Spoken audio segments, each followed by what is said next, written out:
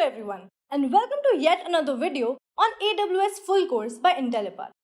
AWS or Amazon Web Services is one of the most popular cloud service provider with over 200 plus services. AWS is a collection of hosting services that aim to make traditional hosting solutions easier to use.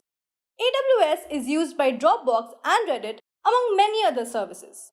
In this session, I have with me Nilesh, an AWS Solutions Architect, who will answer a few basic questions which any beginner will be having in his or her career starting in AWS. Hi Nilesh. Hi. So Nilesh, tell us what actually AWS is.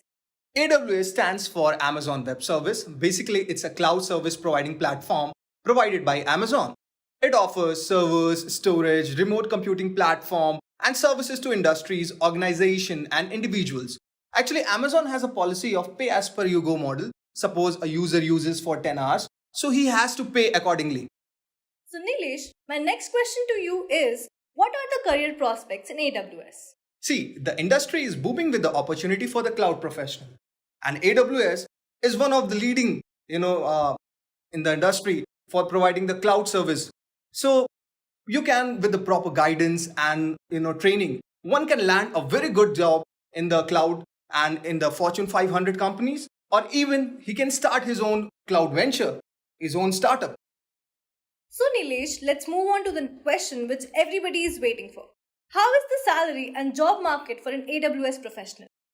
Well, although salaries varied and it depends upon various factors, but if I quote the statistics, an AWS professional earns around anywhere between 9 LPA to 20 LPA, and which may obviously increase with his expertise and experience. Okay Nilesh, that was quite informative. But before we begin with the session, please subscribe to our channel and hit on the bell icon for more updates. AWS was introduced in 2006, and since then they have been the largest player in the public cloud market. According to Forbes, AWS grew $4.3 billion revenue just in the second quarter of 2021. The top 3 companies who offer cloud services in terms of market share are Amazon Web Services, Microsoft Azure, and Google Cloud Platform. AWS by itself covers 32% of the public cloud market share. So what exactly is AWS? Amazon Web Services or AWS is a cloud service provider owned by Amazon. It offers cloud services in compute, storage, database, content delivery, networking, and other domains. Most of the offerings from AWS are infrastructure as a service offerings, but it also offers PaaS service such as Elastic Beanstalk and Lambda, which are popular and highly used services. AWS offers you all the necessary tools you would need to set up your IT infrastructure without paying any upfront. For example, Netflix, the world's biggest premium video streaming service, is completely hosted on AWS for its application needs. The world's largest e-commerce company, Amazon, is also hosted on the AWS infrastructure itself. When you see such big players in the respective fields rely on AWS for their infrastructure needs, you as an individual user can trust and be inclined towards AWS for your cloud needs. AWS offers a wide range of services that can be categorized into the following. We have compute and network services, storage and content delivery services, security and identity services, database services, analytics services, application services, and management tools. Now we have few applications of AWS. What are they? Let's look into it.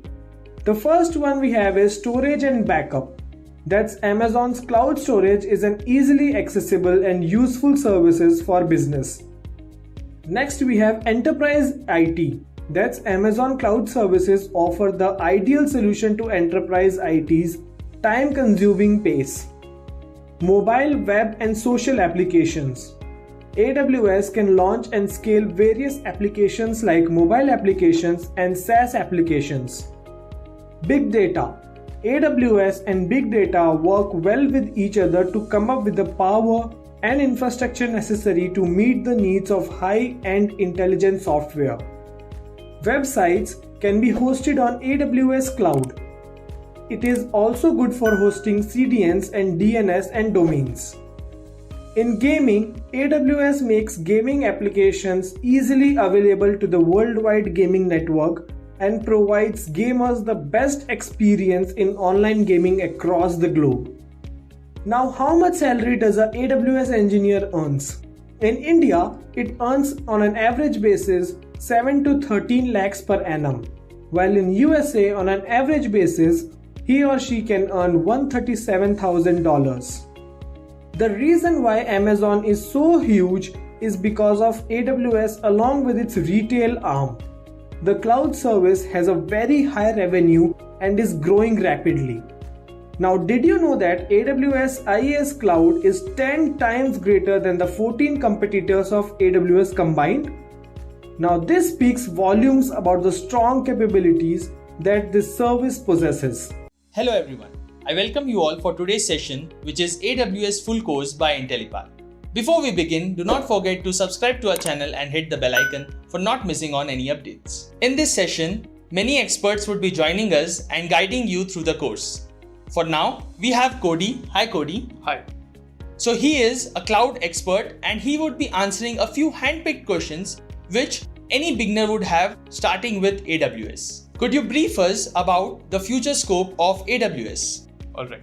So AWS is the number one cloud provider, as we know. Second comes Azure and then comes GCP. So the future scope is basically very evident that AWS is number one right now and is going to be number one for a couple of more years, and they will still sustain to be the better cloud provider. That is because they started in 2006, had a 4-year gap over the other cloud providers, and also the number of jobs in cloud computing are increasing rather than decreasing. That is because companies are shifting from their on-premises data centers to the cloud-based data centers on AWS or Azure or any cloud provider for that sake. So because of the pandemic, all businesses moved to cloud, and that basically impacted in the revenue of the cloud industry, which increased the companies using AWS. So obviously the future scope is very bright and there are always jobs in AWS. In the previous answer, you mentioned about GCP and Azure. Could you brief us as of how AWS is different from them? Okay, so essentially AWS is not different from Azure or GCP. They are all cloud providers and they all provide similar functionalities. But the main difference would be in the pricing. So pricing, again, it depends on the type of service. A service from Azure can be cheaper than a service from AWS. A service from AWS can be cheaper than Azure. It totally depends on the pricing they currently have. But again, when you talk about other services, AWS is the number one in infrastructure as a service in all cloud providers, and Azure is much better in platform as a service. And also Azure is owned by Microsoft. That basically means they have .NET and they have native integration to .NET. But AWS overall is much better than the other cloud counterparts when it comes to integrations. So many people have this question, can a non-technical person learn and get a job in AWS? Alright, so the misconception is people think that you need programming language to learn AWS. So the thing is, you don't have to know any programming language when you start off learning AWS, but you would need a programming language when you're applying for a job, and that also depends on the type of job you're applying. If you're applying for a cloud administrator job, you don't have to know any programming language. For that, anybody could learn. A non-technical person also can learn sysops administration in AWS and get. But if you want to learn programming and get into certain roles like solutions architect and cloud developer, in your hand. But the thing is, you'll have to learn something more other than AWS if you are not going for the administrator job role. Thank you for the answer. My next question is, could you brief us about some important AWS services? Alright, so I will give you introduction to the top 3, like let's say EC2, S3 and RTS. These 3 are the most integral services in AWS, because when AWS first launched, EC2 and S3 were the first services which got launched. EC2 is called Elastic Compute Cloud, and EC2 is a service where you can launch virtual machines on the cloud. Basically, you can launch a server of any operating system you want, a Ubuntu server, a Windows server, whatever you want, you can launch. S3 is a storage service, which is a really good storage service. It has fast retrieval rates. You can store virtually unlimited data in it. And then finally, RDS, it's called Relational Database Service. It is a service where you can basically create database servers and database engines on the cloud and access it directly from your local client. So these three are the top AWS services and are the most integral and important AWS services. Thanks a lot. That was really fascinating. So I have one final question. As a fresher in AWS, what are the certifications that we can take up? Okay, so the basic certification is actually Cloud Practitioner, but Cloud Practitioner is not a prerequisite to any other certifications in AWS. So I would suggest you to directly take up the associate certifications. So the three main certifications are AWS Solutions Architect, AWS SysOps Administrator, and AWS Developer. So these three are the main certifications if you want to work with one programming language and also make architectures on the cloud, go with Solutions Architect. If you don't want to learn any programming language and if you think you're weak in it, then go with the SysOps Administrator certification. If you're good with software development and also want to get into cloud, then take up the AWS Developer certification. Thank you for the answers. I hope that all your doubts have been clarified before starting with the session. So guys, this session would be a 12-hour session which starts from the very basics and to the most advanced concepts in AWS. So we'll start off with the very basic, that is what is cloud computing, why do we need it, and all the very basic concepts and how it works. Then we'll be learning what is AWS and again the basic AWS concepts. Moving on, we'll cover the core AWS services which everybody has to know, like EC2, S3, RDS, Elastic Beanstalk, Lambda, and so many more. Once we've learned all these AWS services, we will show you how to deploy a complete website on AWS. So once we learn that, then we'll be looking into how to get an AWS certification and what are the importance of getting an AWS certification. And the final part of the session would be AWS interview questions so that you can clear the next interview you're getting into. So basically the aim of this session is once you complete it, you will be able to clear an AWS certification, which is an associate certification, and also give and clear an AWS interview. So this is basically this session, and let's move on. Okay, so before the rise of cloud, so the thing is, what was the approach to run an application on the internet before cloud? So what do you guys think would have happened? So basically, the development team would have created an application, and once the application was created, they would have basically tested it and did all the things which has to be done. If there was a bug, it has to be rectified, and then finally they'll basically upload it into the production environment. And they used to have physical servers where they'll have to physically be present while they are uploading the data, or they can just connect via the network and upload the data. But the thing is, to maintain it, it took a lot of money and time. So the on-premise setups, they had to buy stacks of servers and other hardware components and maintain and upgrade the servers whenever there was a requirement. For example, every single day it has to be maintained and upgraded because the servers cannot go down. The servers cannot stop working, because if they do, then your application will stop working and you will have a loss. The company will go in a loss for that particular point in time. All right, and monitoring and reporting. So you will have to monitor the servers and how the application is performing, how the servers are performing and all that. And also always have a feedback loop of the reports getting into the development team and others. All right, and consider websites, traffic changes, and scale accordingly, and recruit security professionals. So by seeing all this, you'd have to buy physical servers, a lot of servers. So a lot of capital investment, and recruit security professionals, again a lot of capital investment, and also consider website traffic changes and scale accordingly. So it has to be hard coded in that.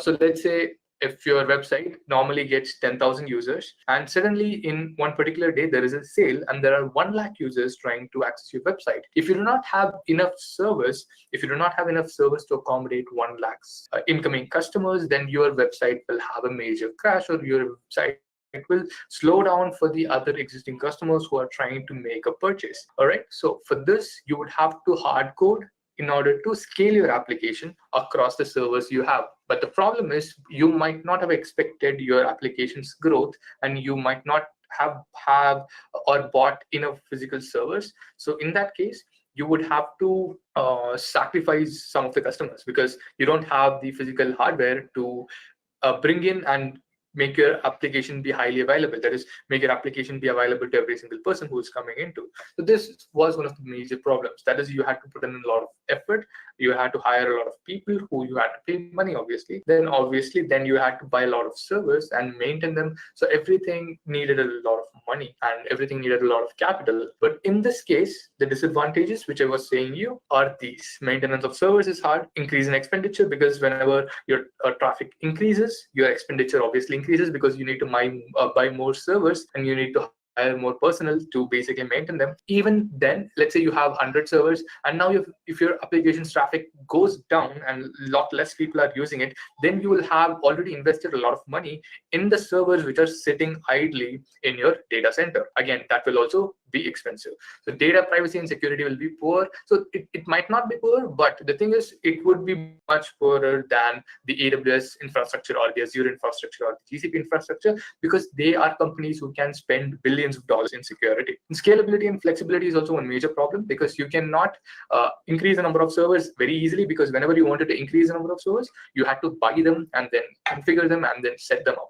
So these are the problems, major problems. Okay, so now, so these are the problems. Now let's see what is cloud computing and how cloud computing basically made it better. So in simplest terms, cloud computing is a technology where a resource is provided as a service through the internet to a user. So cloud computing can be anything. For example, Gmail or Google Drive. These are all cloud services, but they are a different type of cloud service. You're provided the application and you don't know where the code is running. You don't know where the application is running in itself. You just are provided do all the operations you want to do. So for example, Gmail, you can send mails. You don't know where the mail is stored. You don't know where the mail you're receiving is stored, but you know it works. You know the application works. You don't know where the code is also stored. So that is called a software as a service. You're getting a software as a service via the internet. You're not downloading it or you're not doing anything else. You're accessing it directly via the internet where it is hosted somewhere else.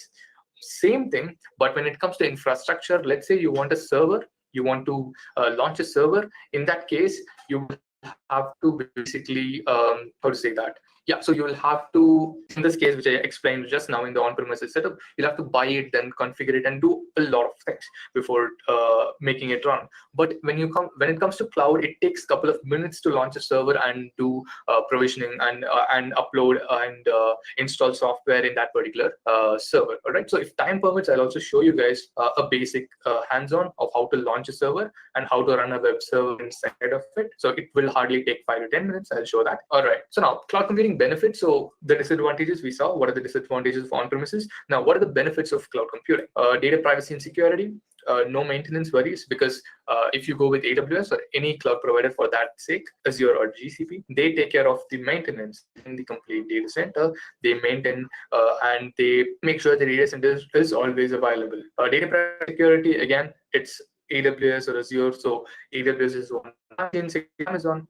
Azure is owned by Microsoft, GCP is owned by Google. So these are tech giants who can invest billions of dollars into network security. Faster data recovery. So cloud, obviously, if it is a much faster data center, obviously you can recover data faster. And this basically means we can say, let's say you have your data stored in 3 different locations in the cloud, 3 different regions. So every single region will have a different retrieval speed, and you can basically optimize it by setting up the region the closest to you. Okay. And the scale dynamically. So in on-premises, you cannot do that because you had to buy servers and set them up every time you wanted to scale up. And scaling down is virtually not possible because you have to sell your servers or just throw them away if your application's popularity goes down. But on the cloud, you can set up a policy where it automatically increases the number of servers or decreases the number of servers according to your incoming traffic. And let's say if there are 1,000 users, and in that case, it will automatically, so let's say for 1,000 users, there are 10 servers. Each server can handle 100 users. So now suddenly there's a spike in traffic and there are 2,000 users.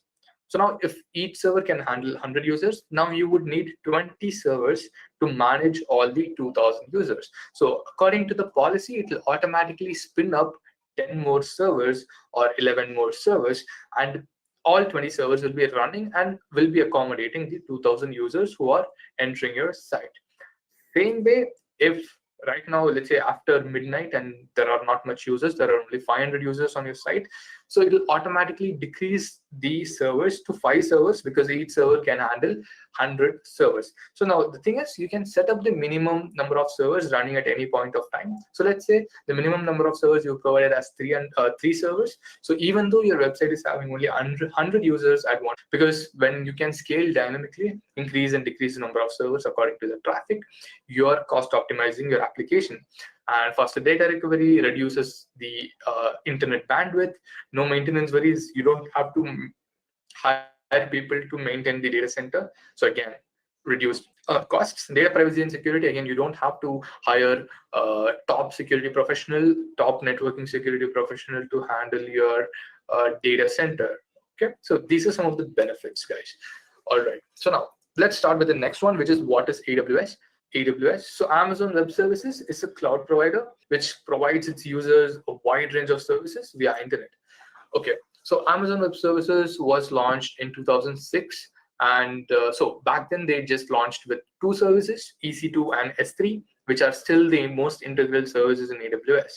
All right, so the thing is, it is owned by Amazon, and so AWS, Amazon.com completely runs on AWS, and you can see that Amazon.com is always available, and it's a pretty fast website. And yeah, so that basically is an example of how AWS can be, how good AWS can be. Also, Netflix is also completely hosted on AWS. All the data is stored in the AWS data center. The applications are running in the AWS data center. The analytics, everything is done in AWS, and Netflix is a very lightweight streaming platform. And one of the reasons is AWS, because of its faster its capabilities which it provides. Okay, so these are the other cloud providers, guys. I just wanted to give you an intro of them. So it's your Google Cloud, Alibaba Cloud, IBM Cloud, VMware, Salesforce, right? And why is AWS successful? So when 2006, they basically revolutionized the way the IT industry was launched and looked at servers, because you can spin up a server in a matter of minutes. You don't have to wait for a long time, and you don't have to wait for a long time for them to configure or set up. You can deliver in a couple of minutes and start using them without even noticing. Spin up a server, any delay in time. So, and there are other things why they got famous is simple and per hour billing.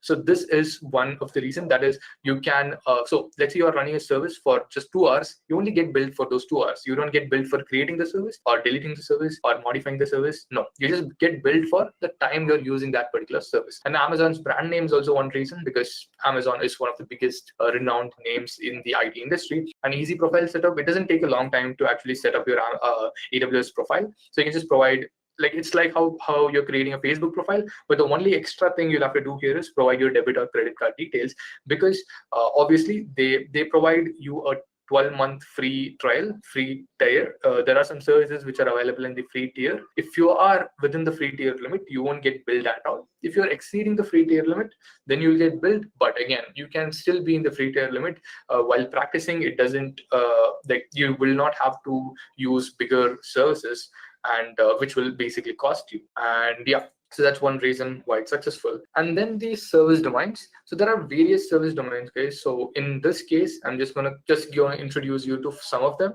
and then talk about 5 different AWS services. So compute, database, storage, migration and transfer, customer engagement, security, identity and compliance, management and governance, networking and content delivery. So these are some of the major domains in AWS. And so one of the top domains is compute, because people are using AWS and other cloud providers, especially for the compute domain, because compute is basically what you need to run an application. You need a server to run an application, and the server is basically a computer, right? You can run a web application on your computer, and the same way you can run a web application on the AWS server. And, yeah, so basically it's the integral and the most essential part of AWS. And then database services are available, storage services are available, and all types of services are available. All right, so now let's discuss the top 5 and top more. So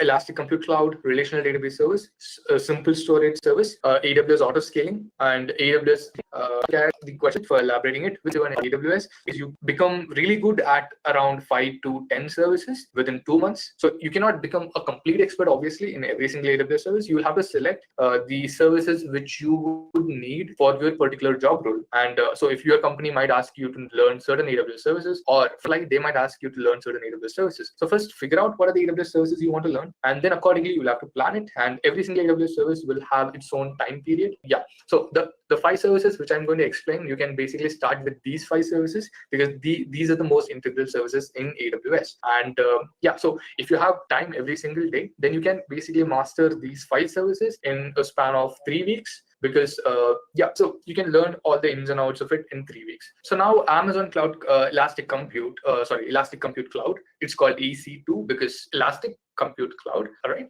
So it stands for Elastic Compute Cloud. Okay, used to create virtual machines in the AWS cloud. So virtual machines are basically servers on the AWS cloud. So to give you a little bit of story here. So AWS will have their own data center where they have physical hardware, and in the physical hardware there is a software running called hypervisor. So hypervisor is the software which will get the input and create a virtual machine according to your need. So let's say I want a Ubuntu server and I provide that information in AWS and then click create. So once I create it, it will be that information basically so it will basically send a request into the AWS data center.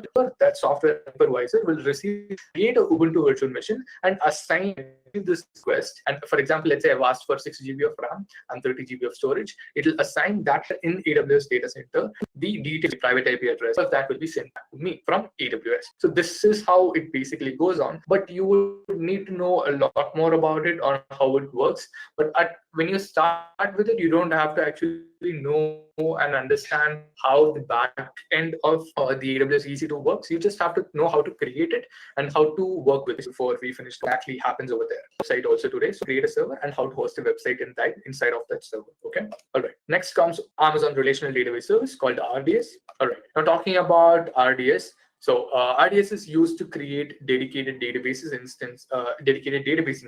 So in this case, it is a server. It's a compute instance. That is, you are creating let's say a Ubuntu server or a Windows server or a CentOS server. So you're creating a server. In this case, you're creating a server which essentially is for a database. You'll be given the endpoint, the port number to connect to the database. So using RDS, you can create a database server. So it's basically very simple to use RDS. You can provide all the details you need. You can provide the database name. You can provide the size of the database you need to be. For example, you want it to be 100 GB. You want 100 GB of storage. You can provide all that details and create it. And AWS provides you with 6 different database engine options. So 3 are provided here: MySQL, SQL Server, Postgres.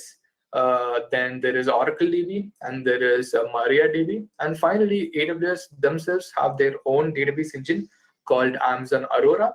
But Aurora, again, it uses MySQL and PostgreSQL for its own schema. So you can either choose from MySQL or PostgreSQL when you're using Amazon Aurora. So these are the different database engine it provides. You can choose any one of them and create a database server. All right.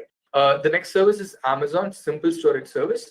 Okay, so it offers highly secure and redundant file storage service. So again, S3 is one of the simplest services AWS provides. It is straight up like Google Drive. You can store all kinds of files and you can store all kinds of data. So you can store binary objects. So it can be an audio file, it can be a PDF, it can be a text file, it can be a video, doesn't matter. You can store any kinds of binary objects. All right. So, and also it's a really fast storage service, and you can store virtually unlimited data. You can store terabytes of data.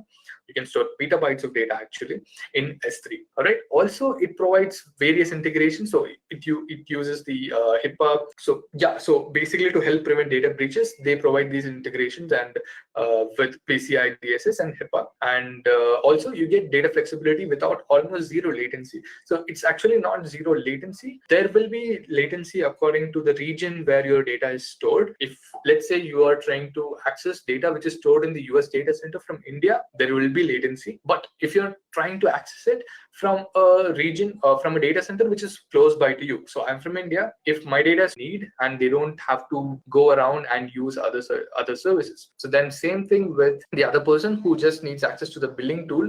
So in that case, again, you're providing access to them, and yeah, so they can only use the billing tool when they log into their AWS user, what is that called? So you can create an IAM user, and when they log into it, they'll be only given access to that one particular tool. So in this case, you can basically reduce risk of people misusing their account. So you have one account. Inside that account, you can create multiple users and provide different permissions to all of them, and you can access all of those users from one single dashboard. All right, so this is basically IAM. So these 5 are the most integral services in AWS. Okay, but whenever you are starting off learning, please start off with the Amazon Elastic Compute Cloud Service. Okay, so now that's what I'm going to show you the a demo for. Let me open the console. Yeah, so this is how the AWS console looks like, guys. So over here, this is the tool which I'm going to show you. So I'm not going to go into much detail while explaining every single thing. Let me just remove this. Yeah, so I'm just going to brief you through everything. So I'm going to give you a brief of how to create a server and how to connect to a server and how to launch a website or how to host a website in it. Got it? So over here, you can see there are already a few servers, but all the servers are stopped, which were previously used. All right. So now let's create our own server. So in AWS, servers are called as instances, EC2 instances. So I'm going to call them instances hereafter. I used servers so that you can understand them better. Okay. When you're launching a server, when you're launching an instance, the first thing you'll have to choose is the AMI, that is the Amazon Mission Image. And over here, you will get an option to choose different types of operating systems. So you can choose from Amazon Linux, there is Mac OS, there is Red Hat, there is SUSE Linux, there is Ubuntu. So I'm going to go with the Ubuntu server. So I want a Ubuntu instance running on my AWS account. All right, I'm selecting it. All right, so as I told you, if in your first 12 months of creating an account, you will be given something called the free tier. And if you are staying within the free tier, you will not get billed anything. So you can use AWS services for free. So the only type of instance you can choose is T2.micro, which comes under the free tier eligibility, free tier category. And in this case, you will be provided with one core. So you would know what 2 cores, 4 core CPU, a 6 core CPU is. So basically it's hardware. So here they'll provide you one virtual CPU with 1 GB of RAM. So you can choose bigger instances also. You can see there is a instance with 8 cores and 32 GB of RAM. And if you just come down, you would find more and more of this. Let me just give me 1 second.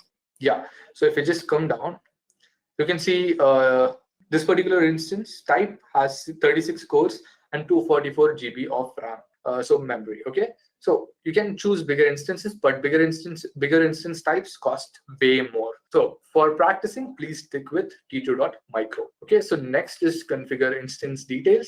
Yeah, so I just want to create one server, so I'm going to keep the number of instances as 1. So I'm just going to choose, I just want one server, so I'm going to keep it as 1 and go on to the next part. So next part comes the storage. So as it is an Ubuntu server, you don't need a lot of storage. You just need 8 GB of, because it's a server, it is not a GUI Ubuntu tool. If it is GUI, you would need more storage space to run the server, but it is a server, you just get the command line. So in that case, you would not need a lot of storage. Just a quick info, guys. Test your knowledge of AWS by answering this question. Amazon S3 is which type of storage service? A. Object. B. Simple. C. Secure. D. Block. Comment your answer in the comment section below. Subscribe to Intellipaat to know the right answer. Now, let's continue with the session. So I'm just going to go with the provided 8 GB over here. You can increase this also to 100 or how much ever you want. So I'm going to keep it as 8. And next, tags. So tags are basically to, for example, let's say you have 20 servers in your account. You don't know which are the servers you created. So you can tag all of those servers with a common name. So I'm just going to name them server 1. So you can tag them, and you can just search for that particular tag and you can find your servers easily in a bunch of servers. So that's why tags are useful. They are not any particular thing. Okay, and then comes something called a security group. So security group decides who can log into your server, or what protocols are allowed into your server or allowed out of your server. For now, there is only one type of protocol which is allowed, which is SSH.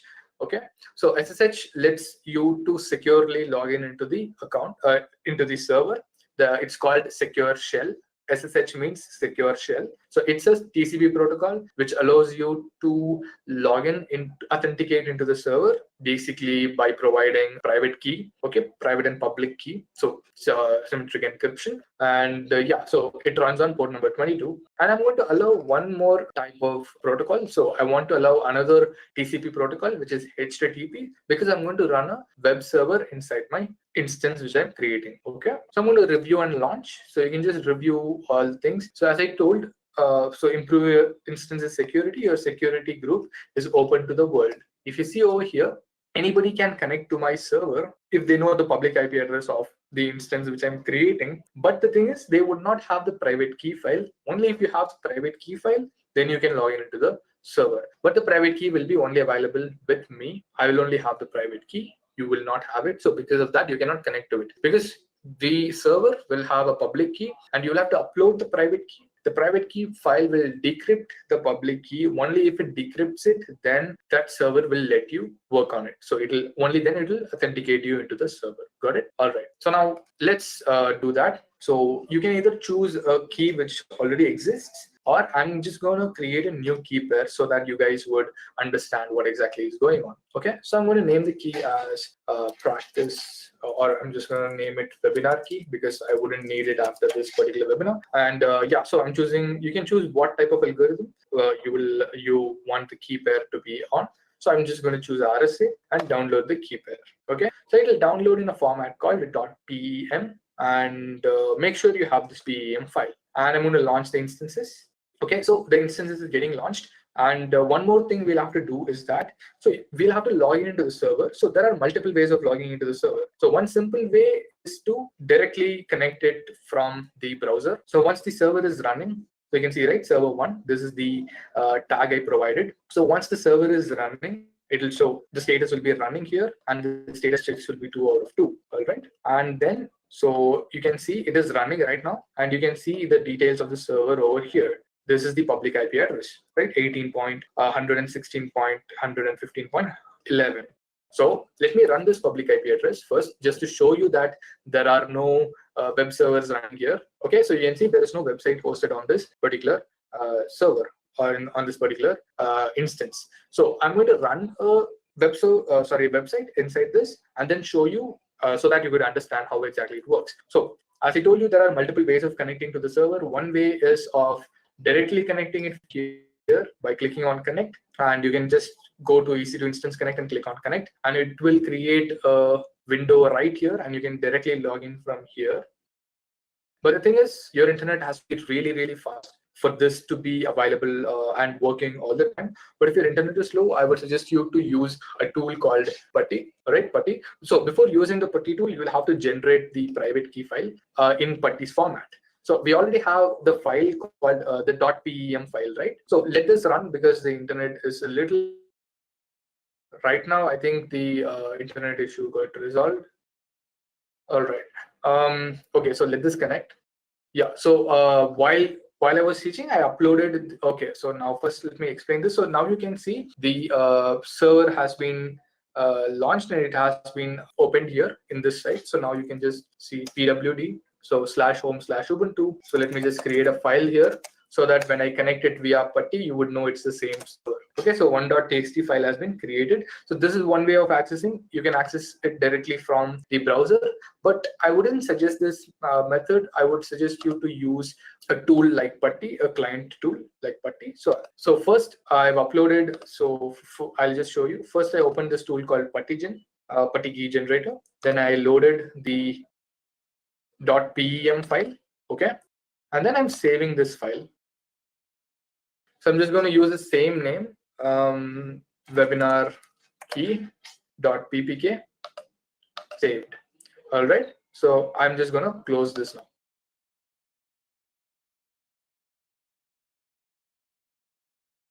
Then you'll have to open the putty tool. So this is putty tool. Okay, so now I'll show you how to connect with it. So you click on the server and this will provide the server details. Okay, so the public IP address, you will have to copy this address, public IP address. There would be a public IP and a private IP. Don't use the private IP address. Use the public IP address. And I'm just going to refresh this once again to show you there is no website running in this particular server. Okay, because I've not launched it yet. So then I open the server. I'll put the host name, and then I'm going to SSH, because as I told you, we'll have to authenticate via SSH. So I'm going to SSH in authentication, and I'll have to choose the private key file we just created. So webinar key, and open it and just provide yes. So I've launched a Ubuntu server, and the regular login ID for Ubuntu server is Ubuntu. If it is a Linux server, any other type of Linux server, the username would be EC2 user. EC2-user. So it will be Ubuntu for Ubuntu server. So I'm going to use that. So now you can see that it has been it logged in for me directly because I've provided the right private key file. So now if I do an ls, it should show the 1.txt file which I created before, because it is the same server. Okay. All right. So now I'll just increase the size of the secondary settings so that it's visible for you guys better. Okay. All right. So first thing you'll have to do is update the server. So sudo apt get update, because some of the packages in the server would be outdated. So every time you launch a new server in AWS, always update it. Okay. So once updated, I'm going to launch this web server right now. So there is a web server called Apache 2. So I'm going to launch this web server in Ubuntu. So once I launch this, then we refresh the page, we can see a website running here. Okay, so the web server is launched, it is enabled, and the web server would be running right now. Okay, so the web server is launched, guys. Okay, so now if I refresh now, it should be running a server, a web page inside the server, so that it is showing in my site. So yeah, now you can see I've hosted a website inside the server which I just launched. So to make it even clearer for you guys, so the place where this particular file will be stored is /var/www/HTML. All right. So here you can see the index.html file, right? So let me do one thing. Let me remove this index.html file. Okay, I removed it. If I do an ls, you won't see the file. If I refresh this, it will not show the file because that was the file which it was showing here. So if I create another index.html file here, so sudo nano index.html. Okay, so I'm going to just provide this is, okay, let me just put it in. This is a server. So I'm going to save this. Okay. Now if I do an ls, you can see there is an index.html file. So now Apache 2 basically searches for the index.html file inside this particular path. Okay, so now if I refresh this, it will show the website. This is a server. So this is how the basic websites are hosted, guys, inside a server. So web server is run, and inside the place where it will be looking for the server, that place would basically be, so that place, if you put the file, it will be showing it. For example, if I create another file, sudo nano 1.html, hello. So I'm just saving this 1.html file as hello. Okay, so now you can see there is a 1.html file and an index.html file. So now it normally searches for index.html. It doesn't show the 1.html file. If you want to see the 1.html file, then you provide /1.html, and you can see it shows the 1.html file over here.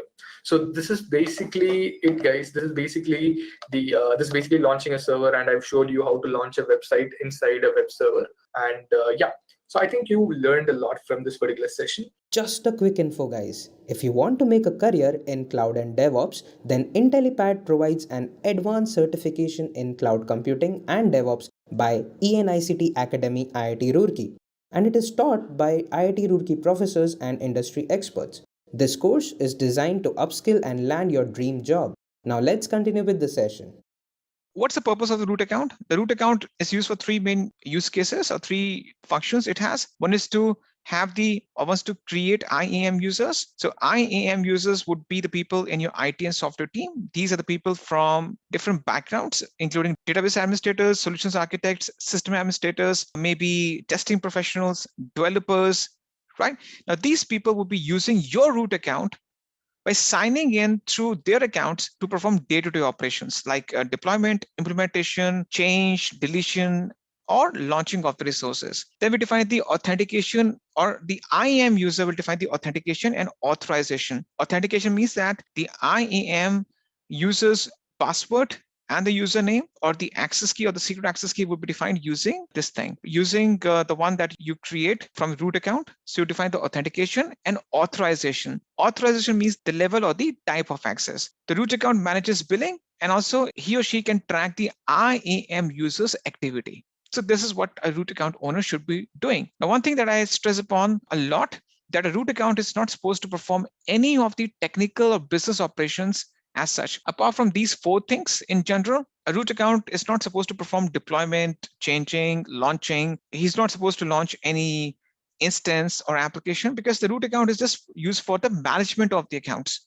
right? And the billing. So the IAM users would be the one who would be performing day-to-day operations, including the deployment, launching instances, applications, managing them, developing application services on the fly, and deploying them, managing them. So the people who are from your IT and software teams, the database administrators, the solutions architects, the sysops administrators, testing professionals, developers, these are the IAM users. Now you have those different IAM users being created. These IAM users will get the permissions based upon the JSON policies you assign to them. Now those JSON policies will define that what type of access they will get to which type of service. So what level and type of access these people will get to different set of services in your infrastructure, right? So this is what we have discussed so far. We also discussed the JSON policy. So through the JSON policy, you allow or deny access to a set of resources.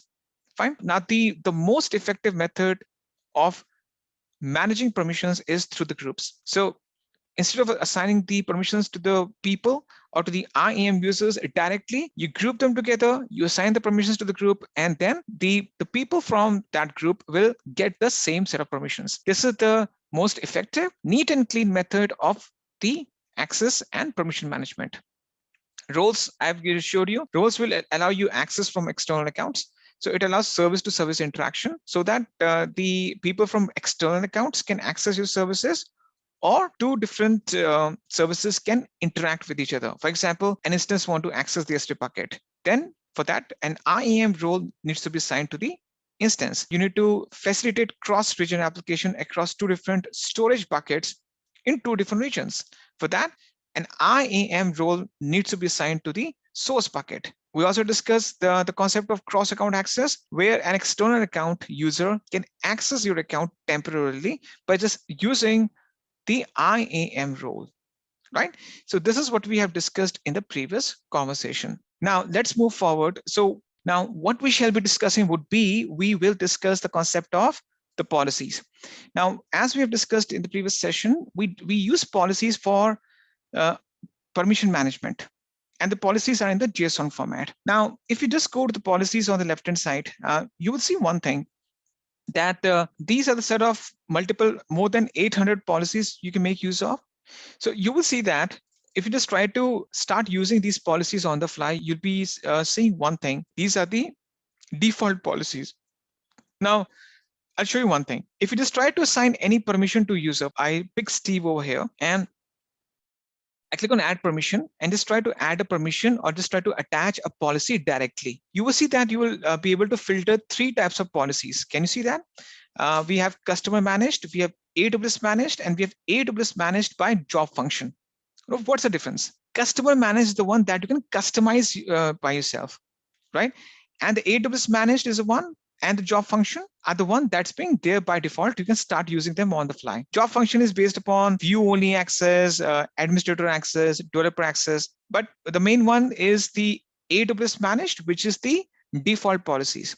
So you can start using the default policies on the fly without thinking much about it. But there's one challenge. The challenge is that they don't give you the amount of customization that you may need in your day-to-day environment. Okay, I just try to explain you using one example. Let me just try to just use this example and try to ensure that I can just make this clear. Let's imagine that, for example, in your account, you have 50 S3 buckets in your account. Now, your main intent is that there's a single IAM user.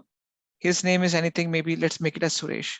So Suresh needs read-only access to only one bucket.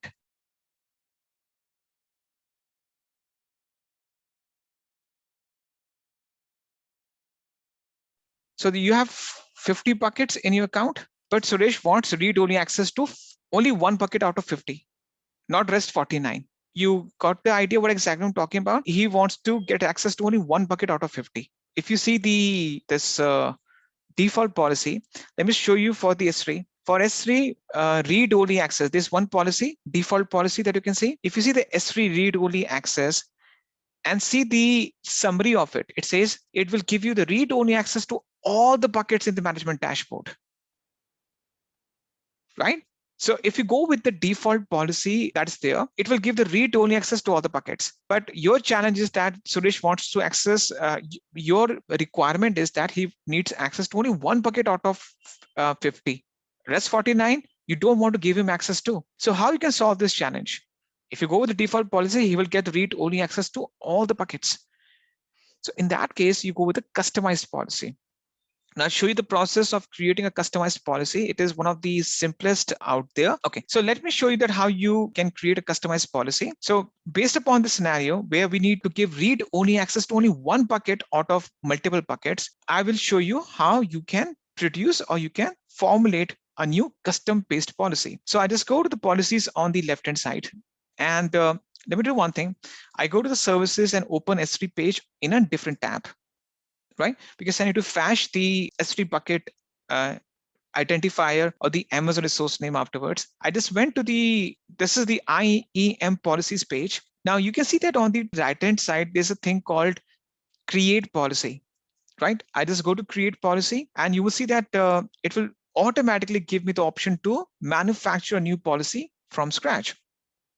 Now it will do is that it will give you two options. Either you just go with Visual Editor. Visual Editor is one of the simplest and most effective way to create a policy because you just choose few options and it will automatically generate a policy for you. If you have knowledge working on JSON, go ahead and start working on that. But why to go a complicated way when there's an easy way? So you just go to the Visual Editor and choose a service. Now, basically, I'll be choosing the service as S3 because I'll be generating a policy for my S3 bucket, right? I just go over there. Now it will ask you to choose some actions, right? Now these are the major actions that are pertaining to the S3. One is list, read, tagging, write, permissions management. Now what's the difference? See, list and read, these are the read options. Now what do you mean by list and read? Let me show you. So if I just go to any of the buckets right now, can you see that these are the list of items in the bucket? I can see a list of these contents in my bucket, and read means I can click on any one of them and read them. I can download them, I can read them. So list means you can see a list of items and you can click on them and read them. Okay. So I go to this thing. So list and read are the read operations, and these are sub operations in list buckets. You can list the buckets. You can list the objects, read there are multiple operations, right? So basically we don't go with such a granular level of permissions. So I'm saying, okay, I want the user to list and read the items, right?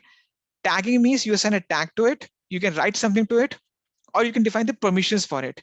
I will uncheck these three options as of now because I just want the user to list the items and read the items. That's it. Okay. Now, once I just go to the actions, I'd switch to the resources.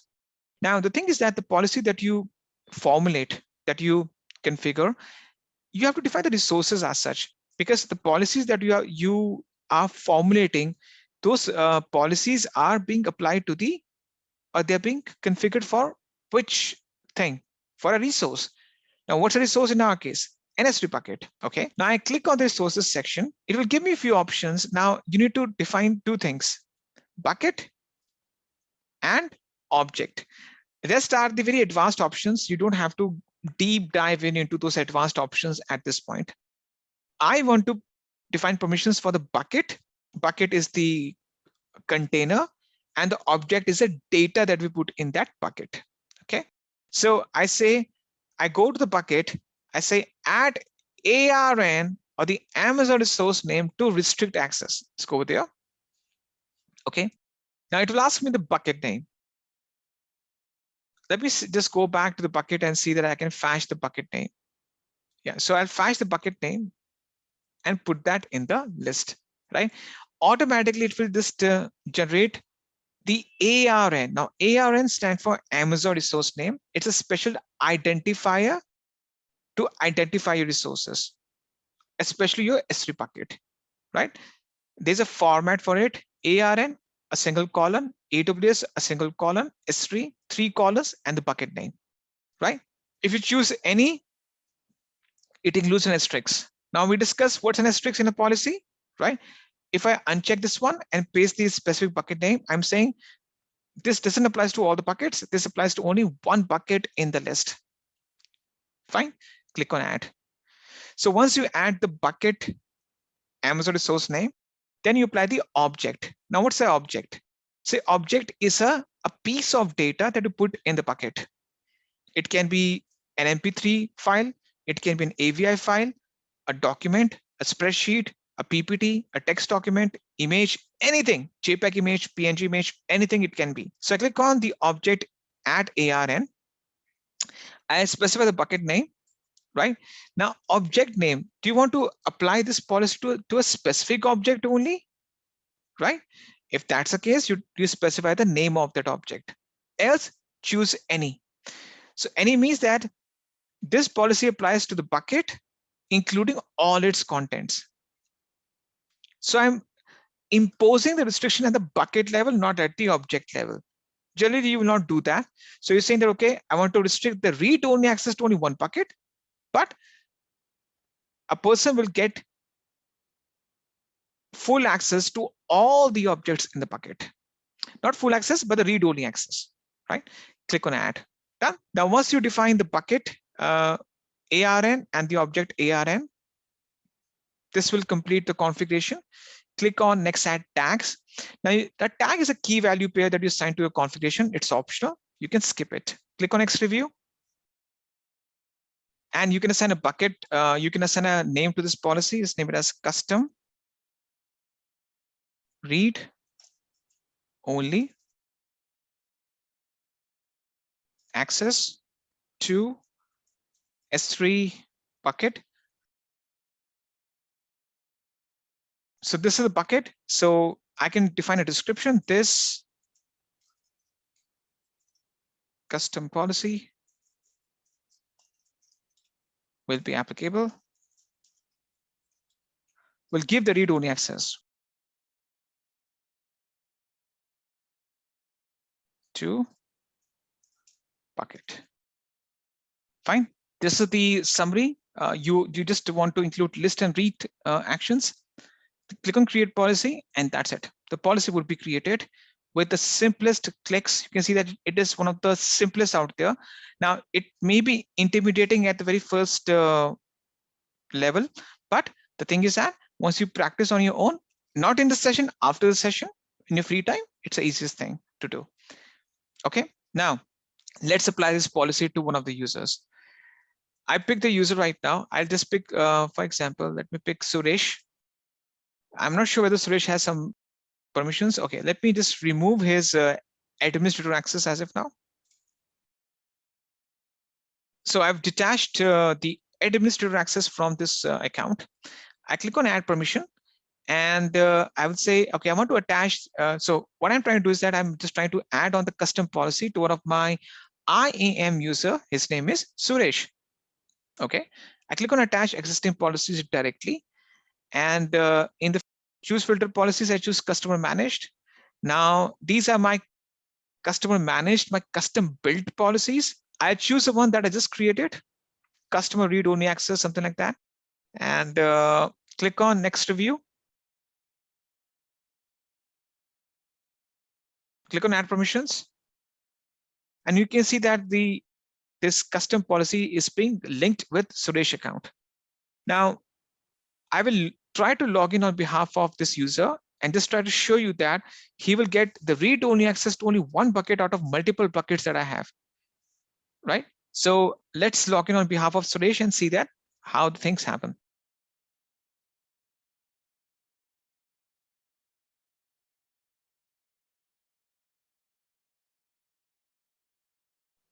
So let me use another browser. Let me use Chrome for this case. And let's try to log in real quick.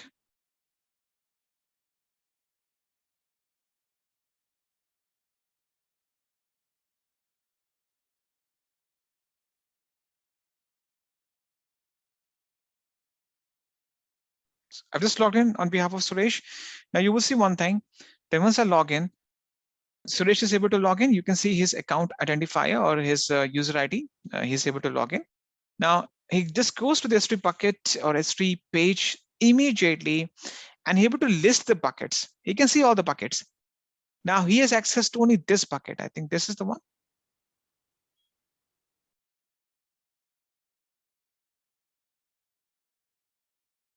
With the read-only access.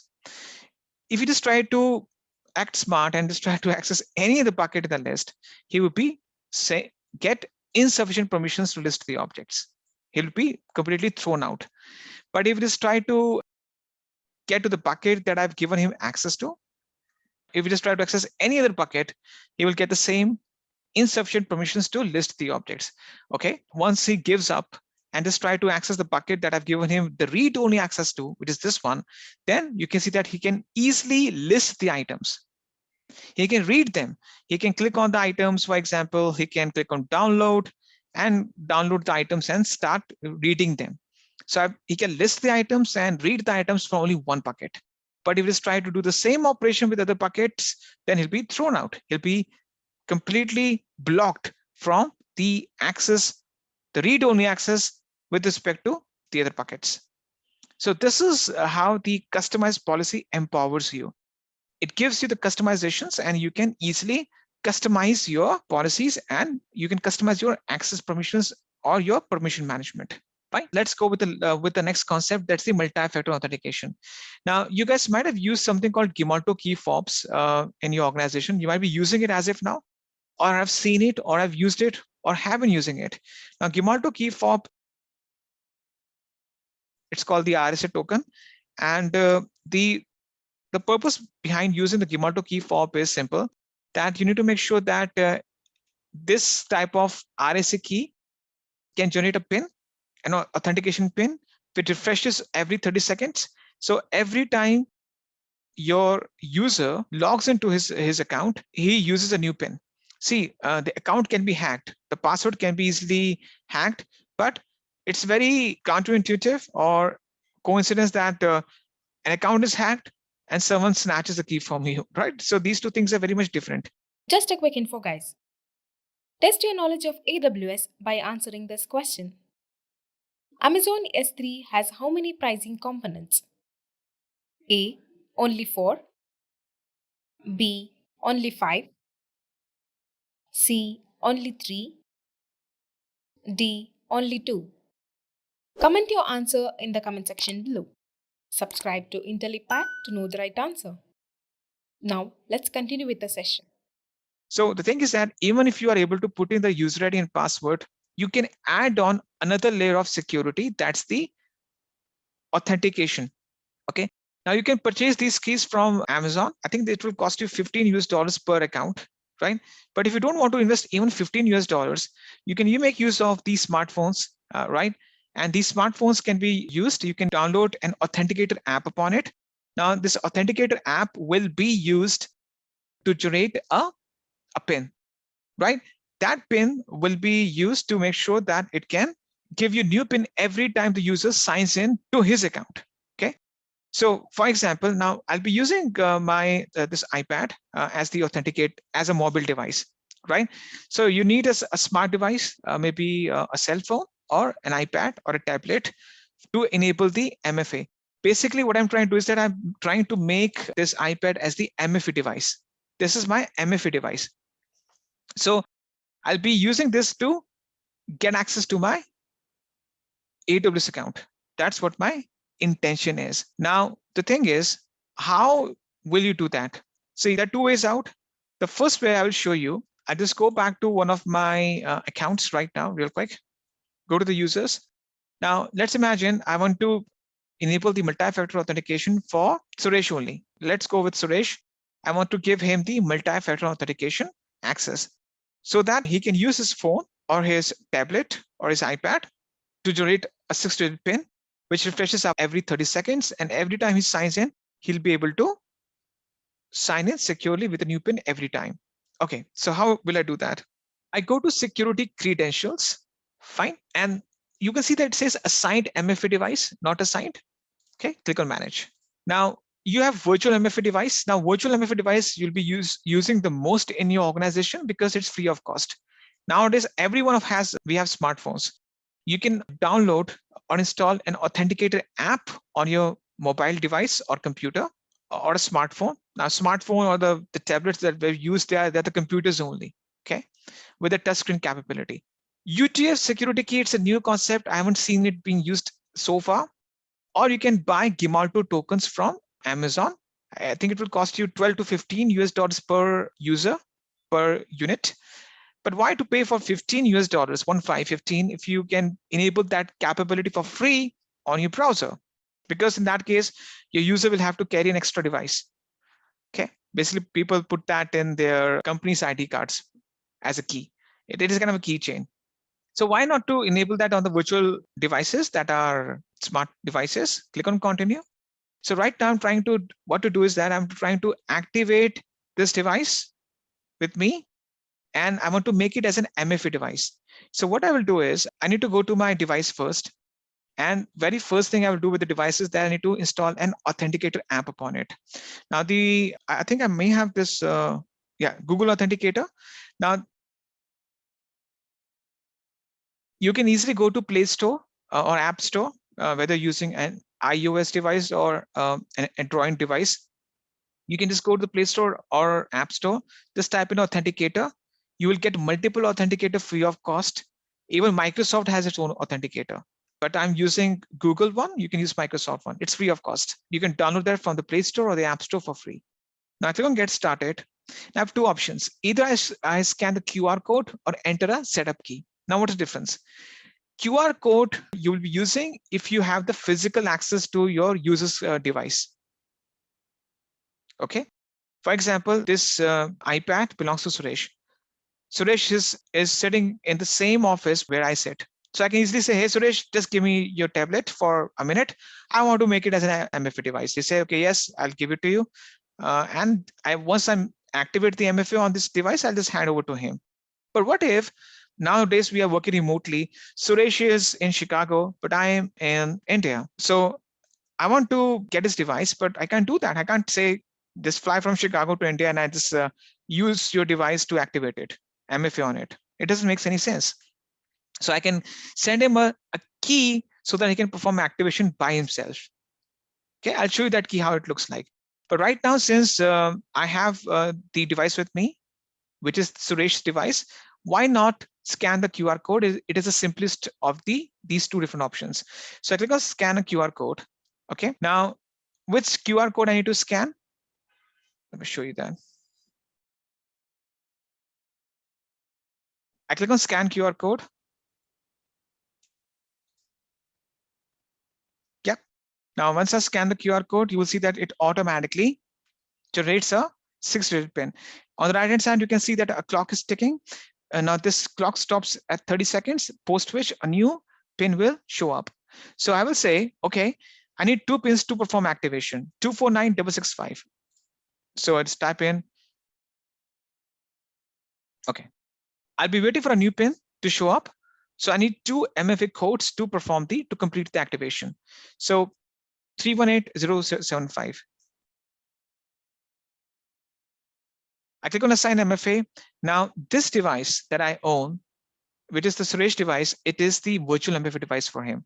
I'll say, Suresh, take your iPad. Now you just need to go to your, every time you sign in, go to the authenticator app, see what's the new pin you're getting.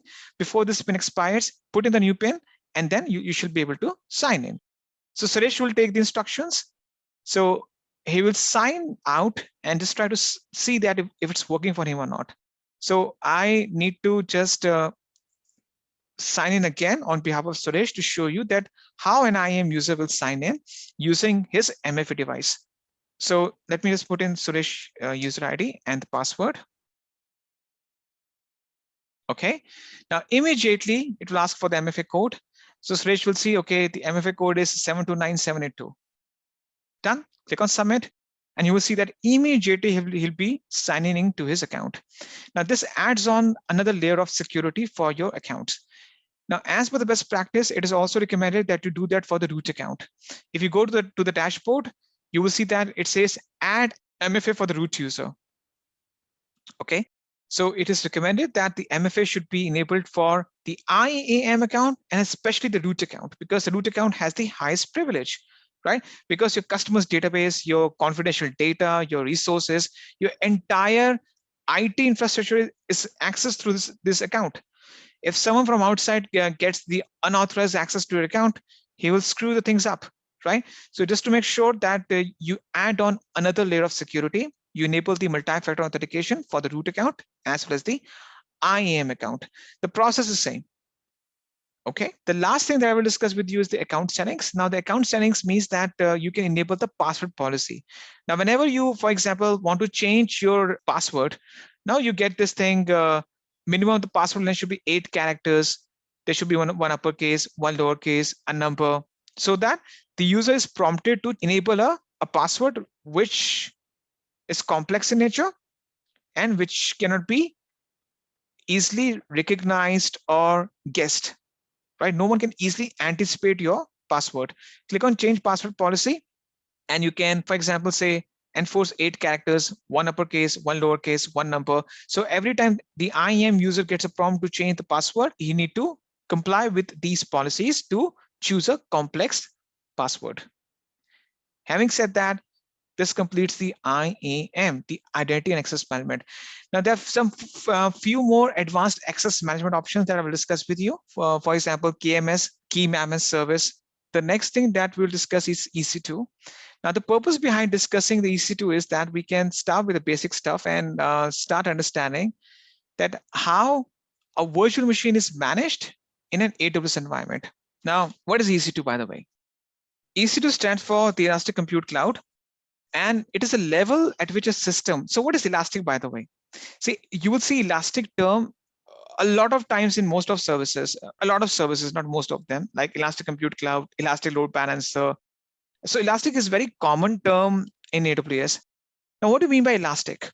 Say Elastic means it can grow and shrink. Now, if you take an Elastic band, right, you can grow it, and if you leave it, it shrinks, right? So it is the level at which a system is able to adapt to workload changes by provisioning and deprovisioning resources such that the resources meet the current demand as closely as possible. Elastic means that if there's a high demand, you get the things very quickly on demand. If you don't need them, get rid of them, right? So it gives you flexibility. What happens in a data center environment that to achieve elasticity is a kind of a dream. So what happens in elasticity is that it is quite essential that in a data center environment, in your own environment, if you want to get the elasticity, it is near to impossible, because it's very hard to predict that how many servers you need to manage that service at a large scale. So elasticity means that it gives you the flexibility, the capability to grow or shrink your architecture, to grow or shrink your number of resources, to increase or decrease the number of resources based on the patterns of the incoming traffic, demand, and different use cases. So for example, if you have low number of users, then you need less number of virtual machines. If the amount of user base grows overnight, then in that case, you have to bump up the number of instances overnight. You can do it on the fly. Okay, so what happens is that you can get access to thousands of servers on the fly, and that's the purpose of the elasticity is. So the users traffic is increased, which means that you have to bump up the number of databases or even the front-end instances immediately. You can get it on the fly. Now, again, I said before, in your business environment, this is close to impossible. You can't buy 1,000 of servers overnight and install them on the data center and make them operational. Near to impossible. But in terms of business use, in terms of cloud computing, it is achievable. You can get as much as you want, or you can get rid of as much as you can get rid of very soon. Fine. So you get the things at your disposal. Okay. Now, in the first situation, the traffic increased, the number of instances or the number of databases at the backend, they were increased, or the virtual machines increased. But as there's a dip in the traffic, as the demand decreased, you shrink down the number of resources that you previously need. So this concept, this principle is called the elasticity. Fine. Okay. The very first thing I will do is that before I launch the instance is that I'll discuss with you this concept, the AMI, or the Amazon Machine Image. See, what's that? See, right now, for example, you have a machine with you, a physical machine. It's a physical server, maybe a computer, maybe a laptop, maybe a smartphone, any device that's there with you. So AMI stands for the Amazon Machine Image. So what is that? So if you have a physical server with you, maybe any device, a laptop or a computer, a production server, a desktop, and I ask you to install an operating system upon it. You can very easily do it on the fly, and you can install the OS upon it. But if I ask you that, okay, now install the operating system or software upon a virtual machine in a separate data center that you don't have access to. You need to install the operating system, the packages, and the software upon the virtual machines or the EC2 instances that are running in the confinement of the Amazon's cloud infrastructure. So what's the solution? The solution is the AMI, that stands for Amazon Machine Image. Now, it contains the information which is necessary to launch an instance, including operating system, architecture, virtualization type, storage, what's the storage that you need to get access to, what type of storage you need to add on to it. It's like, you can see that it's an entity which encapsulates the operating system, services, application, and scripts. When you execute that package, it installs everything upon that instance. Now, what's an EC2 instance? It's a virtual machine which has certain type of compute capacity, RAM, storage, or without any clicks. Now you have to, without any clicks can also be done. If you use auto scaling and automation, then you don't have to click anything. That's right. So the thing is that you need to have the AMI. If you don't have the AMI, then you can't install the software components upon the instances. Okay, I'll do one thing. I'll start with the launching process, and in that journey, in that midway, I will start making you understand those concepts. Now you have to bear with me. You have to be patient enough. Now I'll be skipping some of the concepts that are advanced in nature or that are out of the box. See, if you go on AWS page, you will see so many services out there. No one on it who's working on AWS will know all the services, right? Even in EC2, you will see so many things that will attract you. I will only discuss those services that are within the curriculum. Yeah. So I just go to the EC2 right now, and you will see that we just went to this page. Now, in order for the this thing to work properly, you have to make sure that you switch to an appropriate region of your choice. So because the instances are the region-specific resources, so you have to switch back and forth between different regions so that you can decide upon that, okay, in which region you want to deploy your EC2 instance into. Okay, so I'll do one thing. I just go ahead and click on launch instance. Okay, no, IAM is not region specific, but the instances are. So now before you can deploy the instance, you can see that these are the availability zones that are available in Mumbai. So 3 data centers. You can see the service is operating normally. Okay, so this is called the instance dashboard or EC2 dashboard. Now, on the left-hand side, you will see there are a bunch of options out there, and there's so many options. We'll discuss some of the options in detail on the left-hand side. and I'll try to cover almost all of them. Now, the thing is that I need to click on Launch Instance first and click on Launch Instance once again. The very first option that you're being presented with is the AMI, that stands for Amazon Machine Image. Okay, let me do one thing. Let me switch back to Virginia and show you that thing. So this is the page where you can access the AMI or the Amazon Machine Image. Now, what's an AMI? AMI stands for Amazon Machine Image. As you can see that it's a template that contains the software configuration, including operating system, application server, and applications. Now, these things you need to launch your instance. Fine. You need an operating system. It can be Linux or Windows or Mac OS. Nowadays, we also have Mac OS as well. And we also have different flavors of Linux distributions like Ubuntu, Red Hat.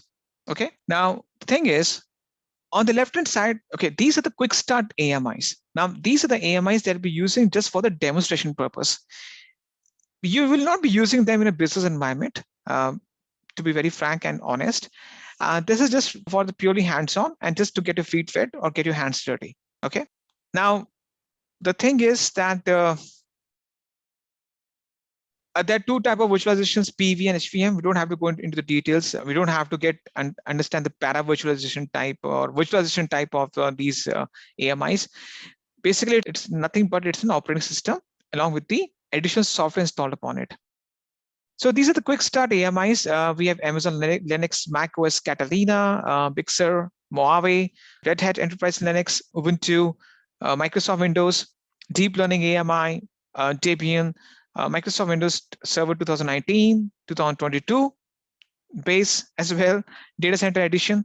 Yeah, so you can see that there are different AMIs you can choose from. This is purely for the demonstration purpose. Now, the one that will be using the most in your business environment is your My AMIs.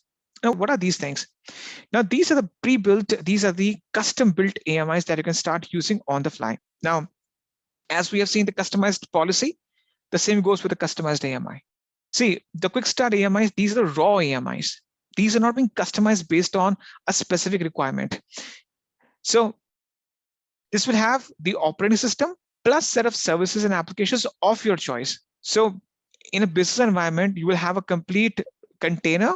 This is a container only. This is a repository where you can maintain multiple Amazon Machine images. Those are customized in nature. Okay, I'll show you that process later on. Marketplace means that you can purchase the services or software as a service from different vendors in the form of AMIs.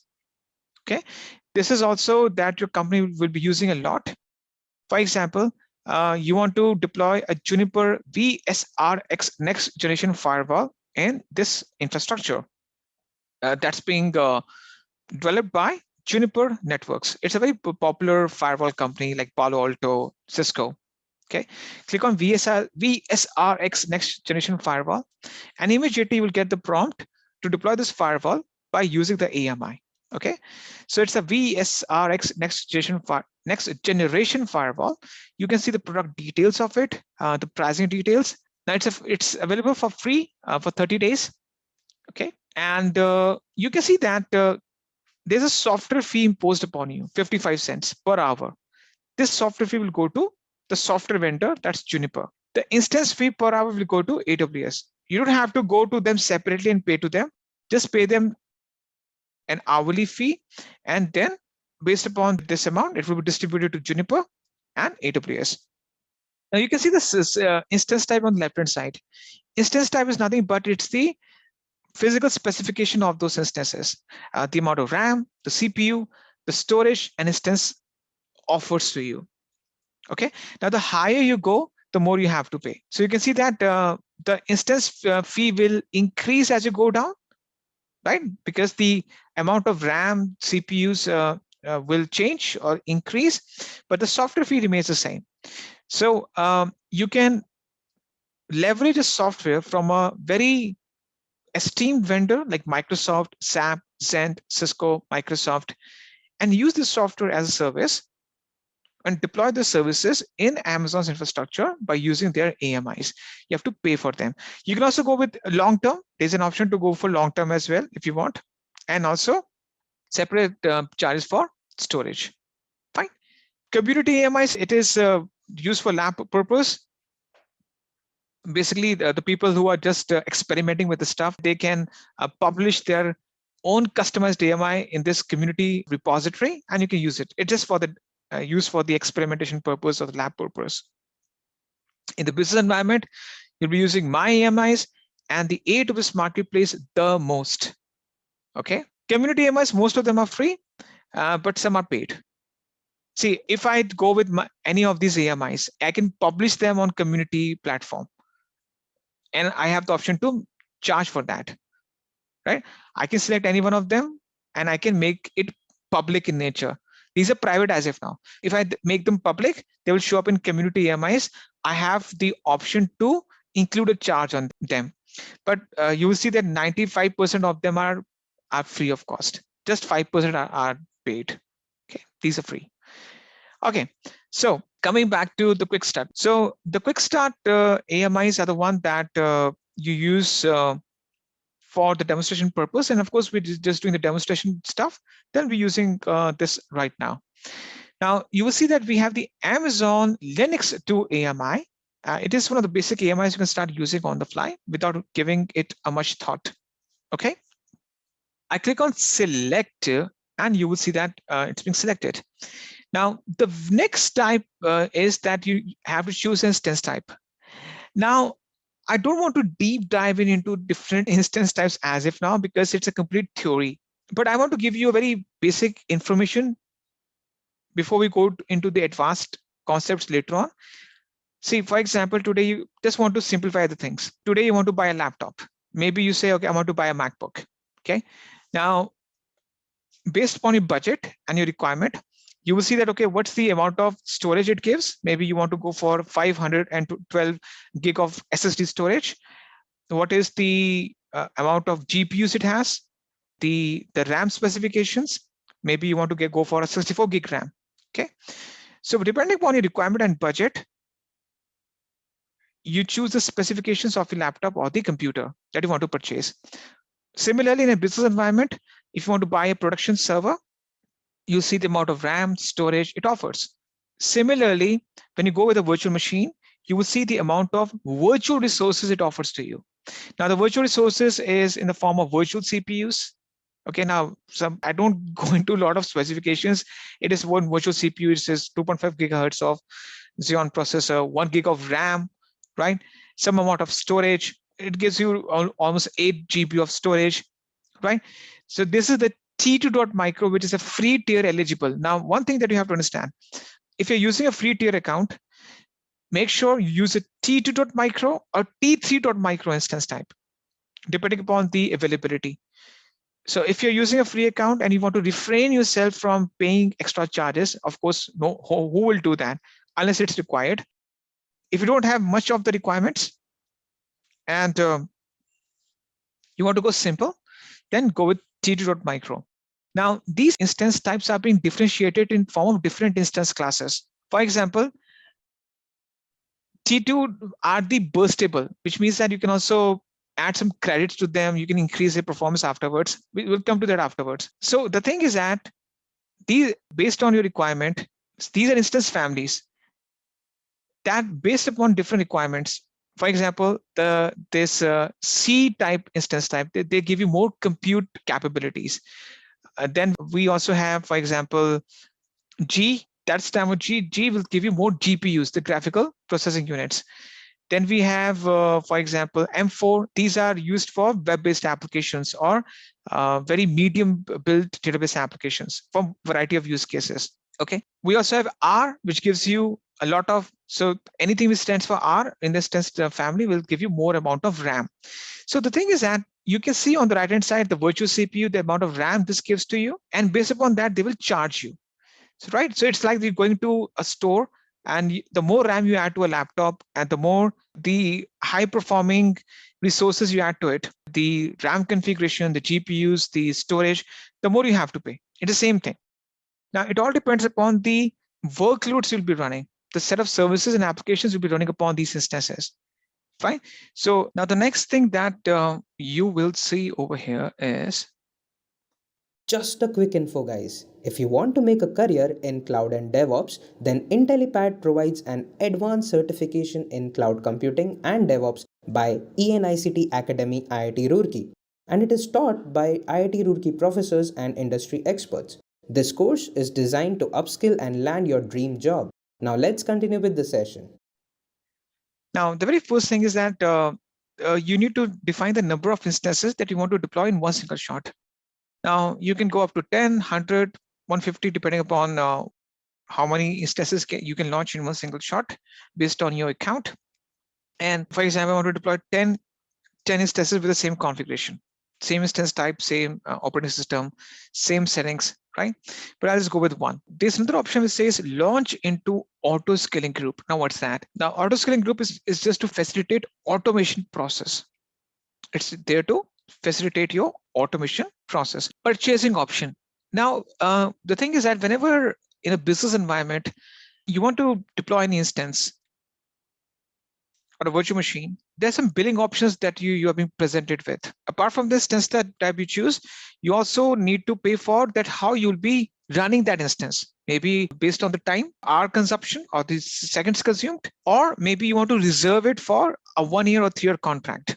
Okay. Now, if you search on their documentation, if you just Google it, just AWS EC2 purchasing options, if you just type these keywords,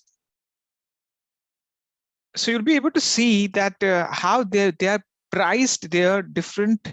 So what is it? There are different billing options they have. I just put the link in the category. It's not there on the slide itself. So how they will charge you for the running of instances. Apart from these types that you choose and you have to pay for the specifications, based on the consumption-based model, you need to pay for these different types of these instances based on the pricing model that you choose. Now, on demand is the one that is very common to use because it can be used in any account, whether it's a demo account or it's a business account. On demand means that there's no long-term commitment with Amazon Web Services. No long-term commitment with them. There's no upfront payment. You don't have to pay anything at the initial stage. You deploy any instance, you use it for a few hours or seconds. If you don't need them, stop them. That's it. You pay for the time consumed, and that's it. It's like you hire Uber to drive to a destination. You just pay for the amount of miles or kilometers you have traveled, and that's it. You don't have to pay Uber driver the payment for his installment for his car, right? So it's based on the consumption, the number of hours consumed. Once you stop using those your instances, that's it. Your commitment stops. You pay for the time consumed, and that's it. There's no long-term relationship or contract with Amazon. Now, this goes a little bit costly in terms of usage. If you have any usage which is low-cost usage and flexibility, start using it.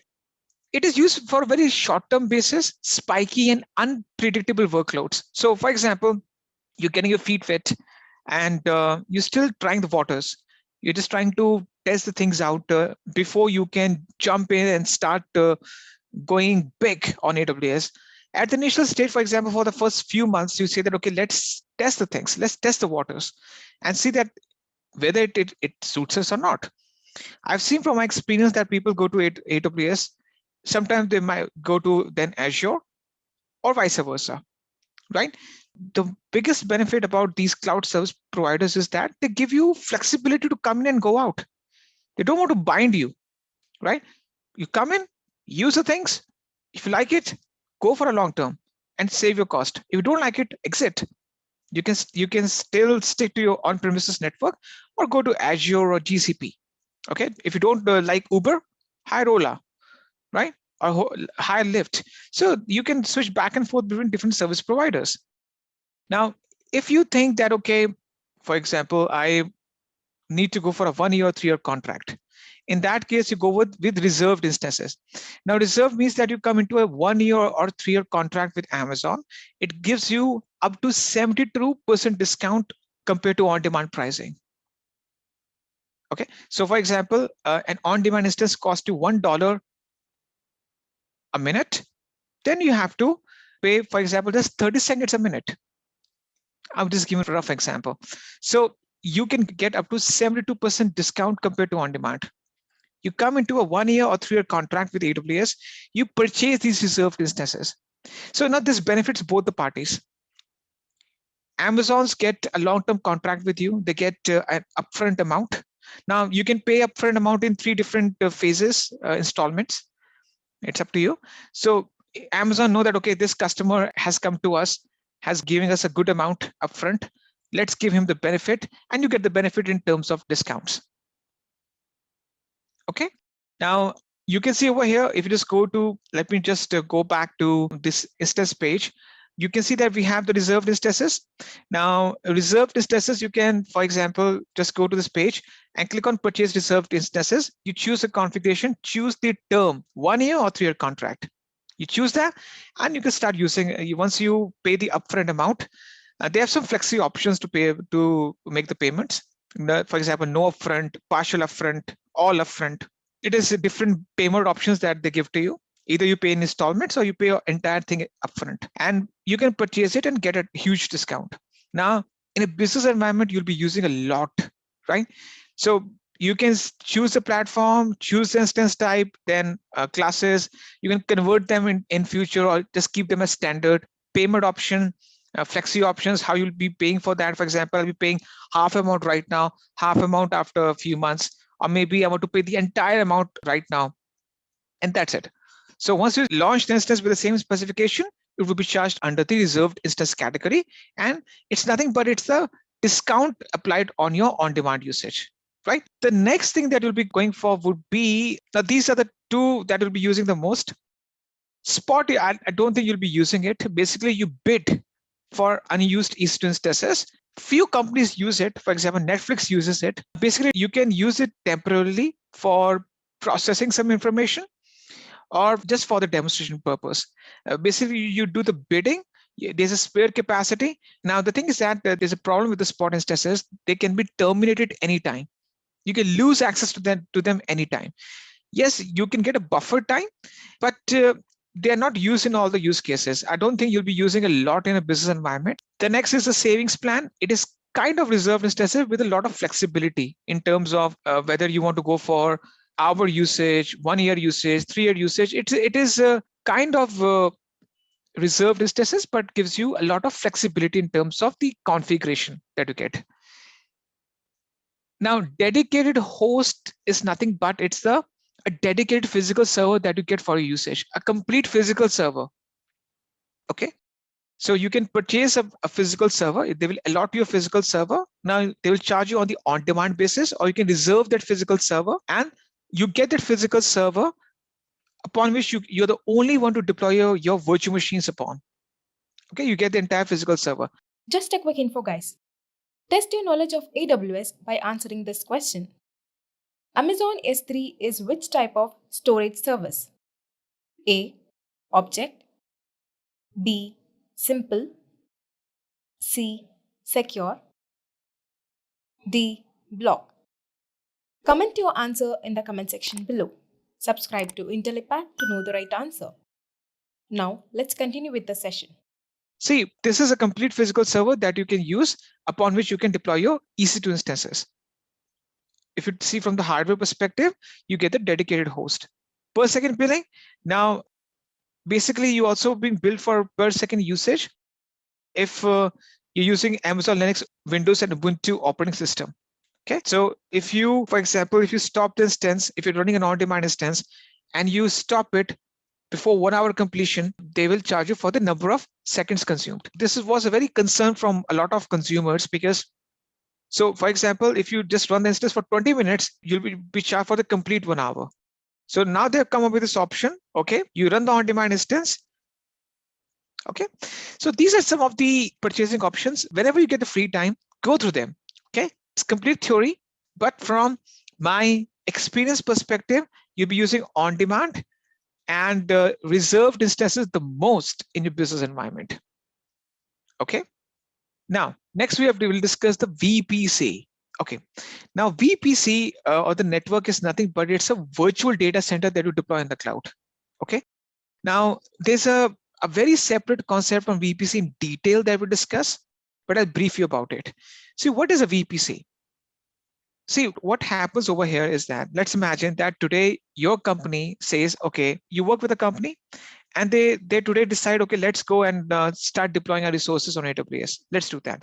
Now, a lot of companies have this challenge or they have this concern about security, because even their competitors are on AWS, and you, me, anyone can sign up with AWS and start deploying our resources on the fly.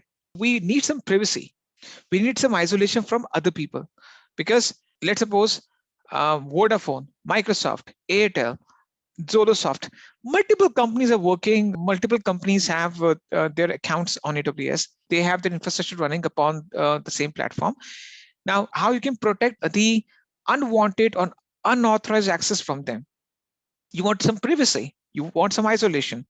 So they have come up with this concept. For example, the concept is called VPC, that stands for Virtual Private Cloud, right? So we have this okay,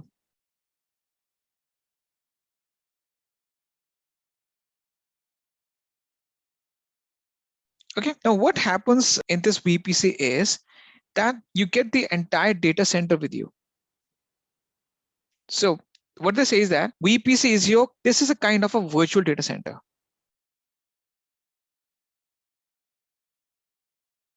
And it gives you flexibility in terms of resource management, and it gives you security. Now, how it is secure? I just give you one simple example. Let's imagine that this is a VPC which is owned by Vodafone. It is owned by AWS, but there's a separate VPC owned by Vodafone. Now, there's a separate VPC owned by Airtel. Now, even though they're competitors, they are on, for example, on Amazon's platform, fine. So they have their individual infrastructures on AWS, but they're kept separate. So it's a kind of, you can say that it's a virtual data center. So they will say, okay, the Airtel's network is different from Vodafone's network. They are on AWS, but they're being kept separate. They are being given the isolation. They are being isolated from each other. Even though they're running their infrastructures on AWS, they are being kept separate. For example, let's imagine you go to a hotel, your room is different and the other customer's room is different, right? Similarly, you are using the same premises, but you are being kept separate, fine? So that there's no, so you get the seclusion or the isolation, fine? So it's a kind of a virtual data center. Now, what happens in a VPC is that if I just get into some more details, VPC is a region-specific resource. For example,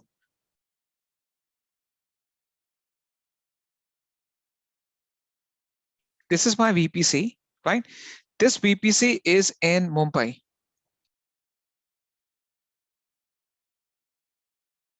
Now, Mumbai is denoted by this terminology or this term, AP South 1, fine?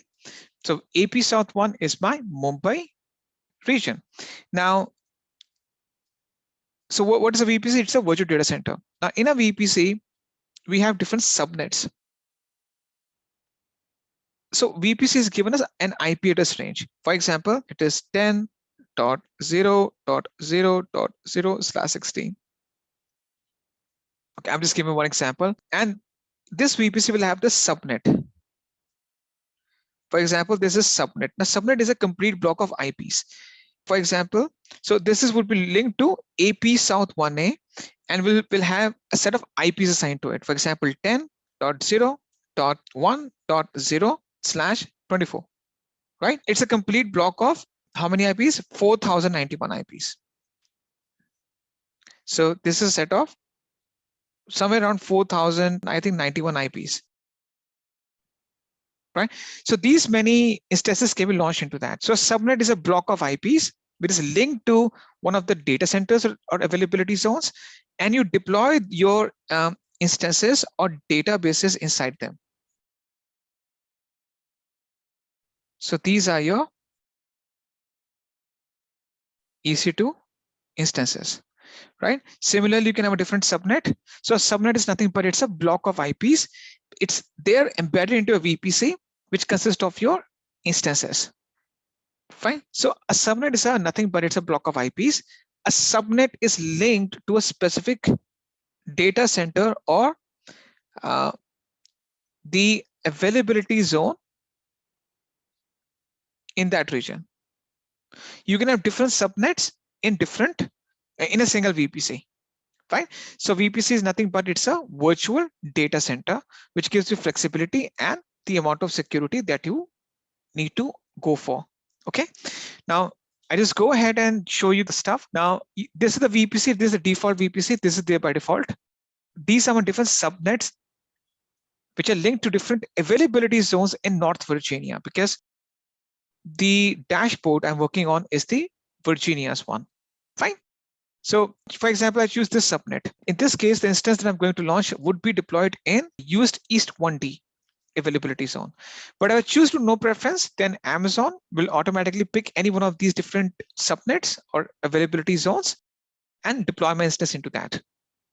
Fine. Now what happens is that your instance will get the private IP address from the IP address range assigned to the subnet. So the private IP would be fetched from the subnet range, right? So instance will get the private IP from those 4091 IPs. So private IP is used for internal communication, which means that communication within the VPC. So it's used for internal communication. So if two instances in a VPC want to communicate with each other, what they're going to be using? The private IP. Now, what if this VPC needs to communicate with the internet? The instance within that needs to communicate with the internet, then you can auto assign the public IP, so that apart from the internal communication, this instance can be public in nature and can talk to the internet. For example, if you deploy any website or web application for this instance, it can use the public IP. Fine.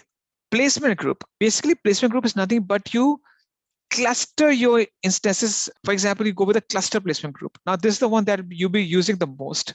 Okay. Placement group means that you cluster the instances together in a single data center so that they can talk to each other with minimal latency.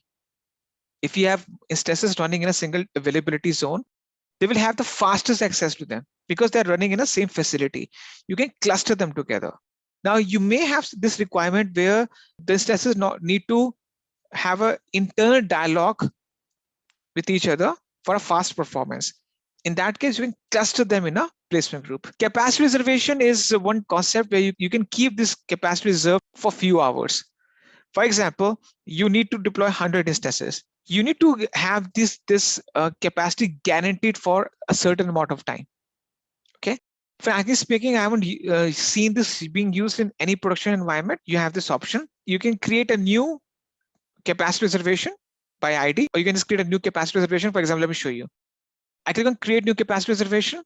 So I can see that, okay, I want to reserve 100 instances for a few hours, right? So this would guarantee you the reservation for a specific duration. See, sometimes in few situations, you're going for on-demand instances. Even the on-demand instances are not available every time. For example, you're going for a very specific high-level configuration. And sometime that specific instance, the type that you want to go for, you need 100 instances of that. Sometimes those 100 instances might not be available at that time. So if you want to guarantee it for a certain duration, for example, specific time, then in that case, you can specify that date and you can reserve that capacity. Fine. Frankly speaking, I haven't seen that used too much in a business production environment because either the companies go with on-demand or most specifically, they'll go with the reserved. Okay. So this guarantees you that you'll be guaranteed the capacity for a certain duration. You can choose that, okay, I want, this is the instance type, this is the platform, this is the availability zone. Just give me, I can end my reservation whenever I want. So guarantee me the capacity until I cancel it out. So every time you launch those 100 instances, or out of 100, you pick 20 instances today, 20 instances tomorrow, you will get up to 100 instances guaranteed. There's a cost for it. Fine. Okay. Having said that, let's go back to this page. Domain join directory. Now you can have a domain created and join this thing with your instance, but as of now, it's not needed. IAM role I've discussed with you. So you can use this role so that this instance can access my buckets in my account. Shutdown behavior. When you shut down the instance, do you want to stop it or terminate it? Stop means that you can stop it, start it, stop it, start it, stop it, start it without losing anything. Terminate means that you permanently remove that instance from the account. It's completely gone from your account. It will not be there. So you get rid of the instance itself. You delete it, you permanently remove it from the account. So I just make it stop as the default behavior. You can also enable hibernation as an additional stop behavior. You can also put it to hibernate state, but I will just uncheck it as of now. Enable termination protection.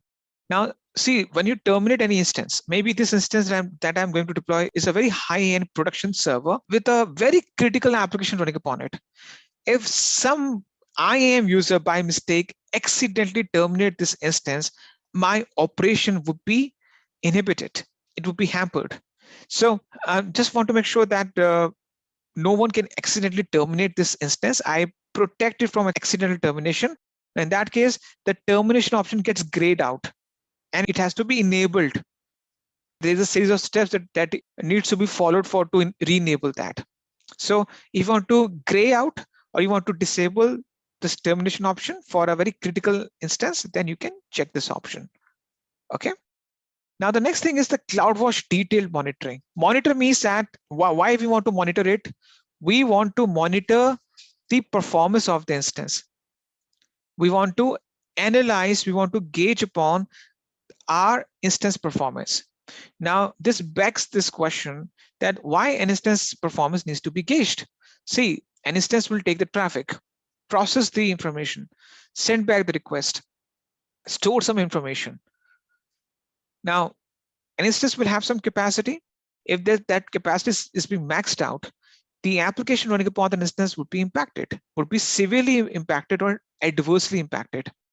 Now, it's important that you can analyze its behavior, its functionality, so that if it's touching the limit where it can just shut down, or maybe it is impacted or it hangs or freezes, then you can take some appropriate steps beforehand.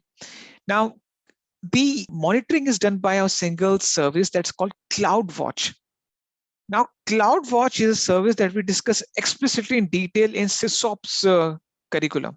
Okay, so now we're talking about the CloudWatch in terms of instance performance. So how it works. So let's imagine that this is my virtual machine. This is my EC2 instance.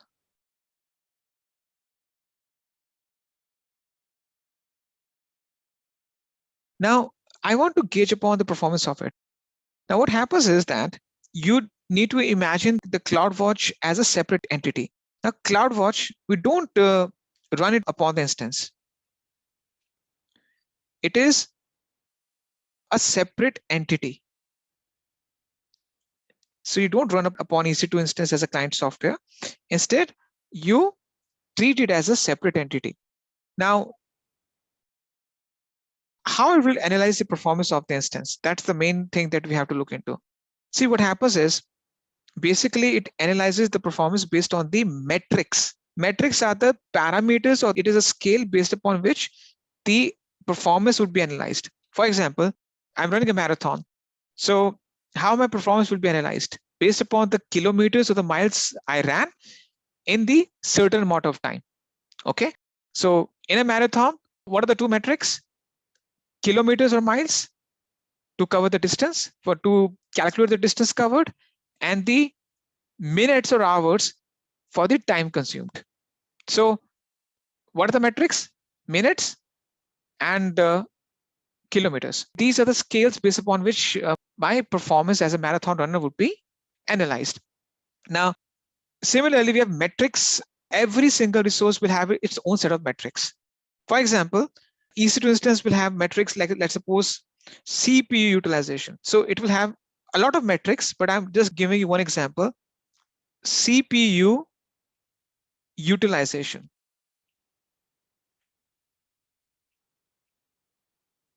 Now, whenever you launch an instance, the instance will push those metrics to the CloudWatch. It will say, hey, CloudWatch, these are the metrics based upon which you'll be gauging upon my performance. It will push those metrics to the CloudWatch. For example, the CPU utilization. Now, the CloudWatch will ping, it will try to get, it will just call the instance, say, hey, instance, I know that what your metrics are. Now, could you please give me the values? So the instance will then push metric plus statistic. So instance will say, okay, this is my performance. For example, presently my CPU usage is somewhere around 70%. It will push that information to the CloudWatch, and you can easily log into the CloudWatch. For example, this is you are the system administrator. You can easily log into the CloudWatch and you can see that, okay, yes, and this is what the performance right now. Right now, the CPU performance is 70%. Okay, so the resource will push the metrics to the CloudWatch. CloudWatch will analyze the performance of the instance. It will fetch the metrics along with the statistics from the instance, and you can log into to the dashboard and you can see the entire picture. You can exactly see that what's going on. Now, the frequency of this monitoring, especially with respect to the instance, it comes in two flavors. There are two types of frequencies. So if I talk about the frequency of monitoring, means that how frequently the monitoring would be done. There are two frequencies. The first frequency is called the standard. Standard is a default frequency. Standard/default. Now, the standard or default frequency, it is a 5-minute interval, which means that it will happen every 5 minutes. So every 5 minutes, you can just get the new fresh statistics, and this is free of cost.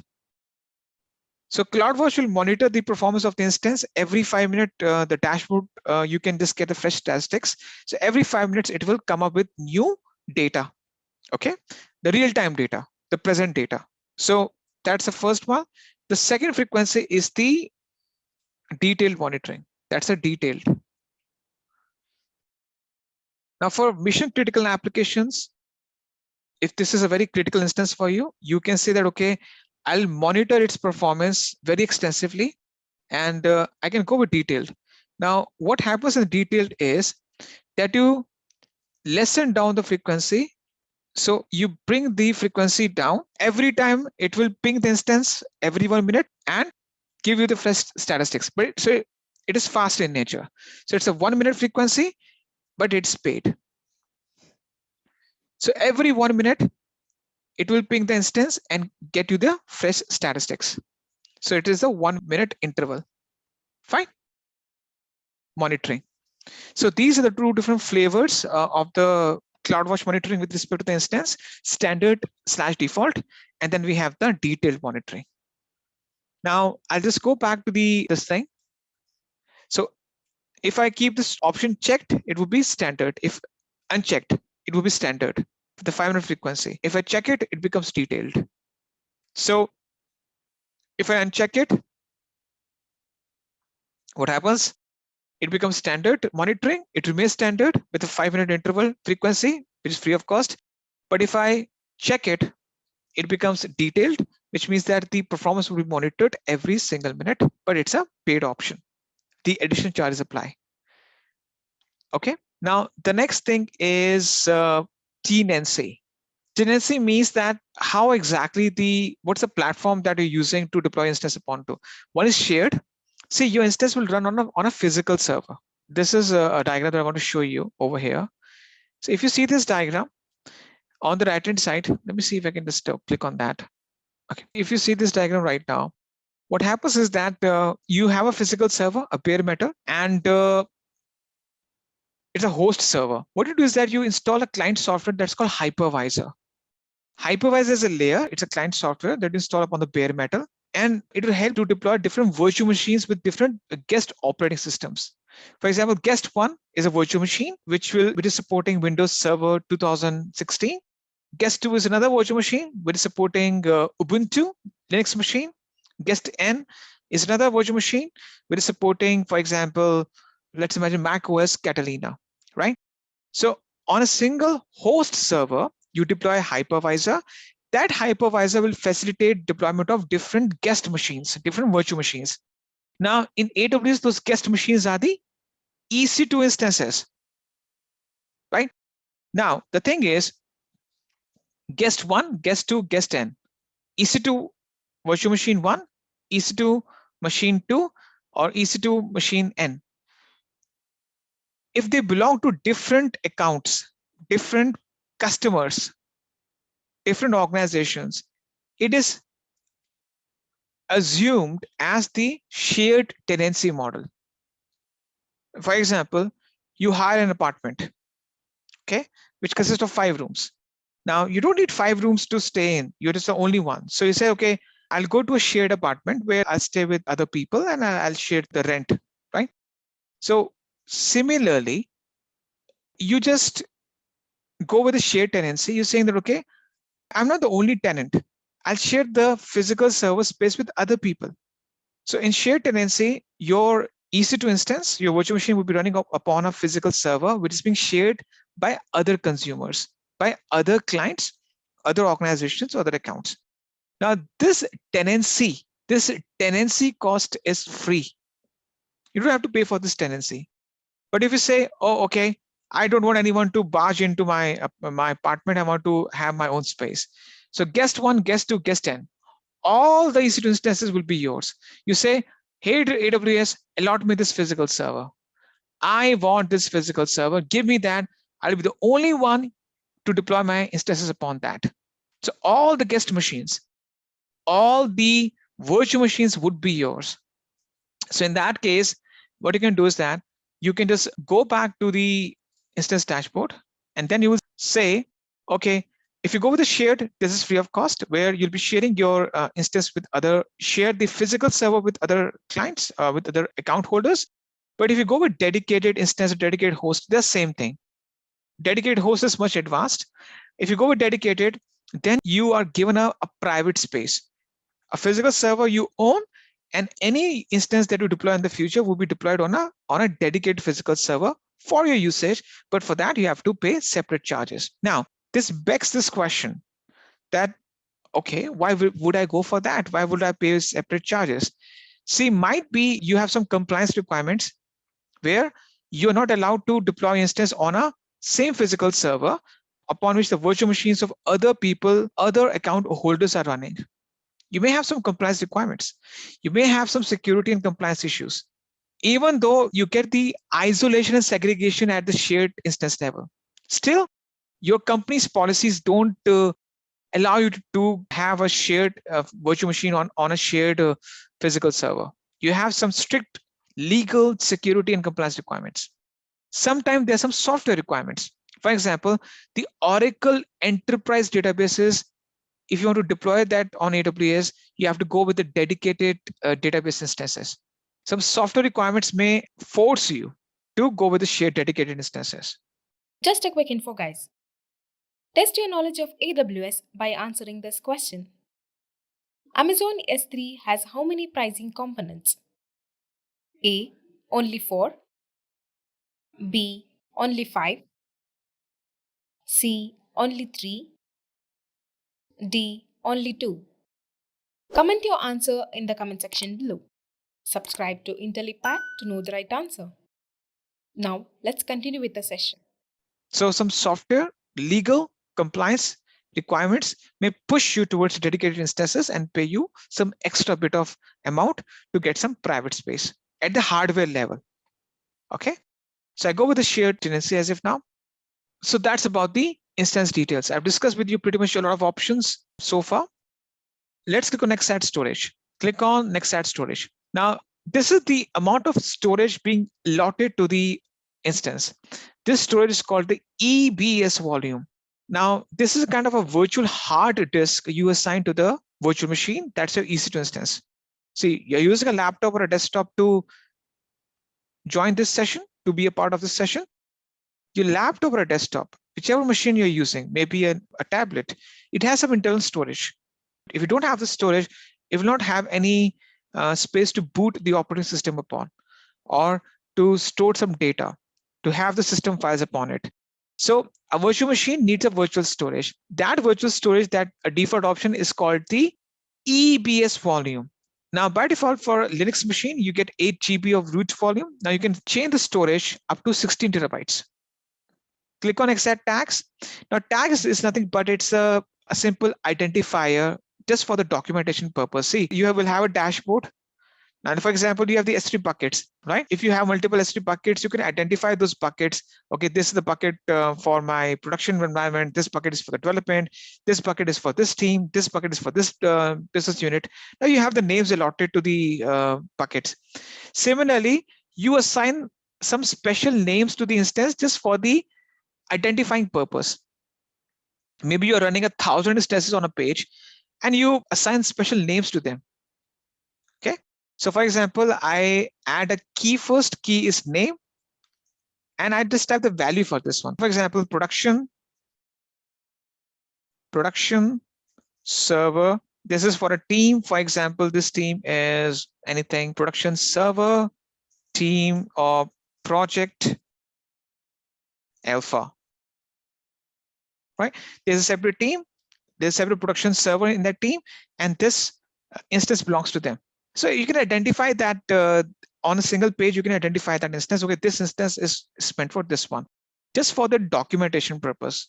Okay, click on next, configure security group. Now this is very important. See, a security group is nothing but it's a firewall that you apply to your instance to restrict the incoming and the outgoing traffic, or you specify that which is the specific traffic to reach your instance. So for example, you allow a web server access and you want to restrict the incoming traffic or outgoing traffic with respect to that instance. You want to restrict the traffic.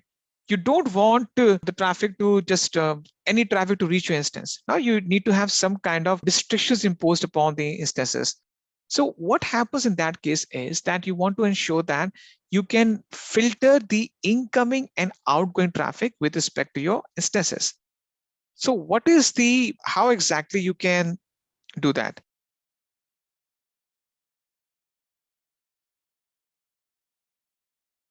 Right? Okay. So what is a security group? Let's imagine that this is my AWS cloud infrastructure. This is my Linux instance.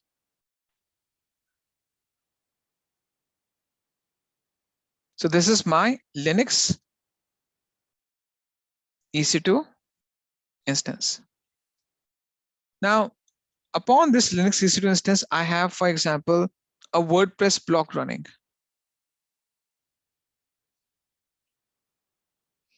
A WordPress site. Fine. Now, the thing is that there are two different set of people who will be accessing this instance, one for the administration purpose, another one just to access the website upon it. So on the right hand side, I have this data center located. So this is my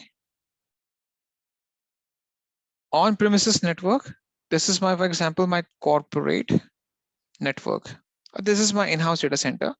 So this is my corporate network, and this is my in-house data center or office. Now, this is where my solutions architects, my administrators will be operating their day-to-day task.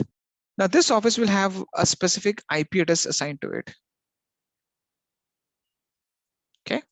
Now, I can say that, okay, if my internal employees, the IAM users I'm talking about, IAM users, they will be accessing this instance they will be getting the root access to the server to, for example, install some scripts, some software, some additional services, right? So they need to get root access. Now if it's a Linux instance, we'll be using SSH.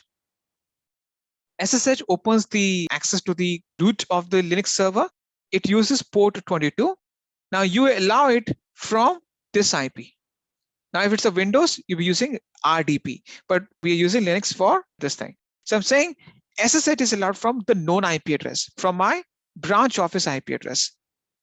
On the other hand, I have a bunch of external users. External means these are the internet users.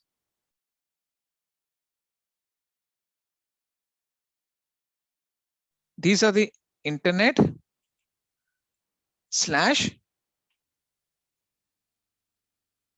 external users. Fine.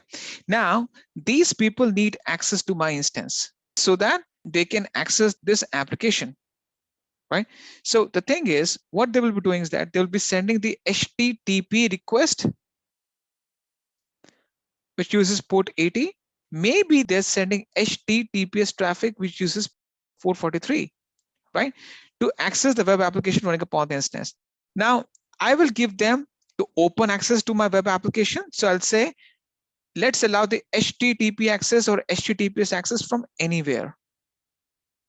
Anywhere means 0.0.0.0/0. So I'm saying, okay, allow the HTTP and HTTPS access, the web app access from anywhere, but the access to the shell of the server, the core of the server, has been given to the people in my branch office who can perform the day-to-day server administration. Now, who performs this job? This job is performed by security group. Now, you segregate the traffic, you filter the traffic based upon three things. You filter the traffic based on first port, protocols, and IP addresses.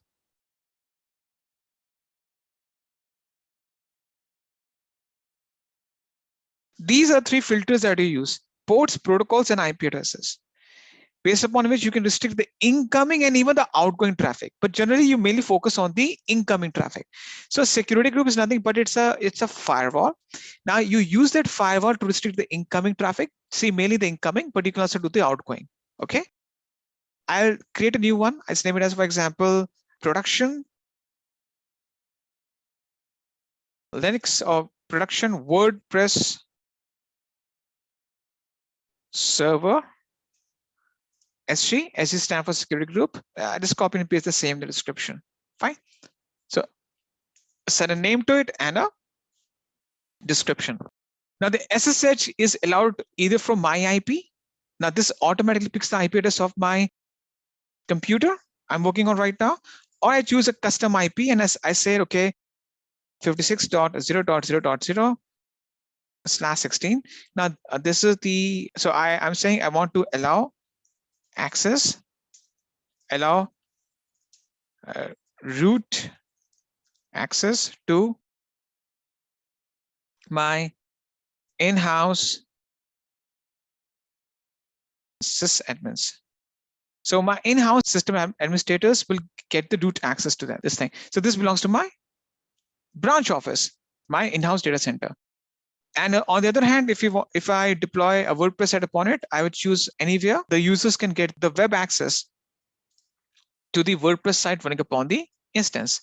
So I'm saying HTTP access from internet users, they can browse the website running upon that. I'm not giving them the root access. Root access is with the in-house people, but the website access is with the external users. See, for example, right now we are accessing the Intellipaat's website. Fine. So the thing is that Intellipaat's website is maybe running on a virtual machine behind the scenes. I'm not getting the root access to it. I can access the website. Fine. Click on review and launch. Now I can review any of these parameters before I can hit launch. Click on launch. Now this is a method of authentication to get a secure access to your instance. This concept is called key pair. One key is with AWS embedded into the AMI, and the other one is that we store on a computer. So I'll show you that afterward how you use it. I create a new key pair and assign a name to it. For example, name it as prod-kp. Now it will store a PEM key that I'll be using to authenticate and get a secure access to the server.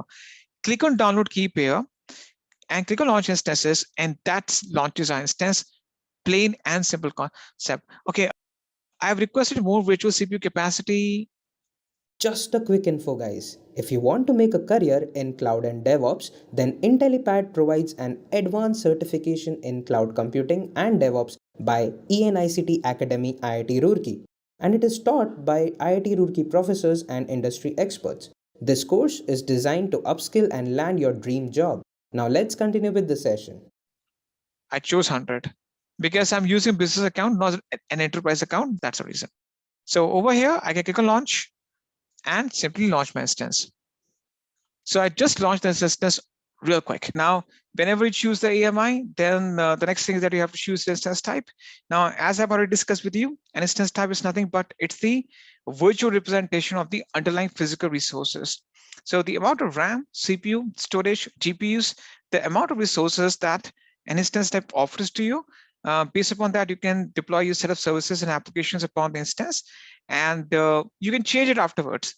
So if you don't have the idea that, okay, which instance type is the best for you as at this position, you can always go back, stop the instance, and you get the option to change it afterwards. I'll show you. So you can change the instance type. Now, there are different instance families. So some are compute optimized, which gives you more compute power. Some are storage optimized, which gives you more storage. Some are memory optimized, which gives you more RAM. So based upon that, they have differentiated in as per different instance categories or instance families. Now, if you're using a free account, either go with T2.micro or just go with T3.micro. Okay. Now I just click on next configure instance details. I discuss with you a few of the options in detail, including the purchasing options. Now, as of now, this instance that I'm installing or I'm launching would be the on-demand instance. So we discuss on-demand instance, which is the purely time-based, consumption-based model. You pay for the number of seconds or hours consumed. Then we have reserved instances, where you reserve those instances for 1 year or 3-year contract and get a discount of up to 70% compared to on-demand. Then we have, for example, we also discussed the dedicated host, dedicated instances where you can deploy the instances on a dedicated physical server, spot instances, which is rarely used in a business environment, where you bid for unused compute capacity. And but the thing is that the instances can be terminated at any given point of time. So basically, you will use on-demand or reserved. Network, I discussed with you the VPC. VPC is a virtual data center. Now, within a virtual data center, you have different subnets. A subnet is a complete block of IPs, the private IPs, and each of these subnets is linked to a specific availability zone. Now, as per the AWS best practices or recommendation, as per the best practices and recommendation, it is always recommended that you choose no preference, because in that case, AWS will ensure that they will have your instance being deployed in a availability zone which has enough capacity, because might be I'll be launching 100 instances in one single shot. So sometimes if I choose a specific availability zone, that availability zone, it may not have enough capacity to support that specific instance configuration. So you choose it to no preference, just to make sure that your instance can be launched in any availability zone which has enough capacity to support the number of instances that you need. Then you can auto send the public IP, which exposes the instance to the public. Placement group I've discussed in brief. We'll discuss in detail afterwards. You can go with a cluster placement group where you intentionally cluster your instances together so that they can have a faster access towards each other over a high throughput network and high throughput and low latency network. We'll not discuss it as of now. Capacity reservation is just to guarantee you capacity for a specified duration. Domain join we'll not discuss right now, because generally you may or not or go with this. I will not discuss this thing, we'll skip it. IAM role, as I've discussed with you, this facilitates this instance to access some other resources on your behalf. So I can have this instance access these 3 buckets. Shutdown behavior is stop or terminate. Stop means that you stop it, start it. Terminate means that you permanently remove it from the account. You can enable this protection against accidental termination so that no one can by mistake terminate this instance. I discussed with you different two flavors of CloudWatch. One is standard monitoring, the frequency of which is 5 minutes. The detailed monitoring, the frequency of which is a minute. Standard is free of cost, detail is paid. Tenancy, I've discussed with you shared and dedicated. Shared means that you run your instance on a physical server upon which the instances of other account holders would be up and running. If you go with dedicated, because if you have some security compliance requirements or software requirements, then you being allotted a complete physical server, only your instances would be up and running upon that. Okay. Elastic inference, credit specification, they are not of very importance. Very new options. Still, I have seen that I haven't seen them being used anywhere. File system we'll discuss afterwards. Once we discuss the elastic file system, we can link this instance with the EFS block or the storage that we'll discuss afterwards. Advanced details, we can put a script over here under user data that I will show you today itself after we are through with this topic. Then we can add the EBS volume. Click on XAD tags. We can add a tag to it.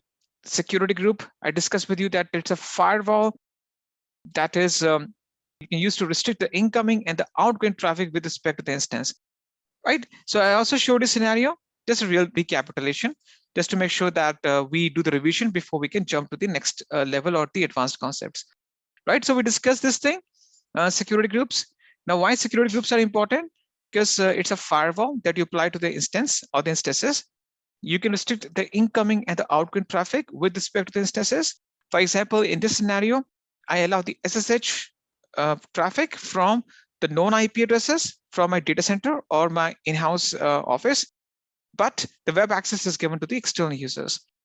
It ensures that only the authorized access is given to a bunch of users, right? So it is a firewall which restricts the incoming and the outgoing traffic with respect to the instances, and you filter the traffic based on 3 different parameters: ports, protocols, and IP addresses, right? Now, you may be a developer coming from a development background. This may be a bit off the track for you, but that's the only thing that you have to understand, right? You don't have to go into very advanced firewall configuration. It's a very basic thing. Just try to memorize the concepts, okay? Click on review and launch. You can review the parameters, click on launch. Now you can create a new key pair or choose an existing one. Now this key pair will be used to authenticate and get access to the instance afterwards, fine? And then you can launch your instance.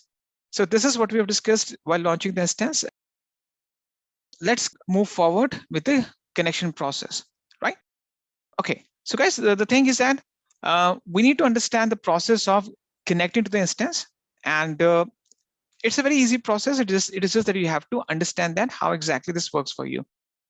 So the thing is that from your local machine, you'll be getting access to this instance running in the Amazon Web Services cloud infrastructure. See, the thing is that you connect to this instance from your end, and the process is a bit different whether you're connecting from a Linux machine, a Mac machine, and the Windows machine. Now, the thing is that this is a Linux instance, right? Now it uses the SSH protocol over port 22. Now, the thing is that AWS has given you multiple options out there. For example, you choose the instance, click on connect, and you have this EC2 instance connect. Now, this is a new option out there, but this is not very reliable. I don't think that you'll be using this in your business environment a lot, because it is browser dependent, and sometimes your browser may not support it or not. Now on Safari, it doesn't work properly. Sometimes it works, sometimes it does not. But on Chrome, it works perfectly fine. So I can go to EC2 Instance Connect. Okay, before that, I need to make sure that I just go to the security group of the instance, and I can just refresh the SSH coming from my IP, because in that case, I'll be making sure that I'm authorized to gain the root access, the SSH access. Yeah, so I just choose my IP so that it picks the computer, the IP address of my computer, and I can get access to this instance.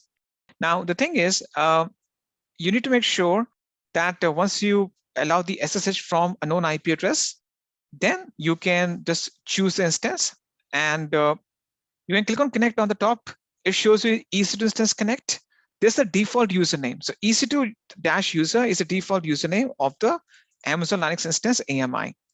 The public IP address, instance ID, you click on connect, and if your browser supports it, then you'll be able to connect to the instance without any issues. Now, sometimes it works on Safari, sometimes it does not. Yeah, this happens sometimes, but I think on Chrome it will work fine. But what I'm saying is that the most stable connectivity option that you have is the client software, PuTTY. You might have used it, might have heard about it. So you need to depend upon some third-party client softwares if you're using Windows, right? So if you're using Windows as your base operating system, a Windows machine, then you can install PuTTY or any third-party client software where you put all the information and you gain access from that.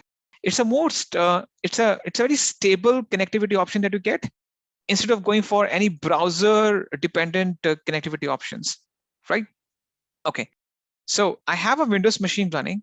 Let me just drag and drop it over here. This is Windows 10. I think Windows 11 has now been introduced.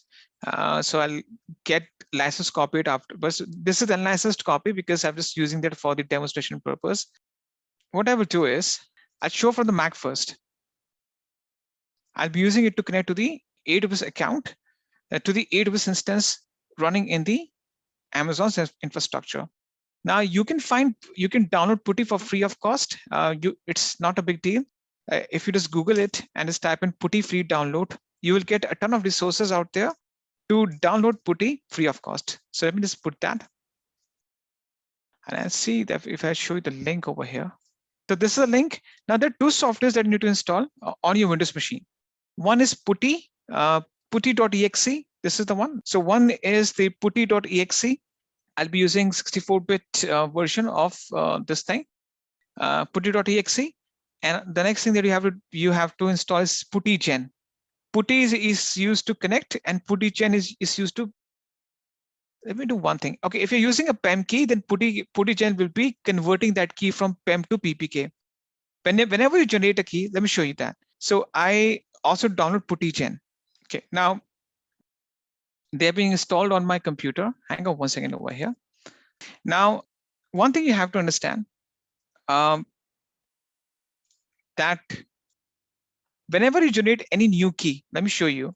See, the key that that's installed on my computer, it's in PEM format. Can you see that? It's PEM, PEM, this one, PEM format. Now, PuTTY doesn't accept PEM key. It accepts the PPK key, right? Now, why? So you can convert this format. And I think AWS also gives you now the option to download the PPK version of it. Let me see that, if I can get that. So if you generate the key itself, I go to the keys on the left-hand side. If I just try to, okay, if I create a new key pair, can you see that I can also generate a PPK key? Now, but the thing is that originally I went for PEM key. That's okay. If you have the PEM key, use PuTTyGen to convert it.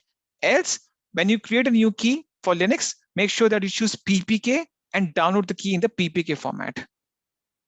Okay. So what I will do next is that I'll open PuTTyGen. Now, if you have already have the PPK key, you can skip this step because PuTTY accepts only the PPK format. But I have PEM format. I forgot to install the PPK format of it. So I'll convert the key from PEM to PPK. So let me see that because I don't have the PPK version of it. So I have the PEM version of it. Let me see that. But I don't have the, just go to the downloads. Yeah, I have the PEM version, right? So I'll be using the PPK version. So I'll just convert it. What I will do is that, see, there are multiple softwares in the market. You can try any one of those, fine. Okay, so what I will do is that I just go to PuTTY key generator, go to file, load private key, and load the PEM key saved on my desktop, right? Click on open, and once it imports the key, then I click on save private key, click on save, and this will save it in the PPK format. Now, if you somehow skip it to download that in the PPK format, then you can convert it using the PuttyGen. Okay, so I've already converted it. Now you can see that this is the new key in PPK format. I'll be using Putty to connect while using this key. So how will I go about doing that? I go to Putty. Now, guys, in your organization, this is how you will do that, because you're not to be depending upon the browser related software clients, because sometimes you don't have JavaScript working properly, or the browser doesn't support that. This is the most reliable option. Now, I've used Putty extensively in my day-to-day organization environment, so I'm comfortable using it. If you're using some other software, that's okay. Okay. Now, the very first thing it will ask me is for the host name or the IP address. So the thing is, I need to put in the host name or the IP address. Okay. So how will I go about doing it? I need to just go back. Either I just copy and paste the public IP address of the instance, or the public IPv4 DNS name. Okay, fine. I can put the IP address of the machine. The port will be 22. Connection type, the SSH. Now on the left hand side, you can see there are different categories out there. Now I need to upload the key right now. To do that, I go to SSH, AUTH, expand AUTH. Now the thing is, you just go to this thing SSH. I think they have changed some options over there under AUTH. Okay, yeah, go to SSH and AUTH. Then you can browse the key from here. Browse the PPK key. This is the PPK key that we just generated, and we click on open. And I accept it, and it gives me the login as stuff. The prompt, type in the username EC2-user, and I shall be able to connect to the instance without any issues. So you need to depend upon Putty or any third client party software in the business environment to get access to the Linux instances from Windows. Okay, fine. Now for Macintosh, it is a very simple option. You need to just open the terminal out there, and basically you need to go to your location where your key is being saved. Okay, so this is my key. So you need to use the PEM key, right? Use the PEM key. Now the very first thing is that if you're using from Macintosh, not for the Windows people, if you're using the key for the very first time, you have to change the access rights of it. So type in chmod 400, type the key name, right? Then SSH-I, type the key name, username EC2-user @ Now you define the public IP address or the public DNS name of the instance. So I define the public IPv4 address, paste it, and I'm connected, right? So it is easier on Macintosh compared to Putty. You just need to execute 1 or 2 commands, and you should be connected. Fine. That's a process that you need to just go through to connect to your instance, the Linux instance, using a Mac machine or a Windows PC. Now, we don't use private IP because private IP is only used for internal communication. Public means external. See, right now we're external users. We are gaining access to this instance over internet, not internally. You got the point? I'm using internet connectivity, the internet or the WAN network or the internet network to get access to this instance. I'm not doing that internally over VPN. That's the reason we'll be using the public IP. Okay. Now for Windows, the process is a bit different. So for Windows, what you need to do is that I just quickly launch the Windows instance because the options are almost same. So for example, I launch the instance and I pick one of the Microsoft Windows based AMIs. So let's pick the Microsoft Windows Server 2019 base. Okay, click on select. Okay, then we use t.micro, click on next configure instance details. Now the details are same. You don't see any difference out there. Okay, click on next add storage, next add tags. We just name it as, for example, production Windows Server. Production Windows Server, something like that. Just put it anything over here because we're just performing the demonstration, right? And now we just create a new security group because for Windows, if you want to get the root access, you need to choose the remote desktop protocol or RDP, which uses port 3389. For Linux, we have SSH over port 22. For Windows, we have remote desktop protocol, which uses port 3389. Just a quick info, guys. Test your knowledge of AWS by answering this question. Amazon S3 is which type of storage service? A. Object. B. Simple. C. Secure. D. Block. Comment your answer in the comment section below. Subscribe to Intellipaat to know the right answer.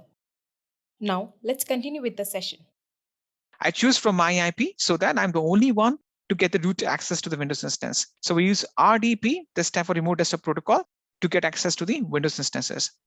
Click on Review Launch. Now I can choose the same key pair that I've used with the Linux instance. Okay, you can use the same key pair to access the Windows instance and the Linux instance, and click on Launch Instances. Okay, I think I need to go back and make sure I can change the security group, put a new name for it. Right now, once we launch the Windows instance, then I'll show you the process to get connected to it. Now, for the people who are using Macintosh, you need to depend upon a third-party client software. That software is called the Microsoft RDP or Remote Desktop Connection. So if you just go to the App Store, you can easily get it for free. So from people who own Mac, just go to the App Store and just type in Remote Desktop, and you can install the Microsoft Remote Desktop client on your machine. And the process is very simple. You put in the IP address of the machine and password, and you should be able to connect. I'll show you that how you can get the password to get access to your Windows instance. Fine. So Microsoft Remote Desktop is easy to install on your Macintosh. Now for Windows people, there's no need for that because the RDP client is already pre-installed on Windows machine. Okay. So it's taking some time. Windows take a bit longer to boot up. In the meantime, if you have any questions, then you can just put the questions forward. Sudhanshu is saying from one AWS instance to another instance in same VPC, you can use private IP. Absolutely. If it's internal, in the AWS, then one instance can have a dialogue with another instance using private IP because it's on the same network. But because we are connecting from the outside network to the AWS instances, then we use public IP. But if two instances in the same VPC or in same Amazon's network, if they want to have an internal dialogue, they will be using the private IP. Okay. So what I'm saying is that public IPs, there's no security threat. If AWS is getting a public IP, there's no security threat. Okay, let's forget about internet service provider. Let's focus on AWS. If you're deploying your services on AWS, no two instances will get the same public IPs, or the instance will not have the same public IP as a machine outside AWS. Fine. I think this will pacify this entire conversation. The instance will get the unique public IP. It will not be same as a machine in the same network or outside it. Fine. Okay. So there's no threat to security. Okay. Apart from that, even someone gets the public IP or has the same public IP doesn't mean that you will be able to get access to the instance because you have security groups, you have the key pairs. So you have different authentication mechanisms to give the authorization to the authorized people. Okay. Right. Okay. Now let's go back to the Windows instance. Let's the thing is how you can make sure that you can just go ahead and get access to the instance running on Windows. I was not talking about the public IP of the instance. I was talking about the public IP of client connecting to it. You were restricting access to the instance to users using a particular public IP. The answer is same. No two clients will have the same public IP. Okay. I'm not sure which service provider does that. No two machines can have the same public IP on the internet. Okay. Okay. Let me just go log into AWS Management Console.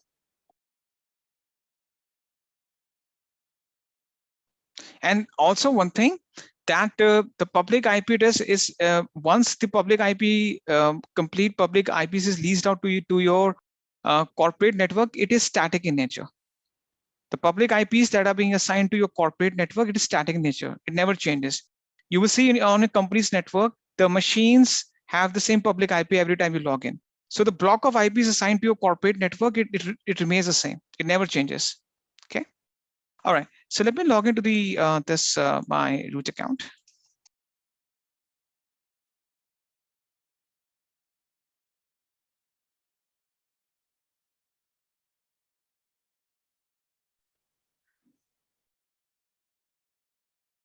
Okay, so I just go to the EC2 right now, all services, go to EC2. Now to connect from my Windows machine, I'm running this Windows 10. I just simply click on connect from there. And so I choose my Windows instance.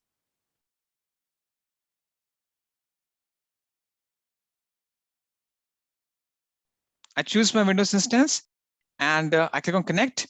Now I have to generate a password for it. So I can just go to RDP client. I can download a remote desktop file. Now before that, I can just get a password. Now to get a password, I just browse for the PEM key that's being saved on my desktop. Okay, now this is the password. Now you can change this password afterwards at the Windows level. Now I click on download remote desktop file. Now I open the RDP file that's being saved on my computer, click on connect, just put in the password and from my Windows 10 computer. So I should be able to connect to the Microsoft Windows 2019 server, right? So from my Windows 10 machine computer, I should be able to connect to the Microsoft Windows 2019 server. Fine, that's the way. And on the Macintosh, download the third-party software I've shown you, put in the public IP or the public DNS name along with the password, and you should be able to connect. This completes the conversation of the EC2. I've shown you the entire process of connecting to the instances. Fine. Okay. Let's discuss the concept of EBS, the Snap Elastic Block Store. I also show you afterwards how to create an AMI. We'll show you after we discuss the EBS stuff. We'll discuss that. Okay. Okay. One thing that's I missed out is the concept, the differentiation between the public IPs and elastic IPs. Now, the thing is, the public IP, we already see that we need to have the public IP to make the instance public in nature. Now, what do you mean by public in nature? Public means that it is exposed to the internet. You can get access to the instance over the internet, whether you need to connect to it using SSH or RDP, or the simplest use cases that you have installed a WordPress website or some web application upon the instance. And now you need to ensure, hang on one second over here, you need to ensure that you can get access to it. So the purpose behind we discussed the public IP. Now there's no charge for public IP. So public IPs are free of cost, as you see on the slide itself. They're free of cost. Now the thing is that at the back end, Amazon Web Services, they maintain a complete pool of public IPs. What happens is that whenever you deploy an instance, it automatically fetches a public IP. Without even you knowing that, it automatically gets a public IP, right? So what's the purpose of public IP? The concept, the purpose behind the public IP is that it allows you to gain access to the instances and the applications running upon it. You gain access to the instance or the applications running upon it over the internet. It makes your instances and its resources public in nature. Fine. Now, it's free of cost, no charge for it. And whenever you deploy an instance, automatically Amazon will fetch a new public IP from its pool and assign it to the instance. It's automatic in nature. But public IP comes with certain disadvantages. I'll pick the first instance as an example, and so that we can just focus on this instance, Linux instance, right? Now this instance that you can see right now, it has a public IP. Okay, I can use this public IP to get access to this instance using SSH, or if I deploy any Apache or any web application upon this instance, maybe Nginx server plus some WordPress site running upon it, anything I deploy upon it, any web application, I can get access to it on the fly. But the biggest challenge is that this is not static in nature, which means that if I stop and start the instance, this will be gone. And so what happens is that the public IPs, they don't interact with the instance on permanent basis. Let me show you this thing.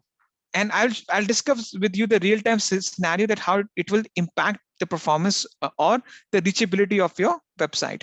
So for example, I go back to the details, copy the public IP, and let me put that on a text document, right? So this is my public IP address of the instance. Let me do one thing. Let me just go ahead and stop and start it. I go to the action, go to instance state and stop it. You will see that once I stop the instance, automatically the public IP address, which is a part of this instance, which ends with .15, will be detached from the instance automatically. It will be gone. Let's see. So this instance, once it stops completely, the public IP address of this instance will be detached automatically. Let's wait for a few seconds and see what happens.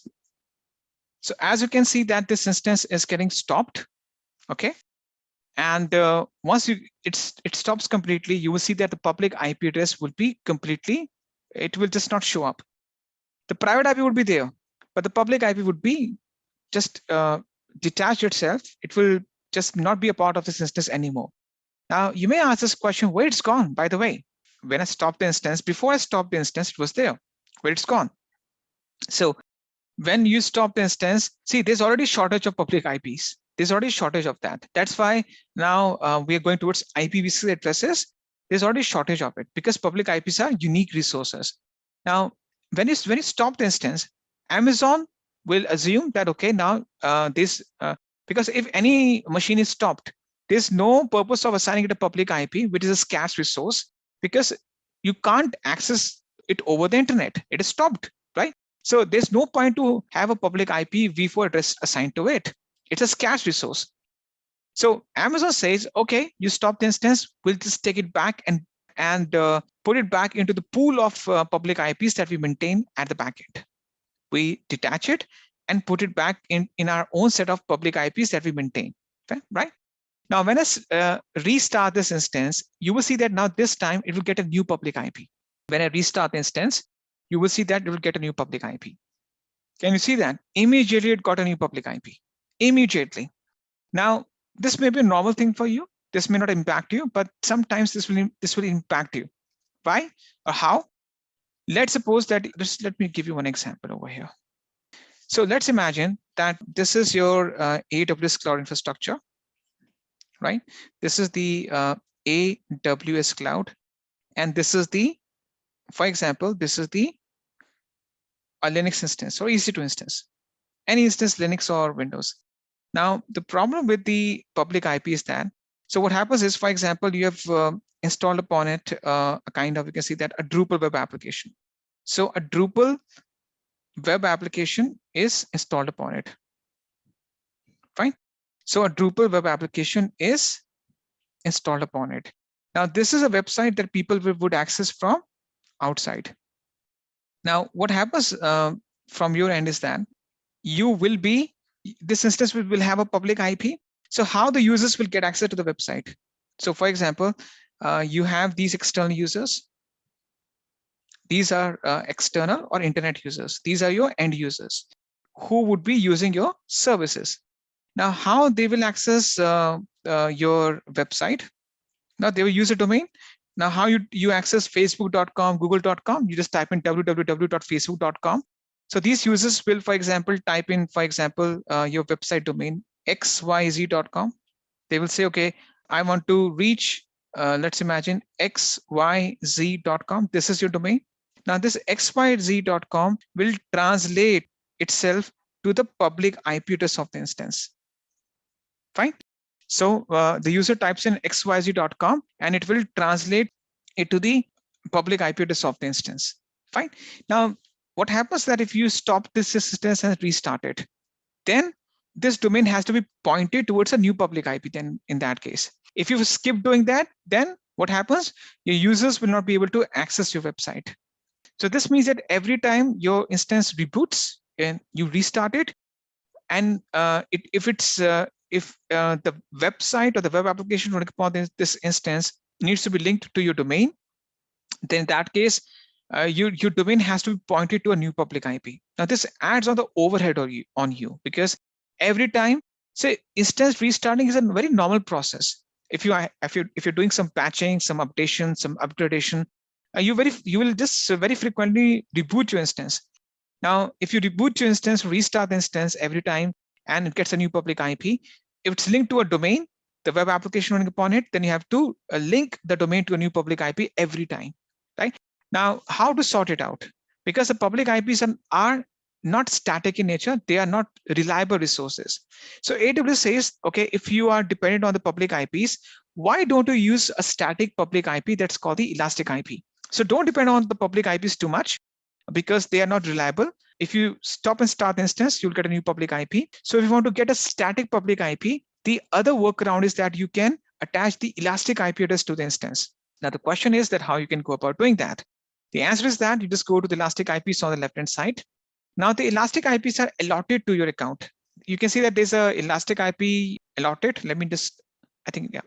So elastic IPs are allotted to your account. They stay in a region.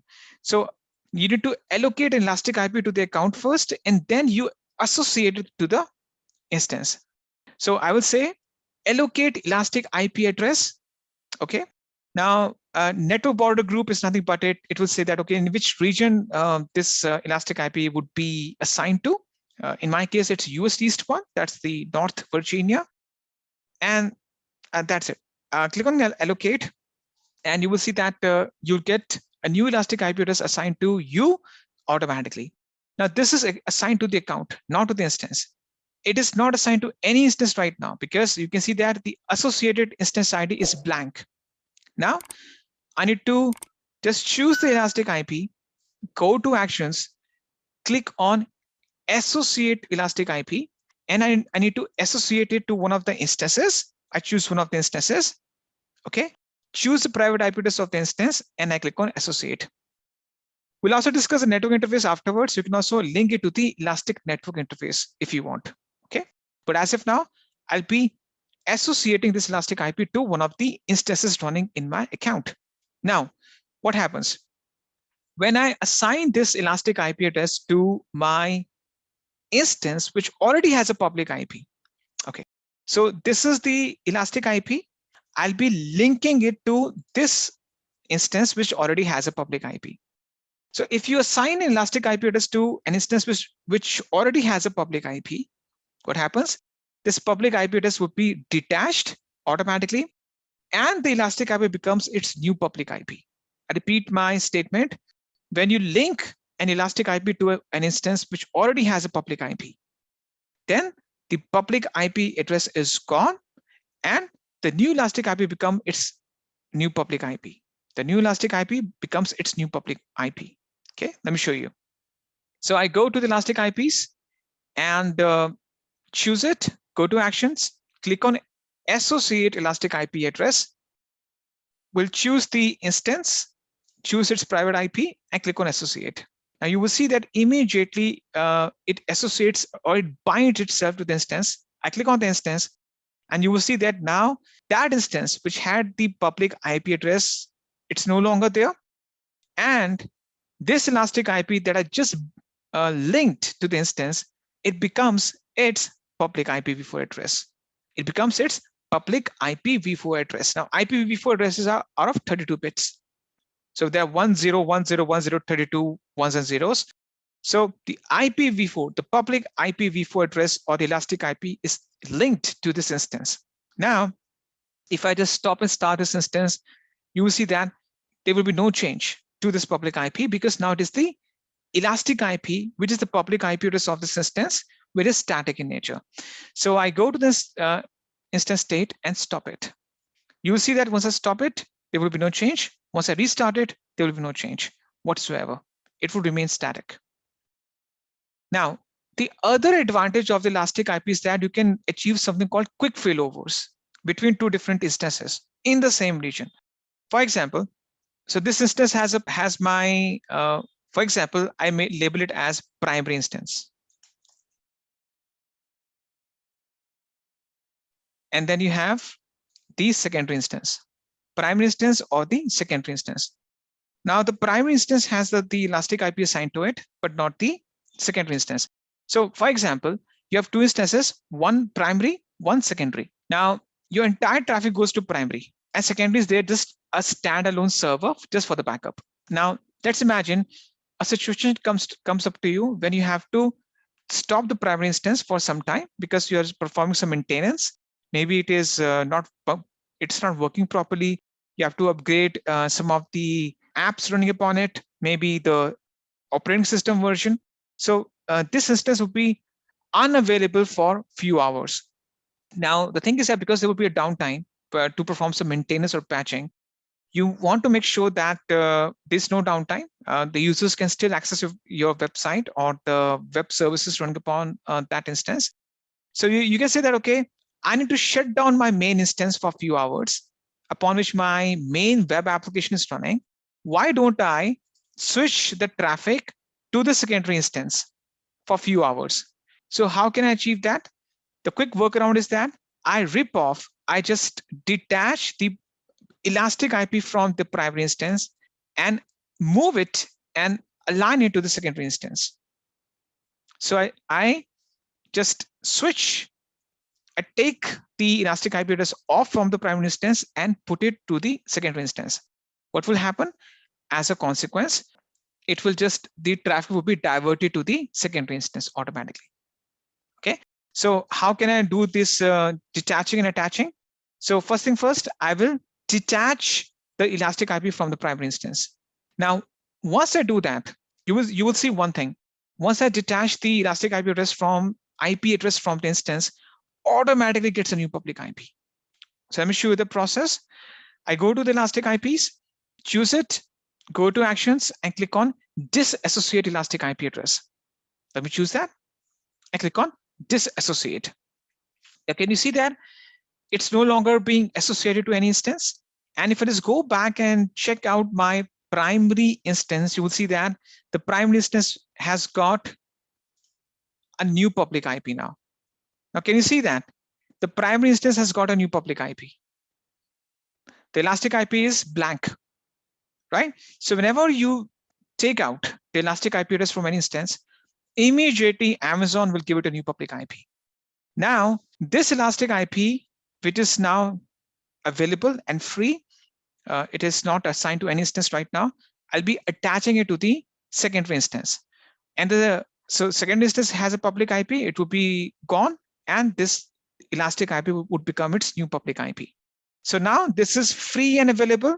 I'll be attaching this elastic IP address to the secondary instance. And as a consequence, the user's traffic would be diverted to the secondary instance.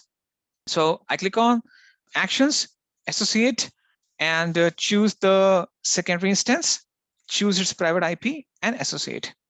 Now you will see that now I've just switched my elastic IP from the primary instance to the secondary instance.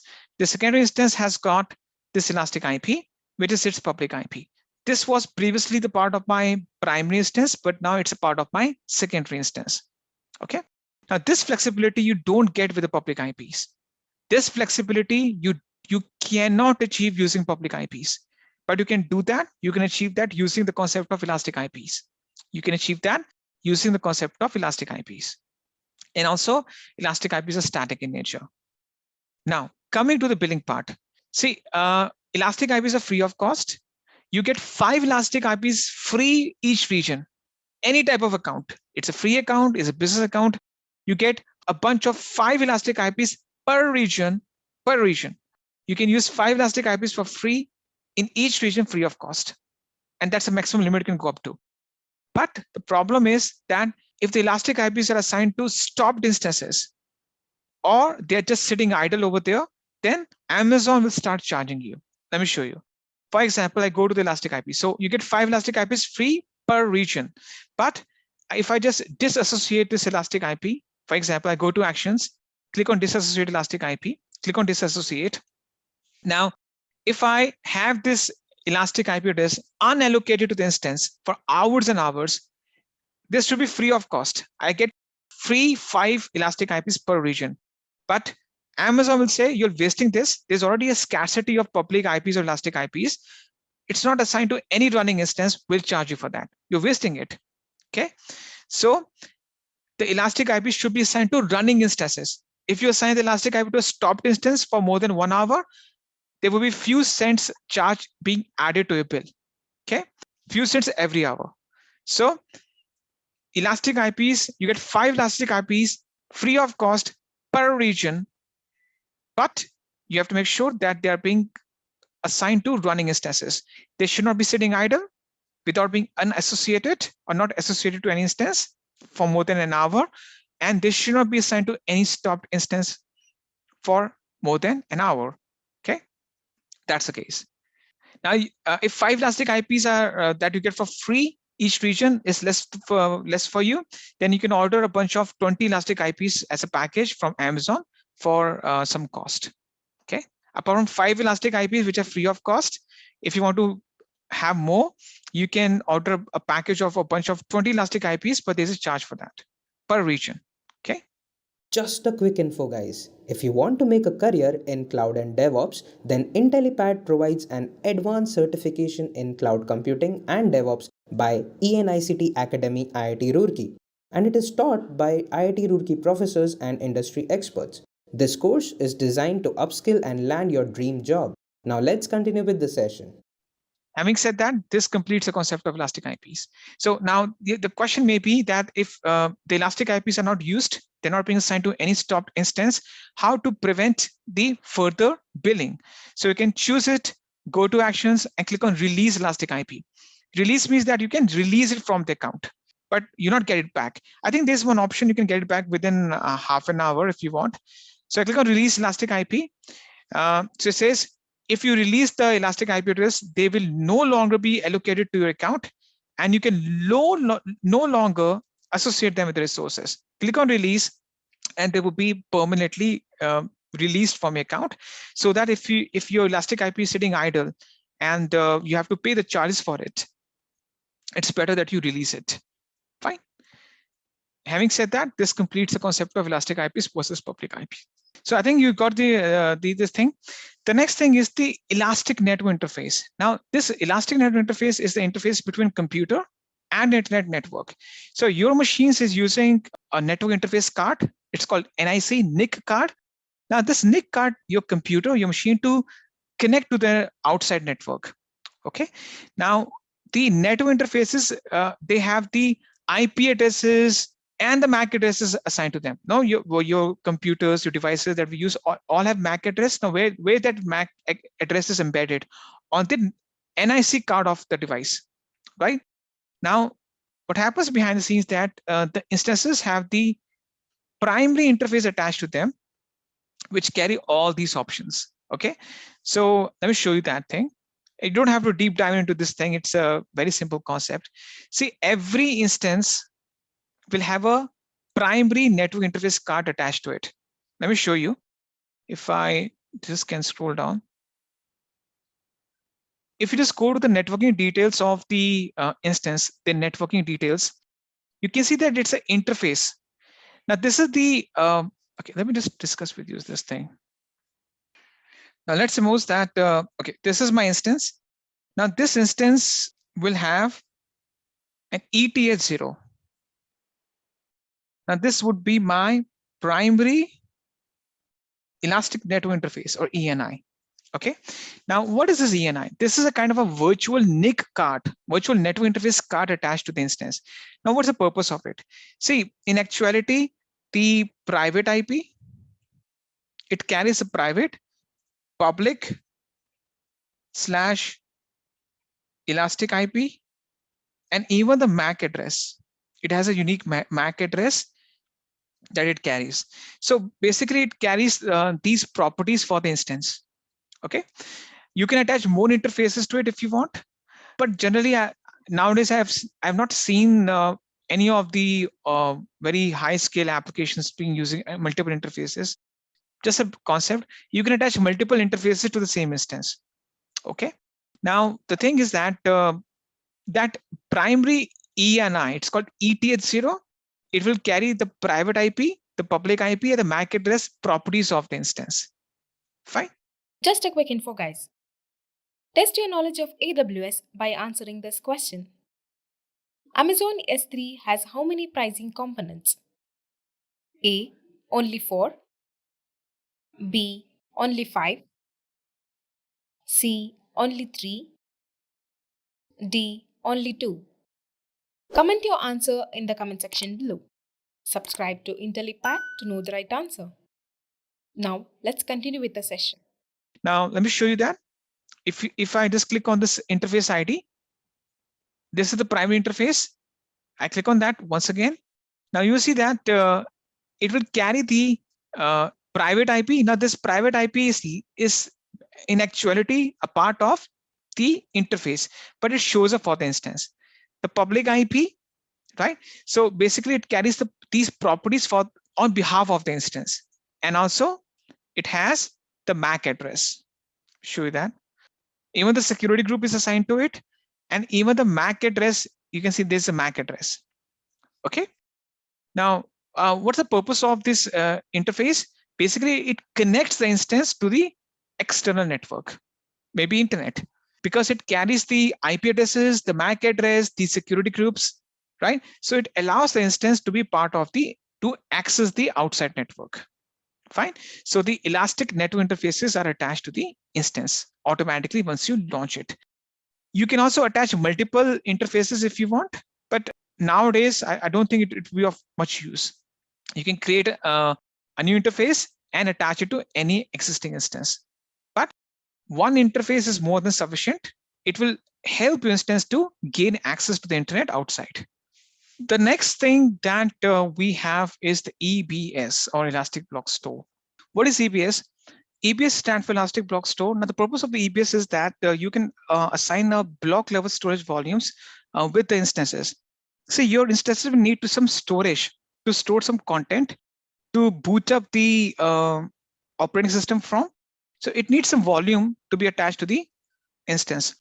Now, the thing is that these volumes are nothing but these are the virtual block stores that you attach to the instance, and it is connected to the instance in such a way that it remains a separate entity at the backend. Okay, so I'll just give you some overview on the slide itself, and I'll just switch to the this presentation part.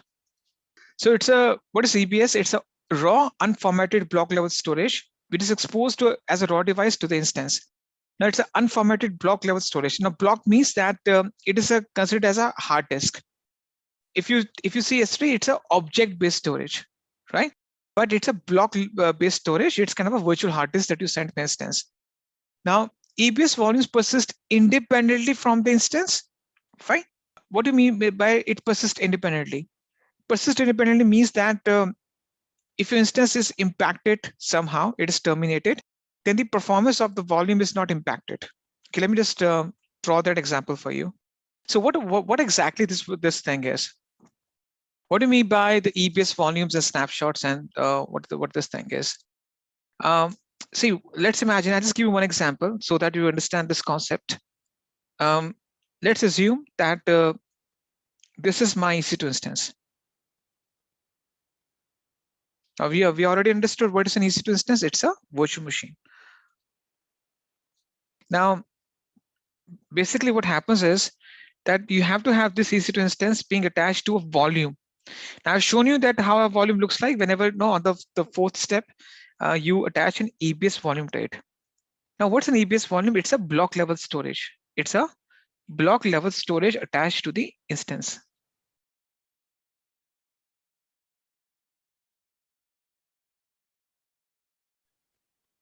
Okay, now the thing is that you attach the volume. So back end, whenever you launch an instance, this volume would be, it will attach itself to the instance, and automatically, if it's a root volume, it would be mounted.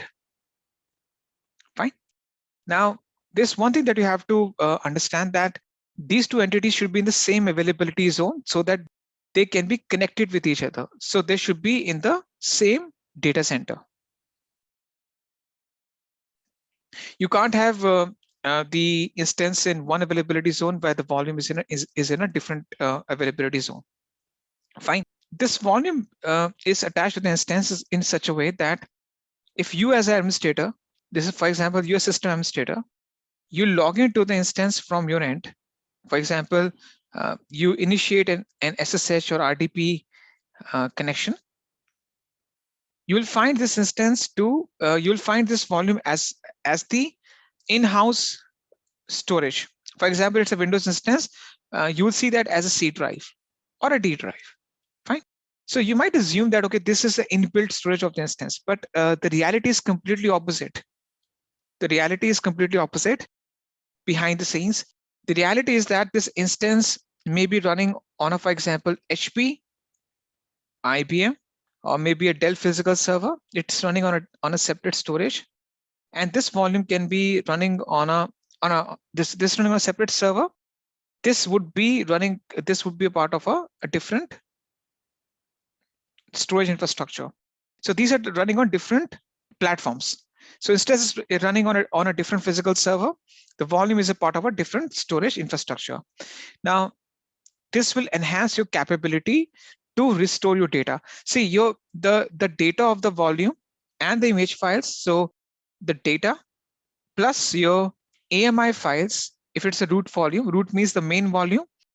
It will be stored upon the instance. Now, there's a statement that we saw over there that the life cycle, the EBS volumes persist independently from the life cycle of the instance. What do you mean by that? Let's imagine this instance goes down, it terminates. Fine. Now, even in the events when your instance are being terminated, it's no longer can be reused, it crashes for some reason. You can have the volume stay over there. Okay, you can take this volume and link it to a separate instance, but in the same. So this is a separate instance or another instance, but you have to make sure that it is in the same availability zone where the volume resides. So you can detach it from one instance and attach it to the another one in a same availability zone. So you have that capability. So how this will prevent your data? Your data will be prevented in case of instance failure. If your instance crashes, it terminates, your data remains unaffected or safeguarded, because the life cycle of the volume stays independent from the life cycle of the instance, because they both run on a separate underlying hardware. I think you understand this point. So this is a very important fact you have to understand. I think now the next question that, okay, there's a question, what if the NAS stand for network attached storage, SAN stand for storage attached network, DAS stand for disk attached storage. You can say that it's a storage servers. Just to make an example, these are the storage servers, storage infrastructure. Fine. Okay. Now the question is that this begs this question: what if the EBS volume goes down? See, one thing you have to understand: the EBS volume data is replicated across different places in a single availability zone. The data is automatically replicated, right? Automatically in a single data center. Apart from that, you can back up the volume in the form of snapshots. You have the capability to back up the volume in the form of snapshots. How you can do that? So for example, this is my EBS volume. Fine. Now you can back it up. You can back up using a concept called snapshot. Right? You back up the data in the form of snapshot. Now this snapshot data is being put into a backend Amazon S3 bucket that you can't see. It's a purely backend process being handled and managed by Amazon.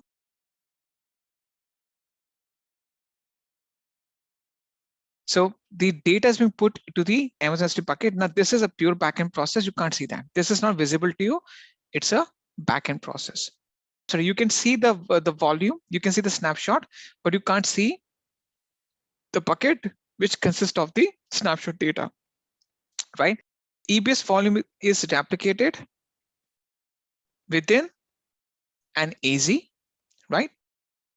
And the snapshot is replicated across different AZs in a region. The data of the snapshot is replicated across AZs in a region. So in these events, your data is being safeguarded because there are multiple applications going on. Your data is being duplicated in a single data center and across different regions, and your data is being safeguarded.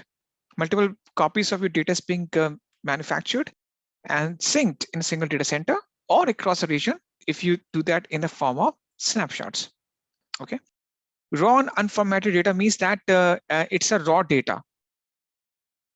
Raw storage, raw disk attached to it with no data.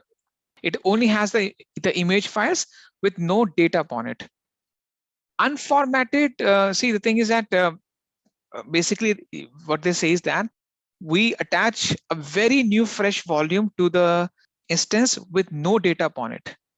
Okay, it's a fresh new volume. Fine. I think so the thing is that there's a cost for the snapshot and the EBS volume. So they take that replication cost from the snapshot cost and the EBS volume cost. They will not charge you any extra for that. So they will charge you from the snapshot storage cost and the EBS volume cost. Okay. Now, snapshot stores across a region, across different availability zones in a region, within the region. For example, in a region there are 6 data centers, it will sync the data across all the AZs in a single region. Now, snapshots are called incremental backups. What do you mean by incremental backups? Now, can someone make a guess? What is an incremental backup? The snapshots are called incremental backups. What do you mean by incremental backups?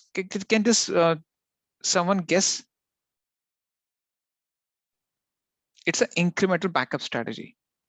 What do you mean by this incremental backup strategy? So the thing is that the purpose of incremental backup is that only the new blocks of data would be put in the bucket every time you have the same snapshot of the same volume. Okay, let me just give you one example. Let's imagine that this is an EBS volume of 30 GB. Let me just give you guys already know the concept, but just to make sure that no one is left behind. See, let's imagine, I just give you one example over here. Just try to understand the example. See, whenever, for example, this is the original volume of 30 GB. Now, basically, it's a gigabyte. GIB is gigabyte. 1 gigabyte is equal to 1.07 gigabyte, right? Now, you have this original volume of this gigabyte, and you want to create a first snapshot out of it. You say, okay, let me have a first snapshot being created out of it. You will say, okay, this is my first snapshot. So this is your very first snapshot.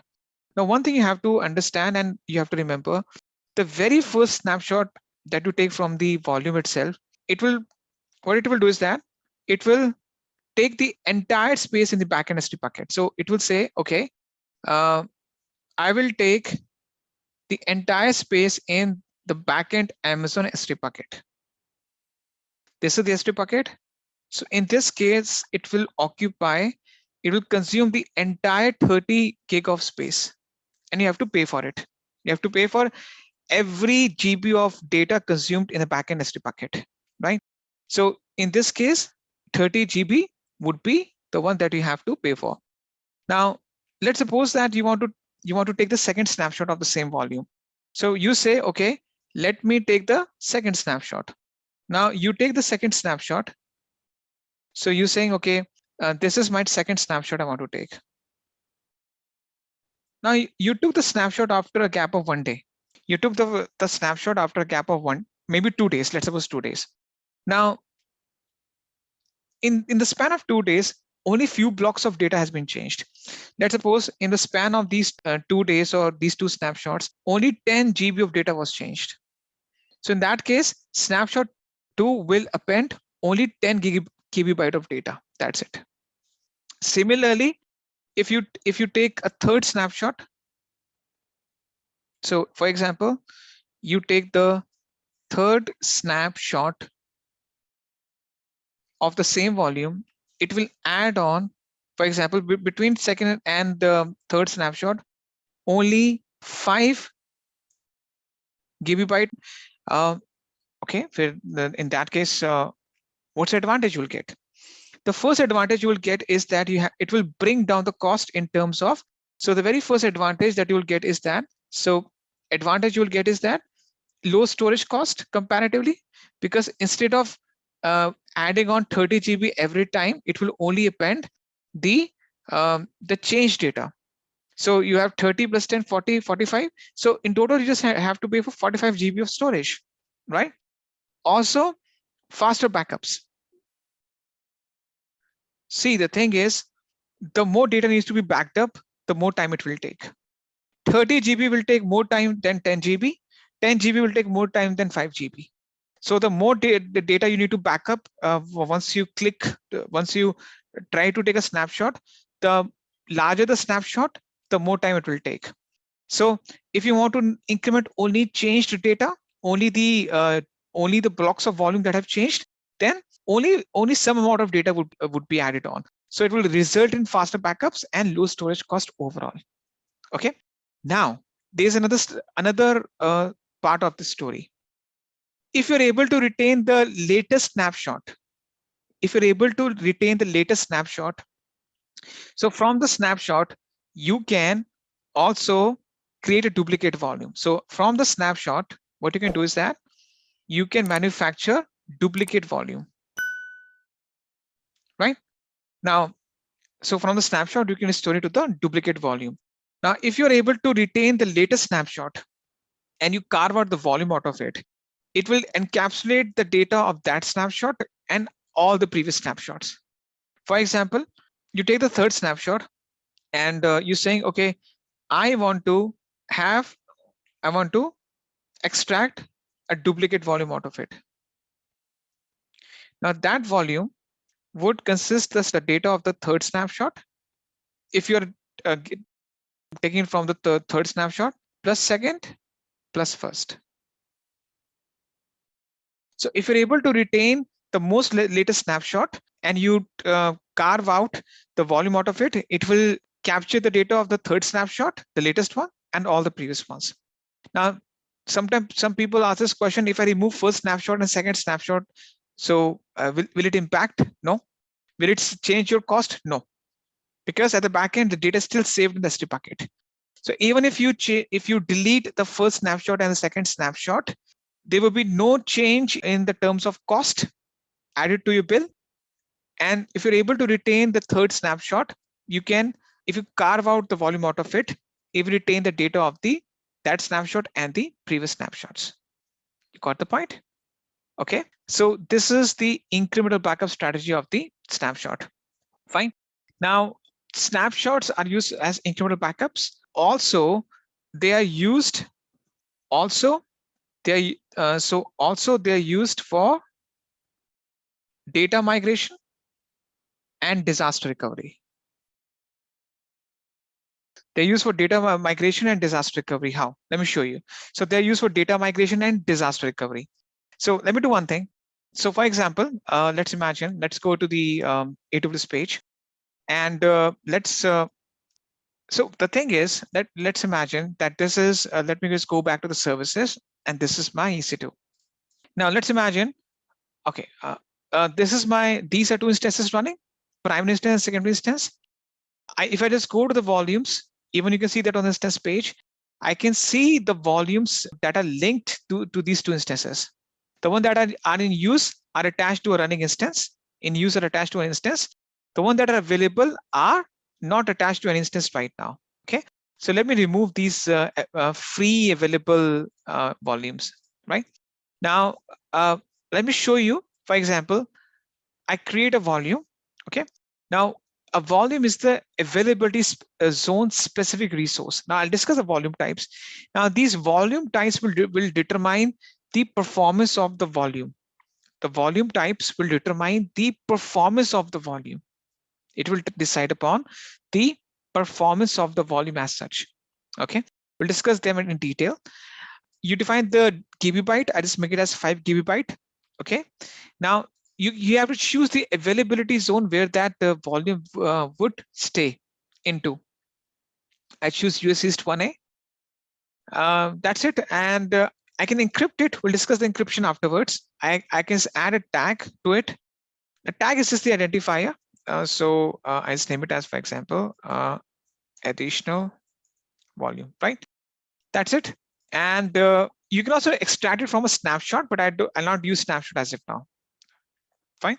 Click on create volume, and your volume ID is created. This is a volume ID generated, and this is my volume. Now this volume, I can choose it, go to actions, and I can modify it. I can have a snapshot out of it, or I can attach it to I click on attach volume and attach it to any instance in the same availability zone. I can do it without any issues, right? I can choose any of the instance in the same availability zone and attach to it. We'll not go with the attaching process as if now.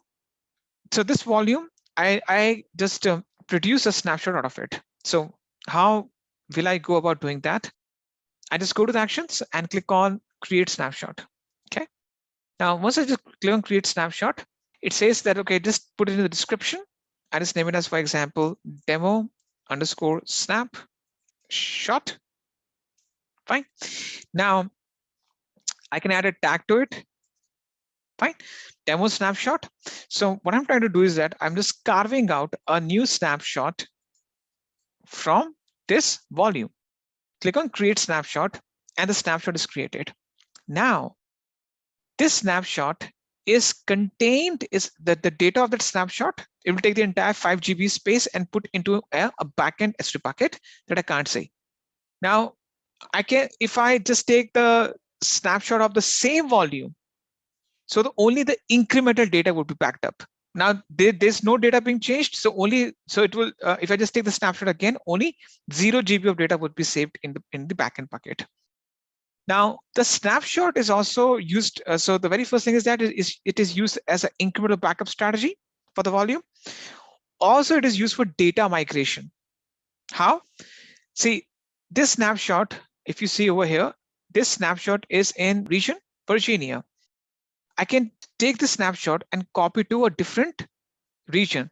So go to actions, click on copy, and I can copy it to, for example, let's suppose California. Okay, so I'm creating a copy of the snapshot from one region to another. I click on copy, and you will see that now, if I just go to California, switch to California, I'll be able to see the snapshot, the copied snapshot from Virginia to California. Can you see that? It just got copied over. Fine. So it is used for data migration, and also it is used for disaster recovery. So for example, if I lose access to the snapshot in Virginia, I can retain the same data from a duplicate snapshot in California. So also it is a disaster recovery and a data migration tool or a strategy. Okay. Now I can just go back to, for example, Virginia. Now you can't use the snapshot raw.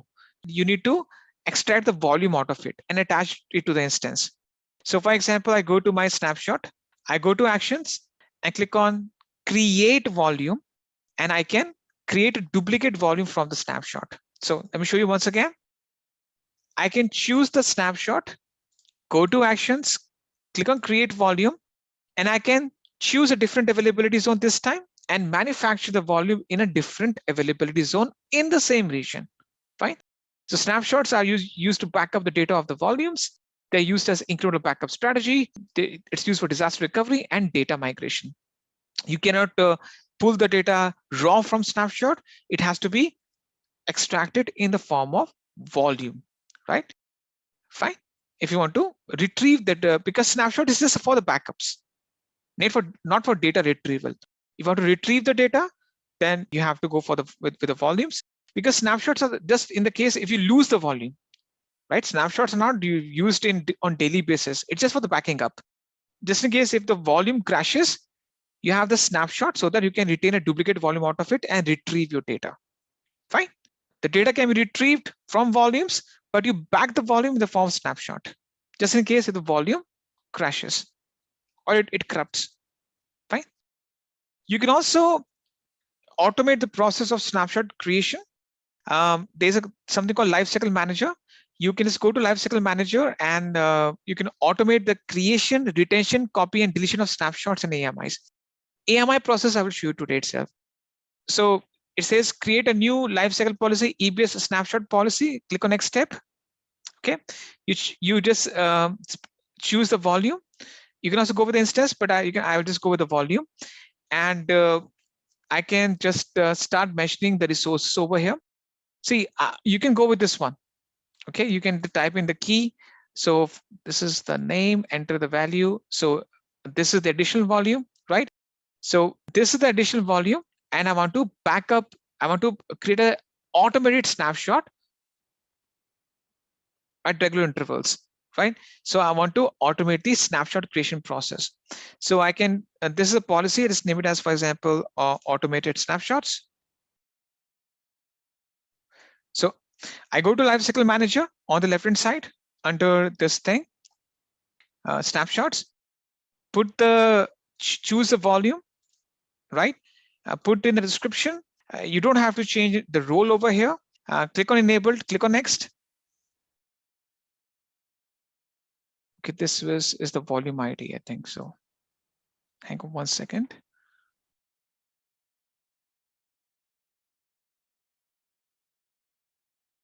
So the tag is name, additional volume. So I'm choosing this tag only. Why it's not accepting it? Added this thing and click on next. Now it will ask me the frequency. This is schedule name, frequency daily. I can choose daily, weekly, monthly, yearly. So I picked the additional volume. I said daily, every 12 hours, starting at 9 a.m. as per the UTC time. Retention type count. You can keep the amount of snapshots and delete the previous one. So basically, you are scheduling the daily backup of this volume. For example, every 12 hours, you can choose frequency daily, weekly, monthly, yearly. You can create a custom cron job. So I'm saying that, okay, I want to back up this volume in the form snapshot every 12 hours. And retain means that what's the count of last snapshots you want to retain. Let's make it as, for example, 5, right? And click on review policy and click on create policy. So it will just retain the 5 latest snapshots of this volume. Now, as per this policy, it will automatically create the automated backup in the form snapshot every 12 hours and retain the last 5 snapshots. So you can automate the snapshot process. There's another complicated way. I'm used to it, but this is the simplest way out there. You can use CloudWatch to automate the backups automatically. Okay. You can also share the snapshot with a different account as well. I can just go to the snapshot. I can choose a snapshot, go to actions and click on modify permissions. And I can define another root account number over here. Click on add permission and share the snapshot with other root account owner. That I can also do. Okay, fine. That's about the volumes and snapshots. Let me discuss the volume types. See, these are different volume types based upon the performance that you expect from the instance. Because the thing is that upon the instance or the instances, you'll be running a lot of workloads and applications to databases. Now, you might have some different expectations. The first one is a general purpose SSD. Now, whenever you create any volume, you see that if I just go to the volume page and just try to carve out a volume, you will see that it gives me some different options out there to choose a different volume type. Can you see that? Now, what are these volume types? See, you have general purpose SSD. So what's the difference? See, general purpose SSD are mainly used in the cases in a wide variety of use cases, web applications, small database-based applications. Basically, it has the baseline performance of 3 IOPS per GB. Now, IOPS stand for input output operations per second, which means that how many read and write operations can be carried on per minute. 3 IOPS, not per, I think it's 3 IOPS per second. IOPS stand for input output operations per second, per gig. So these many read and write operations can be carried on per second. The minimum is 100 IOPS and it can go up to 10,000 IOPS. I think now it is 18,000. Now it's just for general use cases. This is the SSD back storage, a fast storage. Provision IOPS is used now. The maximum that you get is 64,000 IOPS. It is the Ferrari of storage volumes. Gives you the fastest storage, fastest access to your data sets. Used for very large scale databases, MongoDB, Cassandra, DynamoDB, right? Just a quick info, guys. Test your knowledge of AWS by answering this question. Amazon S3 is which type of storage service?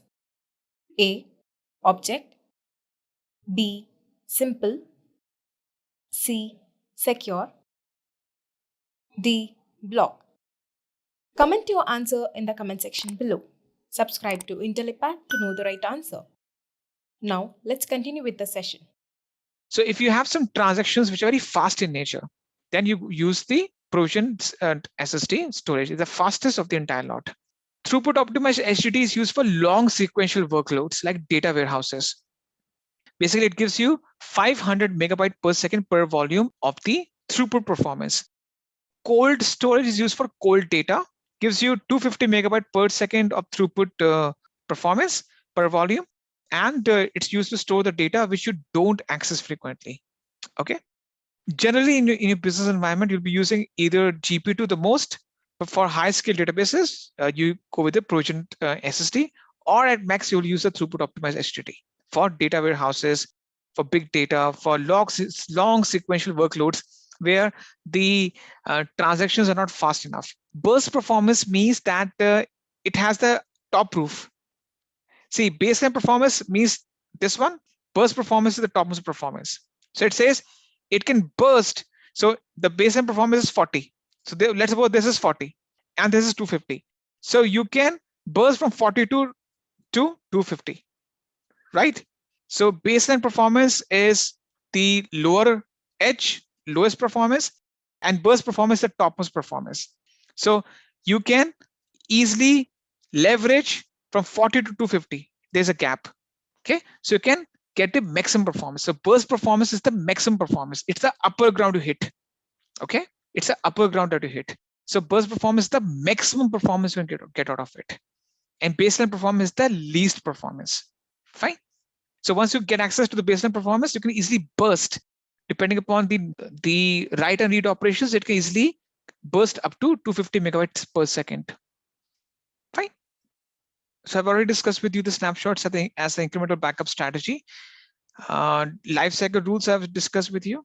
So that's about the stuff out. And the purpose of EC2 is that you can deploy a virtual server in the cloud. Now, what do you mean by virtual server? A virtual server is nothing but it is a kind of a virtual machine which has some compute capabilities, including GPUs, CPUs, RAM, storage. So it has all the compute resources with it, which are virtual in nature. Now, why you say virtual in nature? Because you can't see those physically. Now, whenever you deploy an EC2 instance, you deploy that virtual machine in a specific region. Okay, and whenever you click on launch instance, so this is the EC2 dashboard. Some people call it as an instance dashboard. Yeah, this is the EC2 dashboard because instance dashboard is this one. If I just see the instances, this entire thing is the EC2 dashboard. Now, once you just go to the EC2 dashboard and click on launch instances, the very first thing that you can see is that it gives you a couple of AMIs to choose from.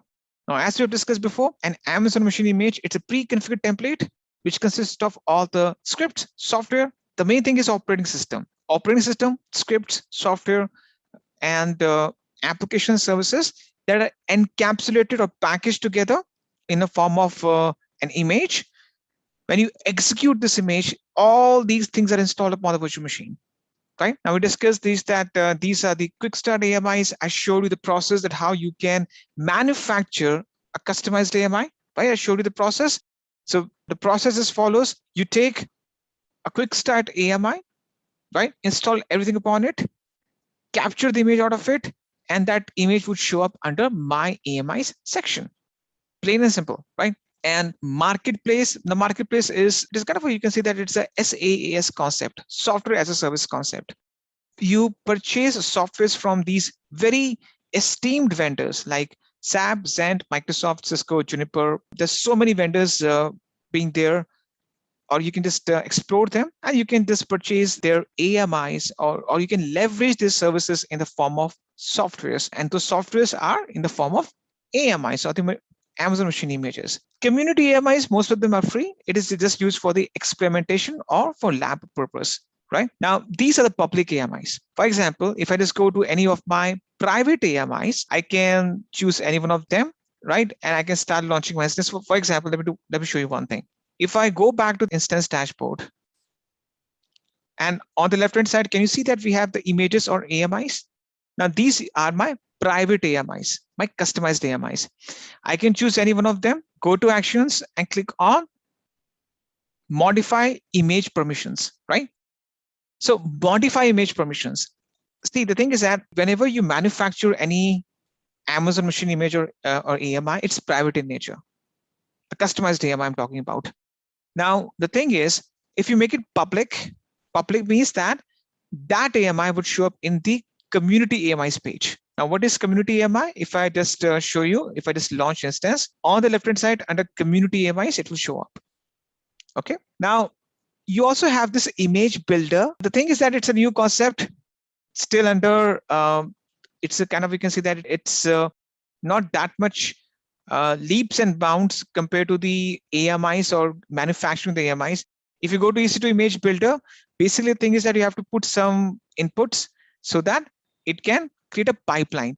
Now, this is much more advanced in nature. So for example, I click on create image pipeline. Basically, it just creates a complete pipeline for the image to be manufactured, right?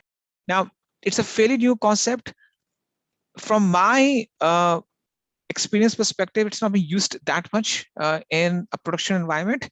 Basically, the main thing is that you have a complete pipeline to automate the image building process. Okay. How can we create community AMI? Whenever any private AMI, you make it as public, it shows up in community AMI. These are my private AMIs. I choose any one of these, go to actions, click on modify image permissions, choose public and click save, right? Once I click on save, it will take a few minutes and it will show up in the community AMIs section. It will show up in the community AMIs section. So any image that you manufacture, on the left-hand side, these are my own customized AMI, my private AMI. If I make it public, it shows up in community, right? Now, I just go to the instances, launch the instance, choose the AMI. Now, instance type is nothing but it's a virtual representation of the underlying physical resources, the amount of RAM, the CPU, storage, etc. Right? So basically, the main thing is that it's all up to you whether you want to choose any one of these AMIs depending upon the types of services and applications you want to deploy upon the instances. Now, the next thing that we'll do is that I click on next configure instance details. Now, we discussed that we can deploy the number of instances. I discussed with you 3 or 4 purchasing options: on demand, reserved, spot, and we also discussed dedicated host and dedicated instances. But the thing is that whenever you deploy an instance from scratch without buying any reserved instance, then it is on-demand instance from scratch, or it's an on-demand instance by default. Okay. Now, what is an on-demand instance, by the way? The on-demand instance is as per the requirement. Now, the on-demand instance is the instance that you pay for the number of hours and seconds consumed. So, for example, you deploy an instance for, let's suppose, for 2 hours. Now, when there's no demand, you stop the instance, you pay 2-hour usage bill to Amazon Web Services, and that's it. You don't have to come into any long-term contract with AWS. So when you want, you get it. When you don't want it, dispose or you just get rid of it. That's it. You don't have any long-term contract with Amazon Web Services. Now, any organization that comes new or fresh on this platform, basically I've seen from my experience that for a few months they go on demand. Now, when they are pretty much confident, okay, they can just move forward and they can reserve those instances. It has 2 advantages. One advantage is that it will guarantee them the capacity whenever they want. For example, they reserve 1000 T3.micro instances. So they are being guaranteed that they will be allotted 1000 T3.micro instances for a duration of 1 year or 3-year contract. First one is the commitment. The second advantage is that they get 70% discount off compared to on-demand instance. Okay. So for example, an on-demand instance costs $1 an hour. It will cost you almost 30 to 35 cents per hour. Okay. So you get up to 70% discount compared to on-demand pricing model. Okay. So you go with the reserved instance, you'll be guaranteed that the number of instances you will get based on the reservation that you have done, and also you get a discount. Now, we discussed the VPC and the subnets. VPC is nothing but it's a network where you deploy all your instances into, and each VPC will have a subnet. A subnet is nothing but it's a private IP address. Now, spot instances, it is rarely used in production environment. Basically, the thing is that you get 90% discount compared to the on-demand instance. But what happens in the spot instance is that you can't control the life cycle of the instance. For example, an instance cost $1. Just a quick info, guys. If you want to make a career in cloud and DevOps, then Intellipaat provides an advanced certification in cloud computing and DevOps by ENICT Academy IIT Roorkee, and it is taught by IIT Roorkee professors and industry experts. This course is designed to upskill and land your dream job. Now let's continue with the session. An hour. Now, if you do bidding and your bid is higher based on the trends. Okay, let me show you one thing. See, for example, I go with, on the left side, I just go with spot requests. So for example, I go with this spot instance. I can request spot instances by choosing the specific configuration of the instance. But before that, what I can do is I can click on pricing history at the top right-hand corner. Can you see that? Now, the thing is, based on the specific availability zone, for example, let's go with instance types. I want to see that this is C3.8x large instance, which is quite costly. And I can see the trend over here in the past 3 months, for example, C3.large. And this on-demand price is this much, 10 cents. But if I go with spot, I do the bidding, this will cost me this much. So can you see that there's a very high much reduction in the, so it gives me up to 72% discount compared to the on-demand price. Sometimes you get up to 90% discount. Okay. Now, when you do the bidding, you have to put a high amount compared to what you're getting right now. Okay. Maybe $0.030. So you have to bid a high amount. When I've seen that there's a bidding of any property that's being done, they give you the minimum price. Okay, what's the price of this property? $1 million. This is the minimum price. Some will say, I'll give $1 million and $1,000 or $2 million. So you bid for that. Now, if your bid is accepted, so this is the minimum price. You have to bid higher than that. Now, once you bid even a cent higher than that, some chances are you'll get the instance. Okay. Now, the problem with this type of this spot pricing is that you can't control the life cycle of the instance. Now, you may ask me, what is life cycle? This means that when this instance will be stopped and terminated, you can't control it. That remote control is with Amazon Web Services. See, reserved instance and the on-demand instance, it's up to you. You can stop the instance, start the instance based on your requirement. But in this case, that the instance will be terminated based on the Amazon Web Services need. So they will terminate the instance in 2 different scenarios. There's not enough capacity available. Maybe you have gone for 10 C3.large instances. You ran for 5 hours. Now, might be that after some time, someone has given a high bid than you, right? Or maybe there's not enough capacity available at the back end. So in that case, your instance would be terminated immediately. You can have some buffer time. You can buy some buffer time in that case. But the thing is that you don't have complete control upon the life cycle of the instance. It can be terminated automatically. You can see that on the dashboard, it will be terminated in the next few minutes. You'll be notified for that, about that. But you can't control its termination behavior. If any instance that's terminated automatically, this will hamper my production. Yes, that's the reason it's not very much used in production. It's used in universities. For example, you are a college student, and you're just building some AI and machine learning models. And you just want to, because there's already a tight budget, you just want to test the things out. The instance is terminated, that's okay. You're relaxed. There's nothing, your production environment is not inflicted in any case. Okay. Or for example, you're working for a media company like Netflix. Netflix uses spot instances for video processing, rendering. For example, the video needs to be consumed on Android devices, iOS devices, WebOS, or for example, on smart TVs. So it has to be converted into different formats. So there's some video rendering or processing needs to be done. So you can go with the spot instances, you process the videos, download them on your computer, and that's okay. So because video rendering or processing, it takes a lot of compute capacity. We click on exahash storage. Now we discuss in detail that this is the EBS volume, a block level volume that we attach to the instance. And we discussed the different volume types. Okay, we discussed the general purpose SSD. It's used for a variety of use cases for the web applications, for small scale databases. You don't have very high expectations, right? Provisioned IOPS. Provisioned IOPS is used in the cases where you need a very fast performance. It's a Ferrari of the volumes. It gives you up to 64,000 IOPS per GB of the volume. And it's used for very large scale databases like Cassandra, MongoDB, DynamoDB, etc. Click on Xconfigured security group. Now we have discussed that in detail, that a security group is nothing but it's a firewall that you apply to the instance. Basically, you restrict the incoming and the outgoing traffic with respect to the instance. It's a firewall that you use.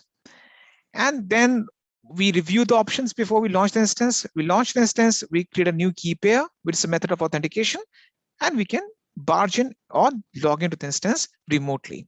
Okay. And I've already shown you that you can connect to the instance using different ways, depending upon whether it's a Windows instance or it's a Linux instance. Okay. So for example, let's go to EC2 pricing. You can see that it allows you to spare Amazon EC2 compute capacity, 90% of the on-demand price. Spot instances are recommended for applications that have flexible start and end times because the instances can be terminated at any time, right? Now, the thing is, let me show you the spot request. Let's try it out right now. Okay. I click on request spot instances and let's go with load balancing workloads, t2.micro instance type. And let's go with the default thing. The capacity that I need is only 1. Okay. Can you see over here? Set the maximum amount per hour you're willing to pay for your spot instances. Now, this is what the bidding means. You say, okay, this much maximum cost I'm willing to pay. This is bidding only. It's not a set price. You quote your own price. Have you seen in movies that how they do the bidding? So you set your own price. The person who sets the maximum gets the why it will affect the spot instance pricing. Why do not do that? See, I've shown you the pricing history. If in the pricing history it's 30 cents, you have to bid higher than that, right? If you bid lower than that, then in that case, it will not be accepted. It's bidding only. See, they're saying that you set your maximum price. See, if you see the basic definition of bidding, it means that based on the lower scale, you quote your price. It will only affect the spot instance availability for you. Spot instance means you bid for the compute capacity, which means that you bid for the number of instances you want. Now, it will only affect the spot instance availability for you. That's what we are discussing right now. You do the bidding, right? Once you do the bidding, once your bid is higher than the spot price, there are two prices: spot price, the set price, and the bid price. If the bid price is higher than the on-demand price, then you get the instance. This is how it works. After that, we discussed about the volumes and snapshots. See, volume is nothing but it's the storage that we add to the instance itself. And that storage is linked to the instance in a specific availability zone. It is persistent in nature. Now, what do you mean by persistent? Which means that even if your instance goes down, then the volume is not affected. And you can back up the volume in the form of snapshots. And this ensures that your data is preserved even if the volume gets corrupted. So I've shown you the process of the volume being attached to the instances and to extract the snapshot out of it. Also, we have discussed that we can automate the process of snapshot creation by creating a life cycle policy. Fine. Now, the next thing that we will discuss is the concept of load balancer and auto scaling. Now, this concept consists of 3 main topics: load balancer, auto scaling, and Cloud 53, right? Now, the purpose of behind this thing is that we can understand that how, so right now we are moving from one instance infrastructure to large infrastructure. So as of now, our scope was very narrow. We were just focusing on only one instance. Now we have to broaden our focus and go to an infrastructure which is based on multiple instances. See, your architecture will be dependent on multiple instances, not only one instance, because You need to achieve something called high availability of your applications. Now, let's discuss the load balancer. Okay, so what is that? Imagine that you have a web-based architecture and you don't want to depend on one instance, right? You will be depending upon multiple instances in that case. So for example, you have 10 instances, 10 virtual machines at the backend with same set of services and applications running upon them. Now, this begs this question that, okay, you have 10 instances clustered together in an architecture with same set of services and applications running upon them to give you durability, redundancy, backup, and so on. How exactly the traffic would be diverted and managed towards them? There should be someone, for example, you are working in a team, there's a manager on your top. What's the purpose of the manager? Now, he ensures that every person in his team, he allocates some work to every person in his team, say, okay, do that. You need to do this thing by end of the day. So he manages the team. He ensures that the workload is distributed through the entire team members and every person in his team does his job. Similarly, load balancer is a manager on the top of instances. He says, okay, I'm your boss. I'll get the traffic from the user and distribute that traffic, the load, balance that load across all the instances at the backend. You got the point? So he's a manager. He takes the request from the users and puts those requests across all the instances. So it balances the load. So for example, there are 10 instances. It will, and 100% of the traffic distributed across 10 instances. So each instance will get 10% of the traffic. So a load balancer is a service that uniformly distributes the traffic and workloads across multiple servers or a cluster of servers. Load balancing increases the availability and fault tolerance of an application. So the purpose of the load balancer is it uniformly distributes the traffic. Uniformly means that every instance gets the equal amount of traffic and workloads across multiple servers or clusters or services. So anything that needs to be processed or any traffic that needs to be diverted, it goes uniformly, distributed uniformly across the set of instances. Now, how this is useful? For example, I have 10 instances. If 5 of them, they go down, I can divert the traffic and manage them across across the other 5 instances. So it increases the availability and fault tolerance of an application. So it is a single point of contact. So it is the traffic manager, the traffic police. It ensures that the roads are not congested. The network traffic is diverted smoothly, uniformly across all the instances at the backend. Okay. Now, the next thing that you need to discuss is that what are the different advantages of it? It's a load balancing service for AWS deployments. It scales itself as necessary to handle the load. Now it can take care of any amount of load. There's no limit. For example, if you want to scale up further, you can go with network load balancer, which can take care of 1 million of requests per second. So it can scale itself automatically. You don't have to tweak to scale its performance, efficiency. Traffic that comes in through the load balancer, it's distributed equally across multiple availability zones. So it ensures that the traffic is diverted, it's routed across different availability zones uniformly and efficiently. It's a single point of contact for clients. So clients will say, we are sending the traffic to you. You take care of the backend process. So the load balancer will balance the traffic automatically behind the scenes for the front-end users. Okay. Now there are 3 types of load balancers. Actually, there are 4. One is the new one, the gateway load balancer. It's used for virtual appliances. The first one is the classic load balancer. Now it resembles the traditional load balancing, but virtual devices replace the physical hardware. Now this is kind of obsolete. It's not that much used nowadays. It is the very first load balancer that was introduced, classic load balancer. Even though it's very advanced in nature in terms of functionality and very efficient, but now Amazon Web Services is saying that, okay, you just stay away from that. So they don't advocate that you just go with classic load balancer. Instead, they will say, go with the application or go with network, right? So classic load balancer is kind of, you can see that it's kind of obsolete. It's still there for you to use, but if you want to use it, you're most welcome. Network load balancer. Okay. Now, this is managing sudden and violent site traffic. Now, what do you mean by that? For example, you're running an e-commerce platform upon Amazon's web services infrastructure, maybe Flipkart, let's imagine. And there's a big Diwali sale, big Christmas sale, New Year's sale, Black Friday sale.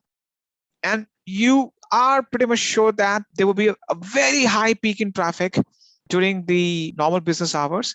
And for example, you have a big discount going on during Diwali or Christmas. So you expect that, okay, millions and millions of people will visit your website and they will placing orders. So to handle that kind of traffic, you go with network load balancer. It's a kind of Ferrari of the load balancer. It can take care of millions of requests per second, right? Very certain and violent site traffic. And no other load balancer has a capability to replace network in terms of handling so many requests per second. Now, you also go with the application load balancer. Now, this is kind of, you can say that it's used in majority of the cases. It is used for containers, Docker containers, Lambda functions. It also supports something called content-based routing. Okay, so based on the content of the request, it can route the traffic. For example, you want to get the images. It will say, okay, I route a request to those instances.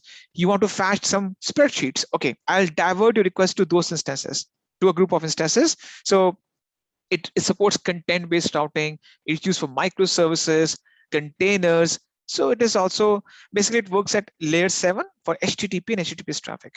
Okay, and network load balancer can take care of TLS, HTTP traffic, even the UDP traffic, which stands for user datagram protocol. It's used for voice-based applications. Okay. Now, this is the diagram that shows you that how the classic load balancer can function for you. And the same goes with the application. You can see that the traffic is hitting the load balancer. This spherical object you can see is the load balancer. This is the icon of it. It gets the traffic. It distributes the traffic equally across all the instances, across all the availability zones. Okay. Now, this one important thing that you also need to understand, the function of the load balancer is that it ensures that only the healthy instances will receive the traffic. Because if any instance is down, it's frozen. And let's imagine that it is shut down. Okay. Just a quick info, guys. Test your knowledge of AWS by answering this question. Amazon S3 has how many pricing components? A. Only 4. B. Only 5. C. Only 3. D. Only 2. Comment your answer in the comment section below. Subscribe to Intellipaat to know the right answer. Now, let's continue with the session. So it automatically detects that there's something wrong with the instance, and it will ensure that the user's request is not being sent to that unavailable or unhealthy instance. So it ensures that only the healthy virtual machine is capable to receive traffic. If it's unhealthy, it will stop sending the traffic to it until it comes back up. Okay. Now, network load balancer works as the same as classic, but much more advanced. It works at the 4th layer. I think it's a network layer of the OSI model. OSI is the 7-layer model for the network.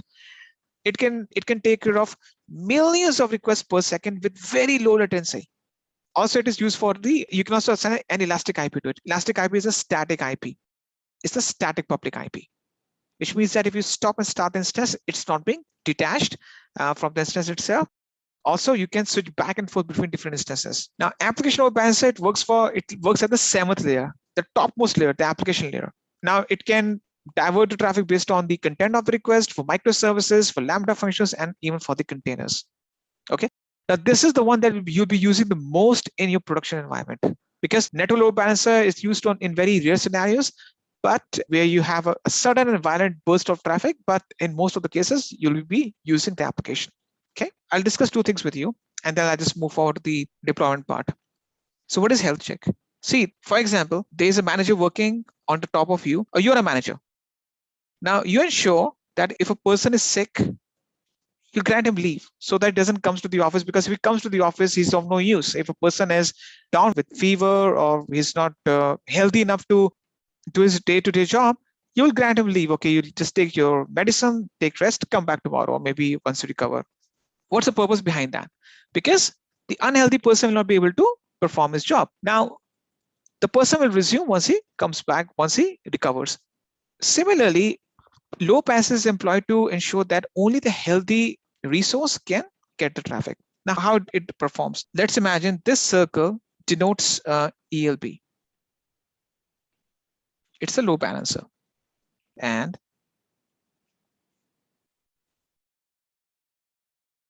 this is my EC2 instance. Now over here, this load balancer will, so the thing is that there are two types of traffic you have to understand.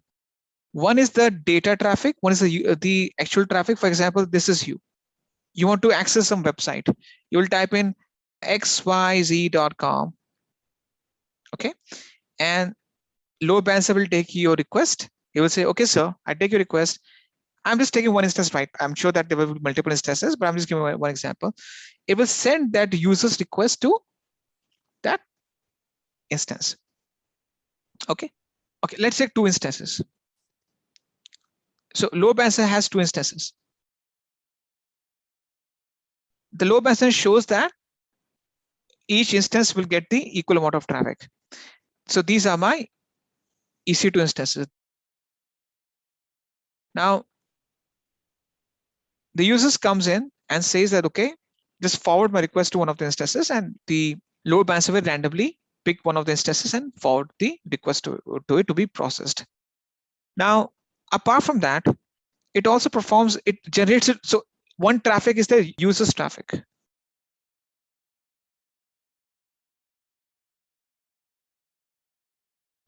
So user's traffic is nothing but it's a user request being sent to one of the instances for processing.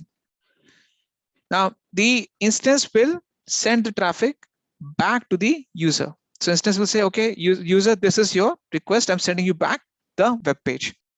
Now, one thing, the load balancer will only treat the incoming request. It's not for outgoing. User will send the traffic to the load balancer.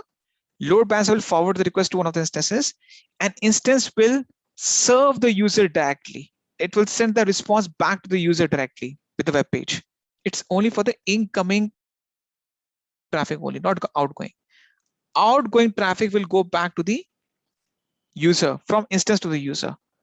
It only establishes the connection incoming, but the outgoing request, the response will be served from the instance back to the user directly. Okay. Now, apart from that, the instance also generates its own traffic. The traffic is health check traffic. Simultaneously, load balancer will say, okay, I'll send you a health check request.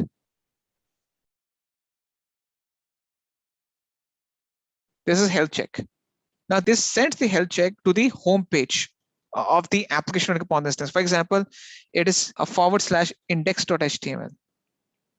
This is the default page of my website running upon the instance. Now it will periodically send the health check by default every 30 seconds. So this health check is performed every 30 seconds towards every instance automatically. You can manipulate it, you can make it fast, or you can increase up to, I think, 5 minutes.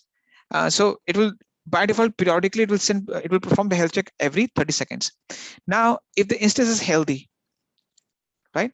If the instance is healthy, it will respond back to the instance saying, okay, instance, I'm healthy, using 200 OK as an acknowledgement message. So if the instance is healthy, it's responding. The application and services running upon that instance is perfectly okay. In that case, it will say, okay, instance, I'm healthy.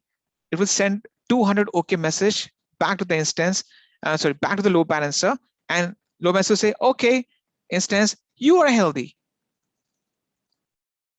because you are responding to me. Okay. For example, I pick up a phone and say hello. If the other person says hello, this means that I'm audible to him, right?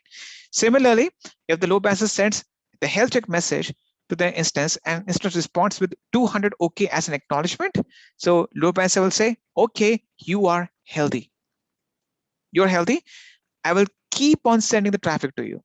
Now, the question, this begs this question, what if this goes down? Now, if this goes down, load balancer ensures that this instance does not receive traffic until it comes back up. And in the meantime, it will divert the traffic to other group of healthy instances. What is 200 OK? 200 OK is the actually it's the default TCP message that's being sent. 200 OK is a message. It's a status code. Yeah, it's a standard response code. Like we say hello. What is hello? It's a standard response or standard say hello, and you say hello back to me. It's a standard response. So in networking, 200 OK is an acknowledgement response, which means that the other side is functioning properly. It's a web interaction. Now, if this is unhealthy, it's down. The load balancer will divert the traffic to a group of other healthy instances. And until it comes back up, it will not receive any of the user's traffic. This is how it functions. Fine. The next thing that we're going to discuss is the cross-zone load balancing. What is this cross-zone load balancing?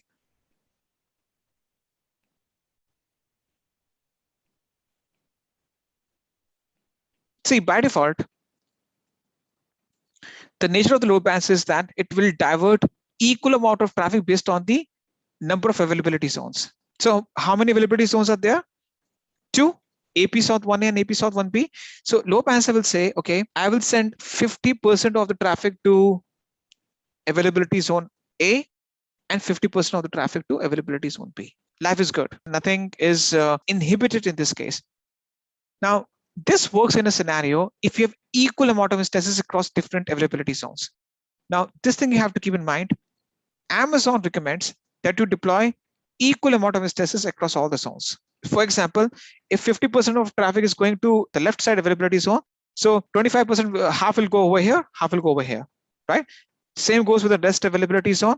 50% of traffic is distributed equally across these two different instances. Okay, this is how it functions. So AWS recommends that you should have equal number of instances being deployed because the load balancer will divert the traffic based on the number of availability zones, and then gradually the instance will take over. But in some situation, you may say, okay, I don't go with the AWS best practice. Okay, I will have 10 instances running in availability zone A and only 2 instances running in availability zone B. You may have this requirement where you don't go with the Amazon's best practice and say, okay, I will deploy 10 instances in availability zone A and 2 instances in availability zone B. Now, so what issue will erupt in this case? The issue would be that half of the traffic is going to 10 instances and rest half is going to 2 instances. So these 2 instances will be overloaded. Can you see the discrepancy? The disbalance. So you're exhausting these 2 instances to a very high point that they can go down, or there's something wrong they will have, or they will not be able to process the information. Okay, so in that case, there's an option that you need to check, that is cross-zone load balancing. If you check this option, what happens? In the cases, if you have unequal number of instances being launched across different availability zones, it will scatter the traffic equally across all the instances. It will say, okay, I will not go with availability zone load balancing. I will load balance the traffic equally. So it will say, okay, I will distribute 100% of the traffic equally across all the 12 instances. So irrespective where they're being launched, I will ensure that 100% of the traffic is being deployed equally and uniformly across all. Now you can do the math, divide 100 by 12. So in the cases, unequal number of instances across different availability zones, instead of sending the traffic based on the number of availability zones, it will divert the traffic uniformly across all the instances. This concept is called cross-zone load balancing. Okay, if you go against the AWS recommendation, you don't have equal amount of instances across all the zones. In that case, the availability zone, which has less number of instances, will be overloaded or exhausted with a lot of information coming in. To ensure that there's no discrepancy, or you ensure that none of the instances is being overloaded, then you check this option so that every instance gets the equal amount of traffic. Let's discuss the deployment process of the load balancer. You go with the load balancers, and what you're going to do is that let me do one thing. Let me deploy 2 instances first. Okay, let me do one thing. I need to ensure, we can just create, one thing we can do is that we can manufacture 2 different security groups first, one for the load balancer and another one for the instances. See, one thing you have to understand, the load balancer will get the traffic inbound from outside, and it will divert the traffic externally to the instances. So first thing first, I'll create 2 different security groups. In this case, I just name it as, for example, this is my application load balancer security group. Right now, I just type in, for example, this security group will be assigned to my application load balancer. Fine. Now, why we are designing these 2 different groups? What's the purpose behind that? The purpose behind having these 2 security groups means you ensure that we segregate the traffic. See, load balancer would be at the front end. Right now, I would say, because it will be at the front end, it will receive the HTTP traffic. Okay, let's do one thing. Let's not create the rules first. Let's define the group. We'll manipulate the rules afterward. Okay. So what is this? This is my application load balancer security group, and this would be assigned to my application load balancer. Click on create security group. Done. Right. So I'll create a second one. So let's do that.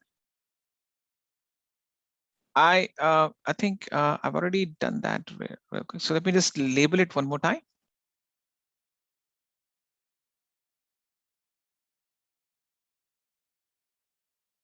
Done. Now I just create another security group, that is the EC2 instances security group. Okay. Now I just label them. Be assigned to a group of EC2 instances. Done.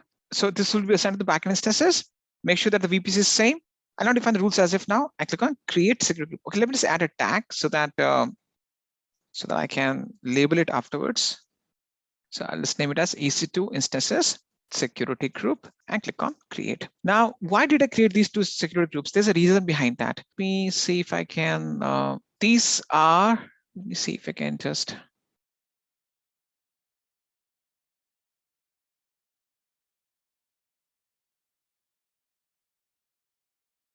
And let me filter the other one. That is the. So these are 2 different security groups that I've just manufactured in front of you. Now, what's the purpose behind these 2 different security groups? So you have to understand that how the traffic will flow. See, basically the purpose behind this entire thing is that I need to ensure we can easily segregate the traffic based on the user's request. Now, what happens is that this is my user. Fine. This user will divert the traffic to, so the user will send the traffic to the load balancer. Fine. Now the load balancer will what it will do is that it will forward the traffic to a group of instances at a backend. They may be scattered in single or multiple availability zones. So for example, these are a group of instances. These are my instances. Right now, what I'm trying to do is that I want to ensure that how it functions. So the traffic hits there. So what I'm saying is that I'll define a different security group for the load balancer. One is ALB-SG. One is ALB-SG. So this is the security group for the load balancer. Now, how I will define the inbound? So inbound, the traffic is coming from the, for example, internet user. So I'm saying inbound is, so for example, it's the HTTP traffic coming in. So I'm saying inbound, the HTTP traffic is coming from where? Anywhere. It's coming from anywhere. So in the load balancer security group, I will say that the traffic will be sent, would be allowed inbound from anywhere, right? Because this is the any IP, this is anywhere. But what about outbound? The outbound traffic will be sent to a group of instances. Now, basically, how you can define the group of instances? That's the question. How you can define the group of instances? So I would say the outbound traffic would be sent to the security group that would be sent So the outbound HTTP traffic would be sent to the instances at the backend, to the group of instances. So I'm saying that instead of sending the traffic to the two individual instances, I'll group them in security group, and this is how I will divert the traffic. You understand the point? The inbound is coming from anywhere. The outbound is being sent to a group of instances. So how will I do that? I go to the this thing, the application load balancer security group. I click on this. So I would say that edit inbound rules. So what I'm going to say is that I add a rule where I would say HTTP is coming from anywhere. I choose IPv4 anywhere. So I would say HTTP from the internet users. Done. That's it. I click on save. So it will process the inbound traffic coming from the internet. But what about outbound? I go to the outbound. I would say the outbound, whenever you create any new security group from scratch, the outbound is allowed to, so it allows all the traffic to all the destinations. Now this is what I want to remove, because I want to restrict the traffic flow. So I edit it right now. I would say that let's allow the HTTP traffic outbound to a custom source. And what was the custom source? That is the EC2 instances security group. Okay, you may not specify a reference group ID for an existing IPv4 CIDR rule. Let me just delete this one, create a new one from scratch. So I just say, let me, okay, now this will allow me. So I just type in EC2. This is the one, I think. Now, actually, let me just, what was happening is that it's not, I was just trying to customize the existing rule. It say that don't change the existing rule, create a new one. So it is same. It is same. If I choose EC2 instances -HE, this is the one I was selecting before. So I say outbound HTTP to anywhere. I'm sorry, to EC2 security group, to the group of instances. Fine. So whichever instance will get this security group will get the HTTP traffic from the load balancer. Save. You got the point? So it's saying inbound from the user, outbound to the group of instances that are collected in the form of the security group. You understand the logic behind that? That's what we are trying to achieve. That's what we are trying to achieve. Okay, now let's go to the next thing. What about the instance? See, instance will get the inbound traffic from the load balancer. So it will say HTTP inbound will come from the load balancer security group. And what about outbound? It will send the traffic outbound to the user. So it will say anywhere. So we'll say outbound to the internet, because it's sending back the traffic back to the internet. So it would be anywhere. It would be anywhere. So it will receive the traffic inbound from the load balancer's security group and divert the traffic outbound to any user on the internet. So basically, it will pick the user. So the thing is that any instance will pick the request and will send it back to the user. But because the traffic is going towards the internet, we'll choose anywhere. So that can freely go. It can freely go towards the internet. Fine. So how will I do that? I just should be the inbound. Okay. So inbound HTTP should come from the load balancer. So in that case, what I will do is that I'll just go to the security group of the instance. So I think, yeah, this is the security group of the instance. This is the East Business security group. I would say the inbound, just hit edit, I add a rule. So I would choose HTTP would be allowed from the application load balancer security group. So I would say inbound. Now this is for the backend instances. Inbound HTTP from the ALB. Done. Click on save. And what about outbound? Towards the internet. So the outbound traffic, just go to the outbound, and so it will just have the default all traffic rule. I just go to edit. Let's remove that. And I would say the outbound HTTP traffic will go to anywhere. So HTTP outbound towards the internet. Click on save rules. Now this will ensure that I restrict the traffic internally and externally. This will ensure that we can restrict the traffic. Now let's do one thing. Let's deploy two instances using the script that I've shared with you. Let's do that. Okay, so let me deploy two instances. I'm using the Amazon Linux 2 AMI. Click on select, and I just deploy instance in one of the availability zones, and let's make use of the script. This will install the Apache upon the instance itself. So let's copy and paste that. This is web server 01. Now this will install the Apache upon the instance, and this is the page that will show up. Okay, click on extract storage, extract tags. Let me add a tag. Okay, so I just label it as web server 01 so that I can easily recognize it, and I will apply this security group that I've already pre-configured. This one. Okay, review and launch. Continue, launch. Use one of the existing key pairs. So I need to make sure that the key pair is on my my desktop, and yeah, it's there. A launch instance. Now I quickly launch a duplicate instance in a different availability zone. Just to make sure that I just quickly go through it, I just changed the script text to web server 02 so that we can differentiate between these two different load balancers instances. So this is my web server 02. Okay, click on extract storage, extract tags. Just name it as web server 02 without any issues. So that we can just recognize that on the web page, and click on next configure security group. Now I'm just picking the same security group being that we have configured beforehand. Review and launch, continue, launch, choose the key pair and launch the instance. Done. So the instance is being launched. Now, these are two web servers I've launched.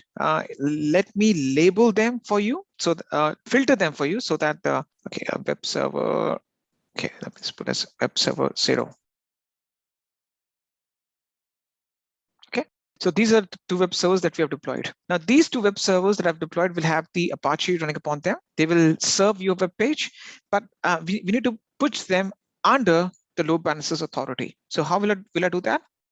Let's start with the process of deploying the application load balancer.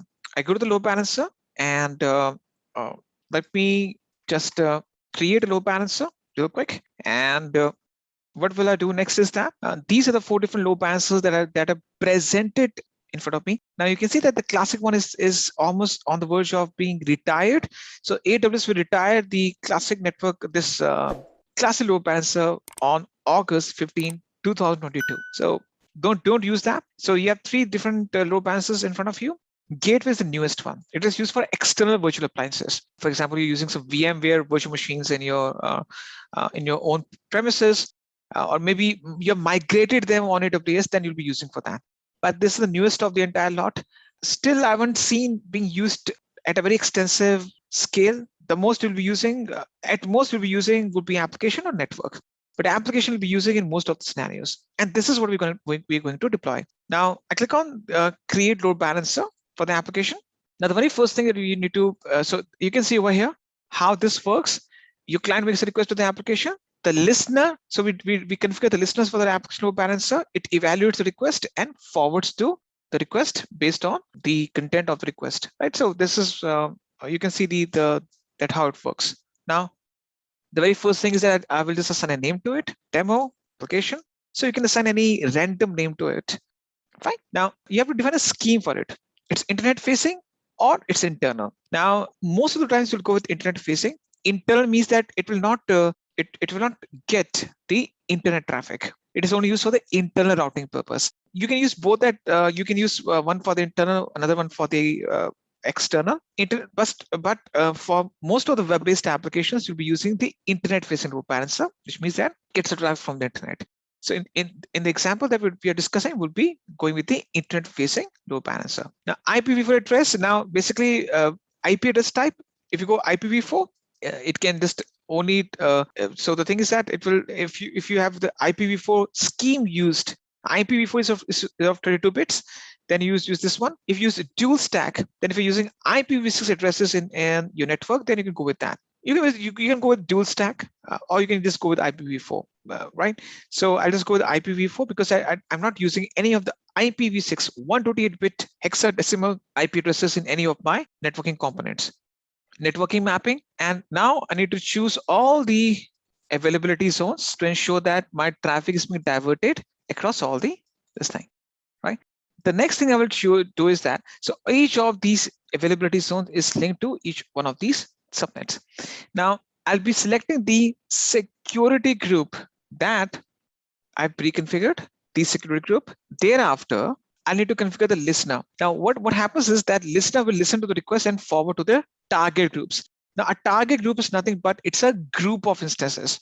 Just a quick info, guys. If you want to make a career in cloud and DevOps, then Intellipaat provides an advanced certification in cloud computing and DevOps by ENICT Academy IIT Roorkee, and it is taught by IIT Roorkee professors and industry experts. This course is designed to upskill and land your dream job. Now let's continue with the session.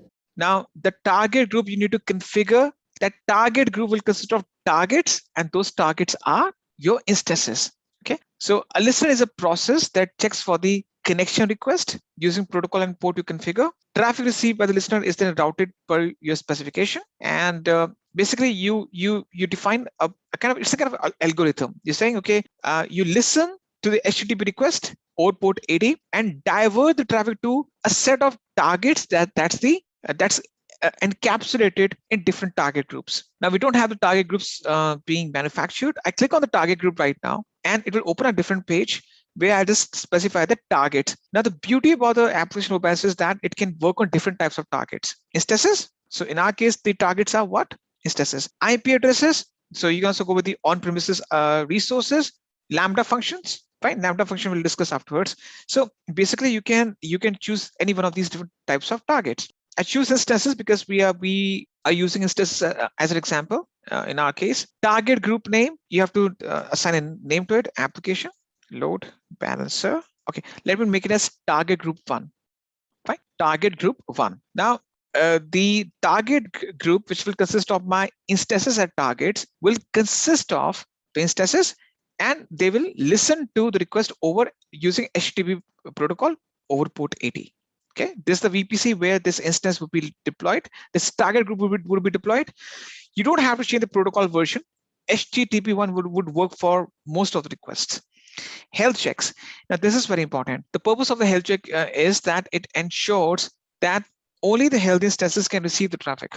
Only the healthy instances can receive the traffic. Now you need to define the ping path. Now ping path is the root document or the default web page of the web application running upon the instance itself. Now if you see the script that we have used, what's the default page we have defined? Index.html. The script that we ran upon the instance, based on that, the root document, the default document, the home page is index.html. Okay, so based on that, I will just type in index.html.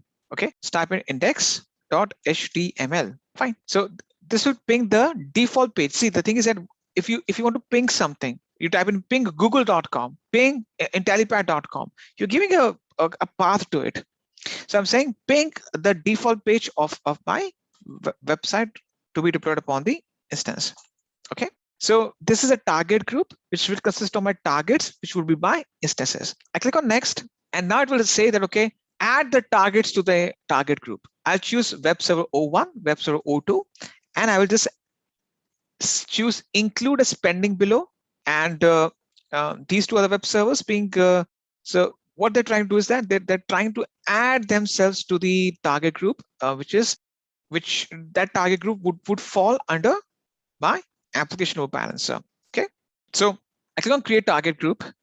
So I have this target group 1, which consists of these two different targets, which are my instances. Now I go to the load balancer. I just choose the target group that I have just manufactured. So can you just process this entire step? I have the application load balancer, which will send the traffic to a target group, and the target group will consist of a group of instances. Fine. You can have multiple target groups running under the same load balancer. Fine. Now you can add a tag. It's optional. This is a summary of the entire configuration that you have performed. Now this is the entire configuration that we have done. Click on create load balancer, and this will create the load balancer, and click on view. Now it can take up to 50 minutes for the load balancer to be active. You can see that state is provisioning. It is still in the process to, yeah, you can forward multiple target groups. Yeah, you can even create another target group and put that under the load balancer. So can you see that over here? This is my load balancer, and I go to the target groups. This is, so I can add multiple target groups under the single load balancer that I can do, right? So that's been done. Now it will take some time for the load balancer to be active because the state is provisioning. It will be active within few seconds. Few minutes, and thereafter I can test the functionality of the load balancer and to ensure that I can see whether it's working or not. You can monitor the performance of the load balancer using some CloudWatch metrics. We don't have to deep dive into these concepts. Integrated services. You can integrate the load balancer with some other services as well. Monitoring listeners. You can see some of the details over there. And we didn't see the cross-zone load balancing because cross-zone load balancing is mainly the function of the classic load balancer. So there was, I think it was in the advanced options. I'm not sure about it. Let me see that. We didn't have the cross-zone load balancing over here. So it's under the classic one. So over here, I go to the target groups on the left-hand side, and I need to see whether the targets have, see, the thing is that you can see that this is the health check attribute. So every 30 seconds, the health will be performed towards my healthy instances. Now, these instances are at the initial state. So what they're trying to do is that the targets, which are my instances, they're trying to add themselves, or you can see that it's the target registration is in progress. So the targets of the instances are trying to register themselves, to add themselves to the target group and ensure they're healthy. So it is still the health status is initial. So they take by default up to 5 minutes. I think I can change the attributes if I want to do that. Yeah, I can manipulate that, but I don't want to touch upon the things. So it will take some time. Okay. Now, one thing you can see that it says the status is unhealthy. Now, this means that the targets have failed the health check. Now we need to troubleshoot that what went wrong. Maybe the application that we deployed upon the instances were not deployed properly, or we didn't apply the proper security group, or in that case, the health check failed. I need to see why the health check failed. I think there's something wrong that we did. Just give me 1 second over here. I need to ensure that the instances are running properly. Hang on 1 second over here, because if the application is running properly upon the instance, this means that nothing is wrong with the instance itself. Give me 1 second over here. Now let me just go back to the security group of the instance and ensure that I'm able to browse the website running upon the instance. So I just for this testing purpose, I'll allow the HTTP from anywhere. It should basically have it allowed from the load balancer, just to make sure I can test the application running upon the instances. So let me just check the public IP address of the first web server, just to make sure that it's working fine. Okay, I think there's something wrong with the deployment of the. Let me check the second instance. I think there's something wrong over here because. Okay, so I think the web applications, they didn't run properly upon the web server because the script that I've used. Okay, let me just reboot the instances real quick, just to make sure that if there's something, hang on 1 second, actions. Let me do one thing. Sometimes what happens is that based on the some issue at the back end, some regions, they don't respond to the, they don't have the web services being up and running. Give me 1 second, give me a minute. Let me deploy a duplicate instance in North California and see that if the services are working properly in that region or not. Give me a minute over here. Let me just deploy one single instance real quick, just to ensure that because sometimes sometimes it becomes a region specific issue, and the applications, they don't respond properly on in a specific region. Just give me 1 second over here. Because the configuration that we have performed, it's perfect. Nothing is wrong from our perspective. I just want to test that there's nothing wrong with the web services running in North Virginia. Sometimes there's some backend issue, the account specific issue. I need to open a ticket with support team so that they can initiate some services in North Virginia. Sometimes it happens, but I need to make sure that that's not the case. So I just deployed duplicate instance in California just to ensure that it responds properly. I'm just making sure that if that's the case, then we'll duplicate the infrastructure in California quickly. Okay, let me just wait for a few seconds and see that because sometimes it's an account specific issue. In these kind of scenarios, we can run some log traces to know the issue of the instance. See, we can I can enable a service called CloudTrail, which you command in that case, but I haven't enabled that service as of now. I can do the logs and troubleshooting, but it would be, so in that case, I need to enable CloudTrail beforehand, and going with the logs and trail becomes much more complicated because you have to see the entire logs and see that what's going on. Sometimes, very few scenarios is that sometimes the logs will not be able to show you the entire picture. So yeah, CloudTrail. It's a different service I will discuss with you afterwards, but I need to just make sure that these services are working properly. Let me see this, copy and paste the public IP address and see that if it's working. It's working in California, right? this means that there's something wrong for my account. The same web services are not running in Virginia. This happens sometimes. I need to open a ticket with them and ensure that the applications can run properly in Virginia. This is the issue. I duplicated the same application, same script in California. It's working perfectly fine. Okay, this happens sometimes. So I need to open a ticket with them. Once I'm through with this class, I'll open a ticket with them. Okay, so this means that there's something wrong with Virginia and the web services are not responding. And this may happen to you as well. Sometimes you open an account, you deploy any web application and nothing works. You have to open a ticket with them. They will enable some web services at their end. In my case, there's something wrong with the web services running in North Virginia, but in California, it's working fine. So I'll just duplicate this deployment real quick in California. I've already explained you the stuff, right? So I not do that again. I just duplicate the entire infrastructure in California just in 2 minutes. Okay, just give me 2 minutes over here. I need to make sure that I just do that real quick. And see, these things come with experience. As you start working on AWS, you will see that these problems will come up, and based on experience, you'll be able to anticipate that what might be the issue. So it is all based on your experience and your amount of time you have spent working on this page. Okay, just give me one thing. Give me real quick 1 minute. I need to see that where this instance is deployed, in which availability zone. Just give me 1 second over here. Okay, it's running in US West 1C. Okay, let me deploy a duplicate instance in a different availability zone real quick. Just give me 1 second over here. So guys, this is a troubleshooting step for you. If it doesn't work in one region, use the other one and open a ticket with support team saying that it's not working in this availability zone, and they will reinstate your services. Yes, Sujit, it's available in free to your account as well. It's free of cost, but there's you have to pay for the amount of storage because the logs are being saved into an Amazon S3 bucket. So you have to pay for the storage. It's available in the free account, but you have to bear the storage cost for the logs. Okay.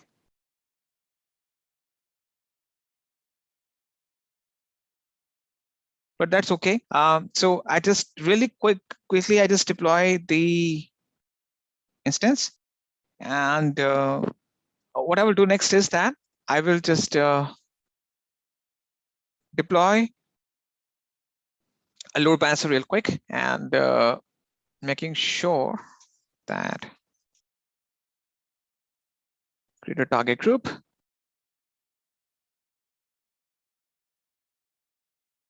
Let me just register these targets to target group.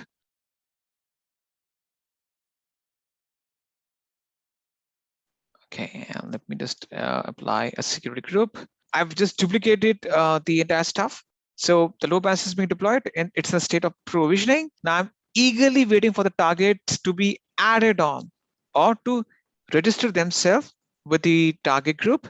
So I'm just waiting for them to initialize, because you can see that the target registration process, registration is in progress. So I'm eagerly waiting for them to become healthy, to become available, add themselves to the target group, and then the target group, which consists of these two different targets or instances, can be added on the load balancer, and the load balancer can divert the traffic to the entire target group or these instances. So let's wait. Let's keep our finger crossed, and let's see that if it responds to our request. Let's wait for a few more seconds, and in the meantime, if it is check the DNS name of the load balancer, I think it will take some time. Let's see. Okay, it's working. See that? Okay, let's discuss the S3 and let's understand that. So SD stands for Simple Storage Service, and the purpose of this is really simple. Okay, so let's discuss the S3. Okay, what is S3? S3 stands for Simple Storage Service. It's a storage that can be maintained and accessed over the internet, right? So it's a kind of a storage service that you can access over the internet. And basically, the purpose of the S3 is that you can leverage a kind of an object-oriented storage, or I would say not object-oriented, not the right term, object-based storage over the internet. It works like Google Drive, Microsoft OneDrive, Dropbox.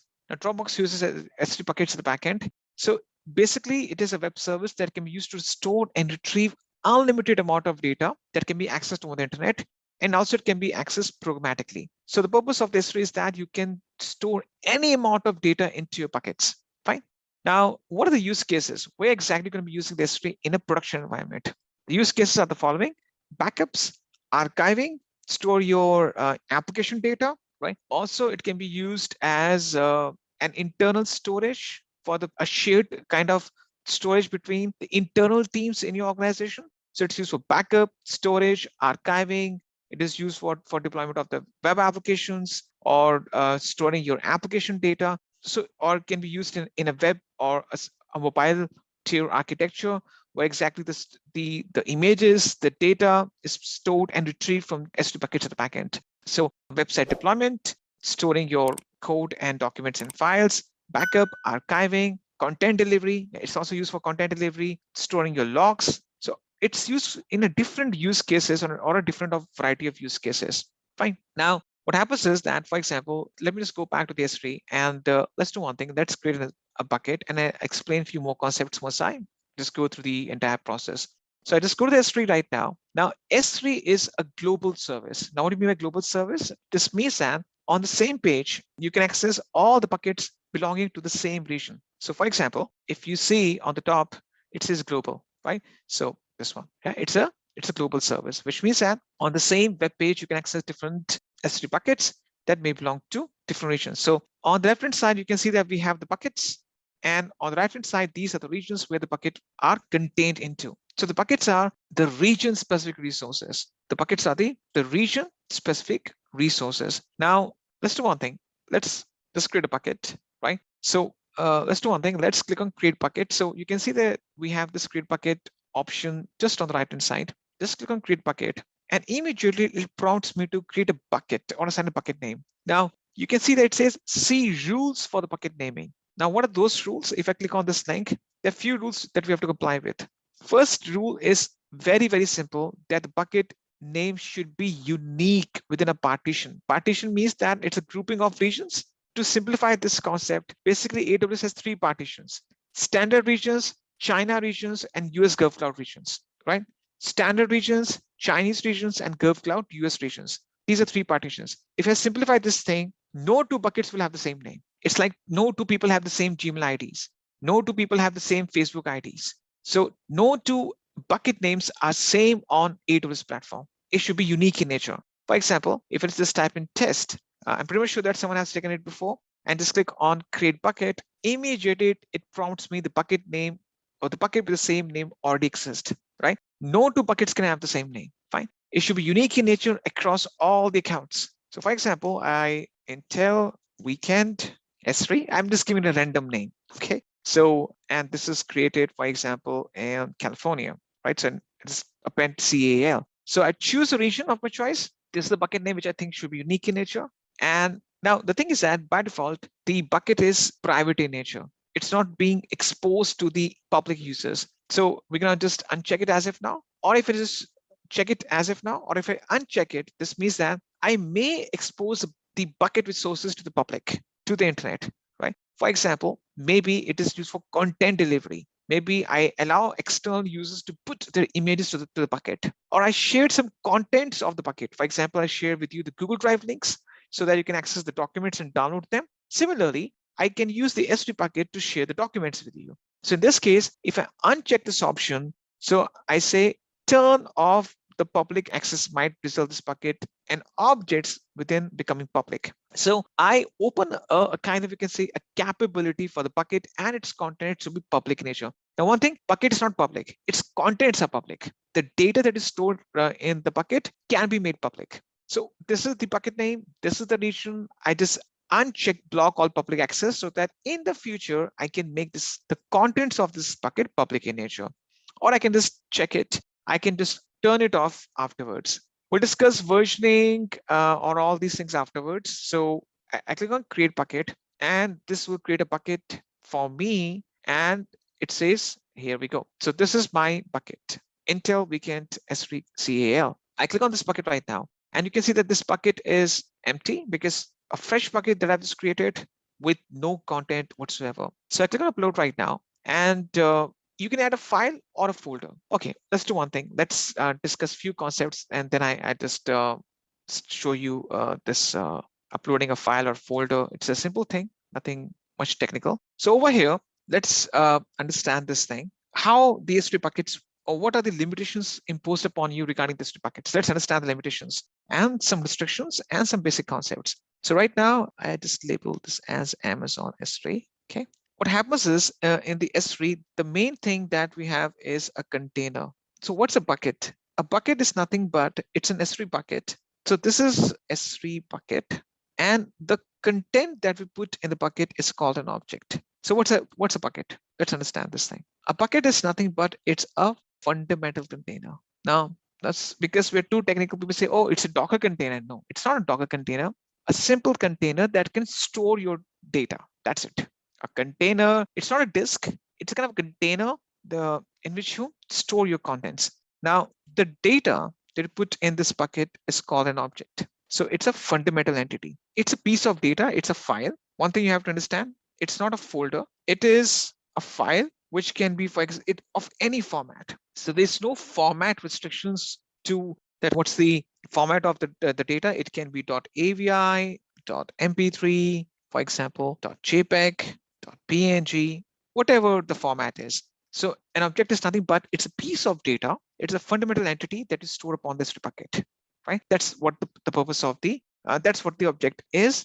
It's a fundamental entity. It's a data, a file that we upload to the bucket. Now, in the bucket, you can store untold quantities of data, unlimited amount of data. So the bucket size is infinite, which means that the bucket size is infinite, means that you can store you can store infinite amount of objects of any size, right? So this means that the bucket storage is unlimited. It's infinite. Whenever you create any bucket, you don't have any option, choose its size. You can store any amount of data into the bucket, right?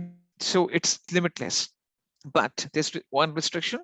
The restriction is that the size of a single object that you're going to upload should not exceed more than 5 terabytes. If I'm talking about the object, I'm talking about a single file, not a folder. It can be a spreadsheet, it can be a JPEG image, a PNG image, an MP3 document, an AVI video, an MP4 video. It's very unusual that you have a single file of more than 5,000 GB. More than 5,000 GB is single file. It's humongous. Now, that's the only limitation that we have in terms of uploading the object. Now, if you have such exception where a single file is more than 5,000 GB, you have to break it down into multiple chunks before it can be uploaded to the S3 bucket. Fine. So the S3 storage, the bucket storage is unlimited. You can store unlimited amount of data of any type, of any size, of any number, but the size of a single object should not exceed more than 5 terabytes. This is the main thing that you have to understand. Fine. This is the limitation. Also, in one single account. Now, whenever I say one account, I'm talking about the root account itself only, right? The one account can have up to, so the limitation is up to 100 buckets. So the maximum you can go up to is 100 buckets. You can maintain. So the maximum amount of buckets you can maintain is 100. So this is the pre and post limit. Now, sometimes they can increase the limit if you open it to give a support. But now this, if I'm talking about account, any account type, whether it's a root account, whether it's a free account, whether it's a business account, right? So any account type, the limitation is that you can maintain up to 100 buckets at any given point of time. For example, in my case, if I just go back to my buckets page, you can see that right now I'm maintaining 50 buckets. Now I can, which means that I have room to add on 50 more, right? If I just try to add one extra, then it will refrain me, because in any account, I can maintain up to 100 buckets. So I've already exhausted my half of the limit. Fine.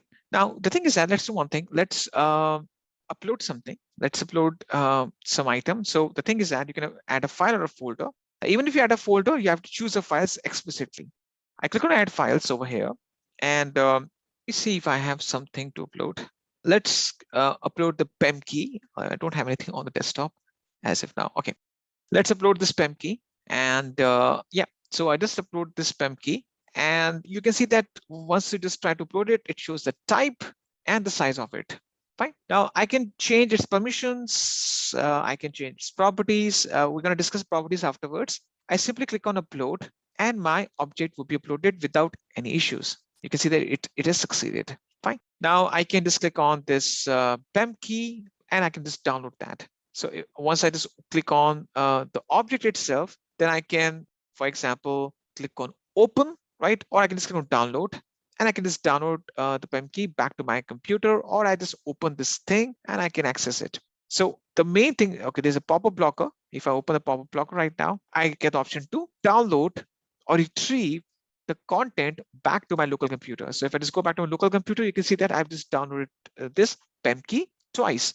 So I can, this is the object URL. So whenever you just upload any content to it, it has a special URL, and you can also make it public in nature if you want, but we're going to discuss it afterwards. So this is what exactly the concept is. You have the bucket, which is a container, and you have the object, which is the fundamental entity. It's a single file, or it's a piece of data that you upload to the bucket. Now, the thing is, we're going to discuss a few more things over here. And on the top, so this is my bucket.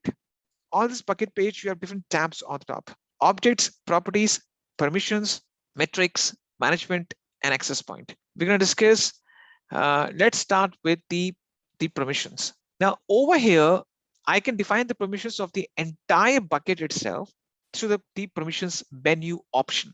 Now, you can see that the first permission that I can do is that I can, because as I said before, the bucket is restricted. Now, I may make its contents public in nature. Like, for example, I share the Google Drive link with you so that you can access the documents. Similarly, I can share the S3 bucket object links and make my objects public. If that's my requirement, I can click on edit and I can unblock the public access.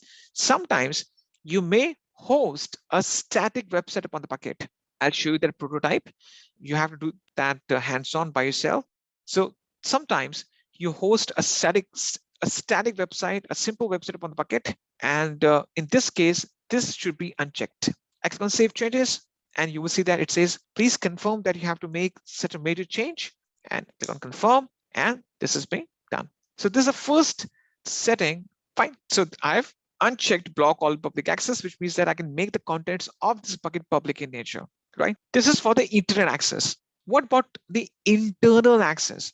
See, what happens is that whenever we share any resources, now resources means services on AWS, these services that you can see, this entire list, these are my resources only. These services that we access: S3, Route 53, RDS, EC2, CloudFormation, VPC, DMS, these are the resources only, right? Now through the IAM, I can share my resources across multiple IAM users internally. Now, if you see the policies, in the policy itself, you can see that I can, if I just type in S3 in the policy, now if you remember policy, it is nothing but it is a set of rules through which I can. Just a quick info, guys. Test your knowledge of AWS by answering this question. Amazon S3 has how many pricing components? A. Only 4. B. Only 5. C. Only 3. D. Only 2.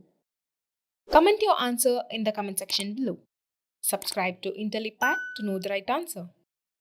Now, let's continue with the session. Apply restrictions for my IAM users so that they can access few resources with few restrictions, or I open restrictions based upon whatever is mentioned in the policy. For example, in the S3, we have Amazon S3 full access, Amazon S3 read-only access, right? There are few different S3 based policies that I can link with the IAM users and the groups. Now, that's perfectly fine. You can easily mention that who can access this bucket internally. So you perform the restrictions at the IAM level. The thing is that universally, you want to apply some restrictions that supersedes even the IAM permissions. And what's that? That is, if I just go back to the S3 page, let's go back to the bucket. If I go back to the S3 page, you will see that under the permissions that we have something called bucket policy. Now, bucket policy, it is a very powerful method to apply restrictions at the bucket level, which has a higher priority than the IAM policies. So you apply restrictions to the bucket using the bucket policy, and the bucket policies are designed in JSON format. Now, I'll show you a very small prototype of how you can apply the bucket policies. Just pay a little bit of attention so that you can understand that how exactly it's being done. So under the bucket policy, I click on edit, right? Now, the thing is that it is completely blank. There's nothing out there. I click on this thing, which is called policy generator.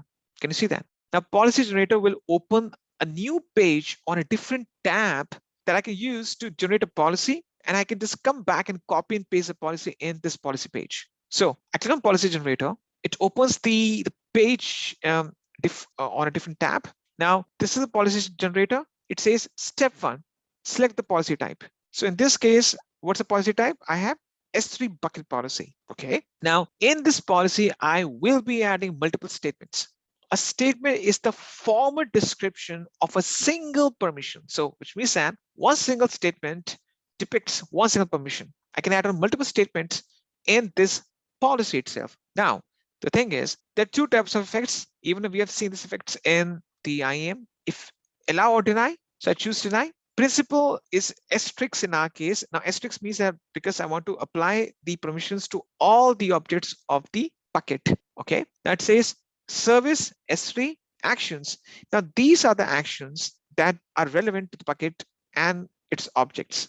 These are some of the actions that are linked with the bucket. For example, let's take this one, delete object. Let's check it. So if you choose effect as deny and you choose the action as delete object, which means that I want to deny anyone, even myself as root account owner, from deleting the contents from the bucket.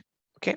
The last piece of this entire puzzle is that I have to put the ARN that stands for Amazon resource name. So in this case, what exactly we need to do is that we choose the action. So we choose the effect as deny, principal asterisk, action, delete object, ARN that stands for Amazon resource name. What is the ARN? Now, it's a special identifier that's being linked with few resources. For example, if I go with, I go to the bucket, so I open the S3 bucket page, right? And then what I would do next is that in the bucket list, this is my bucket. If I choose it and click on copy ARN on the top, click on copy ARN.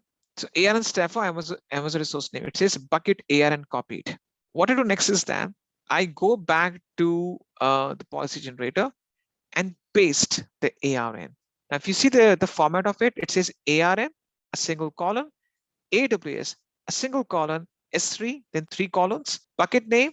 So this is the format of it, right? This is the ARN. Now, the thing is that to complete the statement, I put a / and an asterisk. Fine. Now, I click on add statement. You will see that this is the statement added. Now, this will be applied to all the objects of my bucket. So no one, based on the statement, I'm denying this following action. This is delete object. I click on generate policy. This splits the policy for me. Okay, let's copy this policy and close it. Let's go back to the bucket policy and paste it here in the editor. Fine. Now, once I'm done, I just scroll down and click on save changes. API response error. Okay. Did I did something wrong? Let's copy this policy one more time. Now it is fine. I missed once last phrase. Save changes, and that's been done. Now, this bucket policy is universal in nature, which means that it also applies to the root account owner, the bucket owner. Because I'm the root owner, I'm the bucket owner. So even if I just go to the object and try to delete the object, so I choose the object, click on delete, and I'd say permanently delete. You will see that I just got this access denied message. Why? Because the bucket policy will stop anyone from deleting the object, which means that at the IAM level, even if you allow someone to delete the object, you give the Amazon S3 full access. Now, full access means that that user also has the option to delete the object, but because the bucket policy is there, is enforced. I'm just giving one example. It is enforced. It will refrain anyone from deleting the object, right? Of course, you'll not give the S3 full access to everyone, but just a kind of, you can say, this is a very efficient way to apply the restrictions at the bucket level, fine? So generally, in a business environment, we make use of the bucket policies to define the bucket permissions, fine? Okay, so this is about the permissions. If I just go back to the S3 management page, okay, let me just go back to the bucket right now. So if let's go to the permissions right now, we discuss the block called public access and the bucket policy. So this is very important. From the business objective, from the production environment, this is very important. ACL, we also use in S3, but it's not a very effective way. Basically, if I go with the access control list to apply restrictions for the bucket, click on edit, then you will see that in the access control list in the ACL itself, everyone public access, I can grant public access so that they can list the items in the bucket. Now, it's not a very effective method for permissions management, right? For example, authenticated users can list the items or they can read the items. Authenticated users in AWS account, IAM users. Or if I open the public access over here and click on save changes, let's go back, you will see that it gives me this link. Now, the thing is that this link is not working, but the main thing that you have to understand is that I can grant public access to the users, global users, so that they can access my items. But again, I'm saying in a business environment, you'll not be using this option. Instead, you'll be relying upon the bucket policy. Fine. You can see that it is publicly accessible. So this can be accessed over the public network. Fine. The next thing that we're going to discuss is the properties. What are the properties, by the way? See, properties means that these are the different attributes of the bucket that we can change very easily. The first one is, so what we're going to discuss and the properties, not all the properties, we'll discuss versioning. We're going to discuss server access logging. We're going to discuss transfer acceleration, and we'll also discuss the static website hosting. So let's do one thing. Let's go to the bucket versioning. And what's versioning, by the way? Let me just open the slide itself, and I think the versioning is discussed in the slide. Let's go there. Okay. So what's versioning? Versioning is a concept that enables you to keep multiple variants of the same object. You can keep the multiple versions of the same object using the concept of versioning.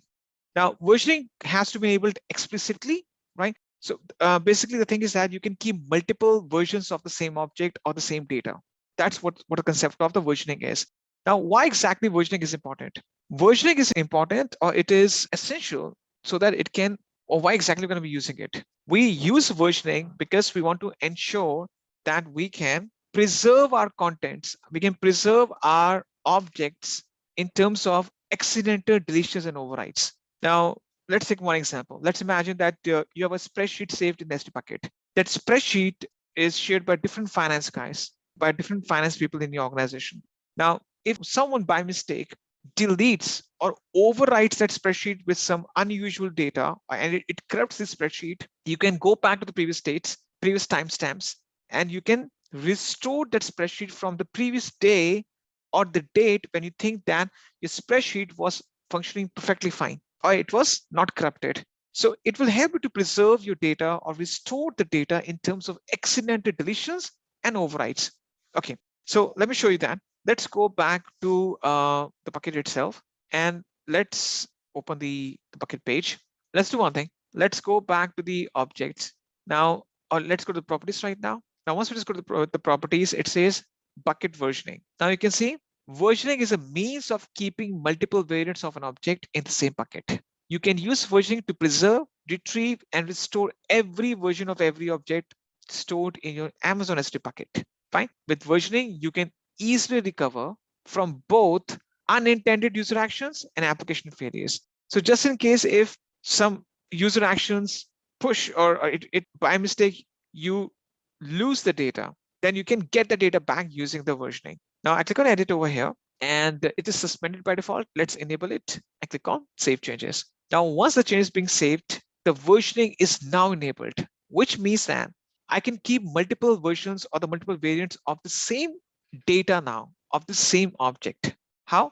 For example, let's go to the objects right now. This is my object that I have. This is my object. Now, if I click on this object and just go to the versions right now, you will see that because this version was uploaded before versioning was enabled, it shows a version ID as null, right? Because from now onwards, if I put any content in this bucket, it will show me the version ID.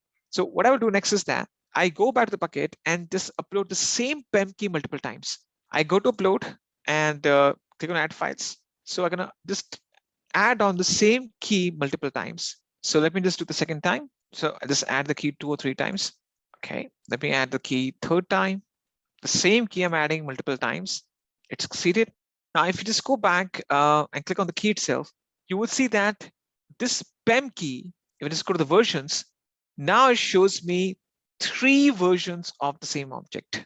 If you avoid null, because now the versioning is enabled, these 3 versions of the same key is showing up. And each version ID shows me a timestamp, right? So I can just go back and just restore my data from any one of these different versions based on the timestamps. For example, I want to go to the second timestamp and just upload. So I click on this version and I click on just download and access my content from that specific timestamp, right? So that's the purpose of the versioning is. Now, even though versioning is a wonderful feature, but it comes with a very big downside.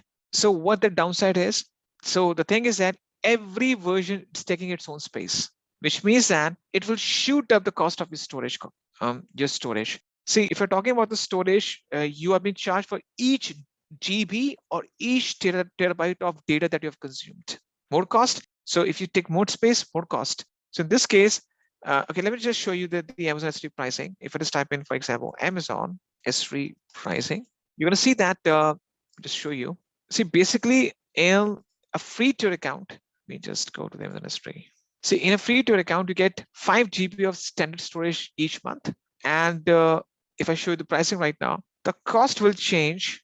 So you can see that. So these are different storage classes that we can see: standard, intelligent tiering, infrequent access, one zone infrequent access, S3 Glacier. We're going to discuss them, but you will see that the cost per GB. So you're being charged few cents per GB, and the cost will change based on the region. So the majority of the cost that you have to pay based on the S3 consumption is the amount of storage that you consume, right? So if I just go with the versioning, now I'm talking about just 1.7 kilobytes of data. What if you're putting 1 GB of data every day? That 1 GB with 4 versions becomes 4 GB. What if you put 5 GB of data every day? So it is 20 GB every day. So this will eventually shoot up the cost of your storage. So in this case, this is a very big downside of the versioning. The current version is the latest version. Okay, the latest version of the current version is the same thing, and all the versions prior to that would be the previous versions. The previous versions are the versions before the current versions. Why I'm saying so? Because once we create a life cycle for these objects, then we have to distinguish between the previous versions and the current versions. Fine. So that will focus on much later once we discuss life cycle. But yes, this is what exactly the versioning is all about.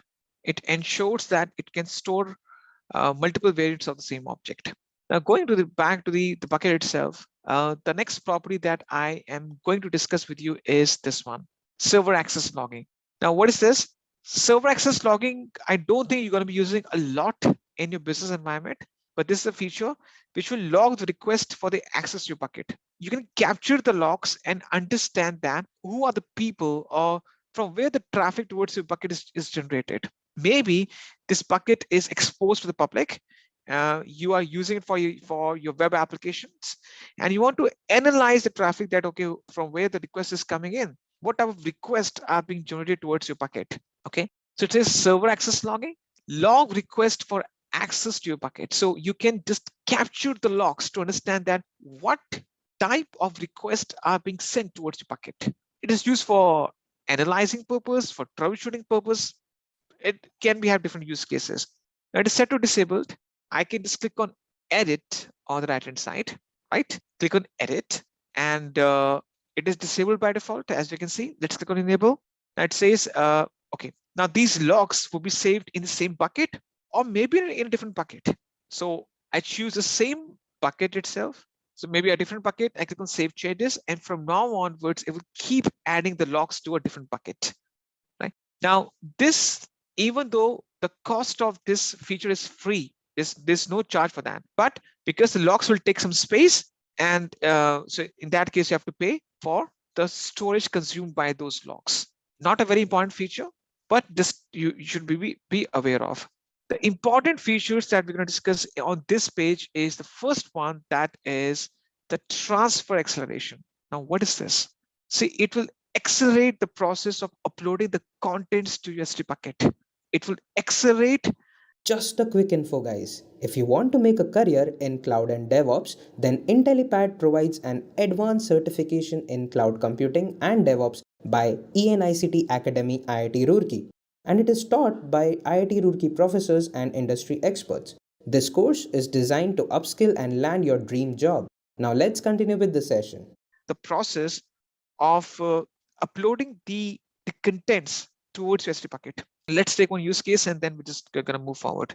Let's imagine that your company, because right now we all are working remotely, you have remote workers, and those remote workers push a lot of content to an S3 bucket which is located in one of your regions. For example, this bucket is in Stockholm. Okay, so let's imagine this bucket is in Stockholm. Now you have the developers around the globe in different parts of the globe. For example, this is an Asian user, this person is from African user, then we have, for example, North American users, and we have few users from Europe, maybe for example Middle East is ME. Right now, these users, for example, these are your internal developers, and they push the application data, or they push a lot of data on daily basis to the bucket. Maybe they are your internal users or external users, whatever it is. For example, it is linked to your web application. And for example, people from Asia on daily basis put 5 GB of data on daily basis. African users 10 GB, North American user, for example, 20 GB, or maybe, for example, 15 GB, and people from Middle East maybe 20 GB. Okay, let's make it as 10 GB. So there's a lot of content being pushed from different locations. So you see the distance between the actual users. So you can see that these are the actual users that we have, but these users are far away from the bucket. They're very far away from the bucket. If you see the actual location of these users, it's very far away from the bucket itself. Now, in this case, I want to increase the uploading process. So what I can do is that I can enable something called this concept called transfer acceleration. Now, whenever you enable this concept called transfer acceleration, it enables an accelerated endpoint for the bucket, or acceleration endpoint, or accelerated endpoint. Now, it will create an endpoint for the bucket, an accelerated endpoint, and based upon which, whenever any user tries to put something in the bucket, that content is being sent through a series of edge locations. Edge locations are the AWS data centers scattered across the globe, which means that this data transfer is done through the AWS own internal network. So AWS internal network is used for data transfer, which means that you rely less on the internet and more on the AWS internal network, which speeds up the process. So it increases speed up to 300% faster. Right? So in this case, if you have huge amounts of content being pushed by the users across the globe, there's a great distance between the user and the bucket itself, then what exactly you can do is that you can just make sure that you can accelerate the process of transferring the content to the bucket. It will create an accelerated endpoint based on which the data is being transferred through the edge locations, which means that it uses the AWS own internal network to transfer the content to the bucket and makes the process up to 300% faster. Now, this is not a free feature. It depends few cents per GB of the data stored or pushed to the bucket. So the few cents, it's a very negligible cost. So few cents per GB would be appended for every GB of data that's being saved, that's been pushed using this transfer acceleration concept and stored in this bucket. Right? Now, how to enable it? Let me show you. It's a very simple thing. Nothing very much technical. So I just choose the transfer acceleration this service, right?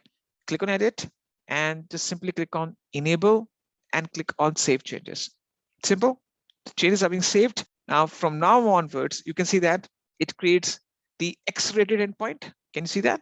It was not there before. Now it has created an accelerated endpoint, which means that from now onwards, if any user tries to, an external user tries to push any content to the bucket, then in that case, it goes to the edge locations. It uses the AWS own internal network and makes the process up to 300% faster. And the data is being sent very fastly towards your S3 bucket. Okay. The next concept that we're going to discuss is static website hosting. A very interesting feature of S3 that we can use S3 for something called static website hosting. We can host a very simple website, the content of which doesn't change very frequently on the Amazon S3 buckets. So how do we do that? Let's go back to the bucket right now. Let's go to the properties. And under the properties, can you see that once we just scroll down, there's something called, and you just pay attention to the steps that I'm showing you right now, because I'll also have you do the steps by yourself as a hands-on. I don't have the document created for it because I think the steps are very easy for you to execute. So just pay the attention that how you can just host a very simple website on the bucket, because we're not going to create a very full-blown website, but a very simple prototype. So static website hosting is set or disabled. So we can host a simple website, the content of which doesn't change very frequently. Now, this is kind of a serverless theme, because we don't want to use any server, any EC2 instance in this case. So I click on edit on the right-hand side, and you see that it says, use this bucket to host a website or redirect the request. So I click on enable right now. And once it is click on enable, it says hosting type. Do you want to host a static website, or do you want to redirect it to some other domain or the bucket? I choose host a static website. Then I'm going to scroll down. Let's go down. It says define the home page, the root document of this website. Type, for example, index.html. I can also create an error page, which means that if an error returns, for example, error.html, right? It's all up to me. But let's leave it to this index.html. That's it. And so once I enable the static website hosting, the first option, host a static website, define index.html page, and click on save changes. Changes saved. Now I'll upload an index.html page right now. It's there on my computer. I'll also share that page with you as well. Let me just create a new index.html page. For example, I create a folder, for example, S3 web. Let's create a folder right now, and open this folder using Atom and create a new file. For example, new file. Let's suppose this is index.html, and I create the HTML boilerplate. For example, I want to create an index.html page, for example, Amazon S3 website. So I'm just creating a simple index.html page, and I just, in the body, just include a header 1, for example, static website. For example, I include an image. Let's do one thing. Let's create an image, right? Let's extract an image from, let's, for example, S3 bucket. Let's just put an image from the internet. For example, I just extract, let's suppose, this image. Let's copy this image address and put that in the source. Fine. And I include a P element, a paragraph element. This is a static website hosted in Amazon S3 bucket. Fine. So this is the kind of an index.html page that I create. And if I just open this in the browser, or let me do one thing. Let me just copy full path and see that if it opens in the browser or not. Okay. Anyhow, I just upload it to the bucket right now. Just right click, upload, and add the files, this index.html file, to my bucket. Now, I just want to make sure that it should be public in nature. So once I create this index.html page, I go to permissions. I need to ensure that this thing under ACL, I should make it grant public read access, and click on I understand the risk. So I'm saying this index.html page is public in nature, and click on upload. Right now, even though this is public in nature, I also need to ensure that this bucket that we're working on, if I just go to the permissions, this block all public access is also set to off. Fine. Now, if I just go to the properties, scroll down, I click on this link, static website hosting link, then it opens this static page, my website. So if I just copy and paste this link for you, Even you can just access this website by yourself. Just give it a shot and see if it's working for you. It's working, right? So you can just create a static website on an Amazon S3 bucket, and that's how you can do it. The next concept that we're going to discuss is the storage classes. So what are storage classes?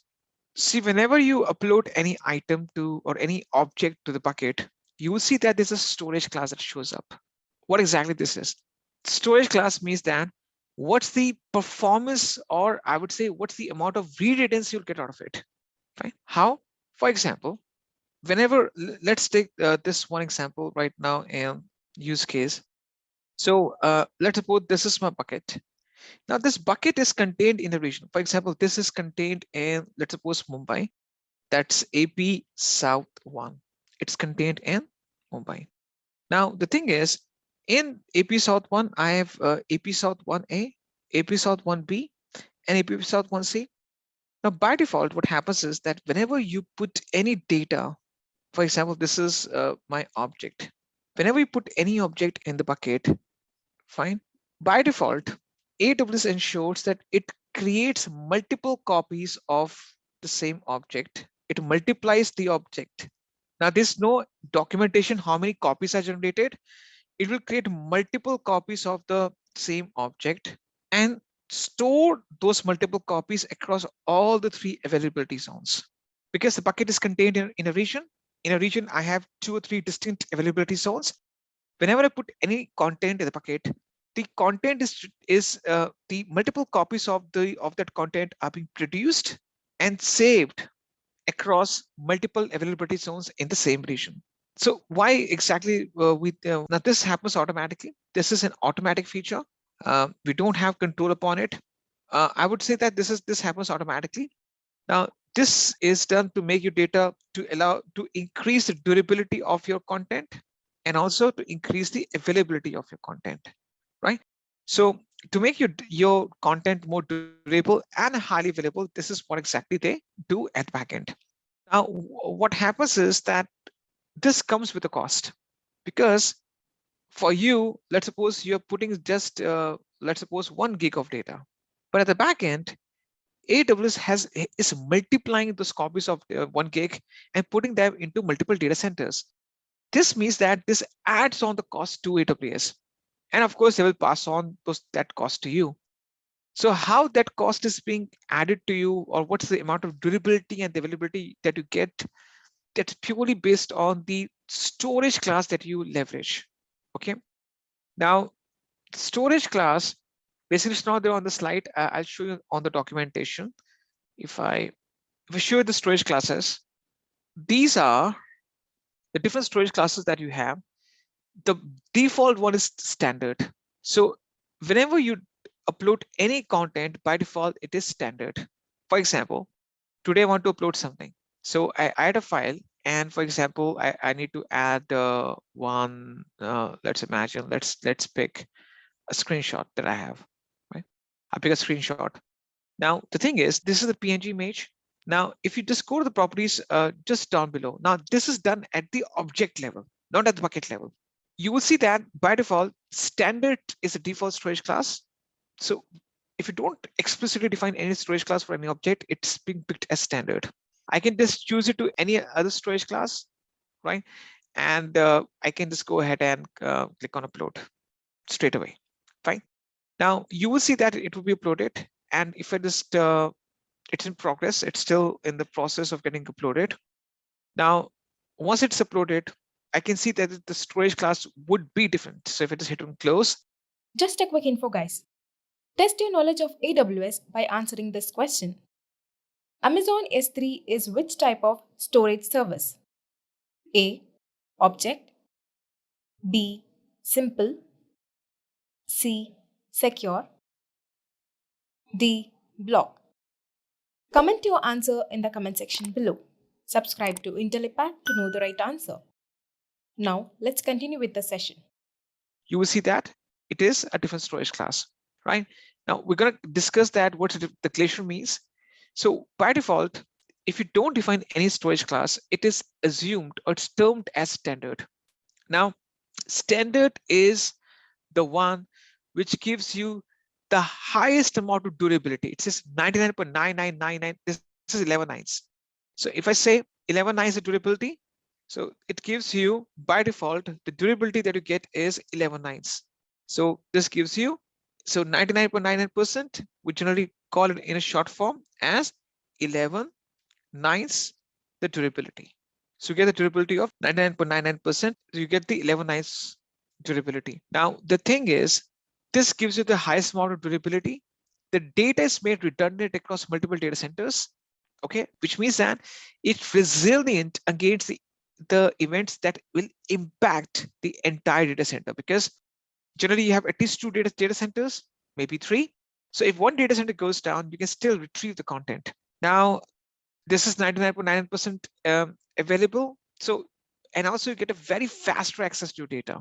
Now, this is used for cloud applications, dynamic websites, content distribution, mobile and gaming applications, big data analytics.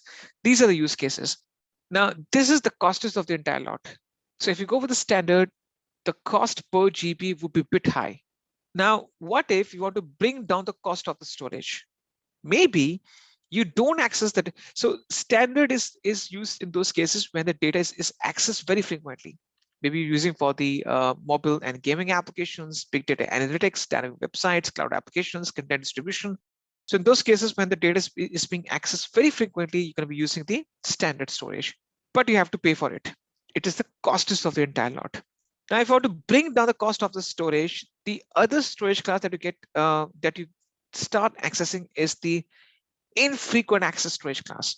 Now, this is used for those contents that you don't access very frequently. Maybe for the backups. This is for that content, for that data sets that you don't access very frequently. Okay, it has low storage cost compared to standard. You get the same performance, same low latency and high throughput, same durability, same availability. Your data is being put across different availability zones, but the low storage cost. Now, this begs this question, okay, if standard IA has a low storage cost compared to standard, why will not go with this one? We can go with this one only because this is a cheaper option. It's a cheaper option, but with a condition. There's a small amount per GB retrieval charge. Retrieval means that you are accessing the content. You're downloading the content to your computer. You're opening the content. So if you retrieve the content back to a computer, or you open the content, you access the content, then there's a per GB retrieval charge imposed upon you. Even though it is low on cost, it's low per GB storage price compared to standard, but there's a per GB retrieval charge imposed upon you. That's the reason it's called infrequent access. You get the same benefits as standard, same performance, same durability, same latency with low storage cost, but you put that data only which you don't access frequently, because if you access it frequently, then you have to bear some per GB retrieval charge. So it's ideal for long-term storage, backups, and data storage for disaster recovery. So any content that you don't access frequently, backups, long-term storage, duplicate data for disaster recovery, which you know that you don't access frequently, in this case, you label them as infrequent access storage.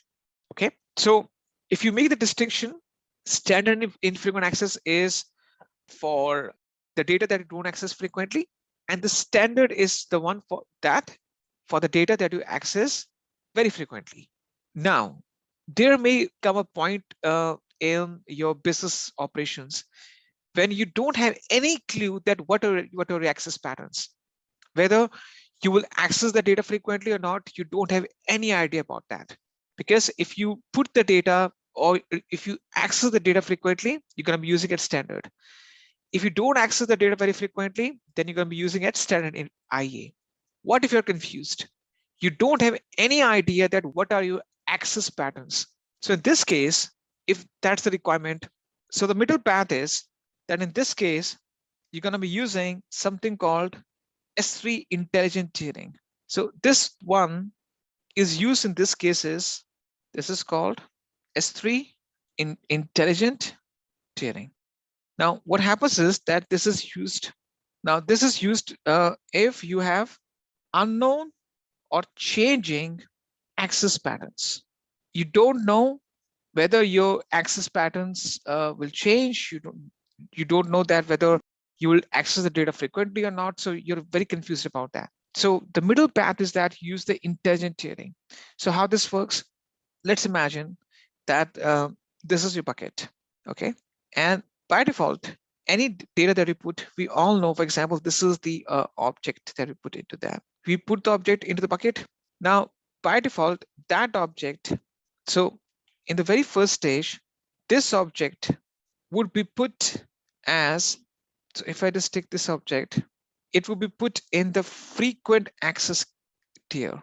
So by default, whenever you put any content for the very first time, it's been put in the frequent access tier, right?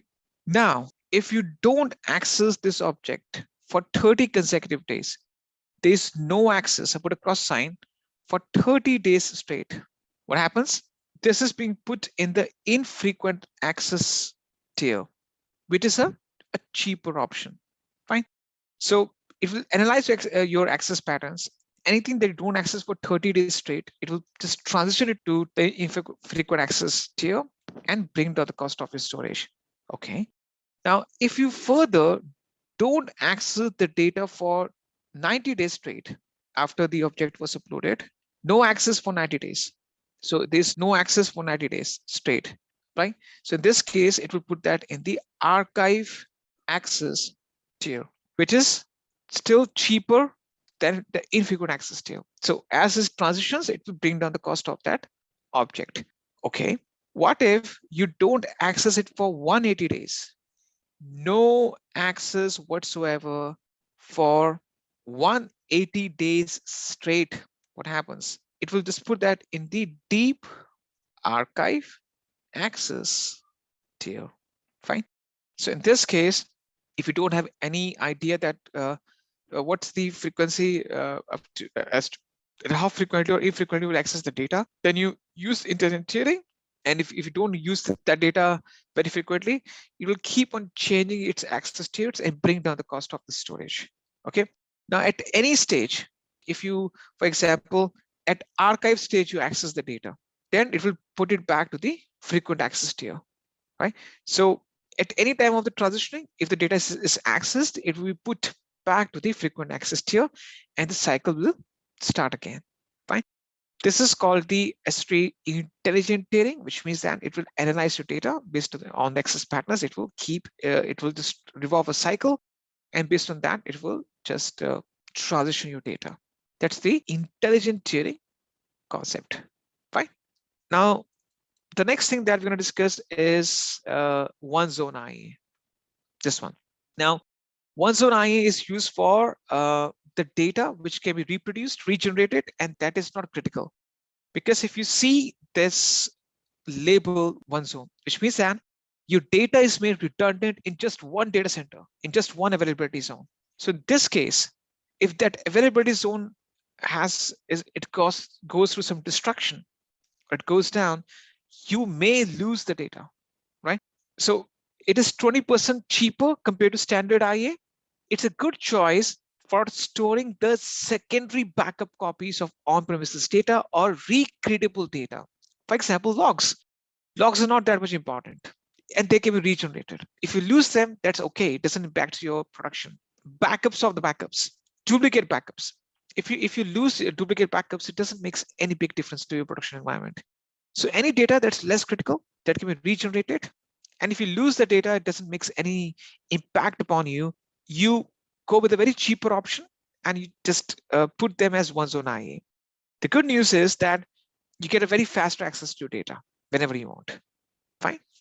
Now let's discuss the archiving objects, tiers, or storage classes. The first one is the S3 Glacier. Now S3 Glacier is used for any data that you don't access for weeks or even months to come. And you want to further bring down the cost of your storage. So the thing is, S3 Glacier is used in those cases when you want to archive your content. Archiving means that you don't access the data for months or weeks to come. So it's a cheaper solution. You get the same durability and reliability and read it and see. However, the thing is that it's very slow in terms of retrieval times. You can configure it from minutes to hours. So if you want to retrieve the data or download the data back to computer, it takes minutes to hours. It's a very slow and sluggish storage. That's why it's used for archiving, because you may not use that object at all or that data set, or maybe even if you access it, you don't need very fast access to it. Because if you need a faster access to archive the object, you go with the one zone IA, right? But if you want to bring down the cost of the archiving, and you are fine if you retrieve the objects in 2 hours or 3 hours, then you go with this ratio. So it's used for long-term archiving, fine. Now, if you want to further archive it and further bring down the cost of the archiving and cost of the storage, which means that you want to retain the data for 7, 10 years or more than that, and you know that you not access the data for years to come, then you put that in the glacier deep archive category. For example, the financial institutions, the banking organizations, the insurance organizations, they have to keep customers' data for years to come. Now, I used to work for AIG, American International Group, and I was aware of this fact that they used to keep their customers' data in magnetic tapes, right? So magnetic tapes are, I'm not sure whether they were used or not. I'm talking about 14 years back, but now it's a replacement for the magnetic tape libraries. They're used in data centers, and it's used for the data that you think that you'll not be using in the years to come. But if you want to get access to it, you can just retrieve it from those tape libraries. Now, tape libraries is very costly to manage and to go for. So you can just go with the Glacier Deep Archive, and you can keep any content. So it's used for very highly regulated industries such as financial services, healthcare, public sectors, right? Your insurance, your health insurance, your finances, banking organizations, they use these type of features. So it is used for long-term retention of data for years to come, 7 to 10 years. It's an ideal alternative to magnetic tape libraries, but the retrieval time is very high, almost half day, which means that if you access the data set and want to download that back to a computer, may have to wait for almost 12 hours or half day. So it takes a long time to retrieve the content from it. But of course, you will use for that data, which you think that not be using it for next years to come, or it is just sitting over there, not a very critical data. Fine. So it is the cheapest of the entire lot, right? This is what exactly the different storage classes are all about. Now, in the exam itself, you will see 3 to 4 questions based on the scenarios where you have to choose the best or the very, I would say, the most appropriate storage class. For example, the question that you may see that a customer, a banking organization wants to store the contents, archive the contents, but needs to get a very fast access to it. And that data can be regenerated or it's a duplicate backup. Now, how a customer can get a faster access to the data, which can be regenerated or which is a backup of the backups, and want to bring down the cost of the storage. So the ideal situation is, in this case, one zone IA, right? Okay. So you may see these type of scenario-based questions in the exam. At least 2 or 3 questions you will see in the exam based on these on the storage classes. Also, it is important for you to understand based on the business use cases. Like, for example, a financial institution needs to use an archive-based storage class because they don't want to, they'll not be using, they want to retain the data for 7 or 10 years or more than that. So in this case, financial institutions, healthcare providers will use the S3 Glacier Deep Archive. Fine. Now let us look at some AWS services. So let us try to understand few AWS services. This is to give you an idea of what AWS provides, what they offer. So first, AWS offers domains. AWS offers services on all of these domains. One is compute, then database, storage, migration and transfer, customer engagement, security, identity and compliance, then management and governance, and also networking and content delivery. So these are some these are some domains. There are a lot of domains still, but these are some domains. These are one of the most used domains. So compute, database and storage are very used domains in AWS. So these are some domains which AWS provides us. Now let us look into few services from compute, from database, from storage, from security and management, and also content delivery. So let us look into some services and let us discuss them and let us see how they work. So first, I obviously have to say EC2, because EC2 is the most popular service. If you're starting with AWS, I would suggest you to start off with EC2, because EC2 is the basic and integral part of the AWS ecosystem. Any service uses EC2, because if you launch Elastic Beanstalk, so Elastic Beanstalk is basically a platform as a service. They provide you a service where you can put your code and it will automatically provide you a DNS name where your website is hosted. So now you will just see the website where there is a DNS name and your code is uploaded, but you will not see where your code is hosted. So that code will be hosted in EC2 server. It will be hosted in an EC2 server in the backend, in the data server. So right now, they also provide a service called EC2, that is called Elastic Compute Cloud. So Elastic Compute Cloud is a virtual machine service. So what they do, they provide you a server in any data center which you choose from. For example, if you choose Mumbai, the server in Mumbai, so they provide you a EC2 server which is hosted in the Mumbai data center, and you can use that. Server to launch your applications. You can host your databases. You can host your websites and all that. You can also choose for example, you can choose a server or a region in USA also. You can also create a server sitting in another country in US also. For example, if you're in, let us say you're in Russia, and from Russia you're trying to host a website in US. So you can just choose a region from USA, and in that region you can launch a server, and in that server you can launch your website. So right now from Russia you have launched a server in USA.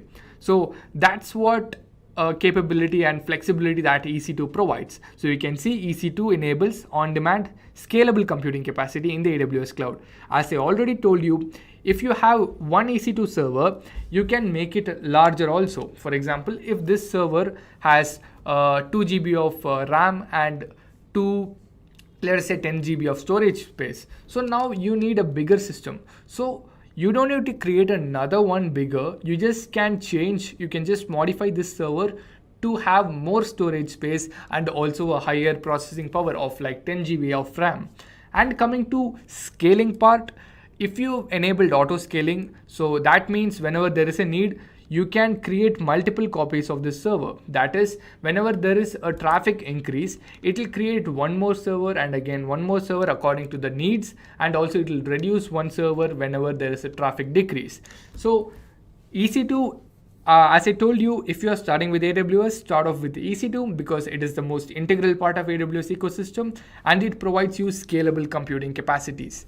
So now let us go and look at the next service. The next service is RDS. It is a relational database service. So this service provides you access to relational databases which are hosted on AWS.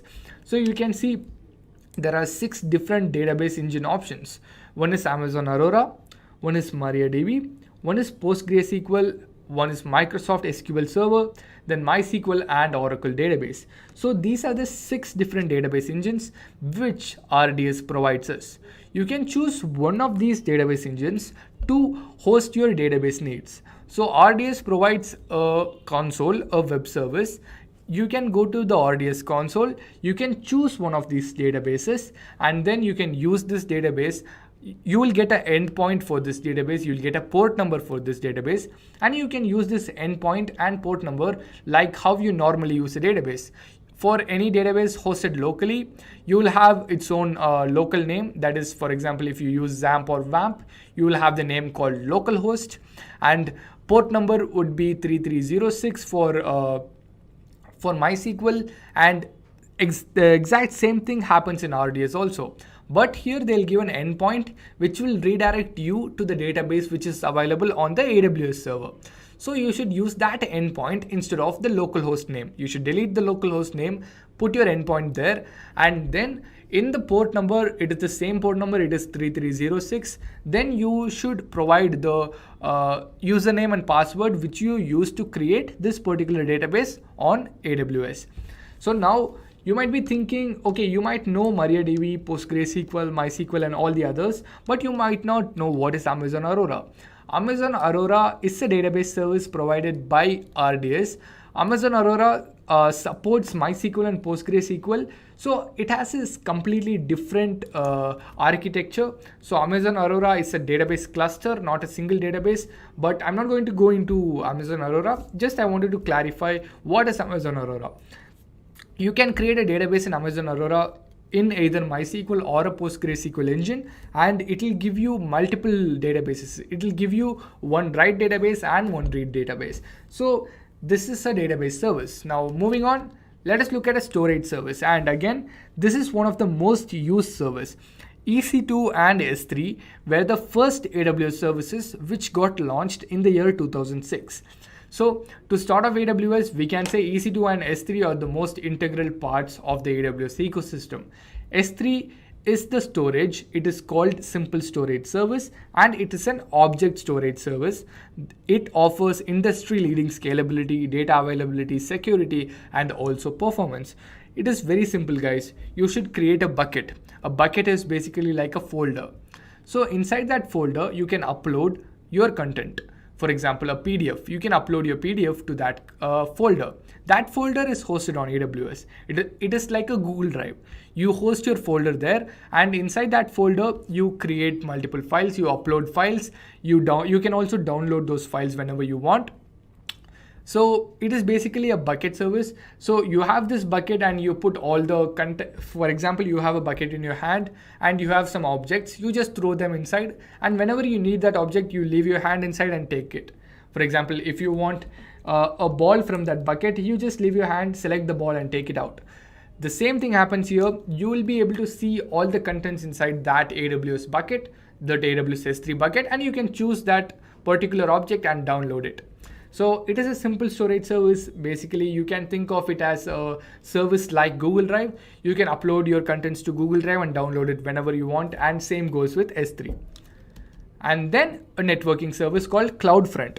So you might have heard this concept called CDN, a content delivery network. You might or may not have heard. So I'll give you an example of a CDN using YouTube. So YouTube has so many videos. Every minute there are like 100 hours worth of content getting uploaded to YouTube. So where does YouTube store all of this content? It has to store it somewhere, right? So it stores it in a CDN. It stores it in a content delivery network. So how does a content delivery network work? So you are a user trying to access from Asia. So now what you do, you might think whenever you try to access a video, it goes to the server and brings back it again to you. But it does not work like that. So you have your origin server where all of the content is, or you can also have multiple edge locations where few of your content is. So in YouTube, you might have this content restricted to a particular country. So those restrictions could be made using a CDN. So this edge location is only for Asia. So whenever an Asian user is trying to access data, it takes from this edge location. And when an African user is trying, it takes from this. And when a European user is trying, it takes from this particular location. And all of these locations are connected to the origin server. If this particular location does not have the content, it does not say, I don't have the content. It goes back to the origin server, collects the data and stores it here and sends it back to the end user. So basically a content delivery network is used to deliver data, videos, applications to customers globally. You can set up edge locations in any location in the world, in any location where AWS is providing services. You can set up in any location, and it provides high availability of data and videos in all of those locations. Moving on, now a security service. It is a simple service. This service is called Identity and Access Management. So this service provides you access management service. So basically, you might have given credentials, you might have created multiple users in your AWS account. And for example, not all of those users do the same tasks. One of those user might be an admin, one of those user might be a web developer, and one might be a data scientist. So a web developer does not need all the services in AWS. He just needs the EC2 server where the HTML code, the JavaScript is hosted on. And a data scientist does not need to know about the EC2 server, how it is hosted, or the web code. He just needs the metric data. He just needs the data coming out from AWS, and admin requires all the access. So using IAM, you could particularly restrict these users to use only those particular services. So that is why you use IAM. You can create permissions and assign it to particular users, so they cannot go beyond those permissions. And finally, CloudFormation. This is a service which provides you infrastructure as code. So you can code your entire infrastructure into one file, and when you run that one file, it will create an entire architecture for you. For example, in that code you would have mentioned, I need 10 servers, I need this much of storage space, I need a database service. So you can just code it into a YAML or a JSON file and upload it to AWS CloudFormation and hit enter and run that code. And that code can be uploaded locally, or it can be uploaded to an S3 bucket, and when you run that code, it will automatically create an entire AWS architecture for you. So to learn CloudFormation, you should first understand what is AWS. I wanted to explain these services to make you understand what kind of services that AWS provide. Alright guys, so our next domain is the storage domain in AWS, and let's see what all services do we have in the storage domain. So guys, these are the important services that we have in the storage domain of AWS. Our first service is Amazon S3, then we have Amazon Glacier, Amazon EFS, and AWS Storage Gateway. So let's look at these services one by one and understand what they do. So guys, S3 is an object storage service, which basically means that all the files which are uploaded on the S3, they are basically regarded as objects. Objects for us as layman users, they don't differ much. I mean, you won't see the difference in terms of when you're using the file or downloading the file that, you know, it was a file before and now it's an object. Object basically is at the back end, that is how you store a file, is in the form of an object, right? So it's basically on the infrastructure side that it makes a difference, that each file in an S3 bucket acts as an object, right? Now, why do we use S3? Why do we need a storage service, right? Is because, like we have discussed previously, that we need distributed systems on an application. The more distributed it is, the more fault tolerant it becomes. When I say fault tolerant, basically it can tolerate faults in its nodes. Each node in the application, whether it be the storage node, the compute node, it could be the backend compute node, the database node, each of these nodes, if they fail, right, it can tolerate that failure in your application, can still be working. Okay, so Amazon S3 is a file storage system by AWS, which says that it will give you the availability of 99.99% times. That means only there's a 0.01% probability that, you know, your service is going to fail. Otherwise 99.99, it's actually not 99.99, it's 99.9999, 4 times 9, right? That is the kind of availability that AWS guarantees that your object will have. And obviously you can increase this SLA, this basically called a SLA, service level agreement, that what kind of service will AWS provide to you. You can further increase this SLA by providing redundancies, by using certain techniques wherein you can take a backup of your bucket at every 24 hours, so that if there is a data corruption, you can always get that data back, you know, from the vaults and then store it back again in the bucket. But that is only when you have failure in the S3 service, and for that I told you the probability is 0.0001%. Okay, that is the kind of service that AWS provides. So you can be rest assured that if you want to host files on AWS, if you host it on S3, your files will be available pretty much all the time, right? That is what you have S3 for. Now, what are the common use cases where you will be using AWS S3? You can imagine it like this, that if there is a website wherein the logo is there, if there are certain images on that website that have to be loaded. Just a quick info guys. If you want to make a career in cloud and DevOps, then Intellipaat provides an advanced certification in cloud computing and DevOps by ENICT Academy IIT Roorkee, and it is taught by IIT Roorkee professors and industry experts. This course is designed to upskill and land your dream job. Now let's continue with the session. At the time of a web page reload, all those images will be taken from S3 and will be presented over there, right? So rather than storing all these files on the server on which the website exists, you can store all these files, all these images on S3, and then you can just get it from there, right? S3 also provides you the facility of hosting static web files, right? So you can host a website also by using an S3 bucket, and all you have to do is enable static hosting on that bucket and you will be able to host static websites in that case. All right, our next service, guys, is AWS Glacier. So AWS Glacier is an extended version of the S3 service, which is the Glacier does not give you a direct access to itself. It basically takes a backup of the S3 service. So let's say you created a folder in S3. So folders in S3 are basically called buckets, right? The root folder in S3 is called bucket. So if you have a bucket and you have a lot of files inside that bucket, and if you want to take a backup of all those files, you can take it using the Glacier service in AWS, right? And Glacier service, the reason we have two services over here, the reason for that is that S3, you can get the objects instantaneously. The moment you put the link of the object, you can download it, right? You can access it. But when we talk about Glacier, it takes time for the object to be retrieved. It takes times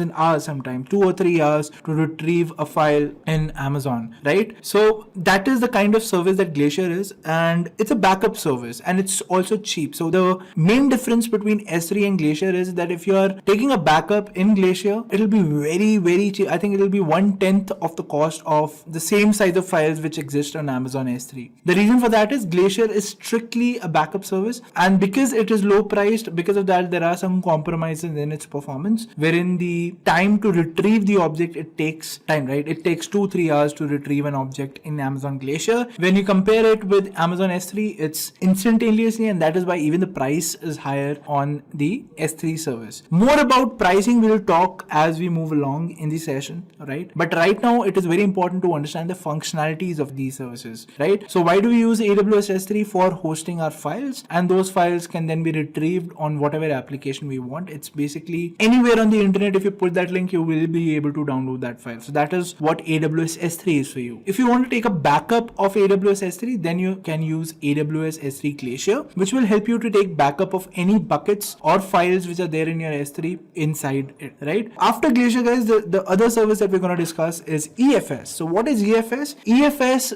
service is again a storage service, but it's different from S3. How is it different from S3? That EFS service can be mounted on your operating system as a volume, right? Isn't that interesting? So you can mount Amazon EFS as a volume on any computer on the AWS network, right? So let's say you launch a server of Windows on AWS and you feel that you need a network drive. If you guys have worked with network drives, then EFS is exactly a network drive. It mimics the usage of a network drive, right? And it's also scalable. That means the size increases as and when you need it, right? So that is scalable. It can be attached to multiple computers. That is, it can serve you as a shared drive. That is, there could be tens or hundreds of computers which have the same volume inside them, and that same volume would be EFS for you. So how does that help? That helps when you have a scalable architecture, where there are 7 or 8 systems, and whatever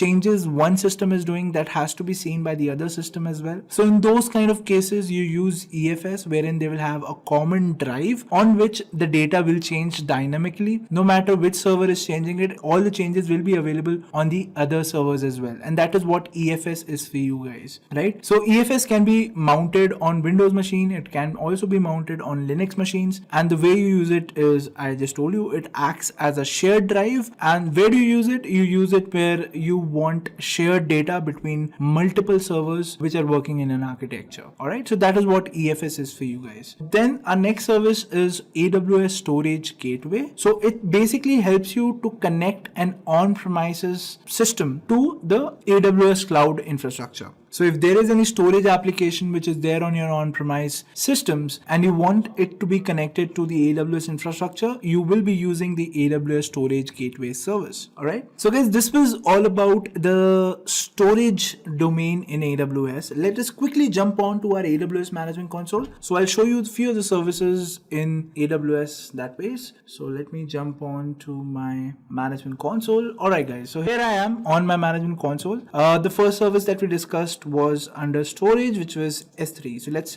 click on the S3 link and that will give you UI, which will look something like this. So I have some buckets already configured. You can create a new bucket. So like I said, bucket is nothing but the root folder where you put all your files, right? So let's say the bucket name is test-Intellipaat, right? This is the bucket name. Then the region that I want to put this is, let's say I want to put it in Oregon region, and that's it. Let's click on next and keep all versions of an object in the same bucket. Leave everything at default, just click on next. Leave everything at default, and now let's just click on create bucket.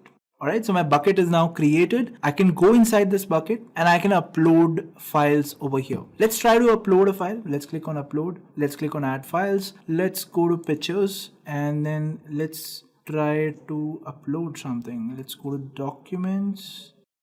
Let's say I want to upload a file and let's say I upload this particular file. Okay, so this is the file that I want to upload. I'll just click on next. It will now upload it. Click on next again. Here are the so this is basically the types of classes that you can access, right? Do you want to access, put it in S3, you want to archive the data, put it in Glacier, all those you can do. Let's click on next and click on upload. So right now we have not changed any setting in S3, right? We are just uploading an object, and as you can see, my file is now uploaded over here, right? Now, if I select this file, I can actually see the properties of this file via this link, right? Here's an object URL that you get. If I click on this object URL, it will say access denied. Why access denied? Because first I have to make that object as public. So for that, what I have to do is I'll be going into properties, right?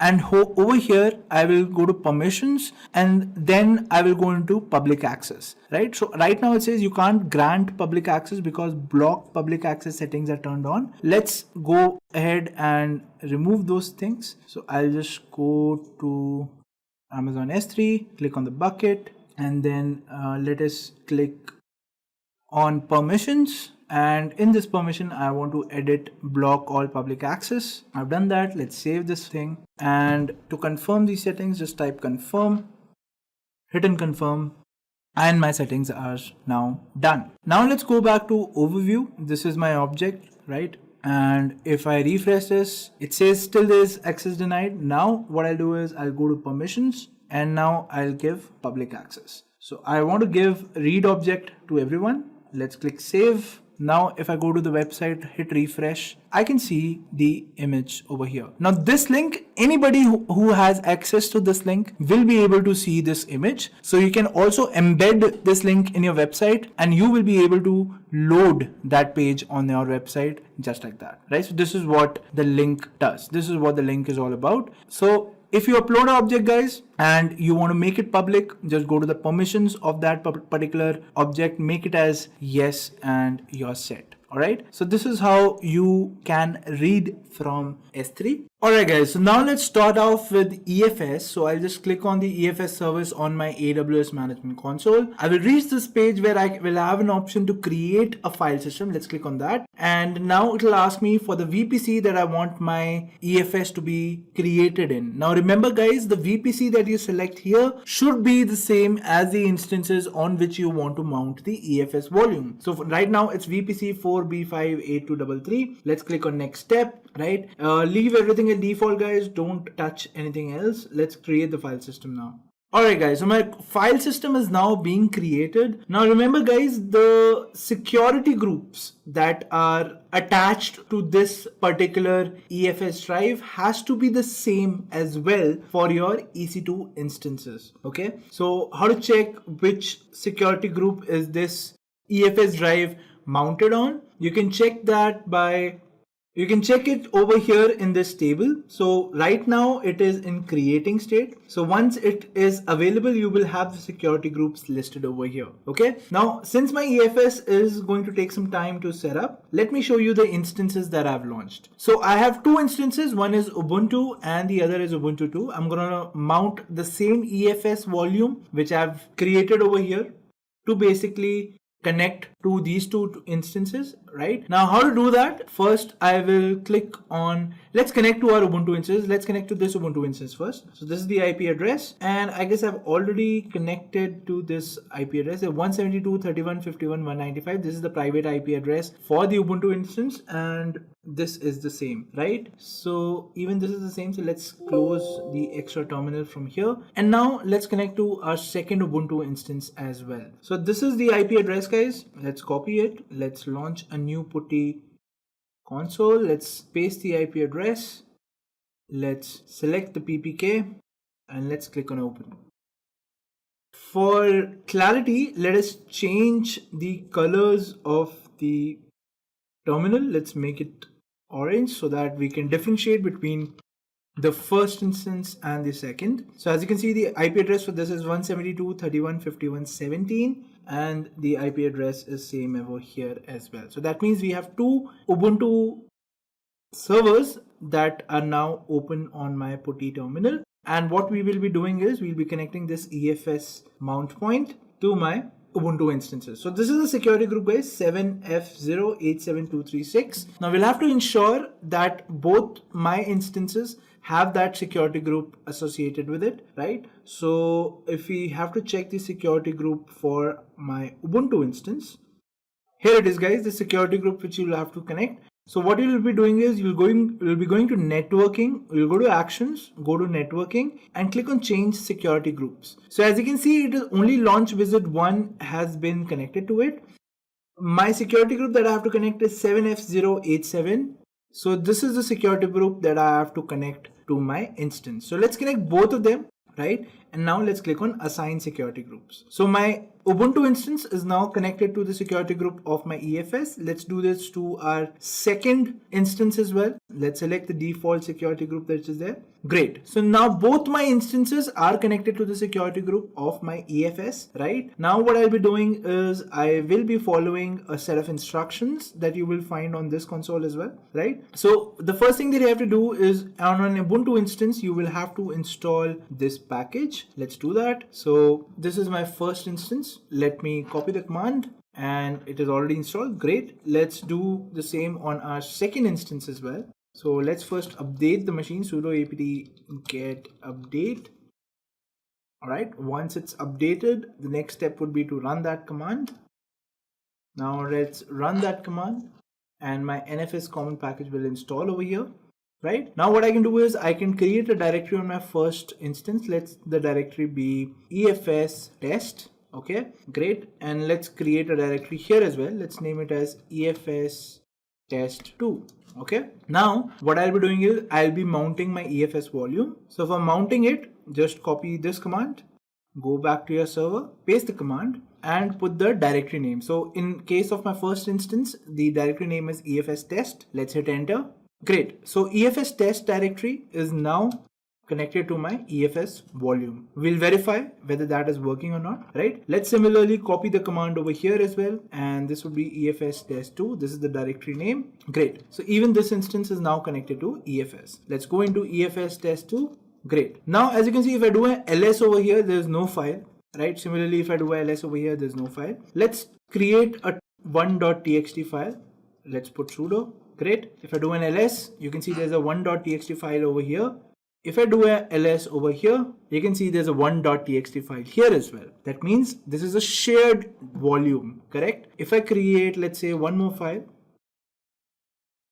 over here, if I do an ls over here, I can see the 2.txt is also available. Similarly, I can create a file from here as well.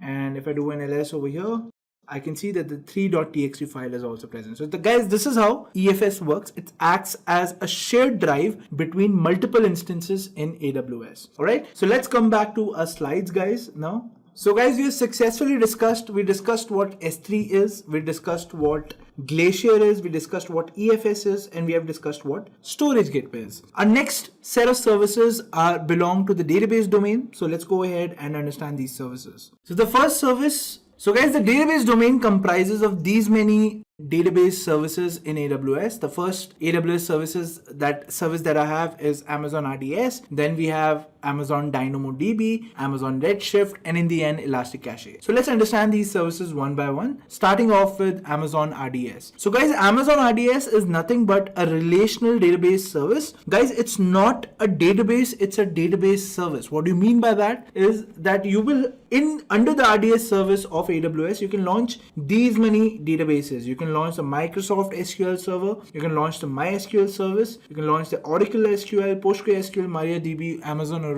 You can launch all these databases. But what is RDS for? RDS basically manages these databases. Now, how does it manage? It makes sure that it takes automated snapshots of all these databases, which will be corresponding to a particular time. It can also ensure that if there are any read replicas required or if there are any replication required in your database, that also can be taken care of RDS or by RDS. Third thing is, it also takes care of any security patch which has to be applied on your database if you enable automatic updates, right? So this is how RDS works, guys. Now again, let me emphasize on the point that RDS is not a database. It's a relational database service in which you can launch all these relational databases. All right. So guys, I hope RDS is clear with you. Next service is Amazon DynamoDB. Now, what is Amazon DynamoDB? It's basically a NoSQL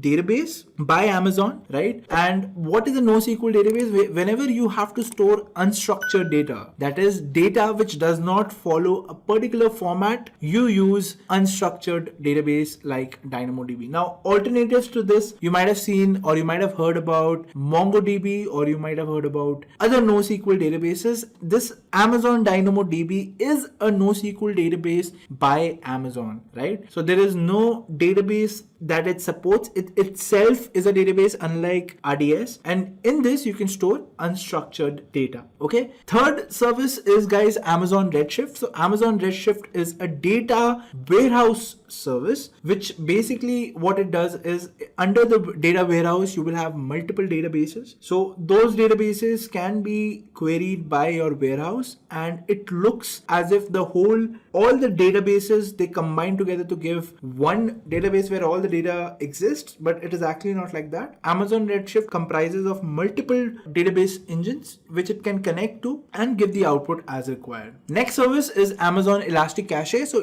Amazon Elastic Cache basically is a service which serves as a cache. So what is a cache? A cache is a layer between the client and the web server, or the server from which the information is being requested. What happens is, let's imagine you want to get the data for an employee whose salary is greater than 10,000, and you basically want to get all the current cities that the employees are staying in, right? Now let's say you do this query time and again. Now what happens? Your server is again and again doing a query on the database using a particular query, that this is the data that I want. Now what happens is, when again and again you're doing the same query, it does not make sense to run the same query again on the database, let it do the computing work and then get the results. So for these kind of data, what Elastic Cache does is, whenever it sees that there's a frequently accessed data, it stores that data on the cache, which means whenever a similar request will come, rather than querying the database, the same data will be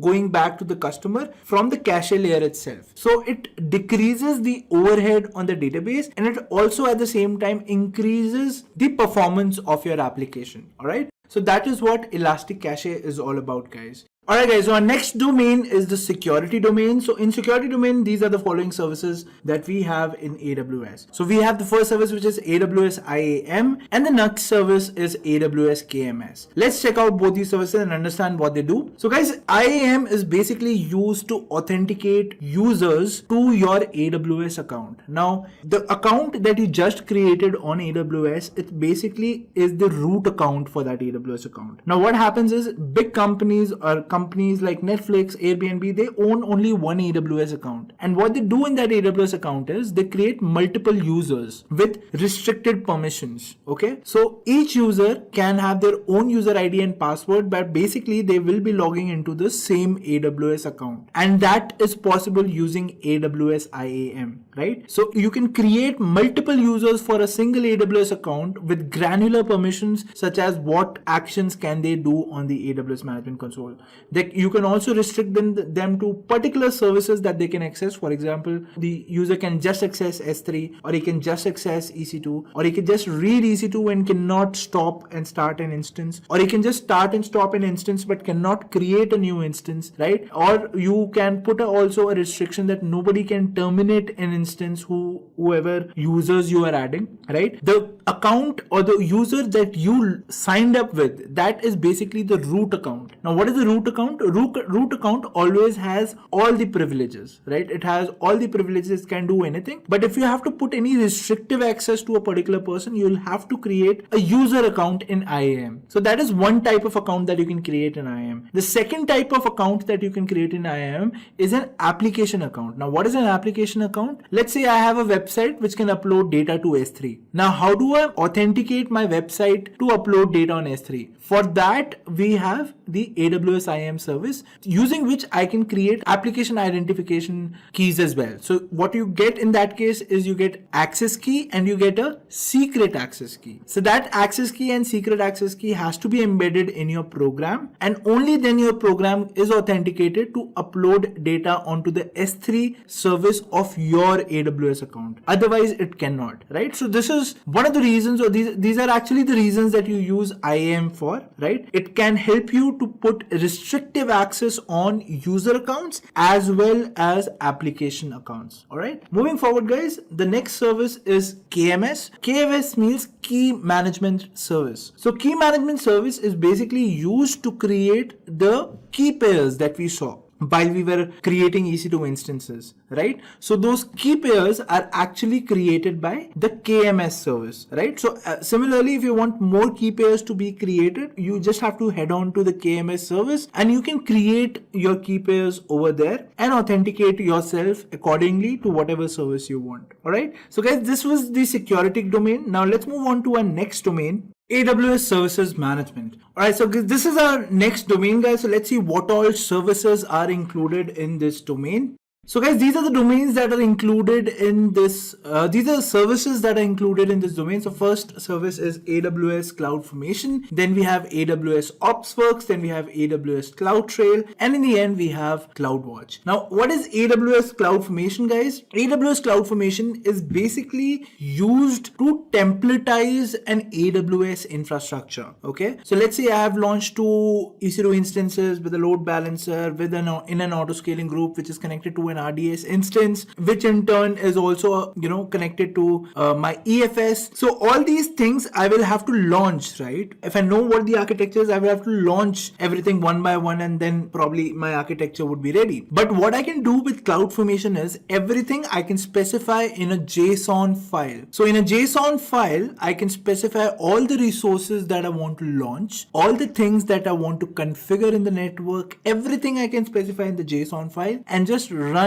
it through CloudFormation. So what CloudFormation will do, it will create that whole architecture according to my JSON file. So I don't have to stress too much on creating my architecture one by one, using either through my management console or through my CLI, right? I can directly do that by just writing a JSON file and passing it through my CloudFormation. So this also helps us when we want to replicate our architecture across multiple regions, right? Let's say I have an architecture in one particular region, I want to replicate it across multiple regions. So in that case also, CloudFormation helps us a lot. So it's an automation tool which can help us to launch AWS resources by specifying it in a JSON file. Our next service is AWS OpsWorks. Now it's a little similar to CloudFormation because this also deals in automation, but basically this is a configuration management tool. So if you guys are aware of DevOps, there's a configuration management tool called Chef, right? So Chef recipes are readily accepted by AWS OpsWorks, and what you can do is in AWS OpsWorks, what happens is there are multiple layers that you have to configure, and all these layers together they form to become a stack. Okay, so what I'll be doing is, let's say in the first layer I specify the EC2 instances that I want to automate on, right? The second layer could specify what all software that I want to be configured in that EC2 instance. So that is how OpsWorks is helpful, guys. So a configuration management tool is nothing but which can configure all the software requirements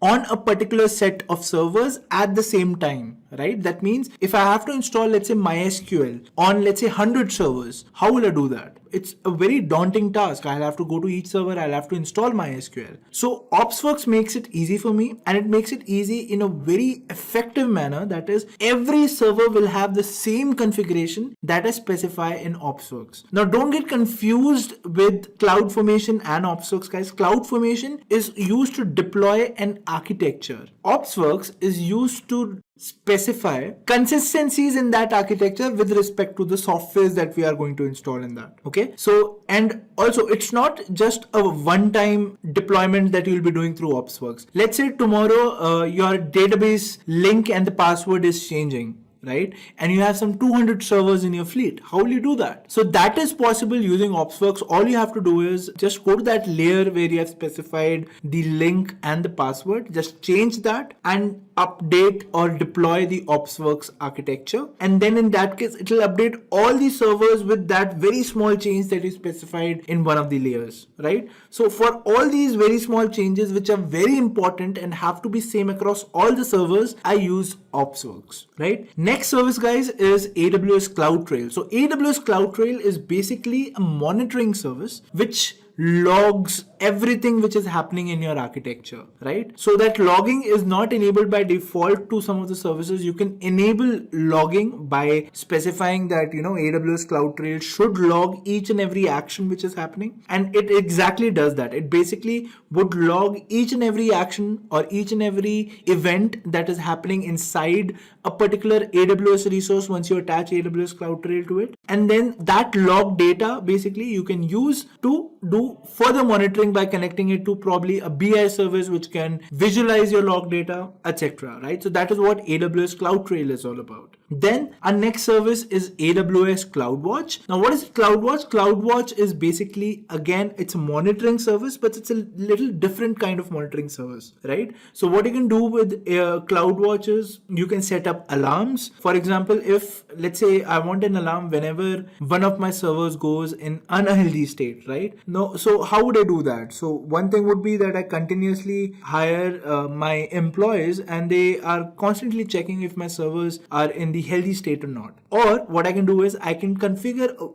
will take very less time to just configure my CloudWatch to monitor all my resources, and whenever there is a resource which goes in the unhealthy state, it can trigger an alarm. Now, what kind of alarm can it trigger? It can either email you, or it can basically trigger a next set of events. It can trigger to create an EC2 instance, or it can trigger an AWS Lambda function. It can trigger something else as well. So this is what CloudWatch is all about. It watches all your resources, and on basis of that, it can do a simple process that you define in CloudWatch. Okay. Moving forward, guys, our next domain is customer engagement domain. So in this domain, we have the following services. The first service is Amazon Connect, and then we have simple email service. So let's look at what these two services do so that they are so helpful in the AWS community. The first service being Amazon Connect, guys. So Amazon Connect is nothing but it's a full-blown customer contact center for your company. For example, you would have seen that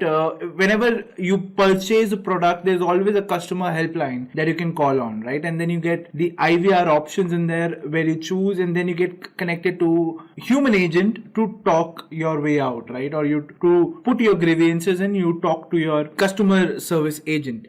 Just a quick info, guys. Test your knowledge of AWS by answering this question. Amazon S3 is which type of storage service? A. Object. B. Simple. C.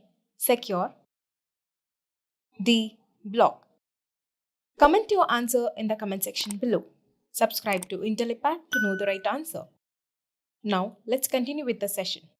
Right now, if you want to set up something like that for your company, it is very simple to set up that using Amazon Connect. You can build a customer contact center in less than 5 minutes with Amazon Connect, right? All you have to do is go to Amazon Connect service, click on get started, and it will allot you a toll-free or a normal phone number based on what you choose. After that, you just have to fill in the agents that you want to be on the other side, so that whenever people will be calling that one particular toll-free or normal contact number, they should be routed to the agent screen, right? And this happens on the internet, so there is no need of purchasing carrier plans or something like that, right? So this is what Amazon Connect is all about, guys. Our next service is simple email service. Now this is also plays a vital role in customer engagement. You would have seen that you get marketing emails from a lot of companies. For example, if there are food companies that you order for, or if you have went into a store, you gave your phone number over there in the contact list, they'll also message you. Pizza delivery stores or grocery stores, they all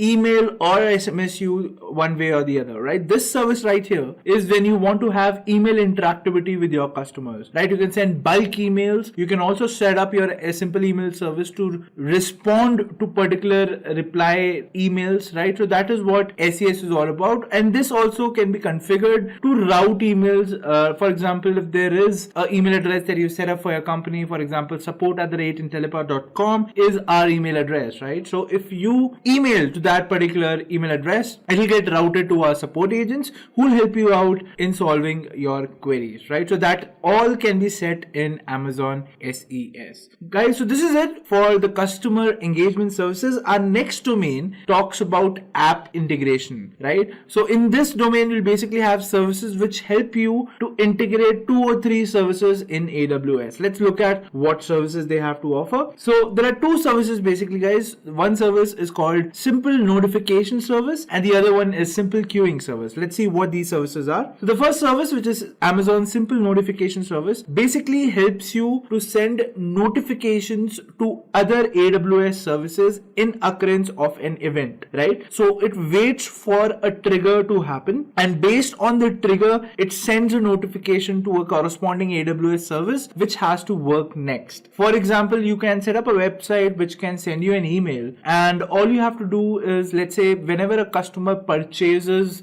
something from your website, you want to trigger an email to the customer with all the details. Now, if you have to do this on a distributed environment, what will you do is the moment there is a trigger that there is a cash payment received from a particular customer, your Lambda event will be triggered, right? Now that can be triggered in numerous ways. One way is either your service can directly trigger the Lambda event, but that is only possible for some of the AWS services. The other way around is that you can send a notification to SNS, right? So SNS will detect the type of notification received and it will have a mapped out row as to which service it has to notify next. So in this case, it will receive the notification. It will see, okay, so this is the type of notification received. It will invoke the Lambda function, which will basically send out the email to your customer. All right. So this is how an SNS service basically works. As you can see in the diagram here as well, that you have a publisher. A publisher is a person who sends out the notification, right?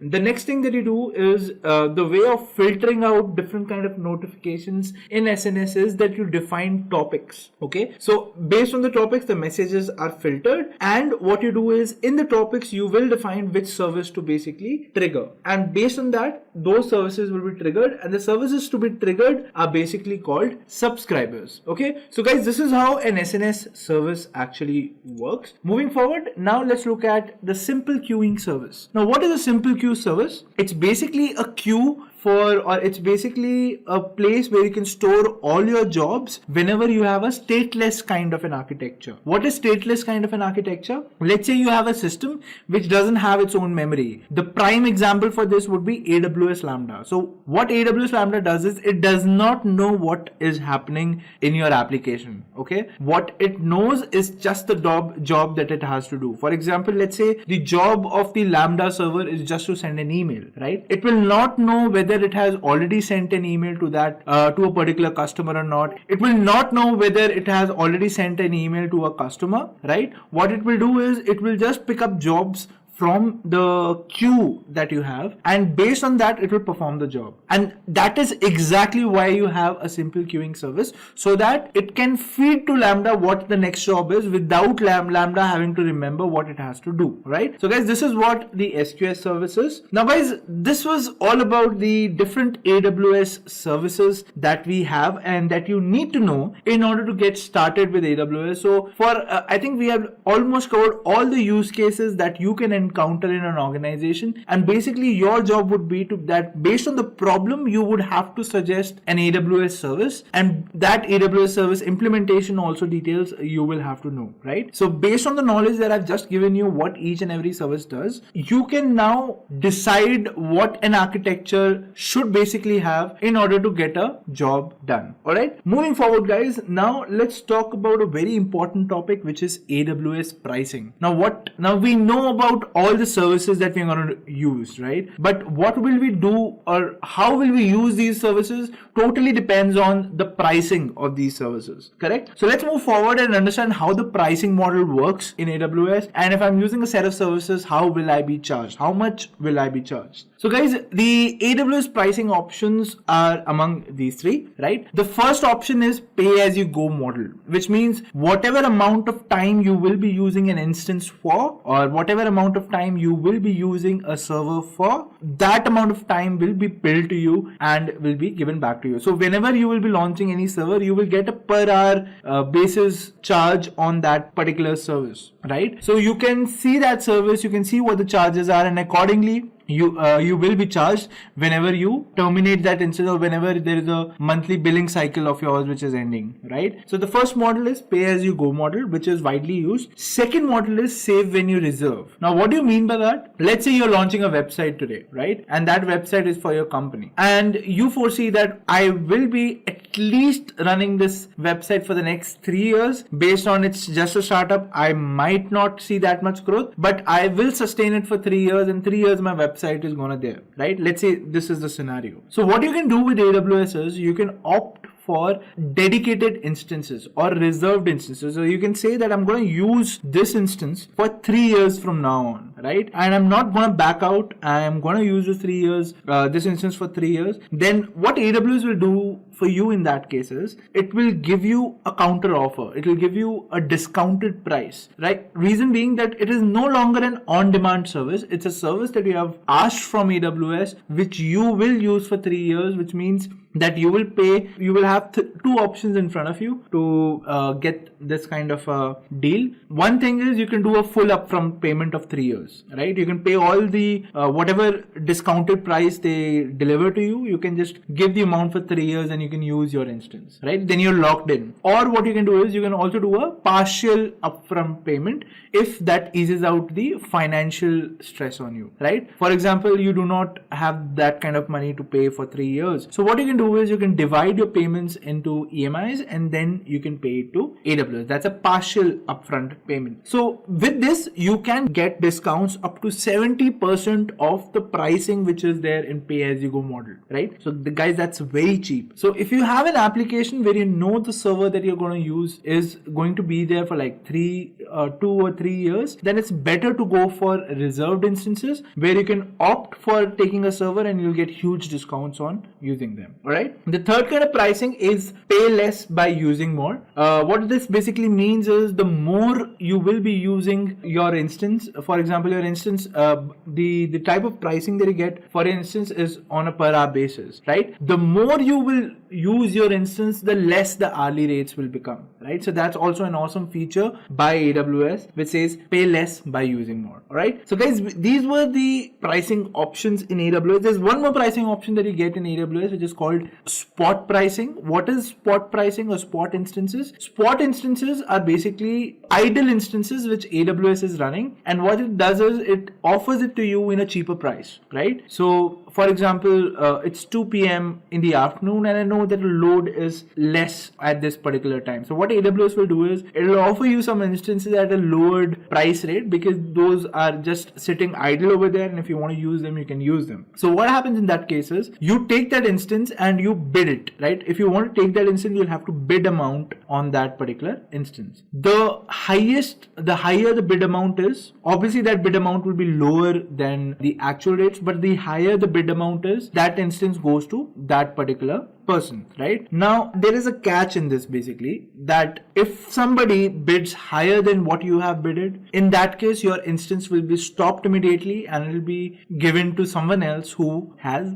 done the bidding higher. All right, so that's a catch over here, but it could be particularly helpful when you are dealing with workloads which are not that important, but anyways you have to do them, right? In those kind of scenarios, you can take up spot instances and you can just bid a particular amount which you feel you are comfortable in, and in case in future the price goes up, your instance will be stopped, but at least you're getting your work done in a cheaper rate, right? So that's the ideology behind spot instances. So I guess now it's clear with all of you what AWS pricing options you have. Now let me move ahead and let me tell you a very exciting point about AWS pricing, right? The free tier. So the free tier is basically one-time offer that you get whenever you sign up. So whenever you sign up on AWS, if you are using a T2.micro instance, which is 1 GB of RAM and 1 vCPU of computer, in that case, it will be totally free of cost to you, right? So what you do get in a month is 750 hours of usage. So you can launch 4 instances, 5 instances, all of them together collectively can be run for 750 hours. The moment you cross 750 hours, you'll be charged the normal price, but up till 750 hours of server usage, you will be not charged a penny, right? And this is what the free tier is all about. Now, it is particularly helpful for people who are trying out AWS, or people like us who are trying to learn AWS for our future careers, right? So I'll request you all guys, so whenever you're practicing on AWS, always be under the free tier, because that is literally not going to cost you anything. All right, so the 750 hours that you get are particular to EC2 and RDS. Apart from that, you get some other free tier limits as well. For example, in S3, you have, if you store data up to 5 GB, you will not be charged anything. Okay, then in DynamoDB, if you have to store something, which is if the instance which you're running is under the free tier, and if you want to store something on DynamoDB till 25 GB, it is absolutely free. Okay, so guys, this is the kind of pricing that you get. These are the kind of perks that you get when you're using AWS for the first time. For more details on AWS free tier, you can just visit the aws.amazon.com official website, and they'll give you all the details. There are a lot of other services as well that they offer free tier in or free limits in. For example, the Amazon Connect the service that we discussed, which was basically a one-stop customer support center setup. In that, you get in a month you will get the first 90 minutes of your calling for free, and the way you get charged for that particular service is not on the number of hours that you'd be using that service, but on the number of minutes a customer is speaking to an agent, right? That is how you get charged. That's, I think, pretty cool about Amazon Connect. All right, moving forward, guys, I think we have covered enough of theory. Now let's go ahead and do a hands-on where basically I'll show you guys how to set up your AWS services and how to migrate an application from your local computer onto AWS. Today in this session, we will be going through some of the topics that you should know when you're trying to learn Amazon VPC, right? What is Amazon VPC? So guys, Amazon VPC is basically a service. It's basically a virtual private cloud, which is given to us by AWS when we deploy resources on its cloud platform. And what this Amazon VPC basically enables us to do is basically launch AWS resources into a virtual network that we define, right? So VPC is basically a virtual network that we define. This virtual network can have multiple subparts as well. It can have multiple configurable properties as well, and the whole service is called Amazon VPC, right? Now, the definition is not that important, but the working is the most important for Amazon VPC, through which you will be actually able to understand what you can accomplish and what all is possible when you are basically making use of the Amazon VPC service. So let's go ahead and understand how Amazon VPC service basically work.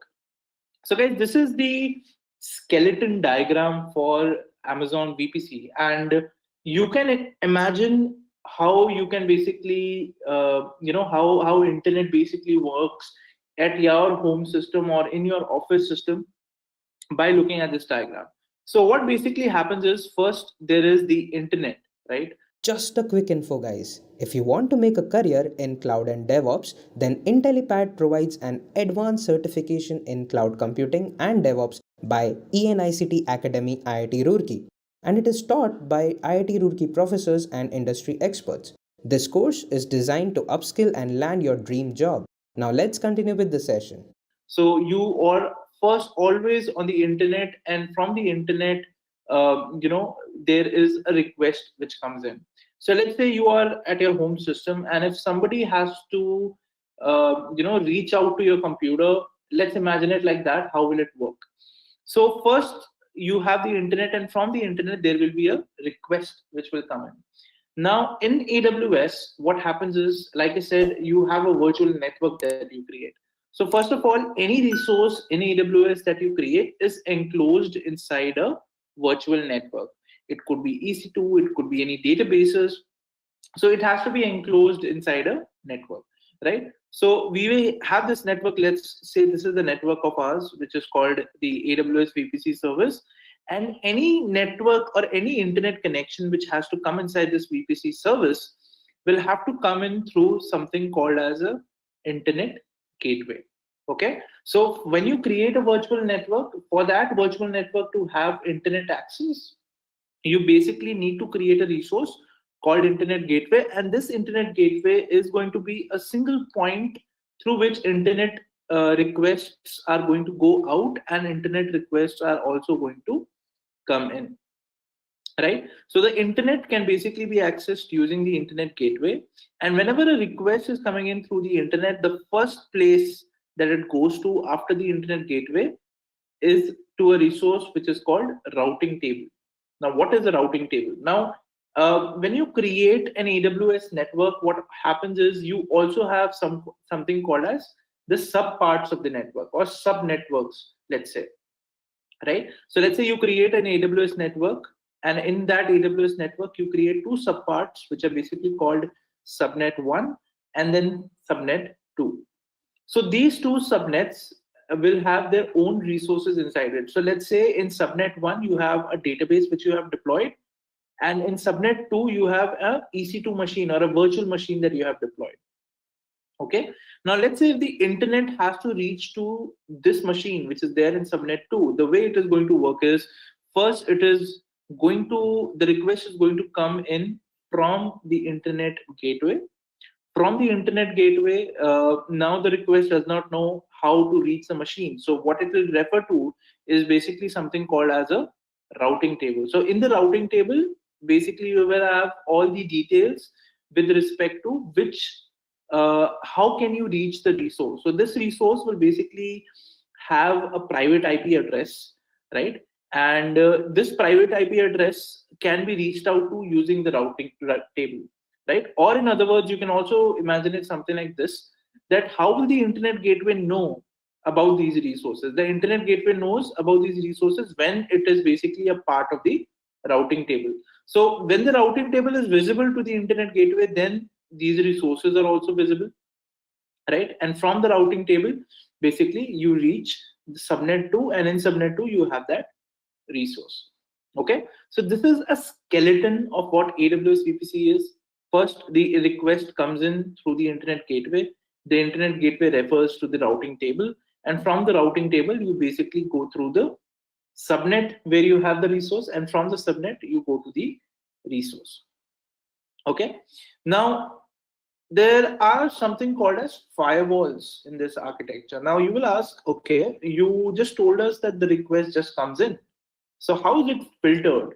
So that filtering process happens using firewalls, and there are two kinds of firewalls in VPC.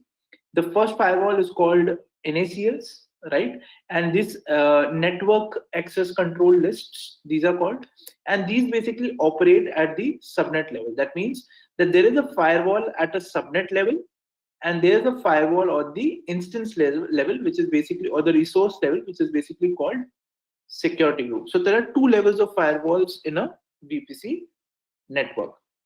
Okay, so that basically means that when the request is coming in, there is no filter which happens on the AWS VPC level, the only filter which happens is on the subnet level, which is the network ACL. Okay. From the network ACL, if the request gets filtered, then it basically goes to the security group of the resource. So if I were to include these two firewalls in the diagram, it can be imagined something like this. That first the request will come from the internet. From the internet gateway, it will look for the instance that it has to go to in the routing table. From the routing table, once it gets to know where the resource is, it will go there. And in the subnet, it first has to basically go through the first level of firewall, which is the network ACL. From that firewall, it then goes in if the request is filtered out. And when that request is filtered out, then it encounters another firewall, which is basically called a security group. And if it filters that out, then only it is able to access the resource. Okay, so this is the flow diagram of how a request flows in a VPC. And now what I'm going to show you guys is basically how to create this kind of an architecture in AWS, right? So what we're going to do is I'm going to quickly jump on to my browser and let me open AWS Management Console. Give me one moment. All right, guys. So first you have to basically go to aws.amazon.com, and on aws.amazon.com, you basically will sign in. And this is where you will reach your AWS Management Console. Now on the AWS Management Console, what we have to basically work with is virtual private cloud. And let's try to now create the architecture. So this is how our architecture looks like. So first what we'll do is we'll create AWS VPC, right? So let's go ahead and create a VPC. So we'll click on VPCs, we'll click on create VPC, and whatever I've explained to you guys, we will try and test it out by doing the hands-on. So that is what we are going to do. Okay. So first let's name our VPC something. So let's call it VPC demo 1. Let's call it that. And now let's give it a IP address range. This IP address range will basically mean that all the resources in this VPC are basically going to have an IP from this particular range, which we are now going to define. So let's go ahead and define a range. Let's say it's 192.1.0.0/16, right? Let's say this is the range. And now we'll basically go ahead and click on create VPC. So our VPC has now been created, and what we have done is we basically went ahead and created a simple network. We have not defined any of these resources as of yet, right? We have just created an empty box, which is our AWS VPC.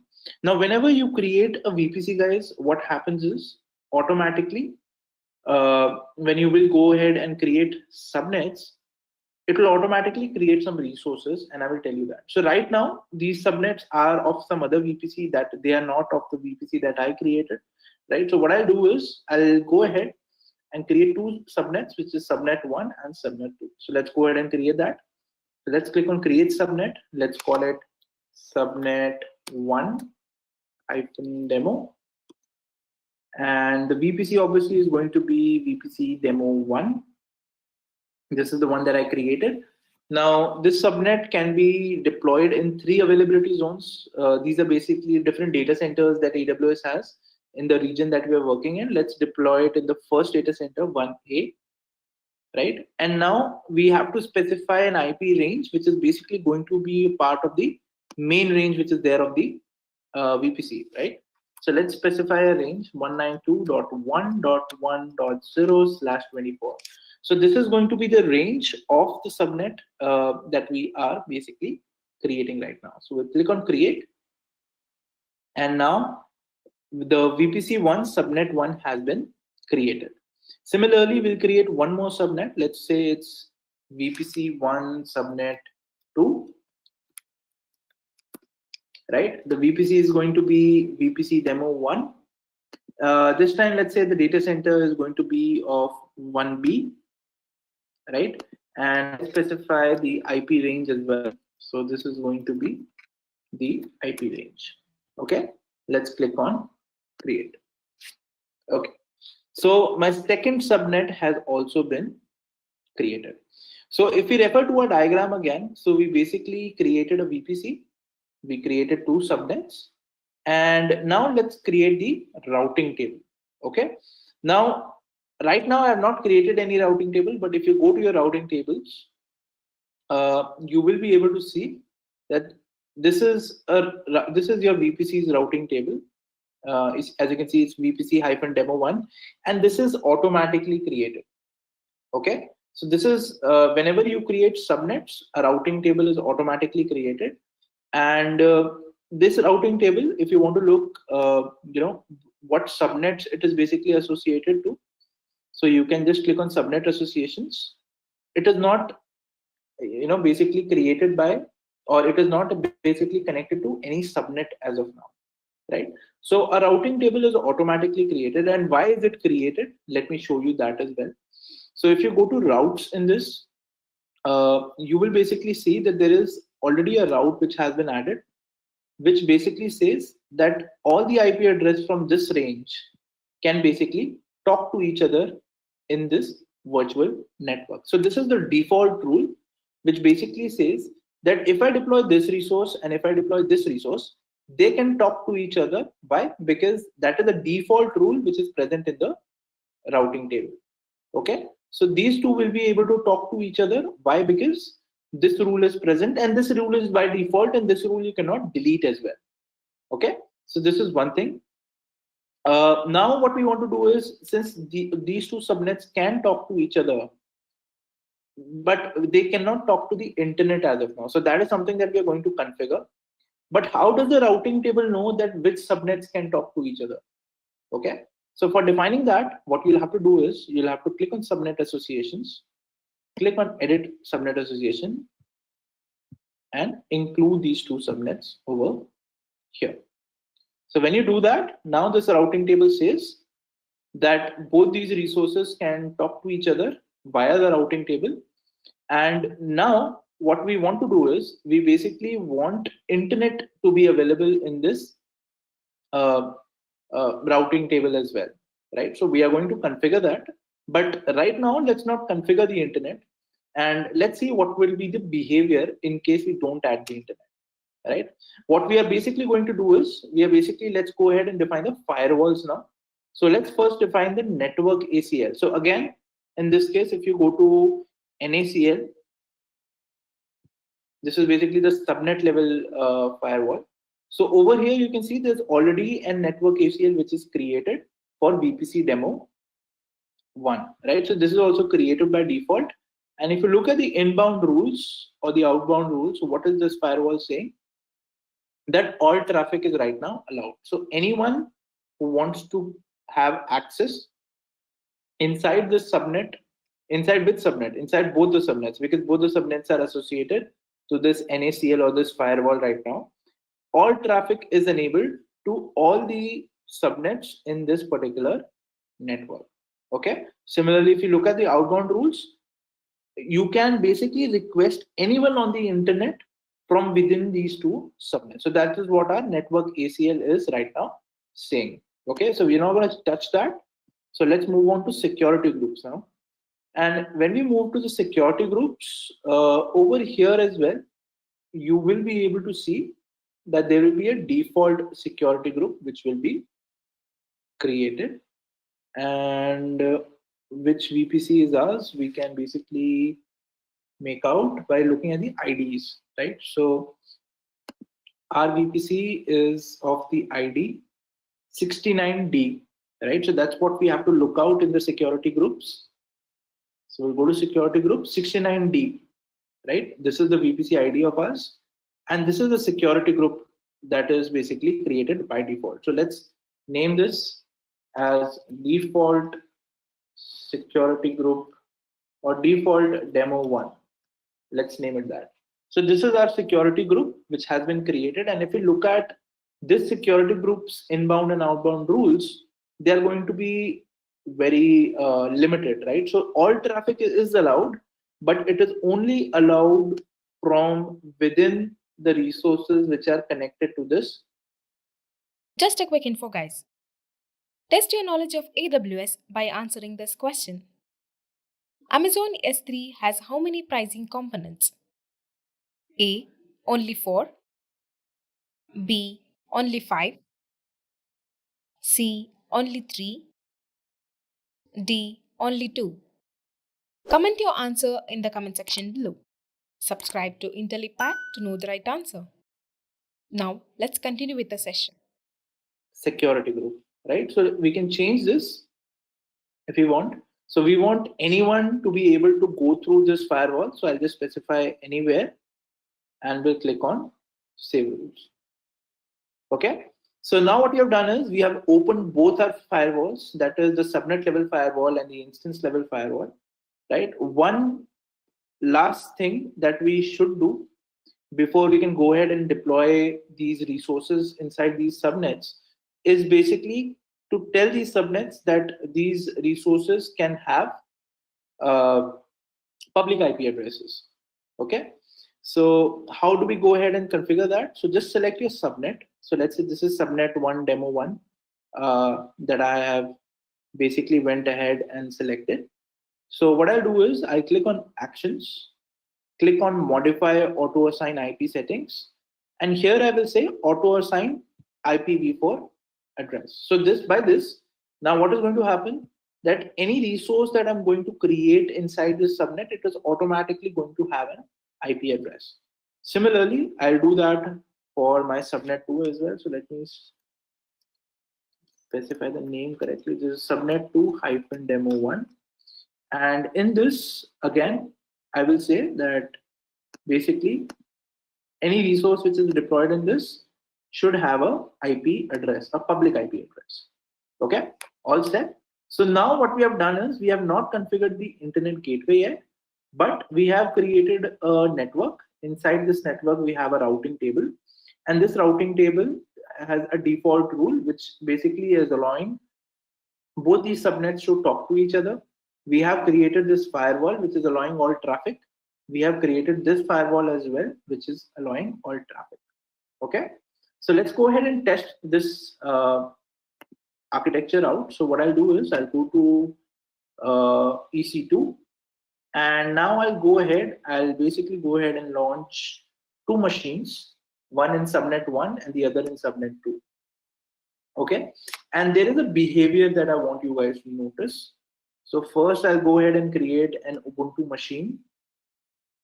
I'll create a t2.micro, which is basically going to be a part of VPC-demo 1, right? It is basically going to be in, let's say, subnet 1.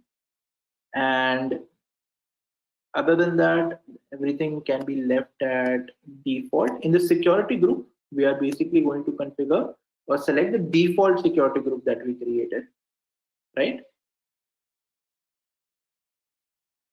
And now let's go ahead and click on review and launch.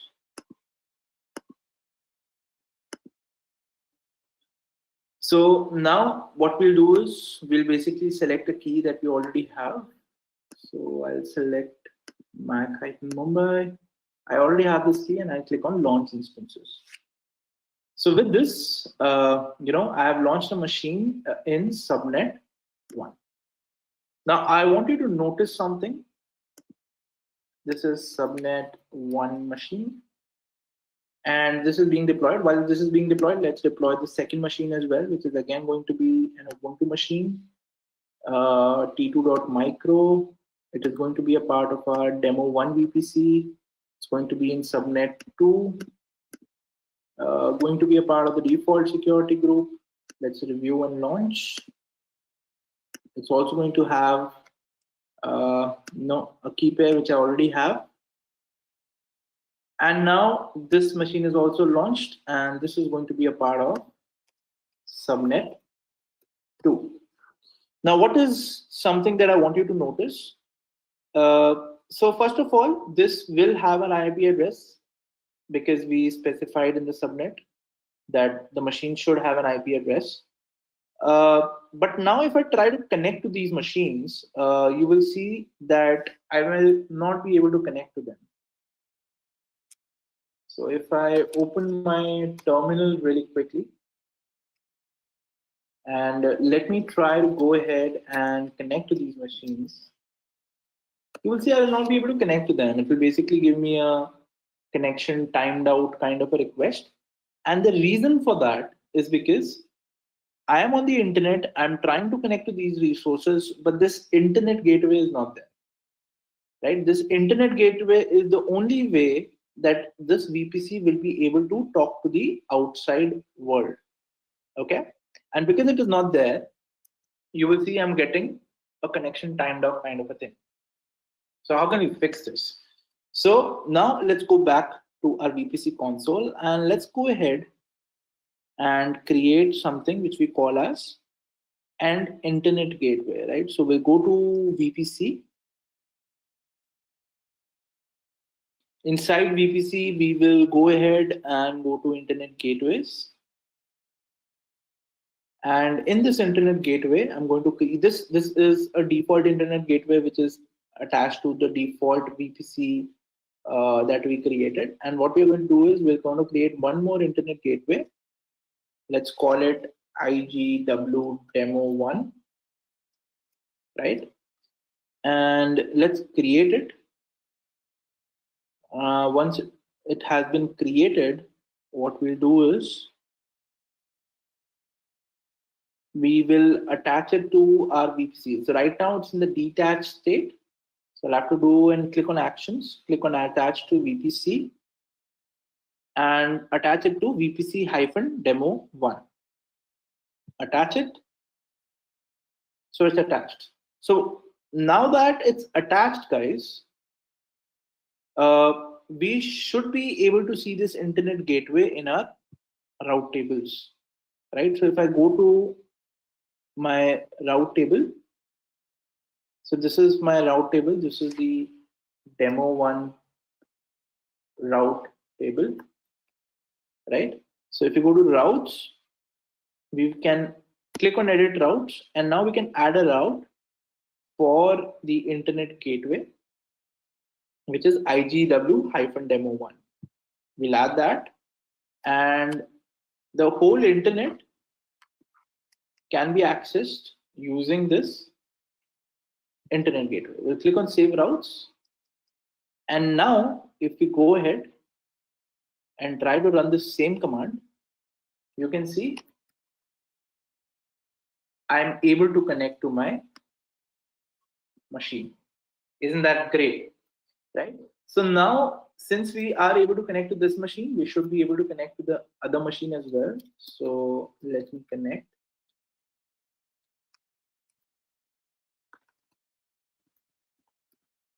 And let's go to our second machine's IP address.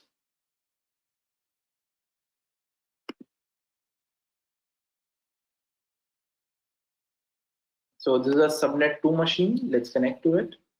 This is the IP address.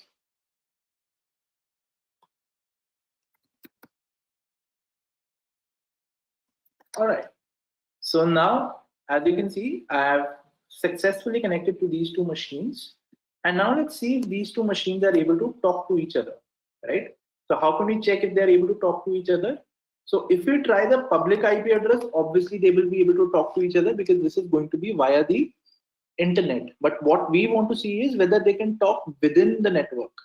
And for that, we are basically going to make use of the private IP address, okay? So this is the private IP address of subnet 2. So what we are going to do is from the subnet 1 machine, I'll try to ping subnet 2. And as you can see, I'm able to ping the machine in subnet 2. Why? Because in the route table, we have that entry wherein they are able to talk to each other. Great. So now let's try something out. So what we can do is we can go to, since subnet 1 is able to talk to subnet 2, let's go ahead and go to network ACL. That is basically the subnet level firewall.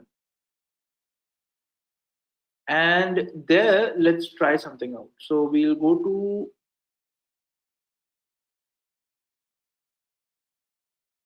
VPC. And in VPC, we will now go to network ACLs. So let's create a new network ACL. it will basically be subnet 2 hyphen demo 1, and this is going to be a part of VPC demo 1 VPC.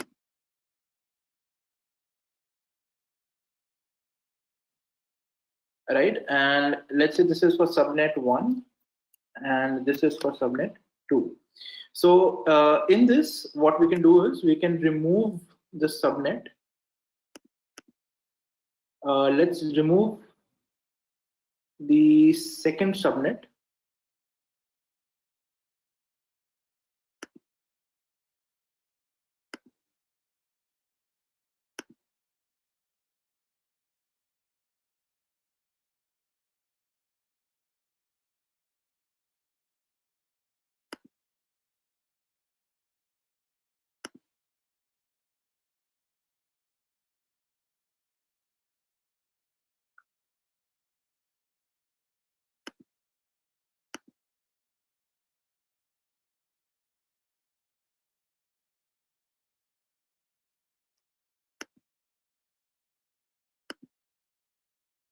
Let's say in this subnet, I go ahead and I specify that only network connection from subnet 2 is possible from subnet 1, but subnet 1 from subnet 2 is not possible.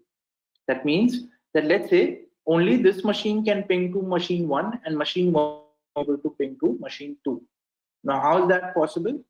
I will just specify that all traffic from machine 2 is allowed, but from machine 1 is not allowed. So we'll specify something like this.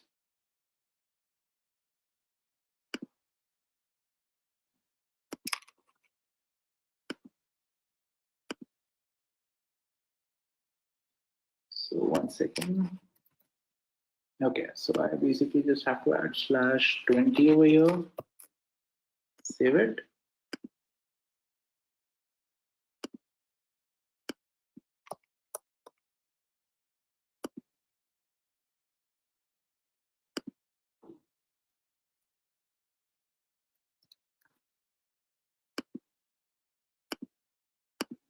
Okay, so now what I've specified is that only subnet 2 is able to ping into the network ACL. Now, what does that mean? That basically means that if somebody is trying to go ahead and ping subnet 1 to subnet 2, it should not be able to do it. Let's try it out. And now you can see, since I have edited the network ACL, I am not able to use these machines from my personal system as well.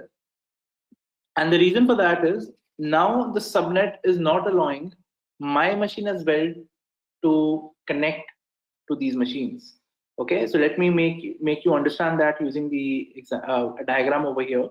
So what we did is basically these firewalls, these subnet level firewalls, have only allowed connection from machine in subnet 2. Only this IP address I have added in this firewall. Now, because of that, what is happening is from the internet, I'm not able to reach this subnet. Why? Because this firewall is blocking me. So I'll not be able to SSH into this machine now. Okay, so let's try to change what we were doing. Let's again go back to network ACL. So I'll go to VPC and we'll again click on edit inbound rules. We can again make it 0.0.0.0/0. Save it. And now again, if I come back to my terminal, I should be able to connect, right? Similarly, I should be able to connect over here as well.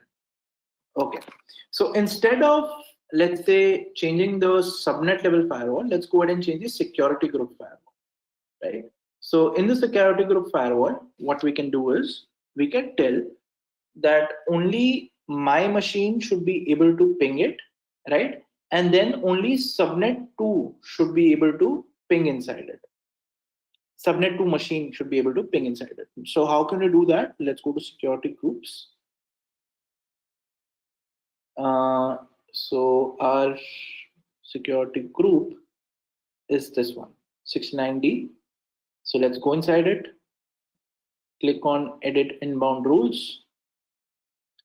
And all traffic is allowed only from my IP. This is my machine's IP. And only from, let's say, I want to go ahead and allow only subnet 2 to be able to ping inside it. Subnet 2 machine to be able to ping inside it. Okay, let's click on save rules and let's see how this is going to work now.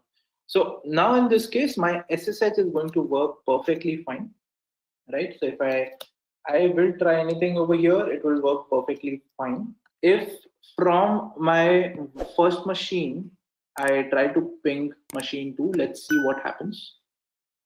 So according to the rules that I have configured as of now, if I try to ping subnet 1 to subnet 2, according to the rules that I've configured, it should not connect, right? But let's see if our assumption is correct or not, and then I'll explain whatever the behavior is happening over here. Can you see we are not able to ping the first machine, that is subnet 1 machine to subnet 2 machine? Okay, this is the subnets 2 private IP.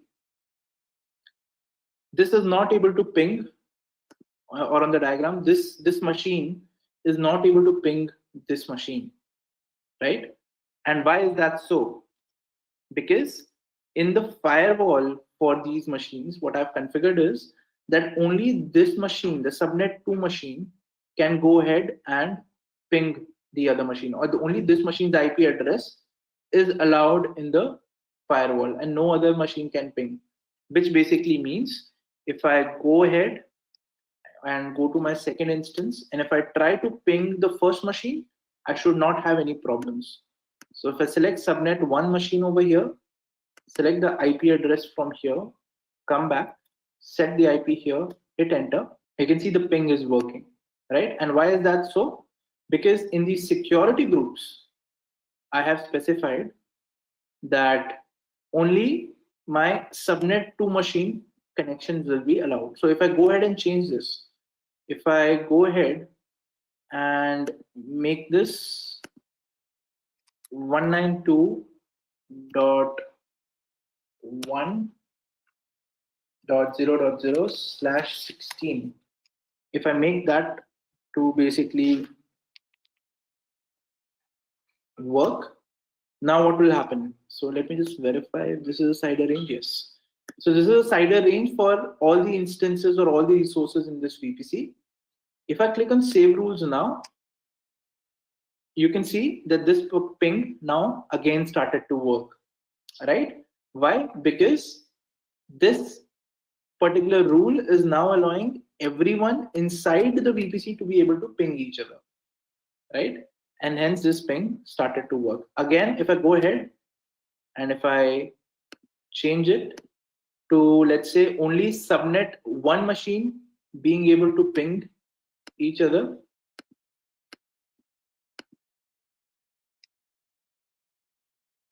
then it will be a different story. Just give me one moment. Okay. All right. Okay, guys. So now if I go ahead and change this to only subnet 1 machine's IP address, what is going to happen then? In that case, only subnet 1 machine will be able to ping subnet 2 and the other way will not be possible. So if we save the rules, so now you can see both of these are working, right? So let me clear the screen once more and let me start this command. Right? So now if I go ahead and save the rules, you will see that this is going to stop now in a few moments. So what we have now added, that we have added that only subnet 1 will be able to talk. So if we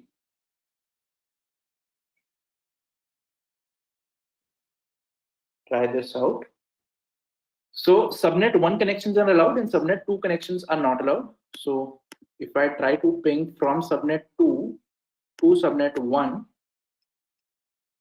this should not be allowed now. Can you see? The ping has now stopped. And why is that stopped? Because we have changed the firewall rules so that only one machine should be able to talk to each other. All right. Great. So guys, I hope this particular diagram is clear. So what we have done so far is we have created a VPC. We created 2 subnets. These 2 subnets, we basically had a routing table associated with it, which is created by default. This routing table did not have access to internet. So we created an internet gateway and we included that internet gateway in the routing table. And then we were able to basically access both the subnets from the internet. All right. Then we went ahead and configured the 2 types of firewalls that we learned. First, the network, the subnet level firewall, and then we try to configure the instance level firewall. Right. Now let's go ahead and understand the different kind of subnets right now. So the only thing that we understood is that we could create 2 subnets, but there can be 2 types of subnets which you can basically go ahead and create. The first subnet is basically called a public subnet, and the other subnet is basically called a private subnet.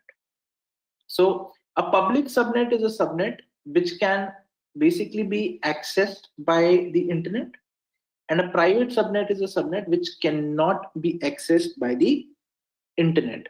Now, what do we mean by that? So right now, both our subnets are being able to be accessed by the internet. But what I want is only one subnet should be able to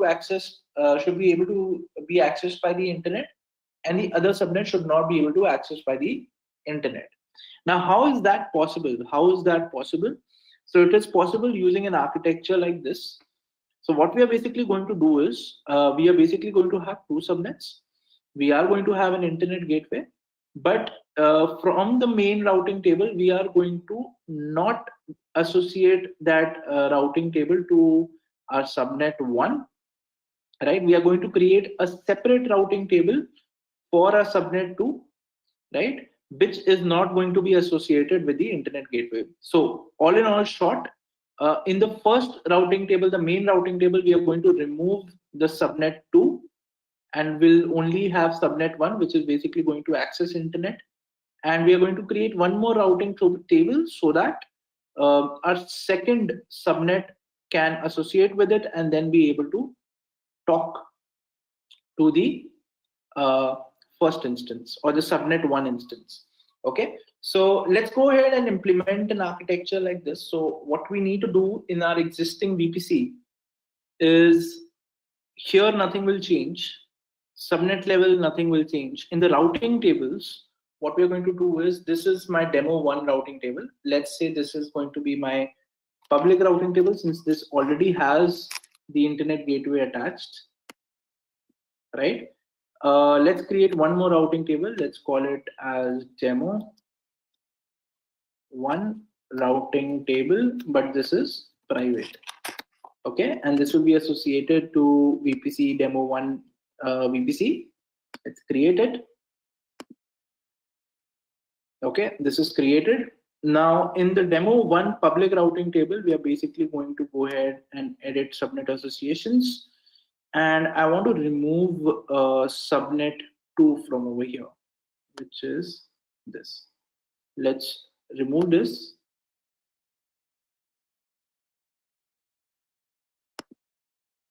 So only subnet 1 I want to associate.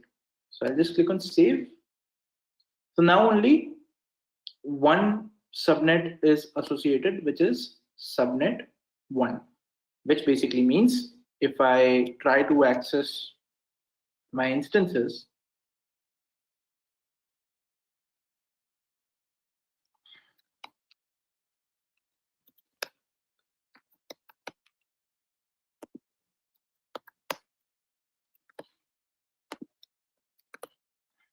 now let's try to SSH. This is subnet 1. Let's try to SSH into it. This is working perfectly fine.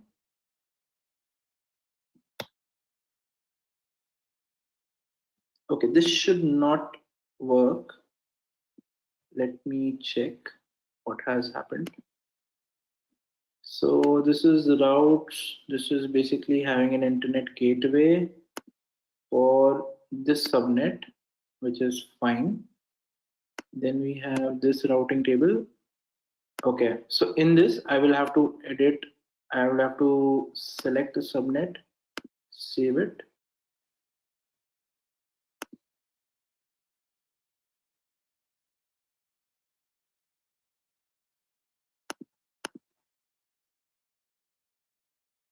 Okay.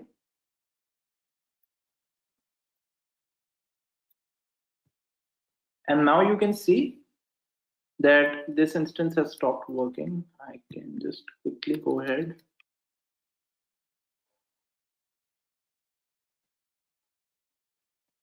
And try connect to the subnet 2 machine, which is this IP.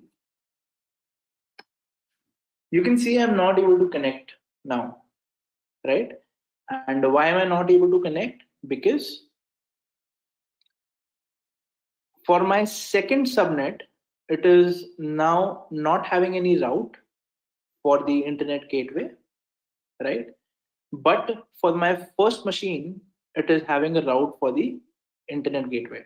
So that's why if I exit this and try to connect again to my first machine, the subnet 1 machine, I'm able to connect, but for this machine, it is giving me an error now, or it is not connecting.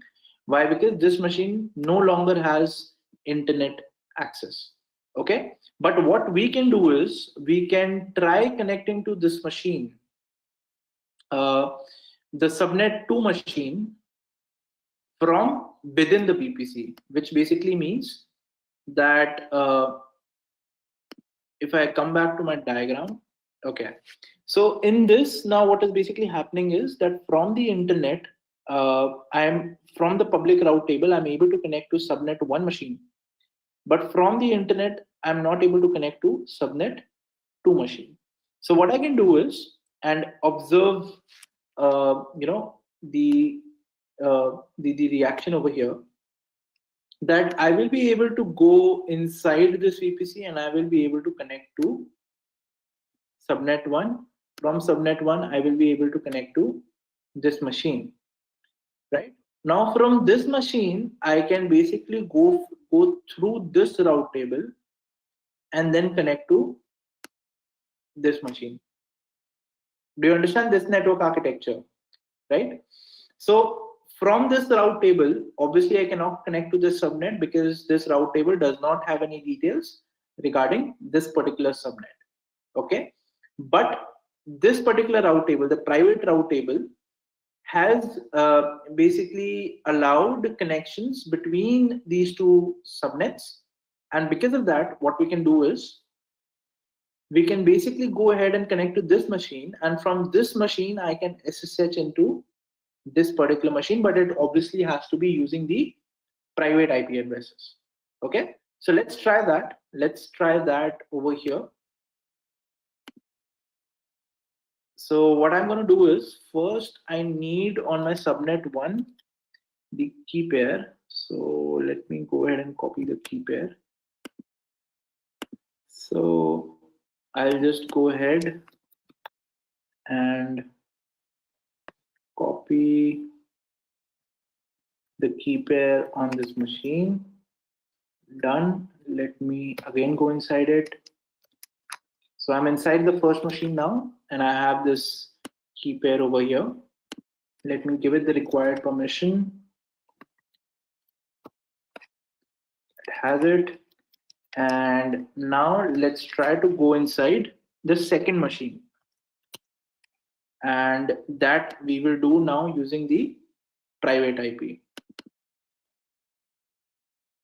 Just a quick info, guys. If you want to make a career in cloud and DevOps, then Intellipaat provides an advanced certification in cloud computing and DevOps by ENICT Academy IIT Roorkee, and it is taught by IIT Roorkee professors and industry experts. This course is designed to upskill and land your dream job. Now let's continue with the session.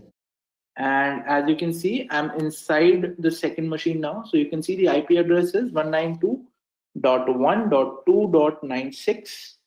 This IP address is 192.1.2.96. However, if I try to go through the public IP address from my machine into it, I will not be able to do that since there is no internet connection. But because there is a possibility or there is a connection between this machine and this machine, I'm able to SSH from this machine into the subnet 2 machine. Okay, and that is what we have just done. Great. So now we saw how to create a machine with no internet access, and I can show you guys that there is no internet access.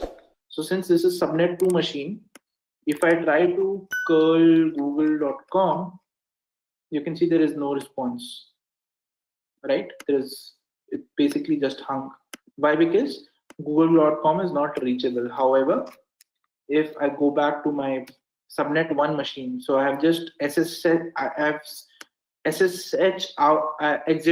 SSH of the second machine, and I'm now inside the first machine. As you can see, the IP address has changed. So if I go over here and try to do curl google.com, you can see that I'm able to see some content from the internet. But in this case, I was not able to see any content. Why? Because the second machine does not have internet access and the first machine has internet access. Now, in what cases will it be beneficial? It will be really beneficial in cases wherein let's say in subnet 2, I have a resource which I do not want anyone from the internet to be able to access. Okay. Why I don't want that? Because probably it's a very critical machine for me. I don't want this machine to be hacked in any sort of way, right? So that's why I do not want anyone from the internet to be able to reach it out. So in that cases, what we do is we create private subnets, right? Now, there is a use case wherein probably somebody from the internet should not be able to reach out to this subnet, but from within the machine, if the machine wants to access internet, that should be possible. So how can that be achieved, right? So that can be achieved, giving internet access to private subnets, that can be achieved using something called as NAT gateways.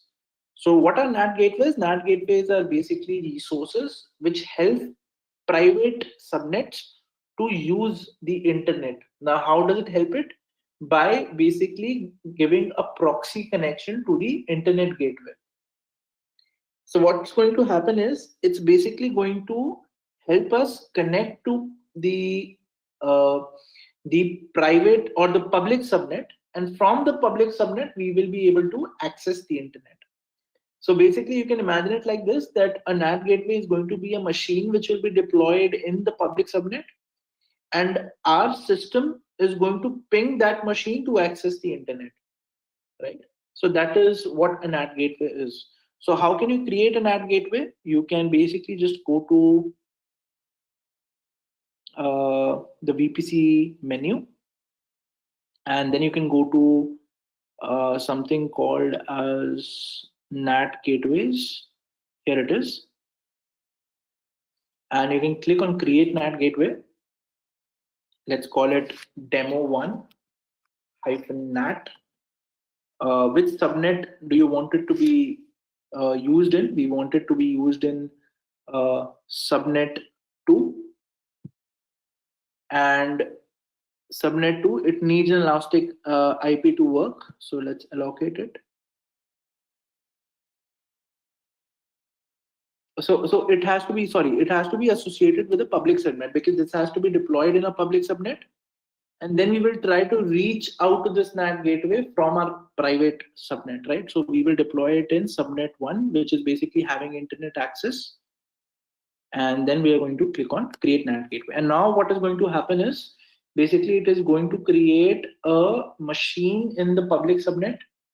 And this machine, we are going to reach out from our subnet 2 for internet. Okay, so NAT gateway was created successfully. So if you can see, the state is pending. It will take some time to get deployed. So let's give it that time. You can refresh.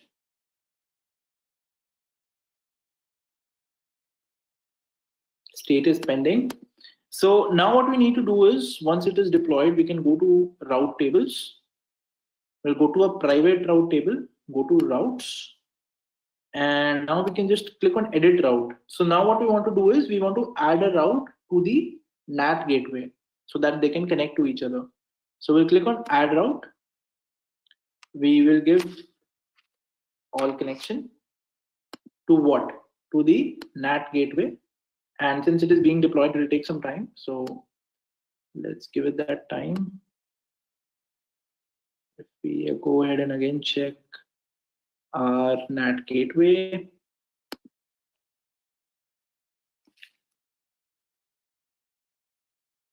still in pending state, it will take some time. So it usually takes around 3 to 4 minutes to deploy. So let's give it that time.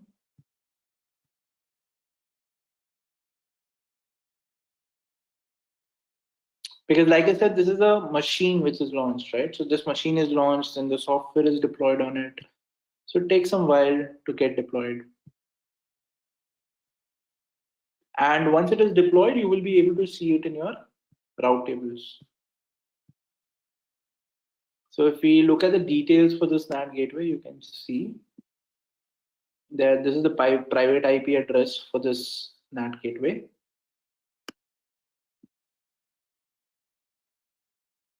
Oh, I think we have deployed it in some other VPC, guys. We have deployed it in custom VPC. Sorry for that. So we'll have to click on create NAT gateway, NAT-demo1, new, and this has to be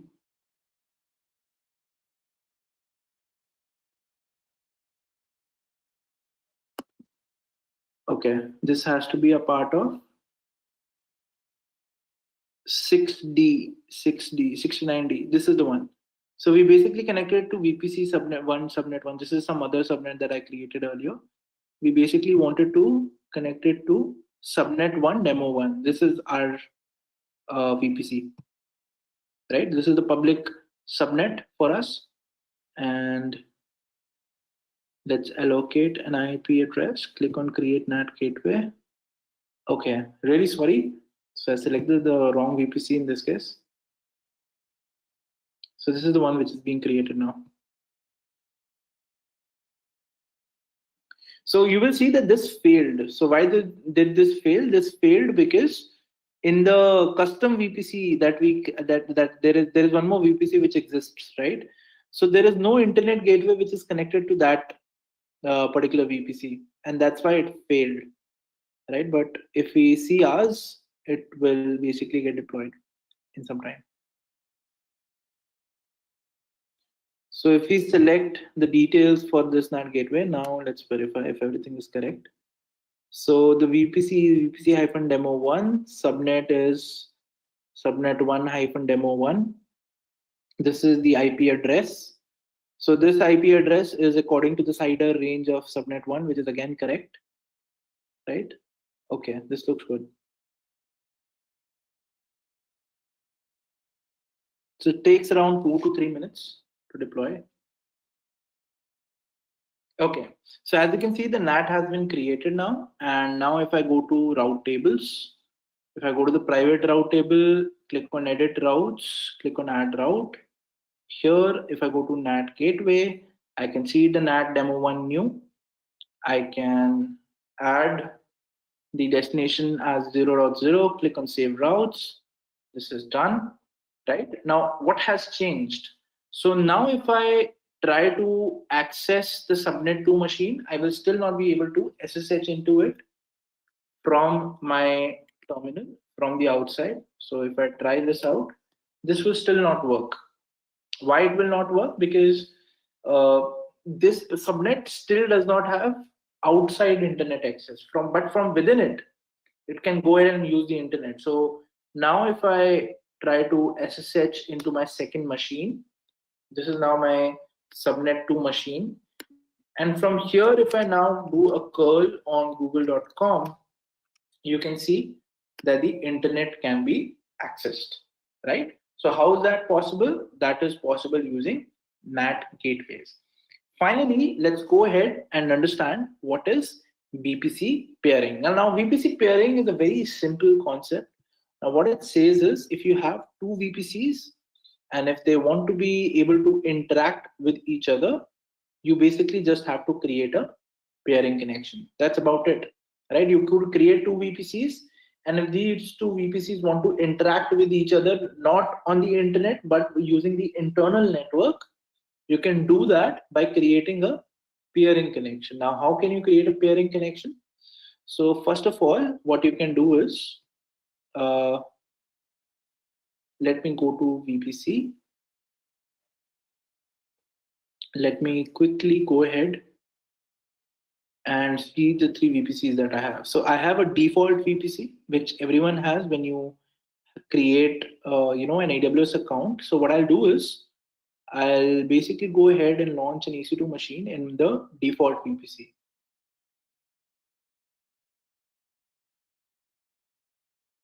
So I click on launch instance.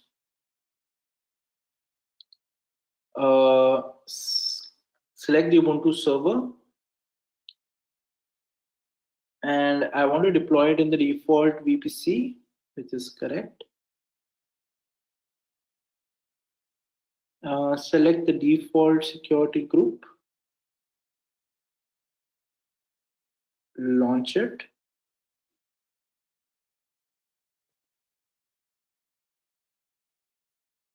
So this is my default instance, which is there in the default VPC.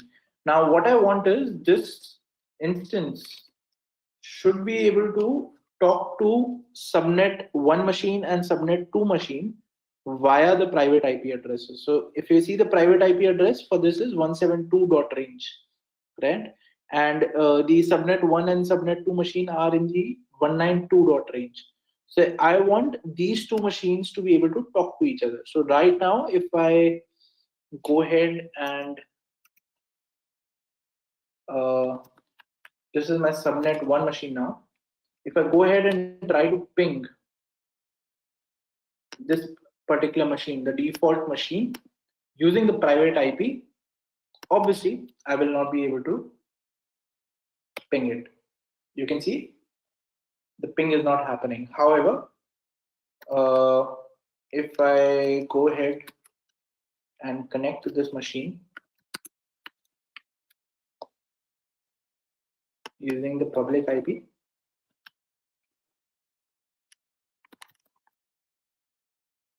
I'm able to connect, right? But this machine is not able to ping this machine over the private IP. Now we are going to change this. So how can we change that? Come back to your VPC console, scroll down to the VPC pairing section. Okay, so there is something called as VPC pairing.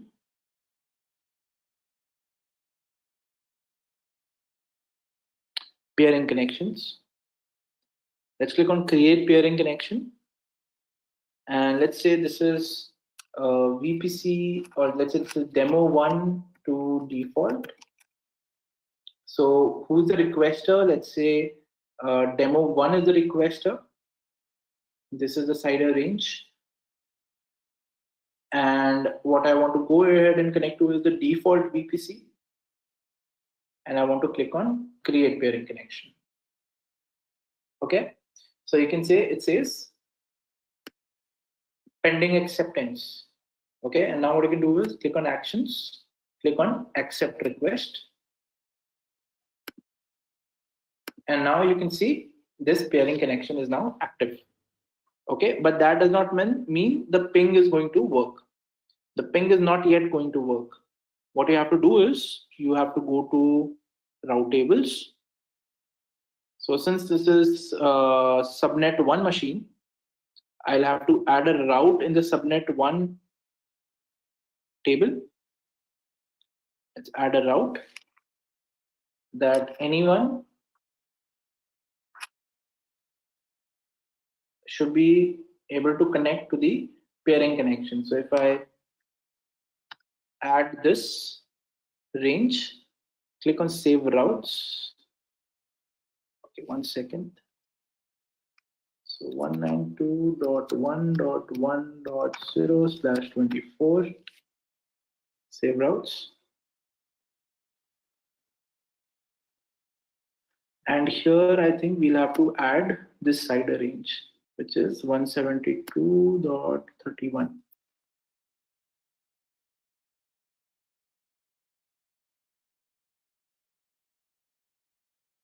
Okay, the route has been created. And now same I will have to do in the default route table as well, which is this one for the default VPC. So I'll select this, edit routes, add a route. This will be for 192.1.0.0/16 pairing connection. This is the one. Click on save routes. And now you can see the ping has started to work. So now what is it being able to ping each other? So basically this is my subnet 1 machine. My subnet 1 machine is now able to ping the default instance that I created in the default VPC. Why? Because we have created the pairing connection. Similarly, from here, I will be able to ping the subnet 1 machine.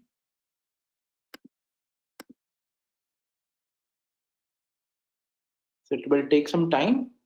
Let me check.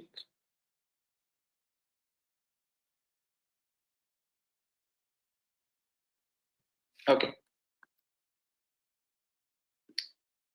I think in the security group I have not enabled, so I'll have to just change the security group settings quickly.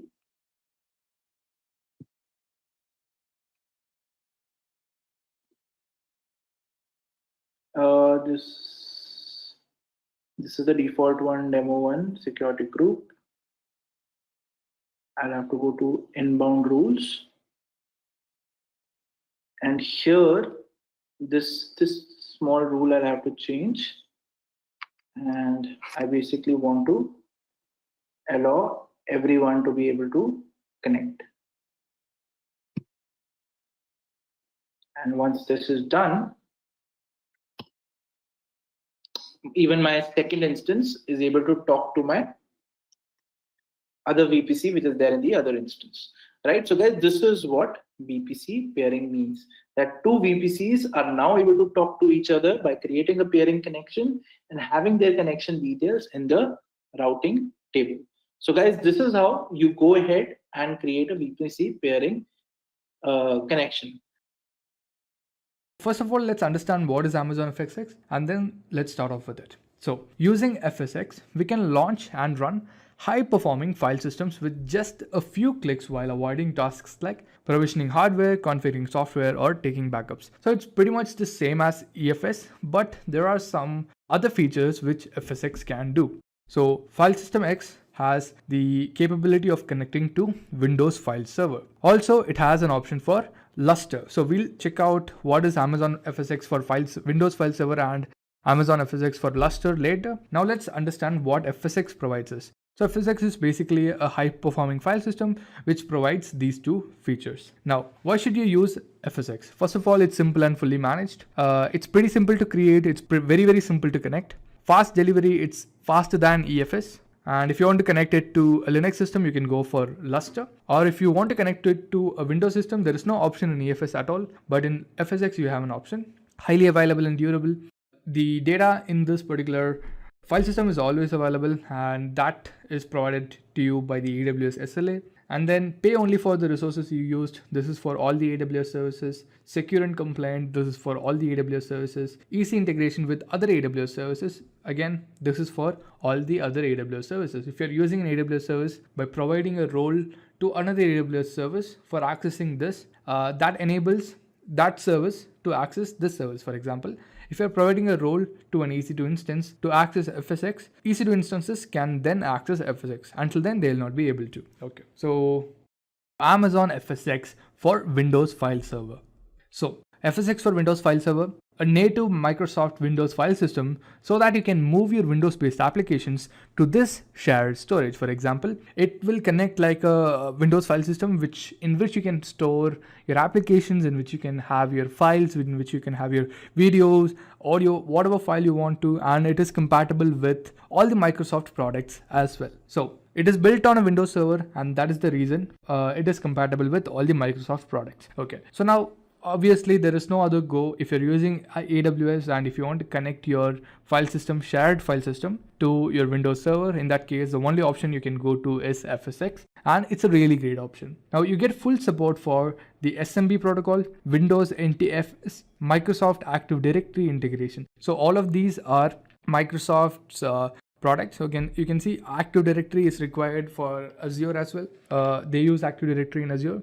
And also, if you're using Active Directory, FSx is pretty good. It gives you full support for that. And also, FSx uses SSD for fast performance. It uses standard disk, so you will not have any other issues. It uses SSD and it will provide you great fast performance. Now, features of AWS FSx for Windows File Server. So as I told you, native Windows compatibility. So FSx supports all Windows versions starting from Windows 7. So Windows 7 and then Windows 8 if anybody is using it, and then Windows 10. Yeah, so you can connect it to Windows 10 as well, and that's the latest version right now, and it is compatible with all of those versions. Then broadly accessible, you can connect your file system to Amazon EC2. So EC2, you have a Windows server, right? You can launch a Windows server on EC2 and connect it to it. Or if you have a Windows server on Amazon Workspaces, you can connect it with it. Or if you want to connect it on VMware Cloud on AWS, you can do that as well. So it's fully managed. It's very simple to launch, very simple to connect to Windows. Built on SSD storage, designed for fast and consistent delivery, also provides up to 2 gigabytes of throughput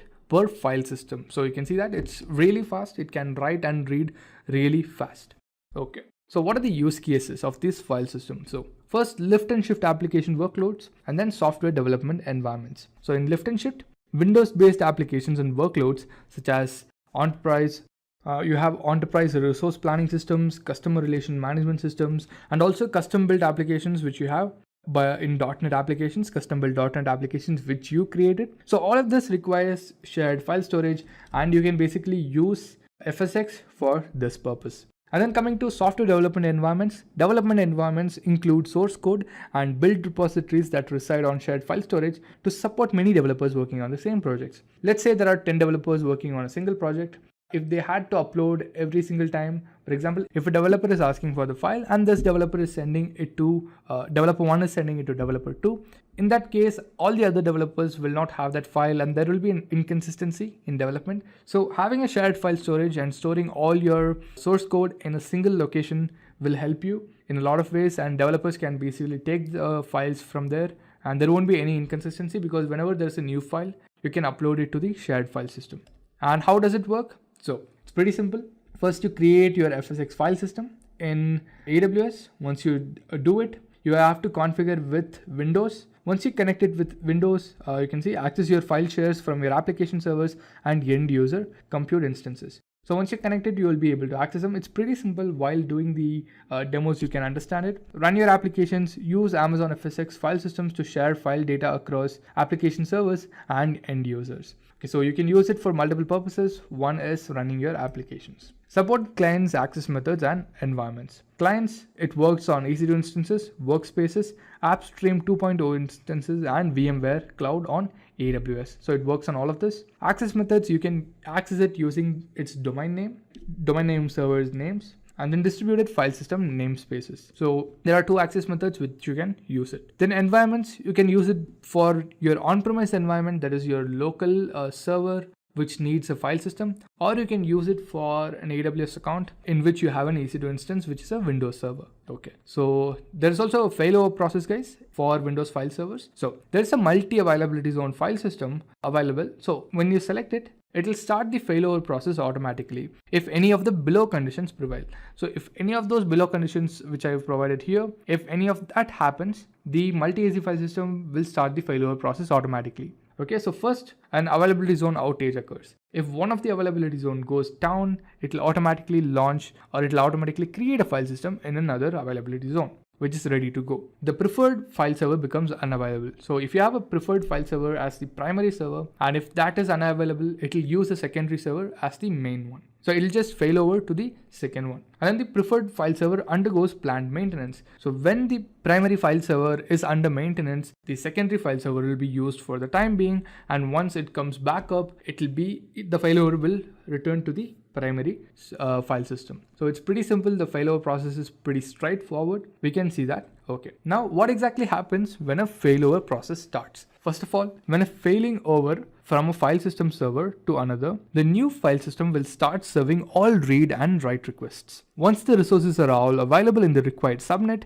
FSX automatically goes back to the preferred file server. Third, for a failover to complete, it will take around 30 seconds from when it detected a failure. Okay, let's start from the first point. When a failing over, that is the failover process, from a file system server to another, from one server to another occurs, the new file system will start serving all read and write requests.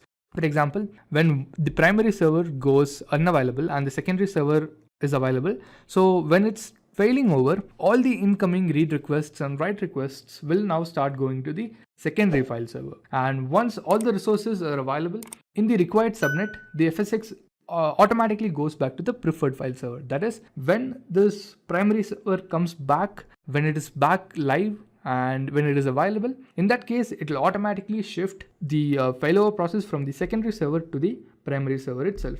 So for a failover to complete from the primary to the secondary or from the secondary to the primary, whatever it is, it will take around 30 seconds to complete from when it detected a failure. Okay, so this is the failover process. It's pretty straightforward. When one goes down, the other will be available. When other goes down, the other will be available. If both of it goes down, another server will be created. That's what we saw here.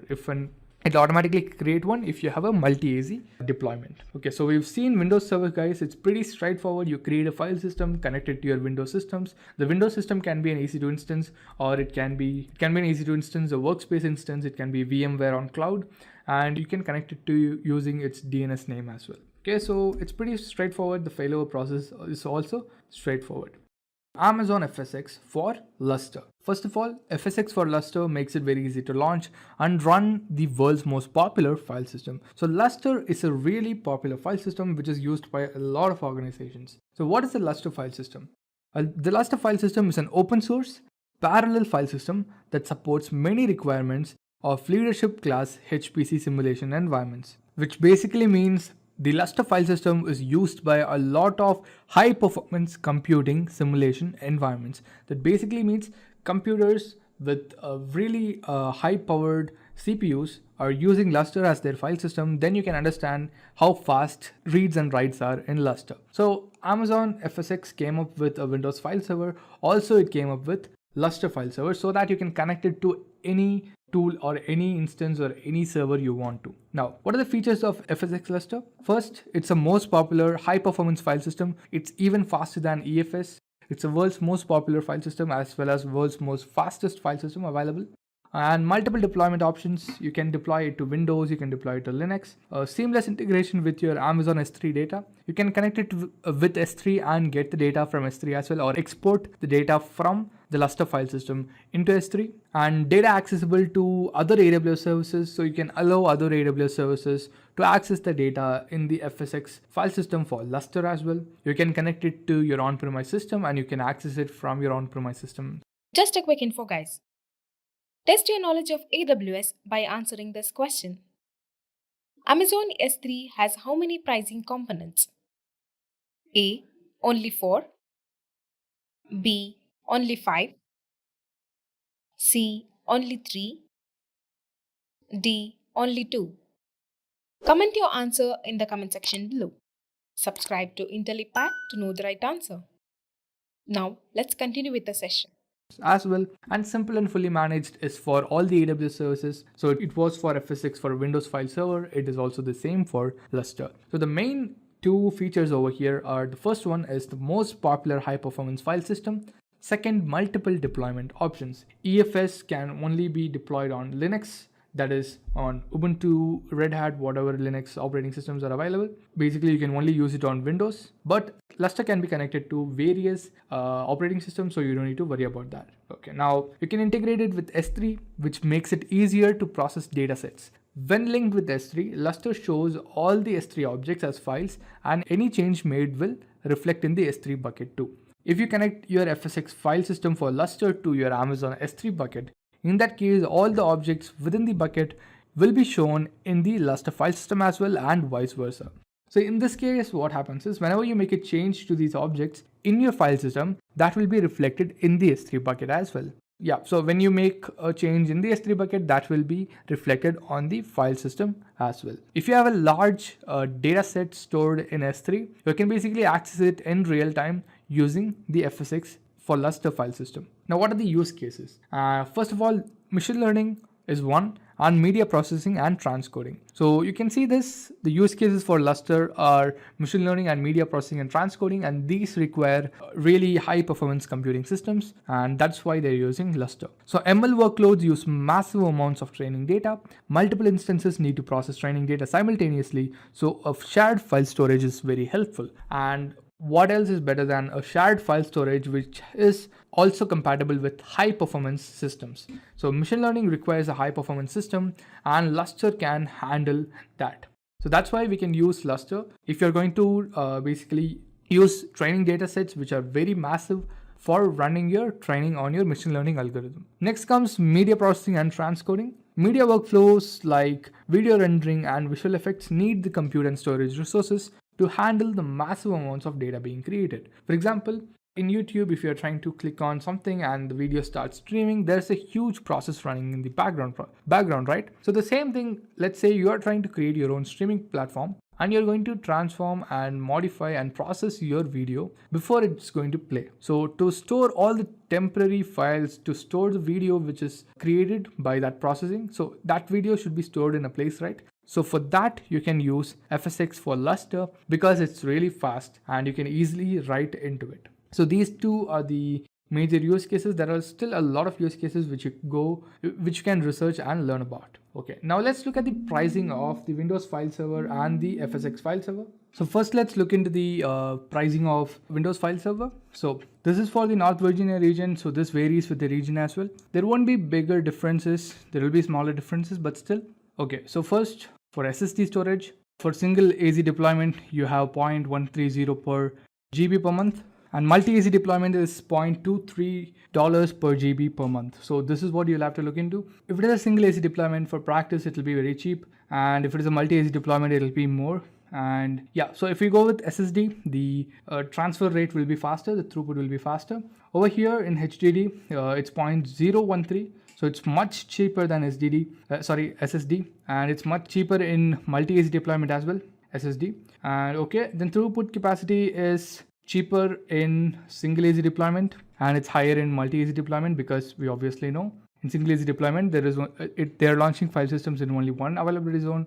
In multi-AZ, it's in multiple availability zones. Backup storage, if you need backup, if you want to take up snapshots, it will cost you $0.05 per GB per month. Same thing goes with single and multi-AZ because it's just snapshots. So a pricing example, okay?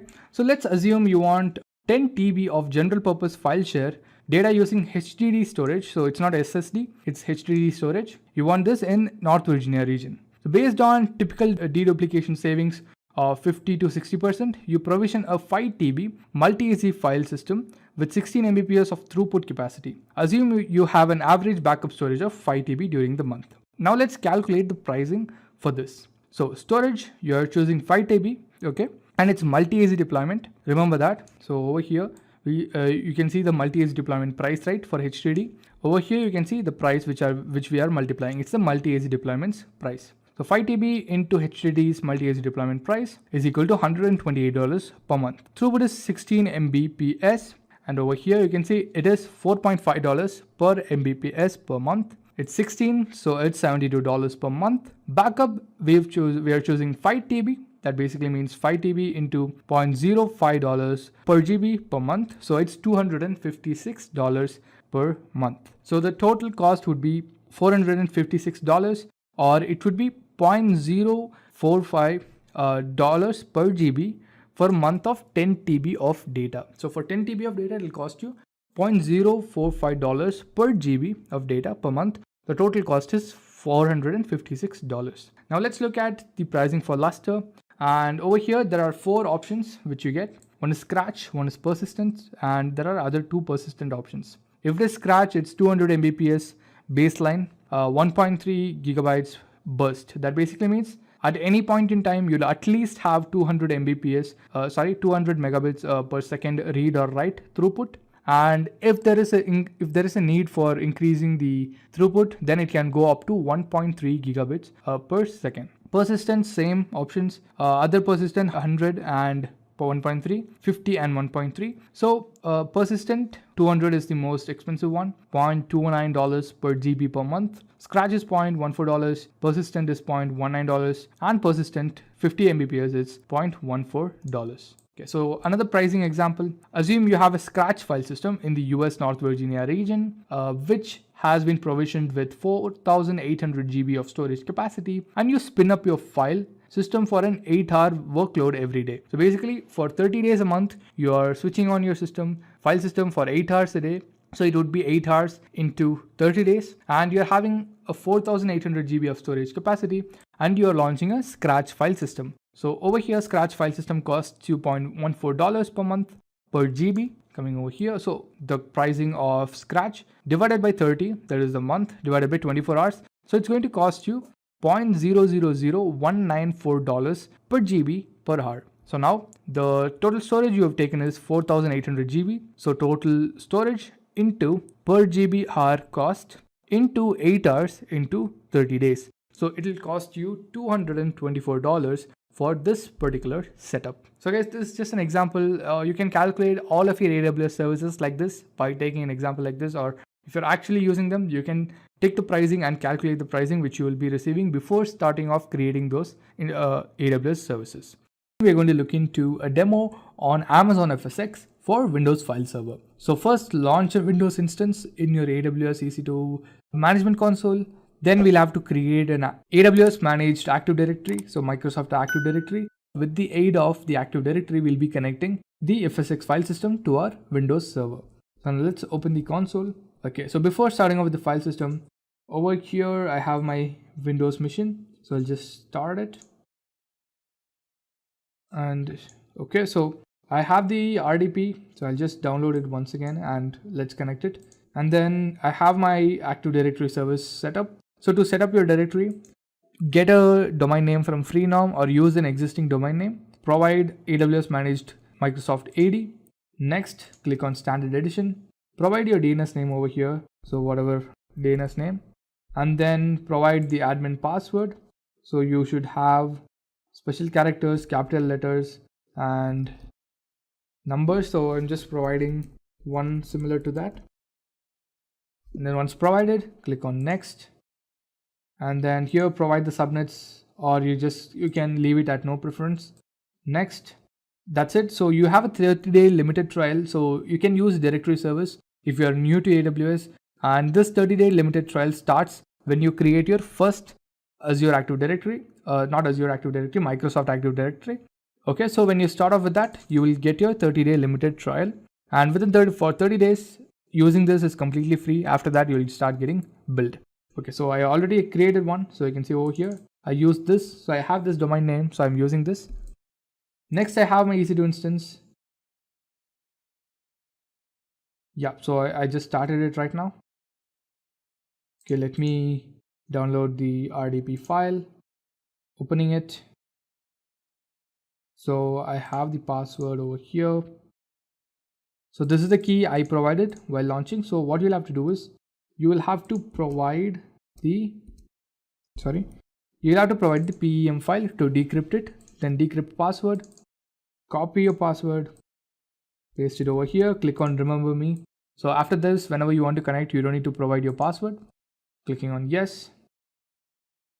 Okay, so this will open my Windows instance. So my Windows instance is open, guys. So let me just minimize this. Going to Amazon FSx. Now let's start off with the file creation. Now clicking on create file system, Windows file server, and next. So first you'll have to provide your file system name. So the process is pretty simple. For example, I'm just providing my file system name as Windows FS. Then if you want a deployment type of multi-AZ, you can provide that. I'm going to go with single availability zone. So just provide that. And then I'm going to choose SSD, and 32 GB of storage is the minimum. So I'm providing that. And I'm going to leave the throughput capacity at 16 Mbps. You can increase or decrease it from here. And then choose the VPC, the security group. If you want to actually provide exactly which VPC you want, which security group you want, or just leave all of that as default. And then it's going to be AWS managed Microsoft Active Directory. As I told you, create this, click on choose directory. The directory is over here. Come down, click next, review it once, and click on create file system. So once this gets created, then we'll be able to basically start off with the process of connecting it to our Windows system. Okay, so before that, let me just open control panel and keep, because the system would be pretty slow. Okay, so network and internet, network and sharing, change adapter settings. Okay, so the thing is, let me introduce you to this. So first of all, go to control panel, go to network and internet, go to network and sharing center, go to change adapter settings, and you'll have to go to properties of this, and you'll have to change the IPv4 address to the IPv4 address you will get from this particular Windows file system. So once you get that, we can start off with the process, because right now we do not have the IP address. Once we get the IP address, we can start off with it. So let's wait until the IP address is available, because until then we cannot proceed with the demo. Okay guys, it's still showing it's creating, but I think the IP address and the endpoint is available. You can see it over here. Okay, and also the DNS name. So let's start off with connecting them. Okay, so let's open the Windows mission, and I've already shown you how to get here. Now do a right click, go to properties, and over here you will get an IPv4 option. We'll have to double click on that. But don't get frustrated while doing this, because the server at the beginning will take a lot of time. So this is the one. Do a double click, and over here, so basically it'll be like this: obtain DNS server address automatically, but you'll have to use the following DNS server address, then get this IP address, paste it over here. Okay, and then okay. So we've provided the IP address for our file system. Now close this. Now go back, basically go to control panel home, or just go over here, then go to system and security, and then go to system. So the thing is, we'll have to connect the Active Directory, right? So to do that, we'll have to connect it through system. So through system, we'll have to actually provide the domain name. So we have the domain name, that is intellipaat.ga.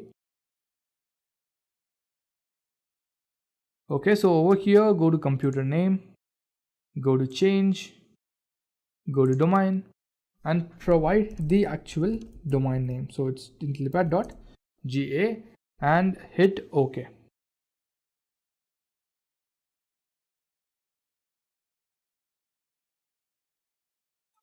Active Directory domain controller for the domain could not be contacted. So there is some issue. So I think it's still getting created. Let's check that.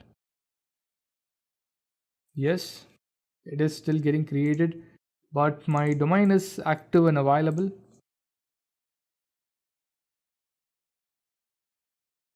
So I don't know why it is not able to communicate with that. Let's check the inbound rules. Okay, let me check the inbound rules once. So only RDP is allowed. Let's allow all traffic. Okay, anywhere. Save rules. Now closing this. Now I just wanted to check for outbound rules as well, because it will also send requests outside of the server. So outbound rules. So all traffic is allowed in outbound rules. Okay. So now let's go ahead over here. Let's try this once again. I think it'll still throw the error. Okay, let's just check it out. Okay, so the mistake was not this. I found out the mistake. So I'm entering the wrong IP address, guys. I'm sorry. So we'll have to enter the IP address of the directory service because we are connecting the directory service to the file system. So what happens is the Windows server will contact Active Directory. Active Directory will lead us to this file system. So for that, we'll have to use these IP addresses over here. Okay. So now let me copy this IP. Going over here, we close this. We'll have to go back to network and internet, go to network and sharing. Just a quick info, guys. If you want to make a career in cloud and DevOps, then Intellipaat provides an advanced certification in cloud computing and DevOps by ENICT Academy IIT Roorkee, and it is taught by IIT Roorkee professors and industry experts. This course is designed to upskill and land your dream job. Now let's continue with the session. And go over to change adapter settings. So same process. I'm just going to IPv4 now. Okay, again, double click on that. Go over here. So now change the IP address of this. So I think I changed 162. I'll have to change the alternate IP as well. Changing it and clicking on OK. Okay, so this is done. So let's close this. Go back. System and security. And where is it? System. And going to advanced system settings or system properties. And once you enter system properties, go to computer name and click on change domain. So now we can provide the Active Directory domain name because we have entered the right IP address. Okay, so right now it'll ask for the username and password, and this is the username and password which you provided while creating this. And over here, so username would be this, Intellipaat would be the username. So this is the username. Password will not be provided here, you should remember that. So I'm providing my username and my password. I'm not going to tell that, so I'm just entering that and clicking on OK. And it will show a pop-up that it is connected successfully. So if that is provided, then we can establish the connection. Okay, the following error attempting to join the domain Intellipaat.ga, the username or password is incorrect. Okay, so username is Intellipaat, the password exactly let's reset user password. Username is Intellipaat. New password is going to be, I'm going to provide this. And reset password. Intellipaat does not exist. So what is the username? What is the username I provided? Okay, I think the user name is admin. Let's check out that. And reset password. Okay, so admin was the username. Okay, because I didn't remember providing any usernames over here. Now I'm providing the username and password.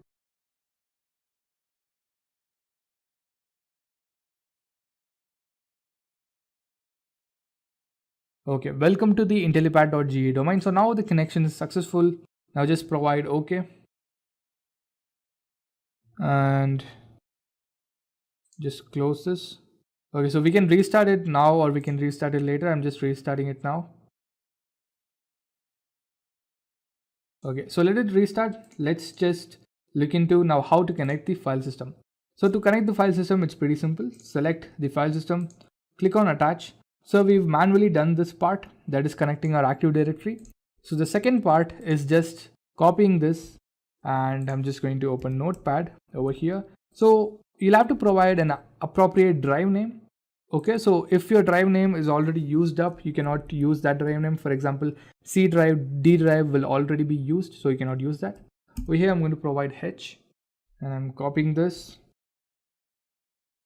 and closing it. So I think it's the Windows server will be available right now. I'll download no, not required. Let me open the remote desktop connection again, connect. So these two were the previous ones. So you can see these have different IP addresses. So I'll just delete this. Okay, initiating remote connection. It'll take some time. So let's wait. The thing is, I think it's still rebooting. So let's wait until it gets rebooted. Okay, now I tried again. So I think now the connection is going in. Okay, so once it gets connected, we can use this to connect our Windows file share. So let's wait until the session opens. It's configuring the remote session right now and it's opened it. Okay, so let's wait until we get the Windows system. Let me just do this.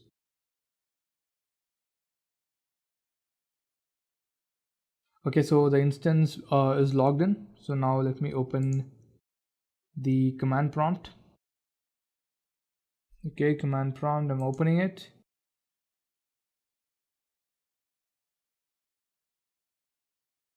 So once command prompt opens, we'll just have to copy and paste this.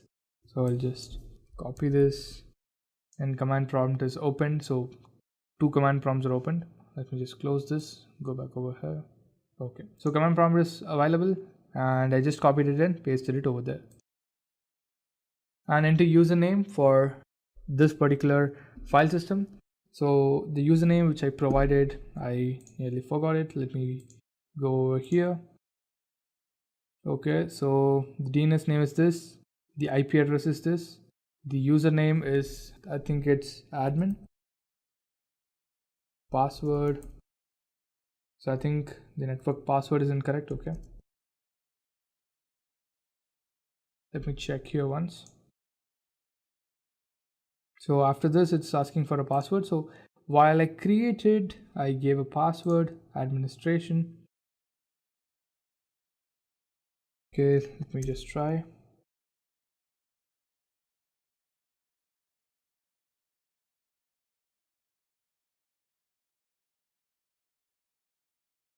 Okay, so the password is incorrect again.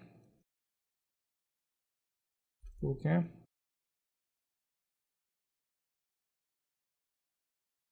Again, there is an error. So I totally forgot what was the file system's password.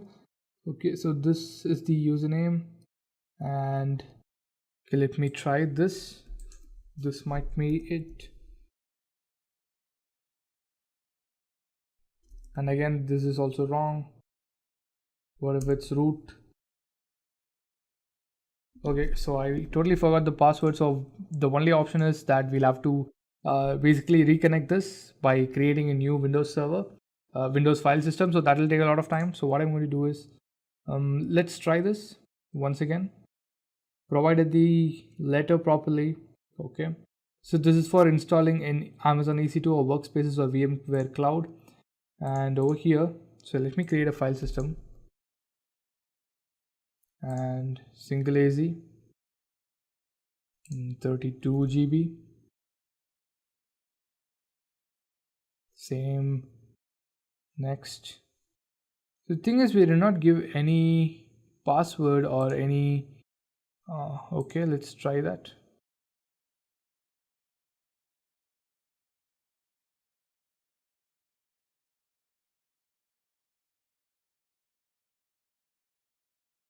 Okay, I did not provide any username. Enter the username for this. Let me just provide the same.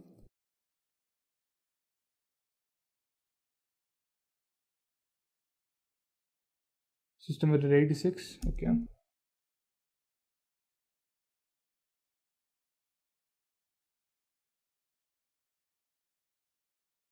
Okay, password is wrong again. Let me provide admin. No. Let's try with root. Okay, let's provide Intellipaat. So even this is wrong. So this is the directory name. This is the Windows file server's name. Okay, so we'll have to provide the password for this and what it is. That's what I forgot. Okay guys, I think we've done this. Let me just create one more. Let's try to connect it.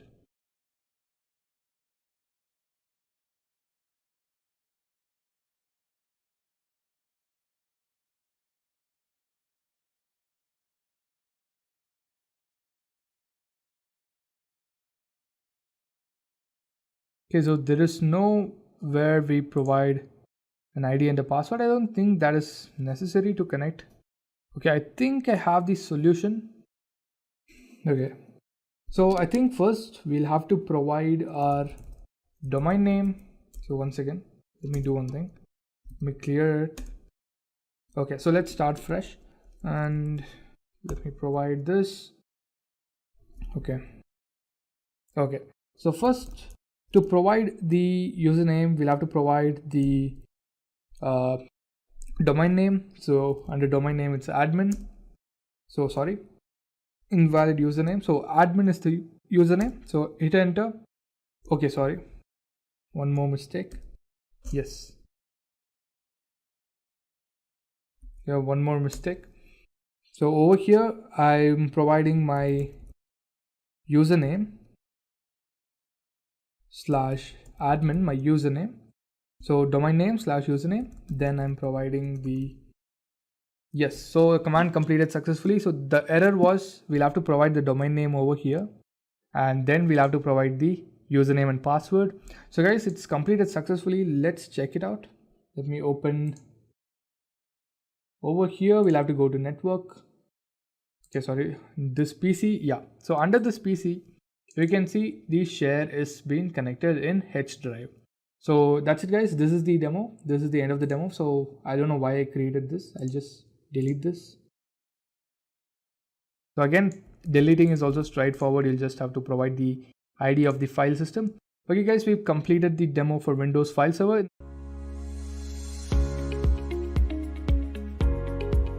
So we are going to try to simulate how the interview process happens and tell you and show you how exactly you should answer the interview questions.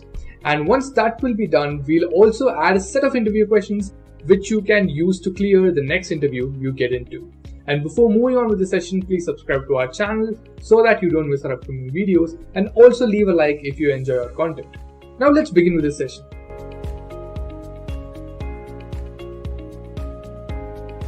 Hi Aman. Hi Corey. Let's start off with this interview process. So let's start with the introduction of yourself. Alright, so I'm basically a developer and I wanted to switch my domain to cloud. So that's why I basically took up upon myself that I have to learn AWS. I've done a lot of projects, as you can see in my resume. And yeah, so I mean, this is my first job as a cloud engineer. Yeah, I see your resume and I think you worked as a developer first. So how exactly did you learn AWS? So I basically self-learned and I also took a course from Intellipaat. So I did my training over there, and there I have done a lot of projects which actually gave me the confidence that yes, I can actually contribute to an organization like yours and be a good cloud engineer. So now looking at your resume, it seems that you have worked on FSx. Yeah. So what do you think is the difference between FSx and EFS, and what gives the edge that you chose FSx over EFS? Okay, so FSx basically is again a shared drive service as EFS is, but the major difference is that when you're using FSx, then you get high IO, right? So whenever we have an application which requires high input-output rate, then it's better to use FSx because even the pricing is on the higher side, right? If you do not have an application which requires high or intensive IO configuration, in that case we can use EFS. And the application that I had to use in my project had a high IO, and that's why I chose FSx. Okay. Yeah. Okay, so now let's look into RDS.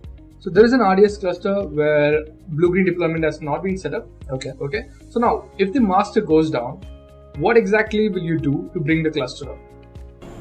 Okay. So if my master will go down, that means I will not be able to write anymore on the clusters, but the read operations will still be valid because I will have multiple read replicas. Had there been a blue-green deployment, in that case, what I could simply do was I could switch to the other cluster. But since you said there's no blue-green deployment, that basically means there's only one master, right? And that master, you said it went down, right? So what I'll do is I'll basically promote a read replica to be the master, and that's how my write operations will again start. Yeah.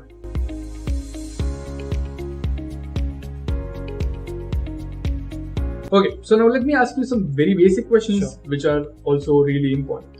So how is stopping and terminating an instance different from each other? Okay, so when we stop an instance, what basically happens is that the storage is detached from the server, and this server is basically given back to AWS, right? But when we terminate an instance, what happens is even the storage is erased and it's given back to AWS along with the server. Just a quick info, guys. Test your knowledge of AWS by answering this question. Amazon S3 is which type of storage service? A. Object. B. Simple. C. Secure. D. Block. Comment your answer in the comment section below. Subscribe to Intellipaat to know the right answer. Now, let's continue with the session. So, in terms of pricing, if I were to explain, if you stop a server, then you're only charged for the storage, right? But when you terminate a server, you are not charged for anything and the server basically goes out. Yeah. So in the same pattern, let me ask you another basic question, which is also really important. So how exactly do you choose an availability zone? Okay, so when choosing an availability zone, the first thing that I have to make sure of is the target audience that I'm catering to. For example, let's say I have an application where the user base is more in the Mumbai region, right? So what I'll do is I'll have to choose a region which basically is nearer to the Mumbai region in order to reduce the latency. So latency is one thing that I'll have to make sure of.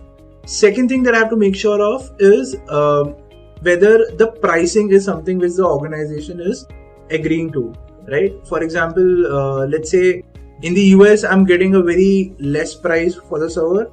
And let's say in the India, wherever I'm launching the server, the price is very high, right? So that factor also has to be catered in when basically I'm thinking about where to launch a server, right? So if the latency is low, if the price is low, then it comes down to which availability zone will I be choosing, right? So sometimes what happens in AWS is if you're trying to launch an instance, right, it will say it is not available in a certain availability zone. So that's why we will be basically we will be trying out our application in the region or in the availability zone where I do not get any errors after doing all the research about latency and the pricing part.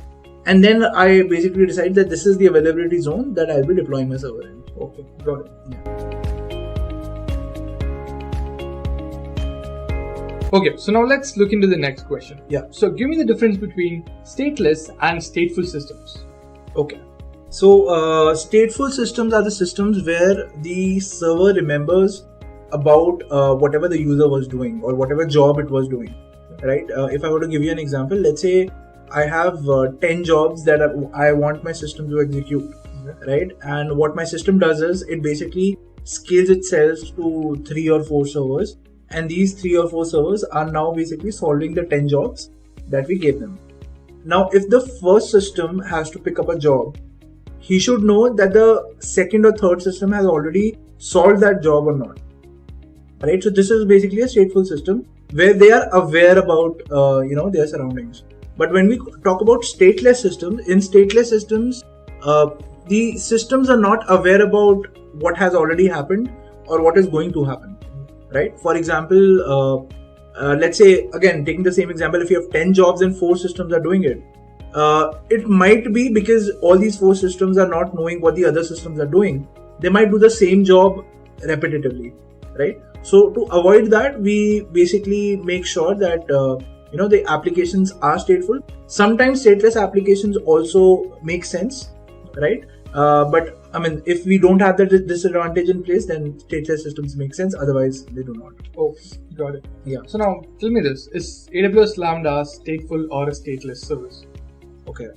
So honestly, I've never worked on AWS Lambda, so I would not know whether it's a stateful or a stateless service. Okay. So guys, a very important thing over here. So if you do not know about something that is being asked in the interview, so it's better to say you do not know about it than to give a wrong answer, since it gives a wrong signal to the interviewer that you might do the same when there's a critical situation in the company and something which you do not know of, you might give a wrong suggestion, So it's always good to basically talk about what you know, and the things that you do not know of, it's better to tell the interviewer that you're not comfortable in that topic. Alright, yeah. So let me answer that question for you. So AWS Lambda is a stateless system. Okay. So now on that, another question. So how to make an application stateful while using AWS Lambda? Okay.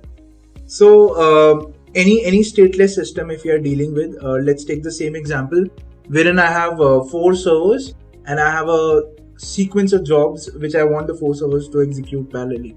So to make it stateful, what I can do is I can add a queue in front of my servers. And when I add a queue, I have all the 10 jobs.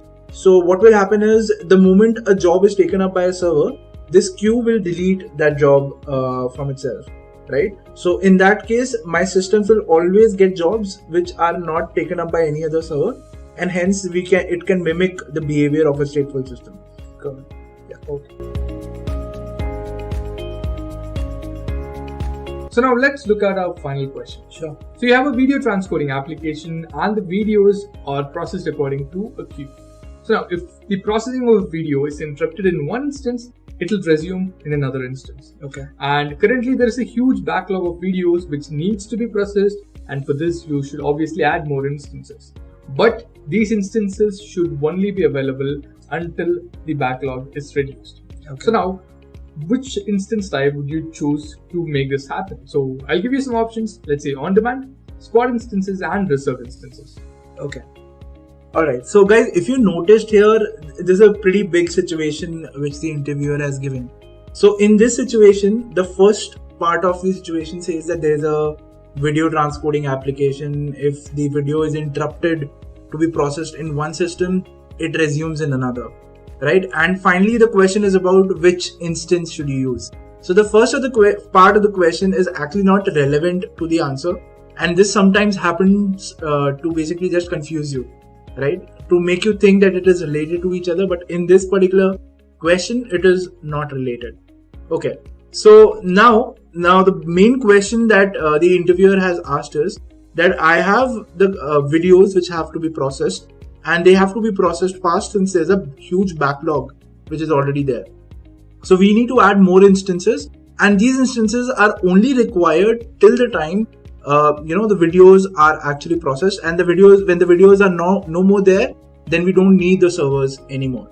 Now the 3 options that I've got, which are actually also the AWS pricing options for EC2, is reserved instance, on-spot instances, or you have on-demand instances. So reserved instances we will only use when there is a time length that I know that I want the servers for. For example, I need it for 1 year or a 3-year time of frame. But here, since we do not know that amount of time that we require the servers for, reserved instances will not make sense. Now, since this application, we basically require more servers. Why? Because we want to get rid of the backlog very fast, right? So in that case, spot instances also, they do not make sense, because spot instances will stop the moment the pricing goes up, right? So the only option that we are left out with is the on-demand part. So on-demand instances will be perfectly suitable for this kind of a scenario. Reason being that we just want them till the time that the videos are processed. So we know that once the videos are done, I have to terminate the instances. And that feature we get in on-demand instances. We do not get this in reserved, because I'll have to, I have to commit to a time in reserved instances for the time that I'll be using the servers for. So for this option, I think on-demand instances would be the correct option. Okay, Hemant, got it?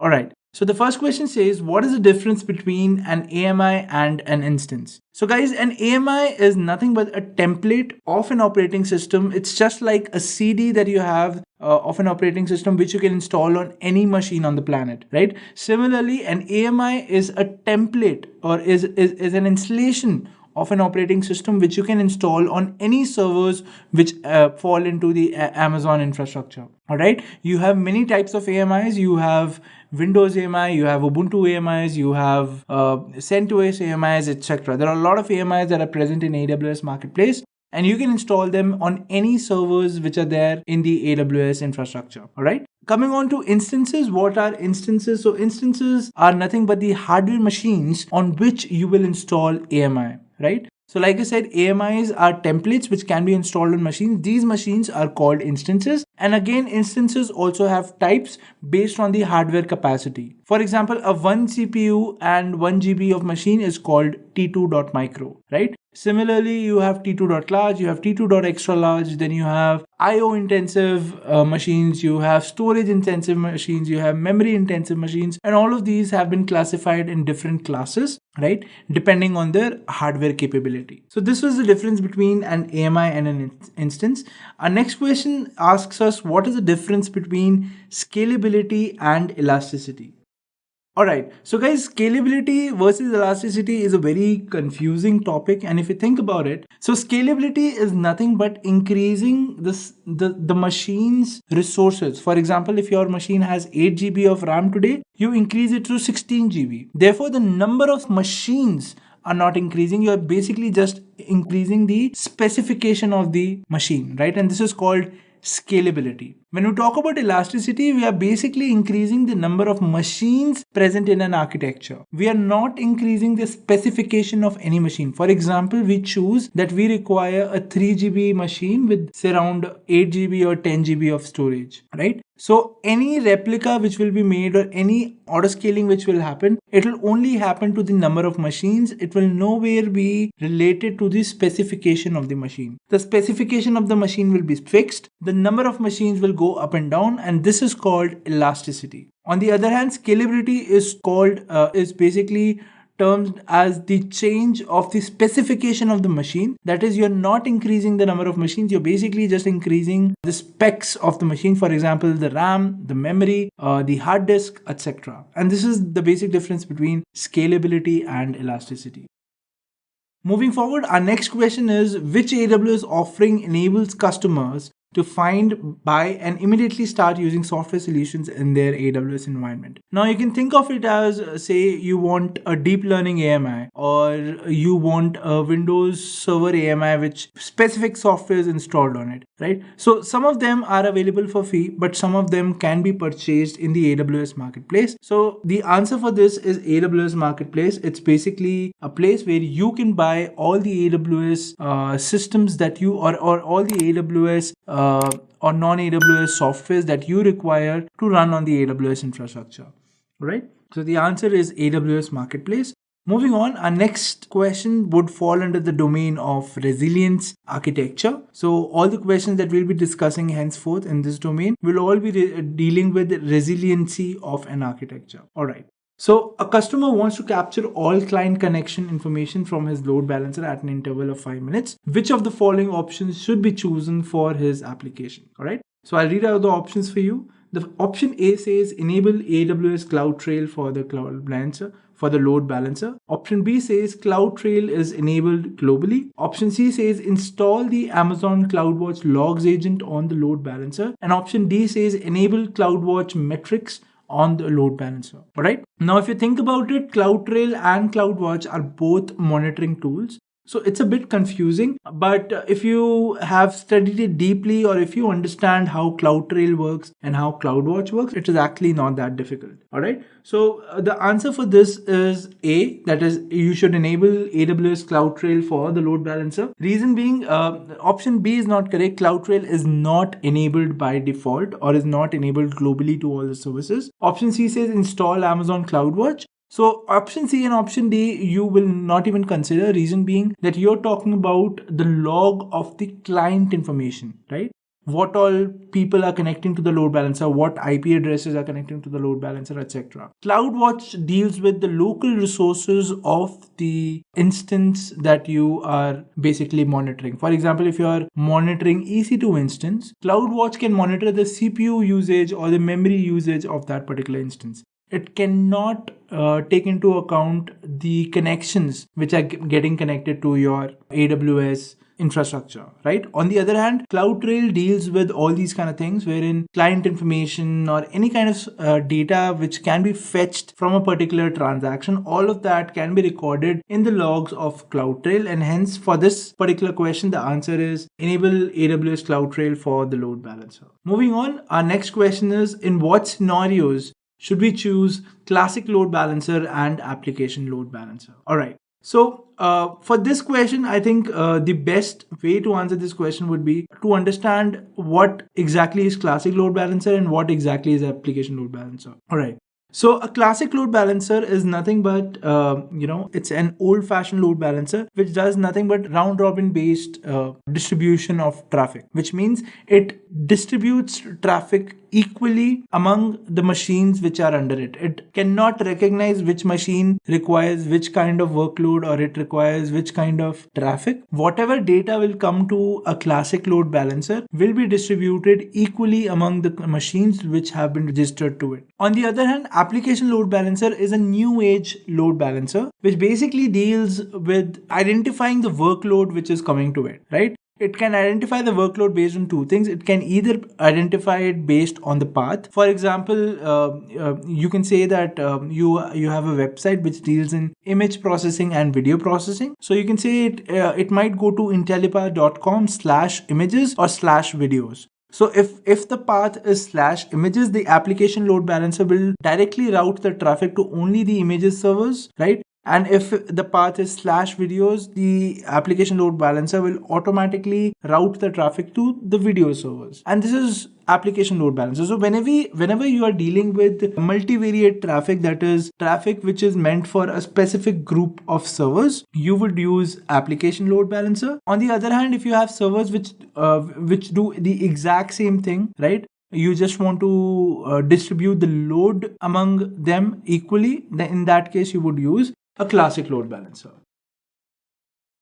Our next question says, if you have a website which performs two tasks, that is rendering images and rendering videos, both of these pages are hosted on different parts of the website but under the same domain name. Which AWS component will be apt for your use case among the following? Alright, so this I think is an easy question, reason being we just discussed this, right? So the answer for this is application load balancer, reason being the kind of traffic which is coming is specific to its workload, and this can be differentiated easily by an application load balancer. Okay, so we are done with the resilient architecture questions. Now let's move on to the performance architecture domain, where we'll be discussing about how to about architectures which are performance driven, right? So let's take a look at the first question. So the first question says, you require the ability to analyze a customer's clickstream data on a website so they can do behavioral analysis. So your customer needs to know what sequence of pages and ads their customers clicked on. This data will be used in real time to modify the page layouts as customers click through the site to increase stickiness and advertise click-through, which option meets the requirement for captioning and analyzing this data. All right. So the options are Amazon SNS, AWS CloudTrail, AWS Kinesis, and AWS SES. So let's first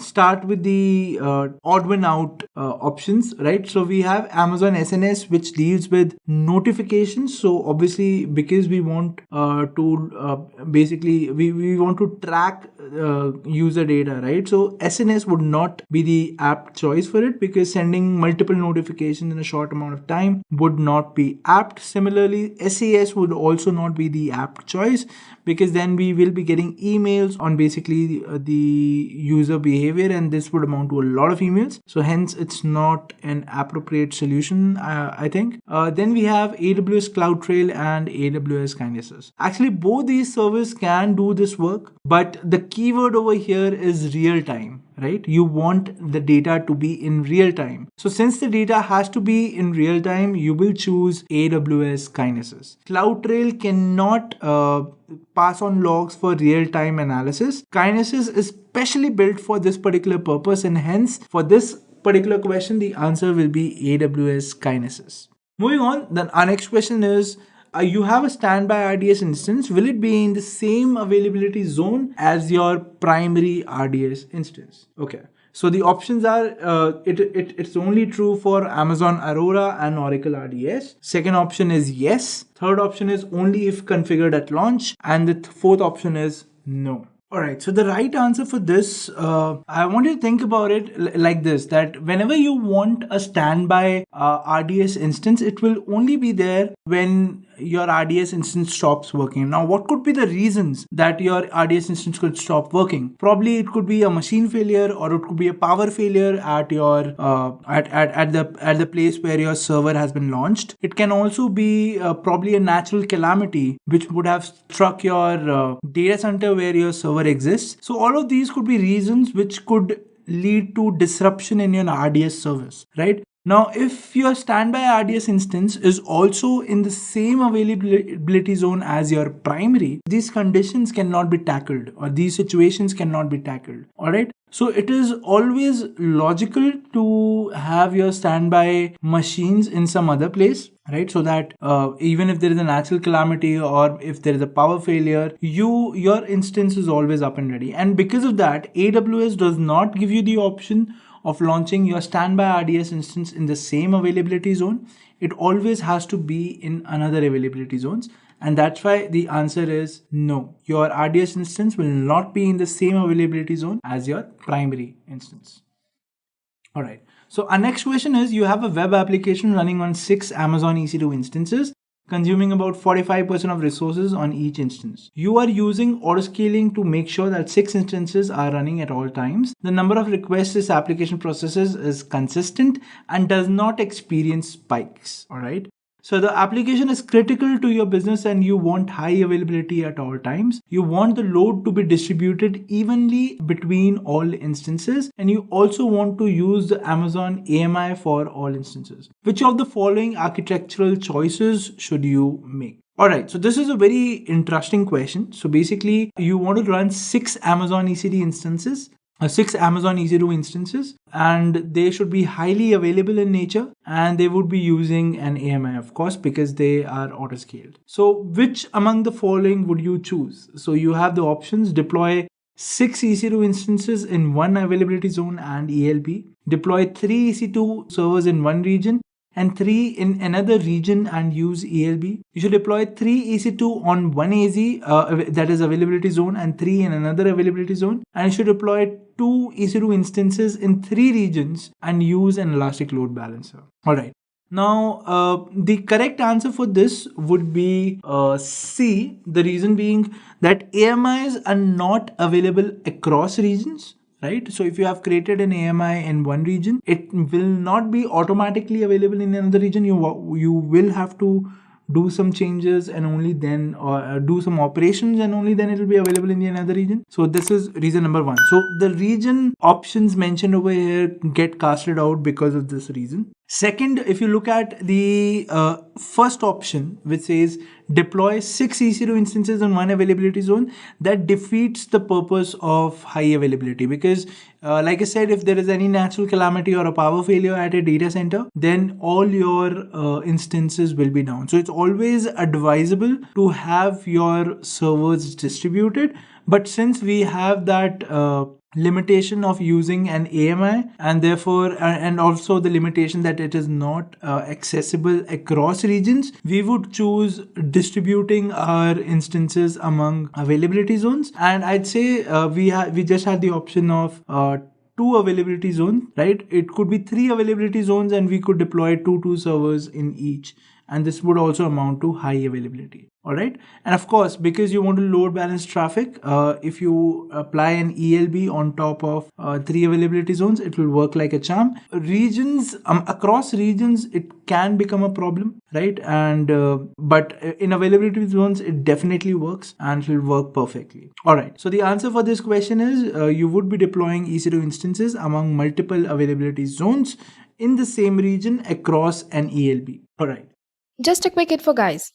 Intellipaat provides online AWS certification training in partnership with Future Skills, mentored by industry experts. The course link is given in the description below. Now, let's continue with the session. So our next question is, why do we use Elastic Cache and in what cases? All right.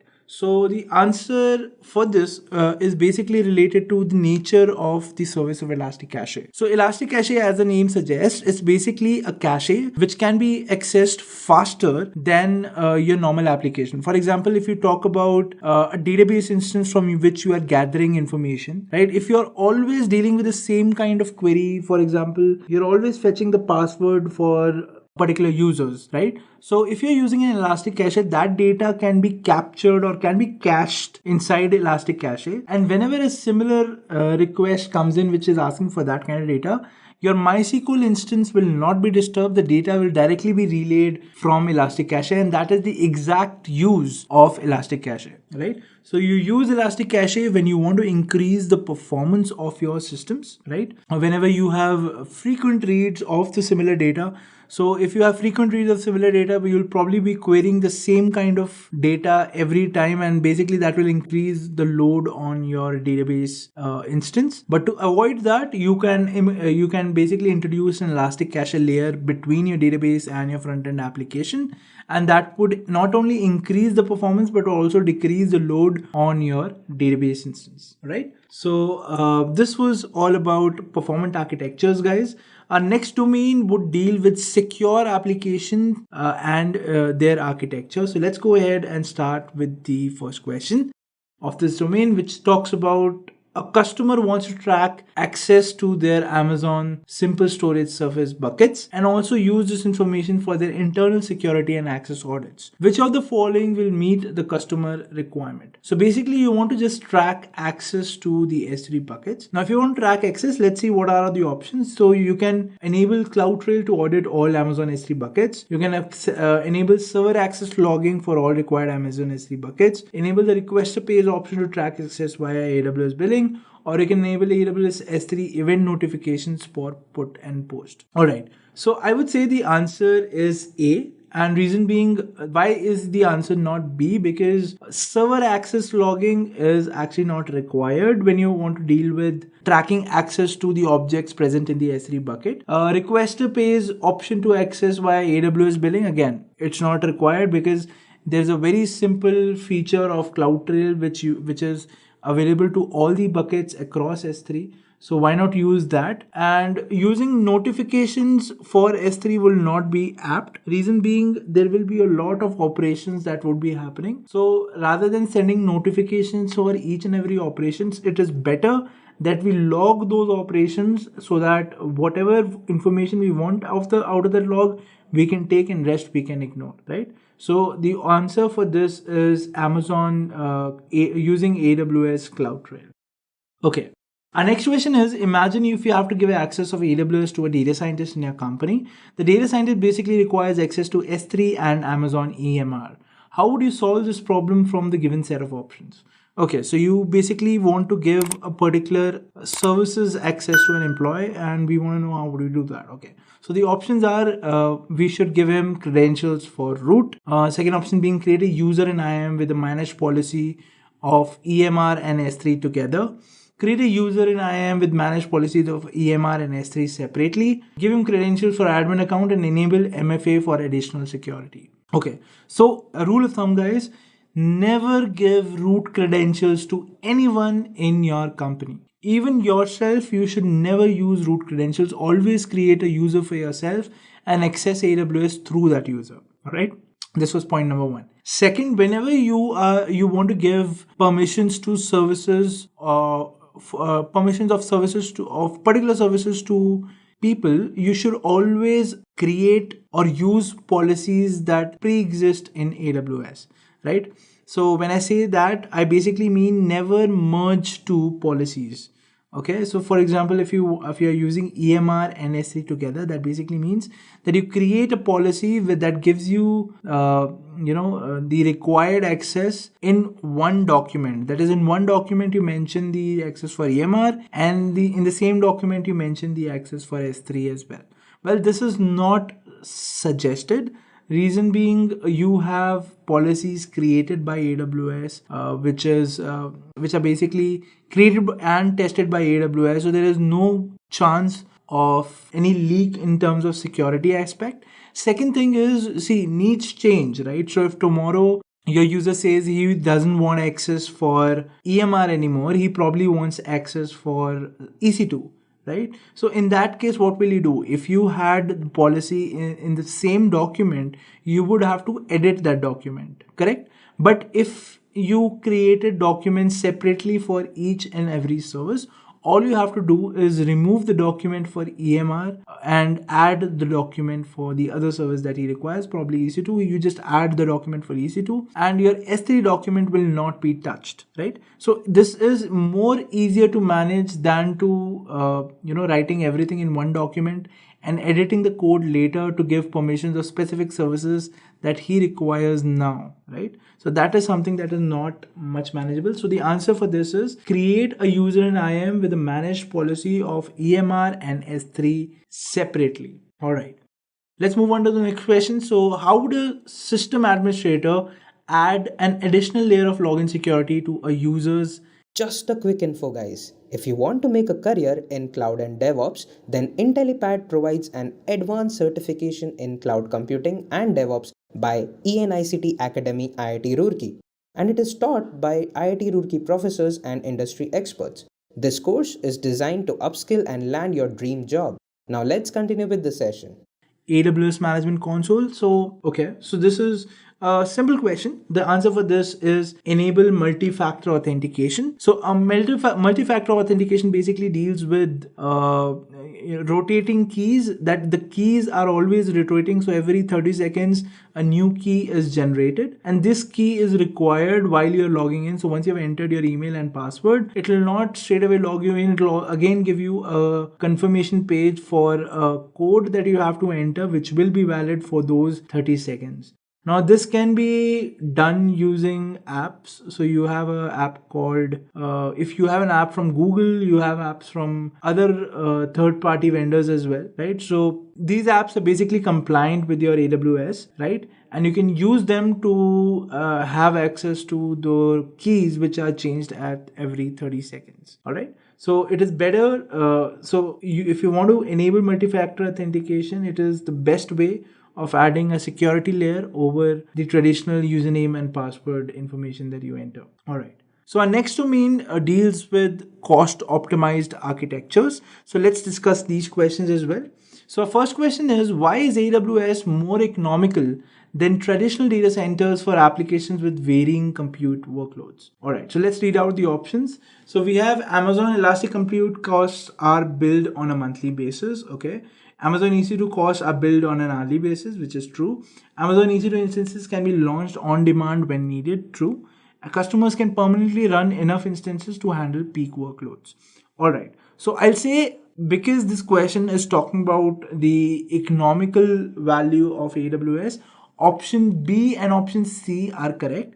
Reason being, you're charged according to the hour, and at the same time you can have them on demand. If you don't need them after 2 hours, just pay for 2 hours, and then you don't have to worry about where that server went, right? So this is very economical as compared to the fact that when you buy servers and their need finishes, say after 1 or 2 years, when their hardware gets outdated, so it becomes a bad investment on your part, right? And that is the reason AWS is very much economical in terms of reason being that it charges you according to the hour, and also gives you the opportunity of using servers on the basis of on-demand pricing. All right, so this would be the answer. So option B and option C would be the right answer for this particular question. Moving further, our question says you're launching an instance under the free tier usage from EMI having a snapshot size of 50 GB. How will you launch the instance under free usage tier? So the answer for this question is pretty simple. It is not possible, right? You have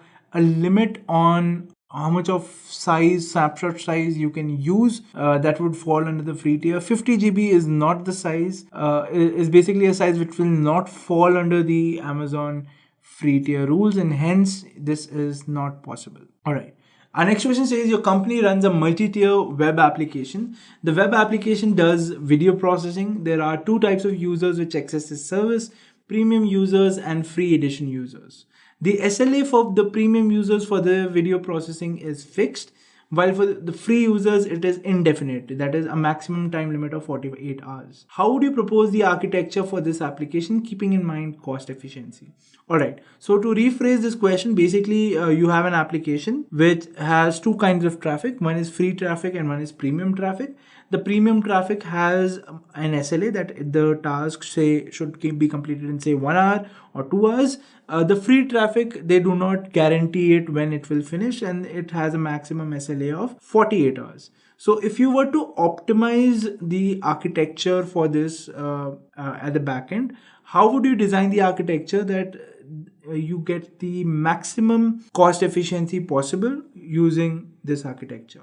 All right. So the way we can deal with it is there is a thing called spot instances in AWS, which basically deals with bidding. So you bid for AWS servers in the lowest price possible, and as long as the server prices are in the range that you specify, you have that instance for yourself. So all the free users who are coming to this website can be allotted to spot instances because there is no SLA. So even if the prices go high and the systems are not available, it does not matter, right? You can wait for the applications for processing if you're dealing with free users.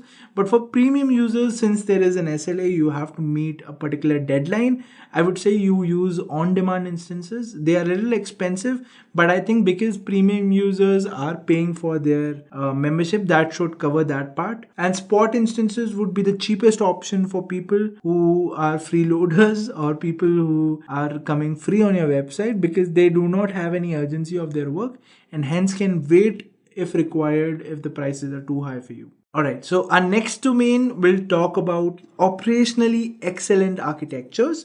So let's see what all questions are covered in this particular domain. Alright, so imagine that you have an AWS application which is monolithic in nature. So monolithic applications are basically which do not which have the whole code base in one single computer, right? So if that is the kind of application you're dealing with, it's called a monolithic application.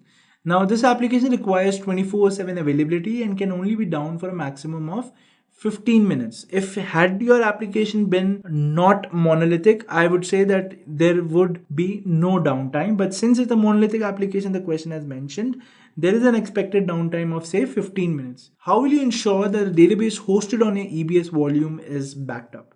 Now, since it's a monolithic application, even the database resides on the same server as that of the application. So the question is, how will you ensure that your database is backed up in case there is an outage? So for this answer, I'll say the answer is pretty easy. You can schedule EBS snapshots for your EC2 instance at particular intervals of time, and these snapshots would basically act as a backup to your database instances which have been deployed on EC2. So hence the answer is EBS instance snapshots. All right. Our next question is, which component of AWS global infrastructure does AWS CloudFront use to ensure low latency delivery? Now, AWS CloudFront is basically a content delivery network, which basically means if you are in the US and the application that you're accessing has servers in India, it will probably cache the application in a US server so that you can access that application faster than to send traffic packets over to India and then receiving them back.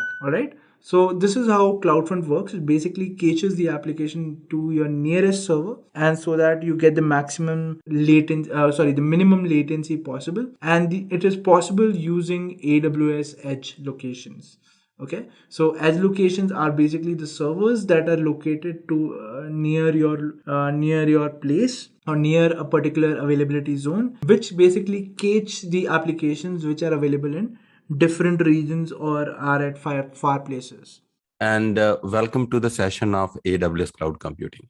So our main agenda for the session is to discuss about introduction of AWS, concept of AWS, and how good is AWS as a career choice, and which is the best AWS certifications for 2022. And at the end of this session, we are going to conduct question and answer sessions. If you have any query or any question related to the course, you may ask questions, correct? So we are starting with the AWS introduction. Okay, So you might have heard about AWS cloud computing.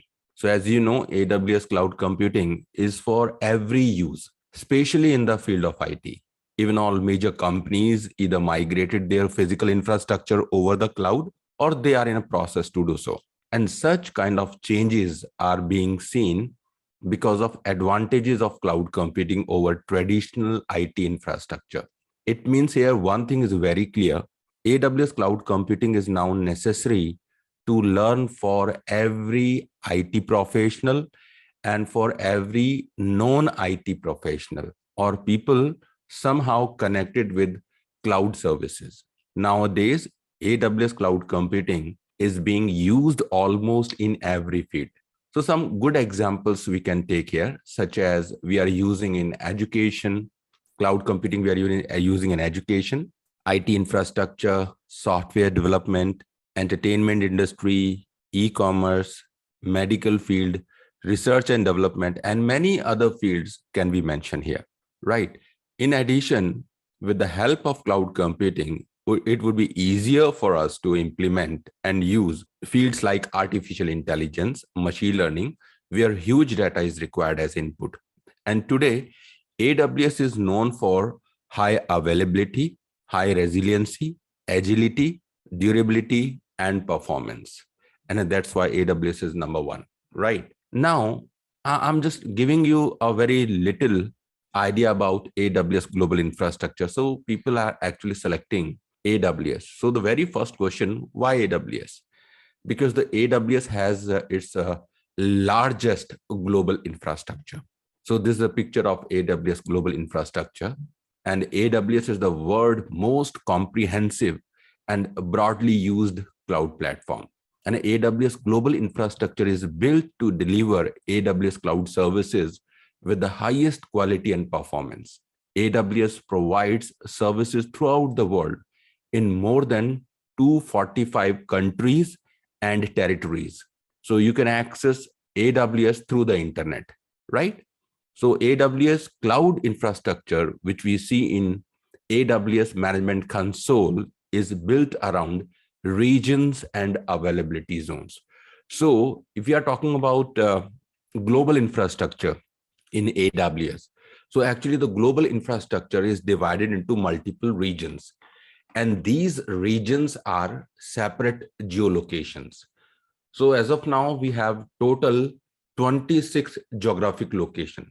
So the cloud spans around in 81 availability zones and 26 geolocations and separate geolocations called, and these separated geolocations called regions, right? And in every region, we have multiple data centers.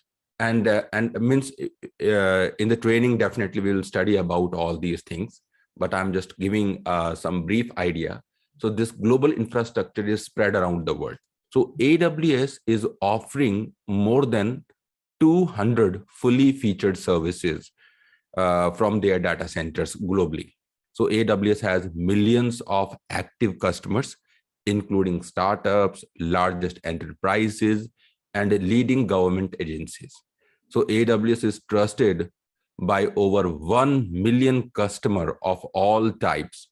So some of them are very small, some of them are really big clients, right? Just like in Netflix and all. Okay. So people trust AWS infrastructure because it is a more agile and available at low cost. So concept. So AWS cloud computing platform is a large collection of services, and services are divided into groups. So we'll talk about these groups further, and I'll try to explain what all these groups are. Actually, groups are divided into like compute, storage, network and security, databases, artificial intelligence, IoT, security. So these are basically the groups we have. And in each and every group, we have a large number of services. So all these services are offered through their AWS global infrastructure using the internet, right? So I'm taking some examples about services to explain. So very first, the most significant service in AWS is EC2. EC2 stand for Elastic Compute Cloud. Using EC2 service, you can create and manage virtual machine, because definitely you are using cloud computing, and in cloud computing, definitely you cannot create a physical machine over there, right? Because you are accessing this platform through the internet. So if you access this platform through the internet and data centers are on different location, of course, you will create and manage virtual machines only. So using EC2, you can save a huge investment cost to run the physical servers in your physical environment. So EC2 instances can be used to host web servers, web application servers, or any other kind of servers in your infrastructure.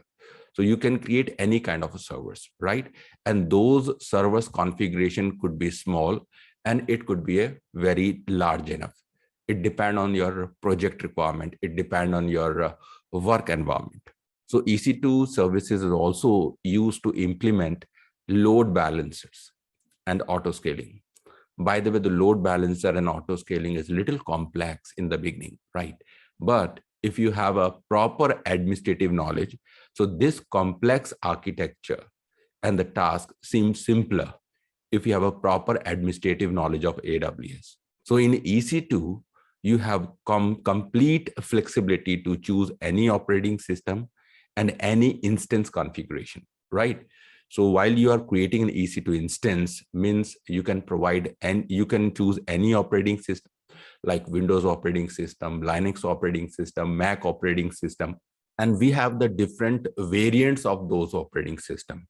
If you see in AWS, more than 5,000 templates of machines we have, and which is known as AMIs, Amazon Machine Image, right? More than 5,000 images are there. But if you're talking about the community images, that goes in millions actually, right? So you have a proper setup of all these operating systems. So you can choose any operating system, you can choose any platform, and you can choose any configuration to launch your instance. It depends on the cost also, right? So if you are taking the light configuration, you will pay less. And if you are selecting the heavy configuration in terms of virtual CPUs or in GBs or in RAM or in EBS volume is a kind of a hard disk that you connect with the EC2. So you can choose any configuration here, right? And one EBS volume size could reach up to 16 TB single volume size. So single volume size 16 TB is a very big size. So one hard disk space could reach up to 16 TB, and multiple EBS volumes can be connected with one instance. So this is really incredible, right? In one go, definitely in this session, I cannot explain everything, but the few things I'm just explaining you how actually you can configure your EC2 instance. EC2 instance is a virtual machine, right? Okay, so by the way, I'm just taking another option here. Another service is RDS. RDS stands for Amazon Relational Database. So in database group of services, AWS has SQL and NoSQL database service. So these services can be used to provision database servers, or you can also use them in serverless. So means you have both options. Either you can create a server in a provisioned way, or if you want to create this database server in a serverless manner, that option also is possible. So we are explaining about the RDS in short because we have some limitation of time here. So I'll be taking a very short introduction of this RDS instances here. So RDS is a relational database service, and using RDS, we can create RDS instances or virtual machines of database servers. So database instances for SQL database servers I'm talking about. So RDS services makes it easy to set up. It is easy to operate and scale database instances in AWS Cloud. So RDS supports almost all popular database engine. For example, if you open the RDS service, in this RDS service, you can create MySQL database server, PostgreSQL, MariaDB, Oracle, MS SQL, and a new database engine, AWS Aurora, also is available. AWS Aurora is a product of AWS, and it's a RDS database engine. So using Aurora, you can provision the server, or you can use this server to create RDS in a serverless manner. So RDS is a cost efficient, and it provides resizable capacity for industry standard relationship database and manages common database administration tasks. So RDS manages backups, software patching, automatic failure detection, and recovery. And you can also create and manage read replicas to enhance availability and RDS services, right? Means if one instance is not sufficient to deliver the readability to multiple clients, so from your RDS instance, you can create read replicas in a multiple regions as well, right? So this is a really incredible feature, and you can take automatic backups, manual backups, software patching, you can do automatic failure detection, you can measure, right? So number of features are there in RDS. So if you are a database savvy, definitely it's a really, really good service. Next service is S3. S3 is basically a storage service, right? S3 is a simple storage service. S3 is a simple storage service. And generally in AWS, we have three different kind of storages. We have a object level storage, system storage, and block storage. But S3 is a object storage, and it can also be known as a flat storage because it is accessible over the internet, right? It is highly secure and redundant object storage in AWS. In S3 storage, you can store any amount of data. If I'm saying any amount of data, there is no limitation of storage. So you can store any amount of data. So this storage is accessible over the internet. And S3 can be used to build a data lake and use for backup and restore data anytime. S3 is an excellent storage to archive data at very low cost. Now, tape drives are not needed to archive your data. Instead, you can use S3 Glacier. So this way, number of things basically has been enhanced, improved, and you can also run cloud native applications. So S3 also offers integration to help prevent data breaches, and you get data flexibility at almost zero latency. So S3 also provides a storage classes to save cost for storage data or the stored data, right? In addition, S3 has a number of significant features to make it incredible service.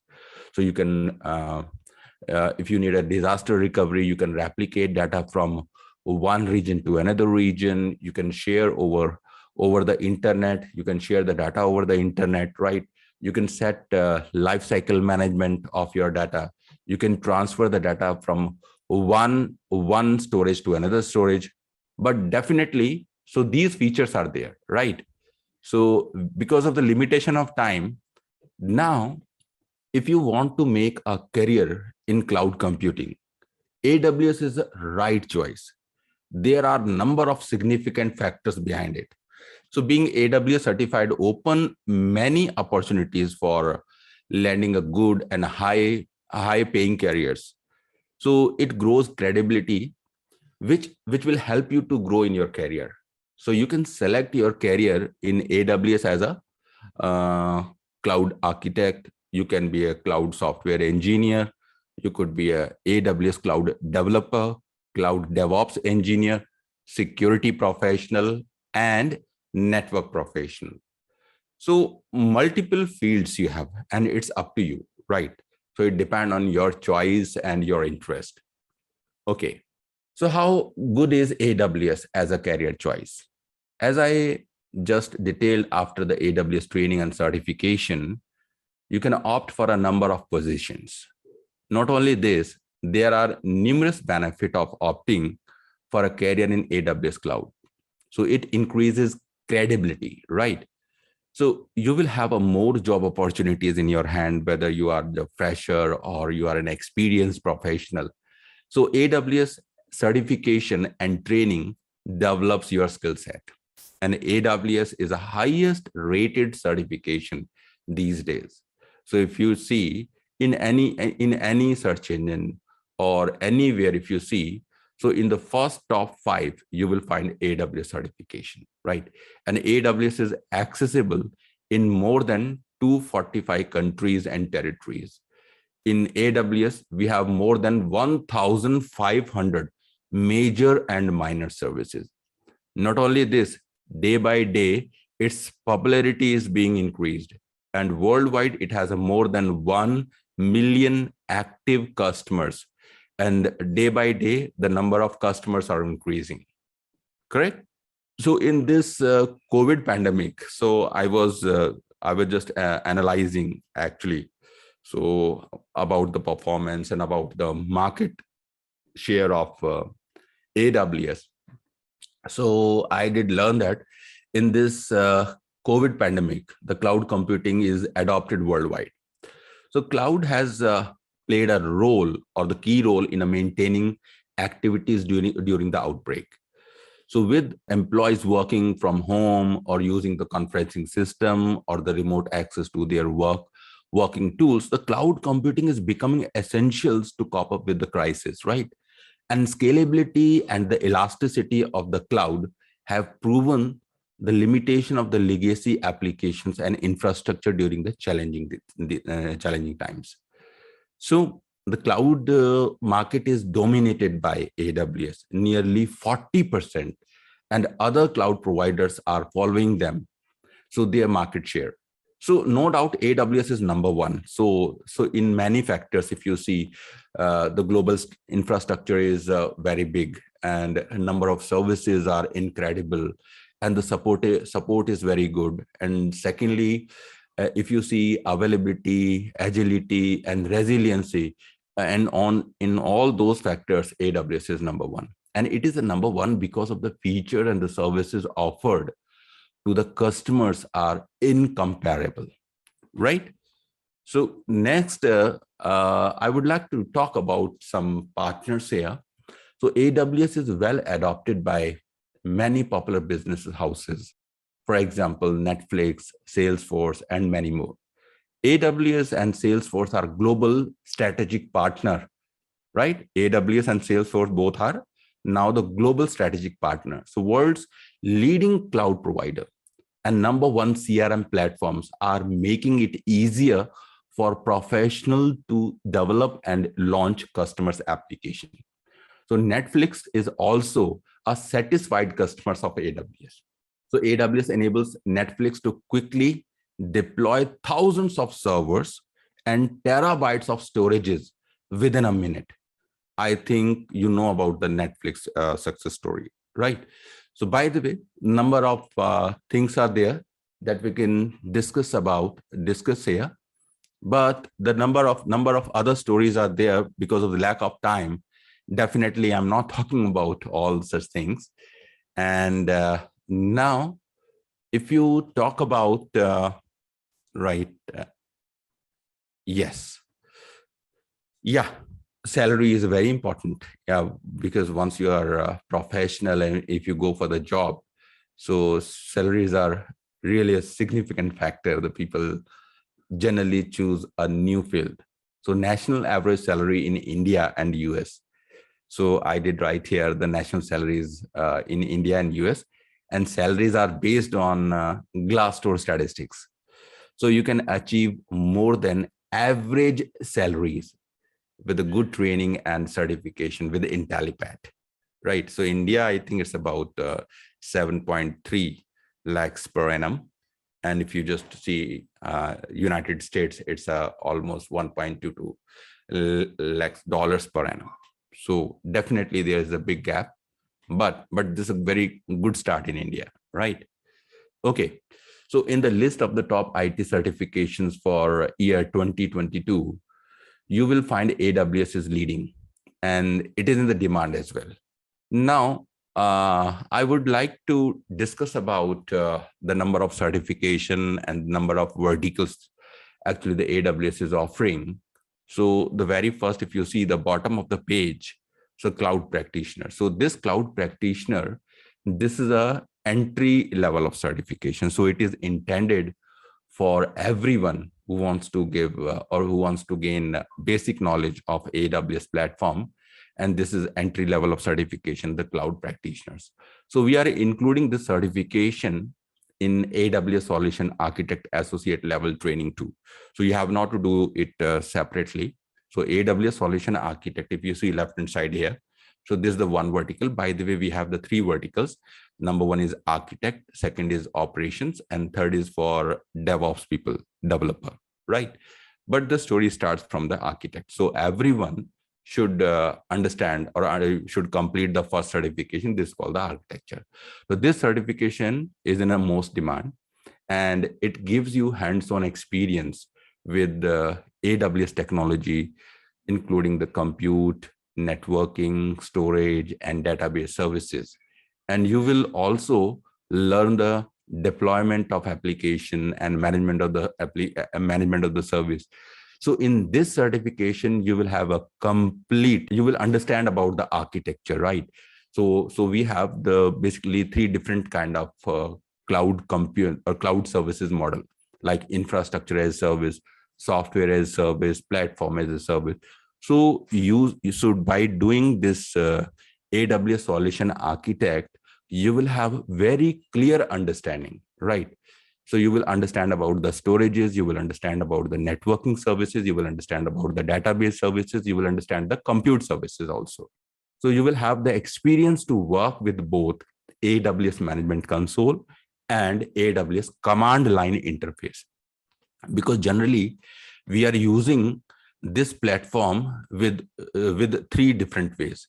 So you can use this platform through the application using SDKs. You can also use this platform using AWS command line interface. And you can also use this platform using AWS Management Console through the browser, right? So all these techniques, all these options, we are providing in detail in the training, right? So this is all about, and I was thinking that I should tell you a few more things, like in a system administration, if you see the second certification here, we have an operation. In this, you will learn how to manage your servers. You can have the multiple servers. You can have, let's say, large number of servers. So how to manage large number of servers, that you can learn in operations. In DevOps, you will learn how to develop softwares with the new techniques.